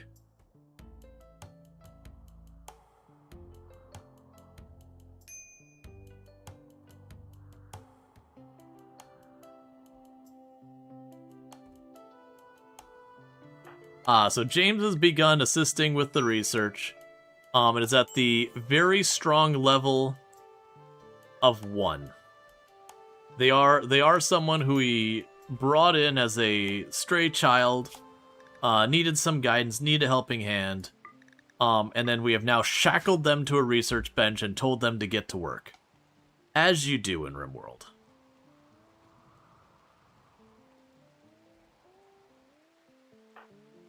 We are slowly chipping away at the certainty of people here. Catfish spine, that's fine. Get a little toxic buildup.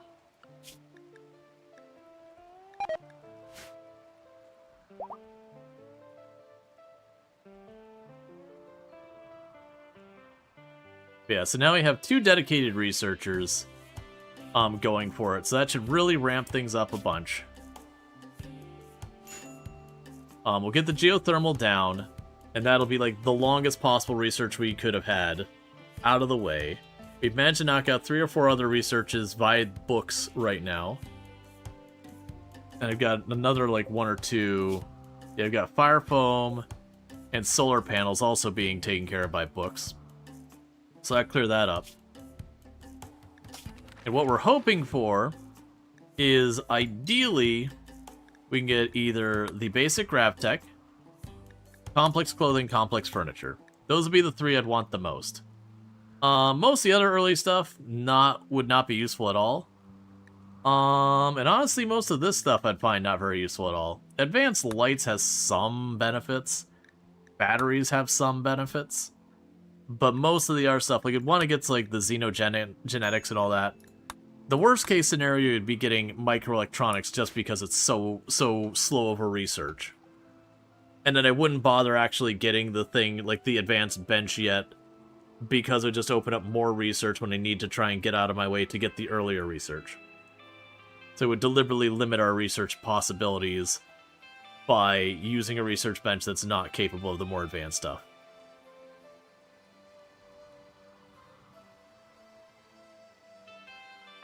And you are getting upset because disturbed sleep and ate cooked fungus.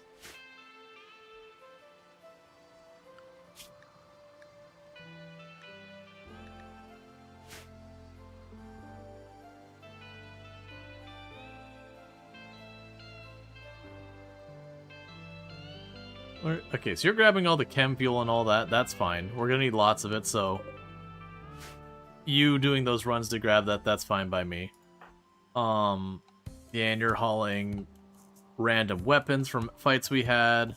That's fine as well. Just hauling all the junk back over here from all of our fights.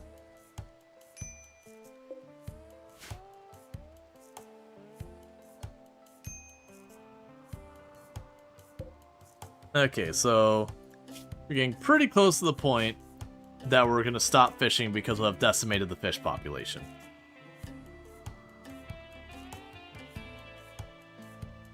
It's fine by me.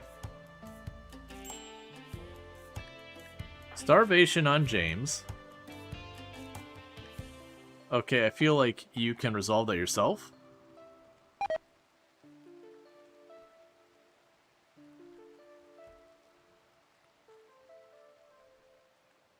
Yeah, just everyone runs in and grabs a book. What are we doing on these other ones? So both solar panels and fire foam are halfway researched just from the books. That's good news. Geothermal's 3/4 of the way done and isn't running quite 24/7, but is researching most of the day and night, which is good. We're not getting any real hunting done right now, just we've got enough tasks for people to work on. Trying to not over-assign too much. So for you, we could take you off plant cut and you off mining. The other ones are fine. Distress signal. That's fine.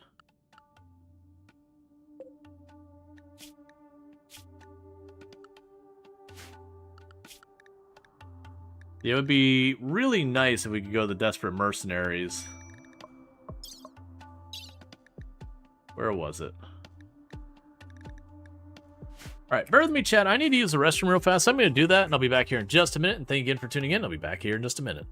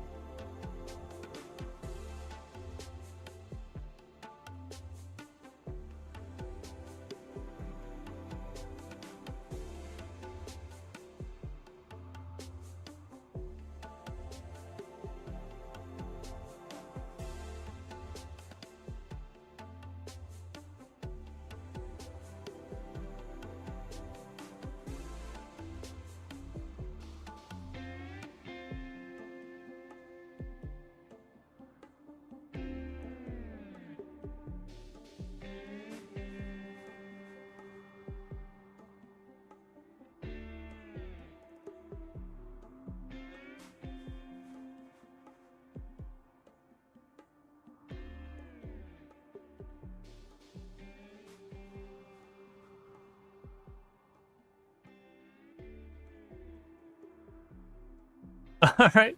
Thank you so much for the raid. Is just stepping away to quickly use the restroom and grab myself a drink and all that.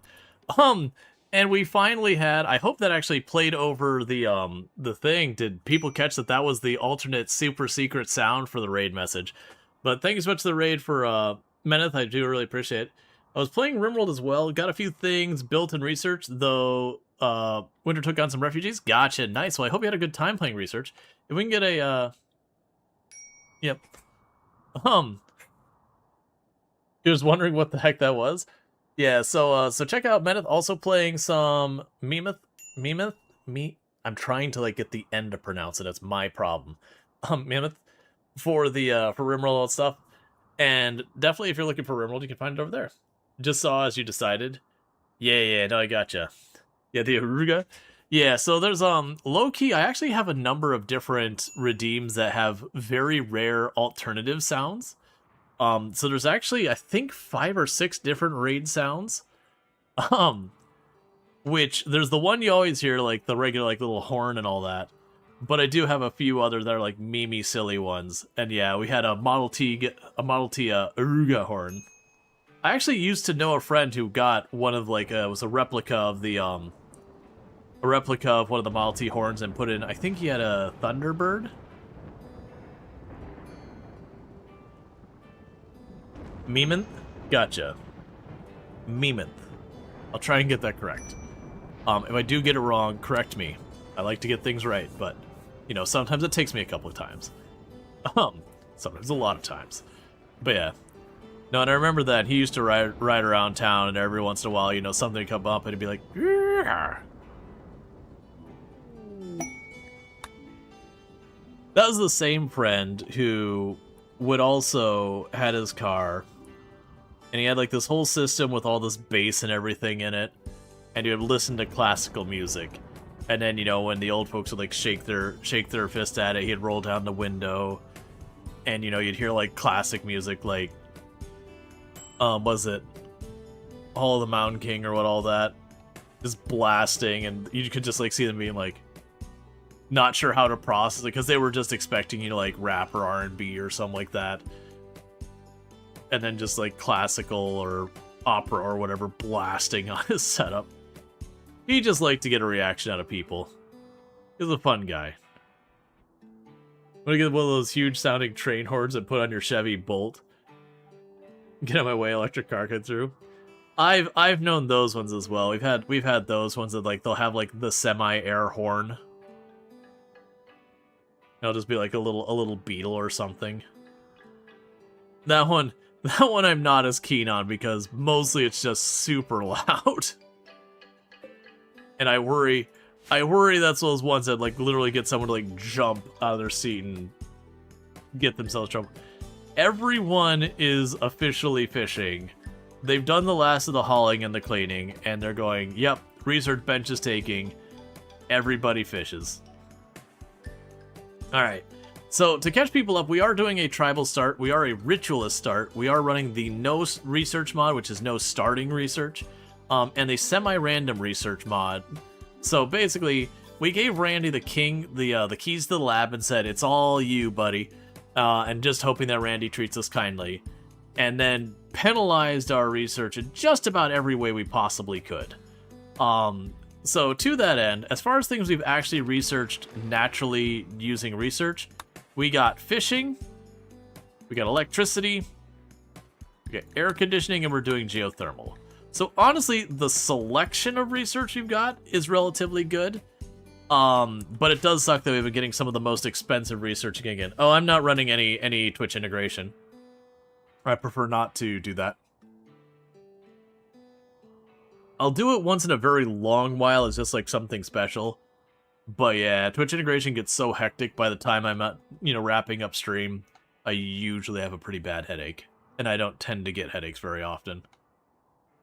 Which for the record, for everyone popping in, I am Rual Storge, do play a variety of games here on Twitch. I'm most known for my exploits in Project Zomboid, where I used to hold a world record for the highest kill count run ever streamed.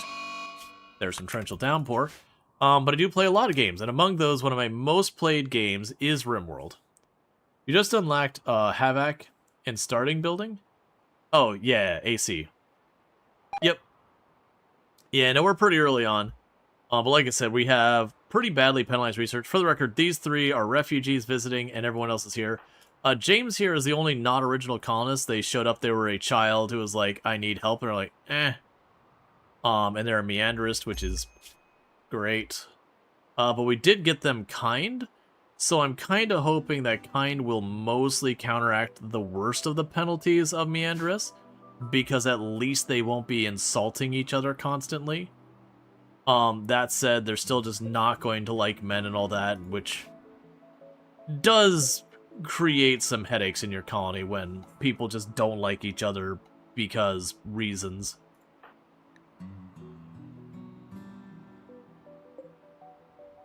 Let's see, you like it, except the one you're using gives too much on infections and such, and does not like remembering the token. Have to paste it fresh. Gotcha. Yeah, no, there's some decent Twitch integration stuff, and I know a lot of people like to do it. You know, it's like, he's a man, I don't like him, but I won't say anything about it. Yeah. At least it's like, respectfully, I don't like you. Respectfully. I'm not gonna be rude about it, I just don't like you. I'm not gonna be mean about it, I'm not gonna hold it against you. But, you know, you suck. Which, you know, fair. Probably deserved. Alright, home stretch to get the geothermal plugged in. And then we can switch off glorious, glorious torch power to where we go to the whole thing. I really liked this approach in Odyssey of where you go and you take your grav ship and you land it near the geothermal and you build the geothermal right when you get there to plug in your ship. I thought that was pretty cool. I do like that late game, if you want to keep going, you can keep building up your colony more and more and more using the grav core power. And just have, like, we had the one run that I really went, like, overboard, right? We had something like 13 unstable power cores at one point. It was some absolutely bizarrely high number. I kept just getting a hold of them. It's like, these things are powering my whole ship.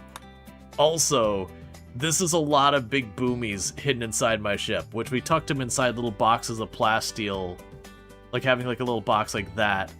That was all plasteel with the unstable power core inside. But it was like, my kill box is up here, and there's like a tunnel of them like that. Alright, so we got a person down here. They are an undergrounder who can do cooking, animals, crafting, and melee. And they have a wake-up addiction. Unfortunately, they died on impact. Because I want to... Basically, right now, I'm trying to be very, very restrictive of the new people we get until I can start moving the ship around. The moment I can move the ship around, I can expand, I can add more rooms, I can do that kind of stuff. But right now, we're at the limit of what I got materials for. I can't make it bigger. I gotta go get materials.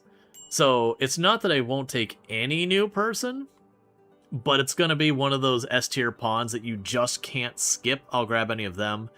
Or particularly just a good pawn that will kind of fill in a gap I'm missing. Those I'd definitely consider. Okay, so we've got a betrayal. So this guy, Boar, this guy did not think through what they were doing.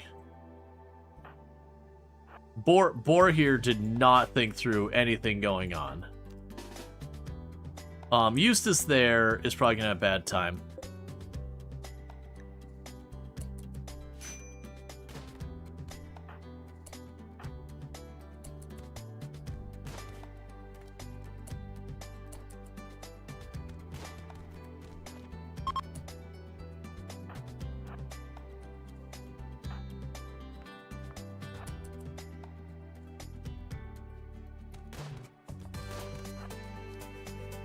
Alright, well they didn't think any of that through. Good for them.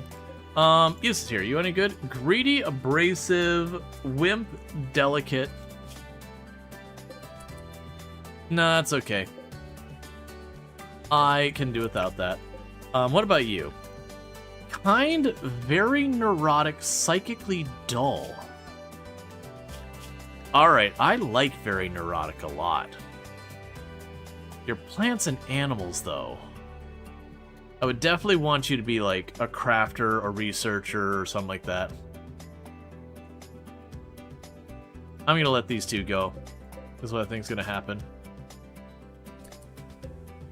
We're just gonna let them figure themselves out, sort themselves out. Anyone else got here? Just bruises, I assume? Yep. Yeah, this one is 14 crafting, but abrasive greedy, incapable of dumb labor, wimp delicate. They got a lot of crafting because they're a genie. They got a lot of crafting, but they're gonna be pretty awful in a fight. They won't be able to haul or do any of these other side things I want them doing. Don't you break... Eustace? Eustace. You're gonna learn, alright? Yeah, but they're just extremely high crafting because of that. That's a prisoner until I get the great crafting gene and then I let them go. Yeah, no, if I had room, I would absolutely keep people for that kind of thing. But because we're doing the no research, random research, the odds that we happen to... You know, the odds we happen to get them to, like, get the stuff we need and having the space for and everything, we're gonna have a lot of people we're gonna capture and gene splice and everything, yeah. So, I wouldn't keep them for that right now. Oh, I should have checked to see if they had any gear. It's all garbage, so we'll leave it that way.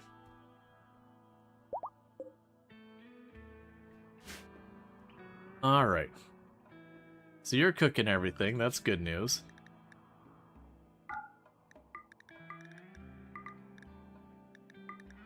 And we're actually getting to hunt. So, I mean, I regret bringing them because that worked out really well. We managed to get everything caught up around the base to a point that where people just all started fishing. And we still have now 2 researchers available between James and Foxdot.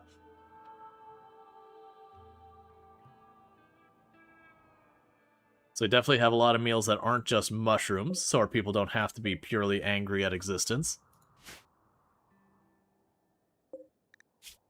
You know, Eustace, if you could just die already, that would be most pleasant. And I know I could just manually melee kill you, but, like, you really are just bleeding all over the place. It's very inconsiderate of you.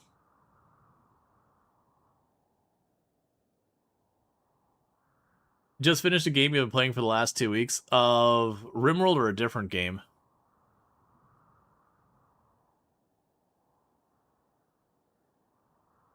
Alright, so we got all that sorted out. Different game, gotcha. Yeah, no, it's always good. I did, I mentioned it the other day, like, we did a couple of streams of Coral Island, and, you know, it ended up being one of those ones I ended up having to bounce off, like, you know, just the viewership wasn't there kind of thing. Gave it a good couple of shots, didn't land, which is fine. But, after stream, I did finally go through on my own and finish the last 2 achievements I was missing it, which that makes pretty happy that I've now 100%ed Coral Island. Because I had 2 of those that had been sitting for a while. Alright, so we got Psychophagy. That's cool. Pretty soon I'm gonna run out of things that you can research at the rate you're going. You were just blasting through all that.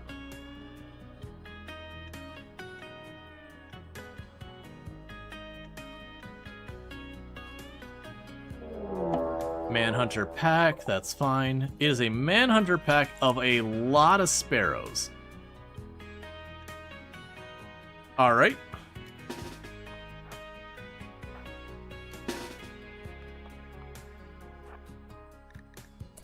Yeah, really sad about that. The bad view, you're really enjoying... Yeah. I mentioned it when we were streaming it, that Coral Island is definitely a game that is really good. I really like it. And I just think it was unfortunately... It's kind of the same situation as No Man's Sky, where the publisher was like, release it, when it wasn't really ready. And unfortunately, you know, while the game is in an amazing place and a lot of fun and all that now, it's just kind of the reality that because that initial inception was not really well received, it kind of has really undermined people's view on it. Like, there's like, there's a lot of people are still in the perception that the game's like in a super buggy place and, you know, really, really rough. And I would say it's not bug-free. I don't want to pretend it's in better shape than it truly is. But broadly speaking, the bug situation is pretty minor. There's like 1 or 2 crash bugs that are a little annoying that are being sorted out, but broadly speaking, the game is pretty bug-free now. And as far as when it first released, it was missing a lot of the content that was promised. But at this stage, like, the only things missing that they promised was the kids aging up. So, like, there's the kids in town are supposed to be able to age up into teenagers. That's on its way. That's the next major update. And then they had a couple more of the stretch goals from the Kickstarter, like the Infinite Islands thing that we don't really know what's happening with that. It's also supposed to come out for the Switch, but that might be one of those things that might not happen because of publisher reasons. That a lot of times the publisher will handle the console releases and all that, having dedicated people for it. And unfortunately, it's looking like it might be... Would you stop having wild animals just do that? They're not even that impressive. But unfortunately, it might be one of those things that the publisher had everything it needed to do that. And because the publisher holds those things, the devs behind Coral Island might literally not be able to do it. That the publisher technically has the rights. As you know, publishers slash devs seem to get the you only have one chance at first impression. It's cool to be excited about your game and want releasing the game too early when people risk forming operations. Yeah, no, I think the reality is Humble didn't care. We found out later on that Humble was ultimately just getting rid of Humble Publishing. Like, literally it was just going away, like, stopping existing. And so I think what happened is they made that decision without telling the devs, because we know that part's true, that they made the decision to shut down Humble Publishing without warning the people who were using Humble Publishing. Because when it shut down, like, there was a huge PR nightmare that came out of that, because... You know, there was games that were releasing in the next week or so through Humble Publishing, and they're like, we don't know what's going on. We're supposed to be releasing. Apparently our publisher doesn't exist anymore. We don't know what's happening. We would love to answer your questions about what's happening with our game, but we don't know what's happening. Because they only let us know by means of Twitter post. And so yeah, the reading between the lines was... that decision got made within Humble. And they were like, you know, get these games out the door. You know, get the money. We don't care if it's a good release or a bad release, just get what money we can, shut it down. Obviously, I'm filling in a lot of gaps that we can't 100% confirm, but it's very hard to not feel like knowing that they shut down Humble Publishing shortly after, and not as a response to Coral Islanders' release or anything, does say a lot. And for those who don't know, as a dev, there's only so much pushback you usually get. With the contracts involved and all that, a lot of times you may have agreed, and ultimately the publisher has control. Let's see. Your studio got closed by your publisher last year. We all got laid off, and it's heartbreaking to hear these things. But it's even more seeing the state of the game industry right now. Yeah. And that's kind of the difficult thing. There are good publishers out there. Like, Hooded Horse is an amazing publisher. I really like Hooded Horse. I'm very happy that very recently Hooded Horse came out and were like, hey, you know, with our contracts, Gen AI devs aren't, like, no Gen AI is permitted in any game we publish. Like, just hands down, it's in the contract. Like, you know, game dev, just don't even look at it because that's the thing. And they're the ones who are doing stuff like, Manor Lord and them. That's Hooded Horse. But they have a strict absolutely zero Gen AI, which I appreciate. They're also one that, with the publishing contracts as they set them up, there's a lot of publishing contracts that the way it works on the business side is kind of your publisher ends up putting up money up front to, you know, do your marketing, do a bunch of these other things, doing like the language translation, like whatever they're facilitating and all that kind of stuff. But like you look at that and they're like, we'll facilitate all that and there's a cost there. Makes sense. Fair enough. And the way some of the publishing contracts will work is as you sell your game, until you basically reimburse them for that money, all of the revenue goes to them, or at least the lion's share of it, whatever, and that all gets negotiated differently.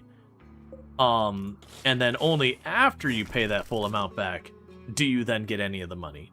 Versus what Hooded Horse does, they're just a revenue split. That, okay, they're sharing the risk with you. So it is one of those things where you're like, okay, like we think your game's gonna be good, we think all this, we're gonna put our like 30, 40, whatever $1,000 into marketing. I have no idea what the budget amounts are, by the way. But like, we're gonna put the money in for what we're going to cover so far as your game, and then ultimately, some percentage of your revenue goes to the publisher as means of publishing your game, because they took the risk with you to get you to market. So you're not saying that you need to put the business aside, but they're not injecting money into studios as much as they're cutting costs and maximizing profit at the cost of, well, everything. It's no wonder indies are at their peak. Oh yeah, no, exactly. Like that's what I'm saying, is the first model, which is what a lot of publishers have been doing. Not so much the past couple years. A lot of the newer publishers aren't using the one I just referred to before that, where they do that. It's basically the publisher has very, very little risk involved in that because you have an obligation to pay them back. So it's effectively you're paying someone to do work and then they charge a premium for it, but there's very little risk on the publisher side there. The only risk being is that the game literally does not launch, or it's such an abysmal failure that it never does make any revenue to get it back, which does happen. But like it is the risk is held 90+% by the people creating the game itself. Whereas the second one, the risk is relatively evenly split between the publisher and the game dev. And that's again why I like publishers like Hooded Horse is probably my favorite. Devolver's really solid. They treat their people generally pretty well. All that kind of stuff. Versus like you've got other ones like Chucklefish, which has more of a checkered background in the sense like with Starbound, that they used a bunch of art assets without paying people, or crediting them properly, and a bunch of stuff like that kind of stuff happens. Then you got publishers like Sony who generally just do not give an F. And they're like, yep, we put a date on a paper and you're gonna release. It's not ready. Too bad. We put a date on a paper, we're gonna release. No adjustments. It goes. If it's not ready, tough cookies. Roll it. For the record, Sony was the one who made No Man's Sky come out earlier. Day Zero patches are a thing now? Well, Day Zero patches being a thing that doesn't bother me as much. It is still indicative of a problem, but Day Zero patches, like, especially with computer games, like, it's different when it's like a console or whatever where it's controlled hardware. But computer games, you'll have like a whole bunch of computers out there with a bunch of different hardware you'll test your game on. And then, you release the game out into the market, and then you realize a bunch of these computers had this third-party software that caused your game to crash, and this one has this version of this driver and that caused your game to crash, and this video card over here caused your game to crash, and people find some elaborate way to play the game that you hadn't anticipated that caused your game to, not work right. And I'm okay with 0 day. You're gonna, if your game has a certain level of complexity, there is gonna be some demons in that closet. That's fine. As long as, like, generally, broadly speaking, the game is in a relatively good shape when it comes out. That's fine. But yeah, when it's one of those things, like, where we have these games at release, and that literally, like, the second or third boss encounter in the game doesn't trigger correctly, just period across the game, that you're like, okay, clearly no one playtested this last version. The boss encounter literally didn't function. You hard-locked the game at that point. You could not go farther. Like, the game physically didn't function. Like, this is a single playtester would have caught this. And we've had those releases more than once. And not even by little studios either. We're talking major releases that, like, they have to panic release this thing because, the boss is supposed to die and some cinematic was supposed to trigger that then takes you into the next area. But something happens and the cinematic just doesn't play, and then the game just gets in a stuck state, and you're like, alright, well, I guess I'm done.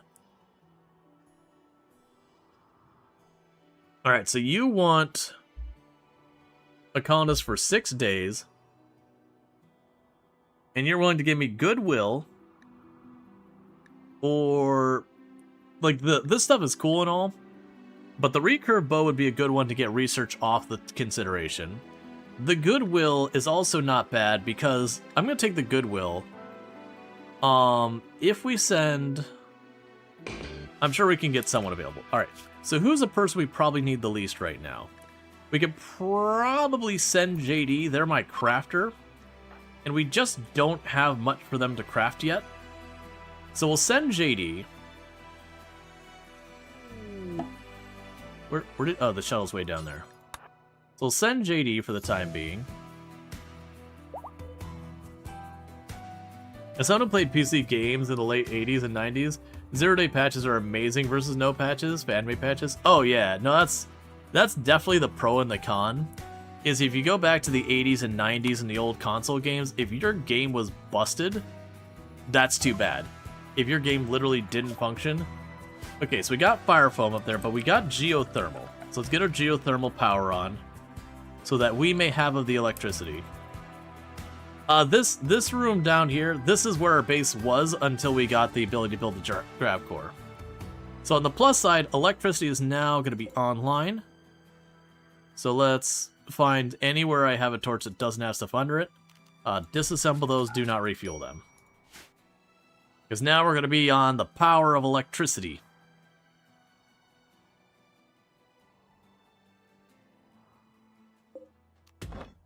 But yeah, no, there's a lot of pretty famous one too. Like, the DX fix for Dark Souls.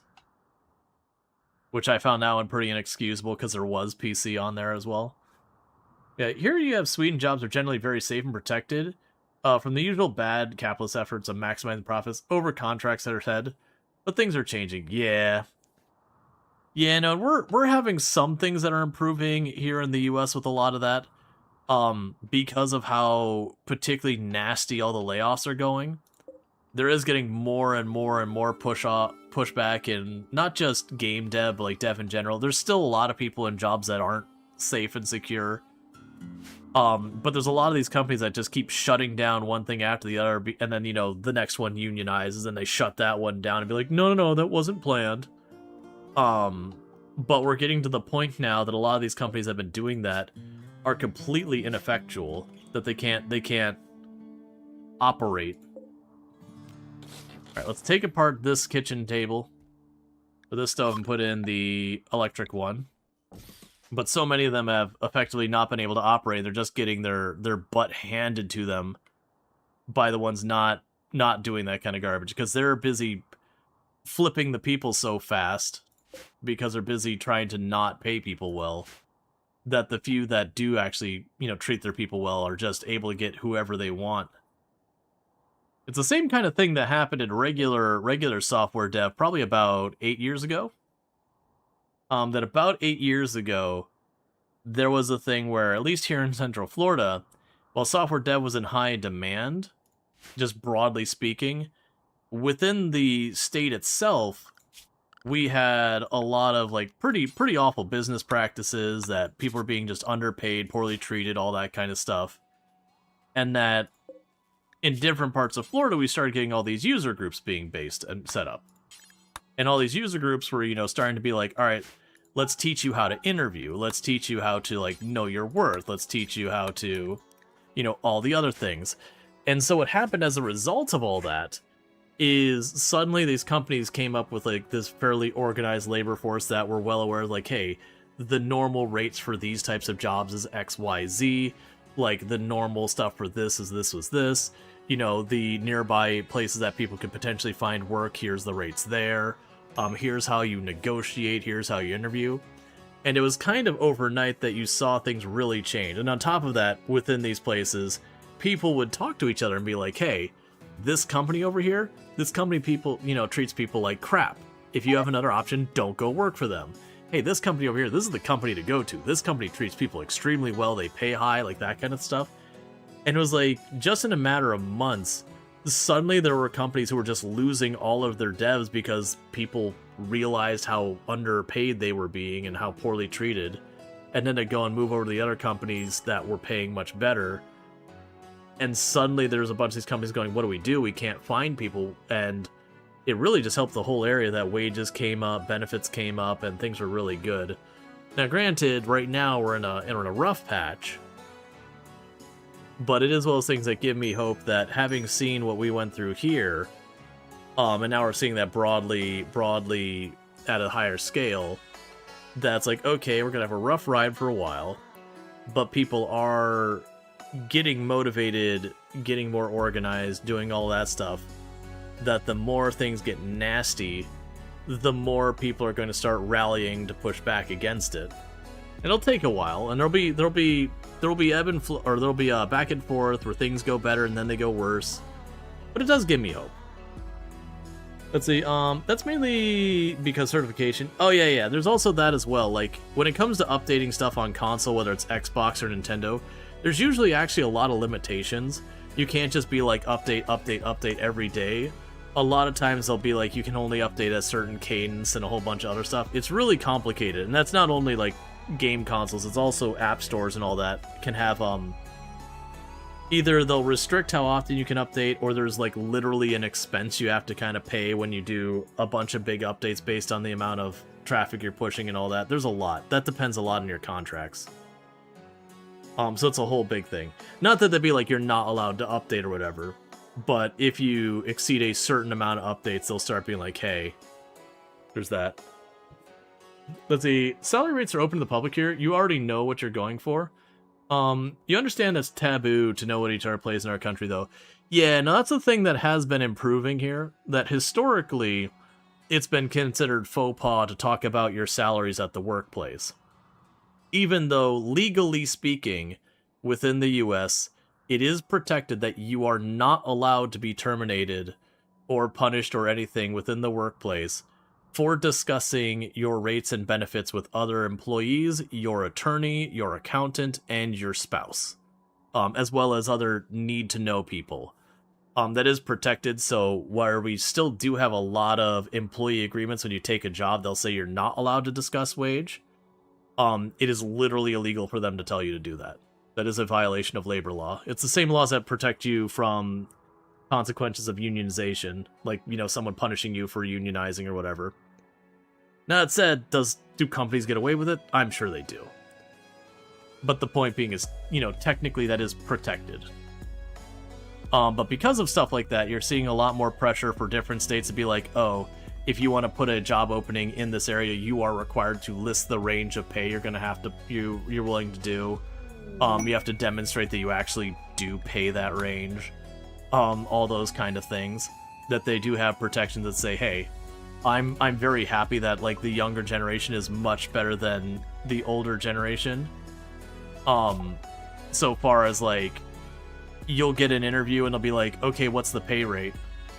And they don't want to answer, and they'll be like, all right, well, until you're ready to tell me the pay rate, we're not talking. Because I can tell you, I've been run through the ringer a number of times where I go and I put in, you know, interview number 8 or whatever with the company, and they come back and say, cool, we're going to offer you $32,000 a year, and you're like, you're going to effing not? It's like, you're talking to someone with 15 years work experience, and you're looking to hire a senior position in a job that should be paying like $110,000, $120,000, and you're going to offer me $32,000? You can go F yourself. And it's because they know you've got yourself that invested in it. And yeah, no, I haven't had that bad. I've had some pretty strong low balls, but that's not actually a number I've gotten. But yeah, that's part of the idea without sharing the rates to begin with, is you get people invested. It's also the sunk cost fallacy thing that you've already put all that time in. If you don't follow through with a wage that's probably lower than you'd otherwise normally accept, you've wasted your time, which you have wasted your time, but it's because they wasted it for you. Like, you didn't get the choice in the matter because you lack the information. And we do actually have states now here in the US that you're just required to list the salary range. That's just what it is. Because that way we can save everyone's time. Alright, Self-Actually, you have a good one. Speaking of punishing unionization, you hear about what happened to Ubisoft Halifax? Yep. And I am really hoping they get litigated against. Because There is zero question that was a union busting thing. Zero question about that. But we'll see what happens. There's been court cases that have been won in those type of conditions. There's been court cases lost under those conditions. It's always a tricky thing to prove. There's a lot of stuff with like union busting that does manage to get by that really shouldn't. But yeah, and for those who are missing that news, is Halifax Ubisoft, they did unionize, and then almost immediately afterwards, Ubisoft shut down the location. But it's definitely not related, according to Ubisoft. These two are definitely independent things that had nothing to do with each other. Trust me, bro. All right. So okay. So next one's Pemmican. That should go fast. You really do wish they go for it. Was in Canada though. Yeah. I mean, I don't know what any of the rules are with Canada and all that. I would be surprised if Canada's protections aren't as good, but you get the idea. It's a company doing crappy things, and there's an easy answer for that one. For us as consumers, it's just another reason to not buy anything Ubisoft makes.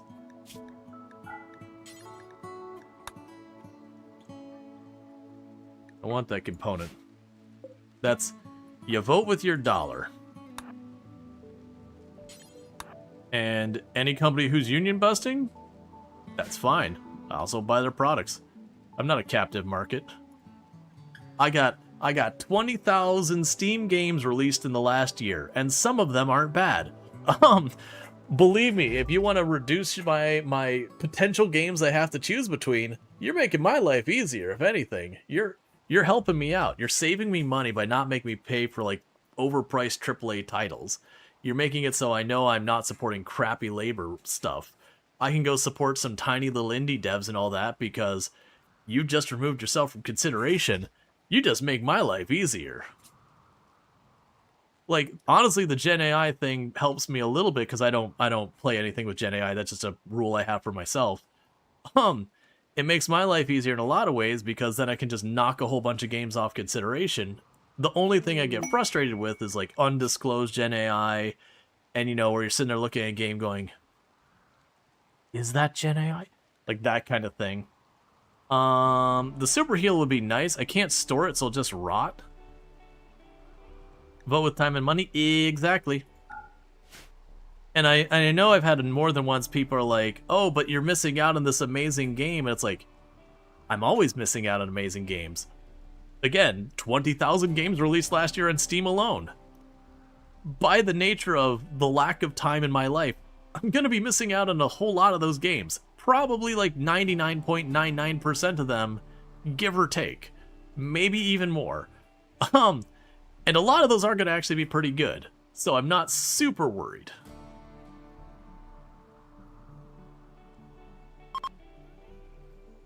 But with that said though, chat, I've already gone a little bit long because we did get a raid at the end. I really wanted to get this set up so we actually had like research progression. So the good news is we did get our geothermal done, we got our fire foam done, and Pemmican is going to fly along. So we are knocking out research. That's going to be a thing that's going to happen. It doesn't matter which research order we get, we just kind of keep hanging in here until we get the ship stuff set up. That actually isn't as bad as you'd think. That first research that took forever, it's literally twice as expensive as the next more expensive. Actually, I think it's even more than twice. Yeah, no, I think it's literally 3 times as more expensive as anything else to the left here, other than, where are you at? Mortars, which we don't have available yet. But it's like, very genuinely, that was the slowest research we could have possibly had. The next closest being microelectronics, which we hopefully won't draw, but if we do, it's fine. As long as I don't build the advanced table, we will only research stuff to the left. But with that, like literally all of this over here on this side is less time than that by itself. So we got kind of screwed in the early thing, but that's fine. Geothermal was the research we wanted. We just didn't get in the order we wanted. So with that said, if you're watching over on the YouTube side, the stream will be coming down, so don't forget to like and subscribe on that side. If you have enjoyed your content over here on Twitch, don't forget to drop a follow. That way you can find your way back here on the future. I am going to go ahead and put up my ending stream screen and see who we can find to drop a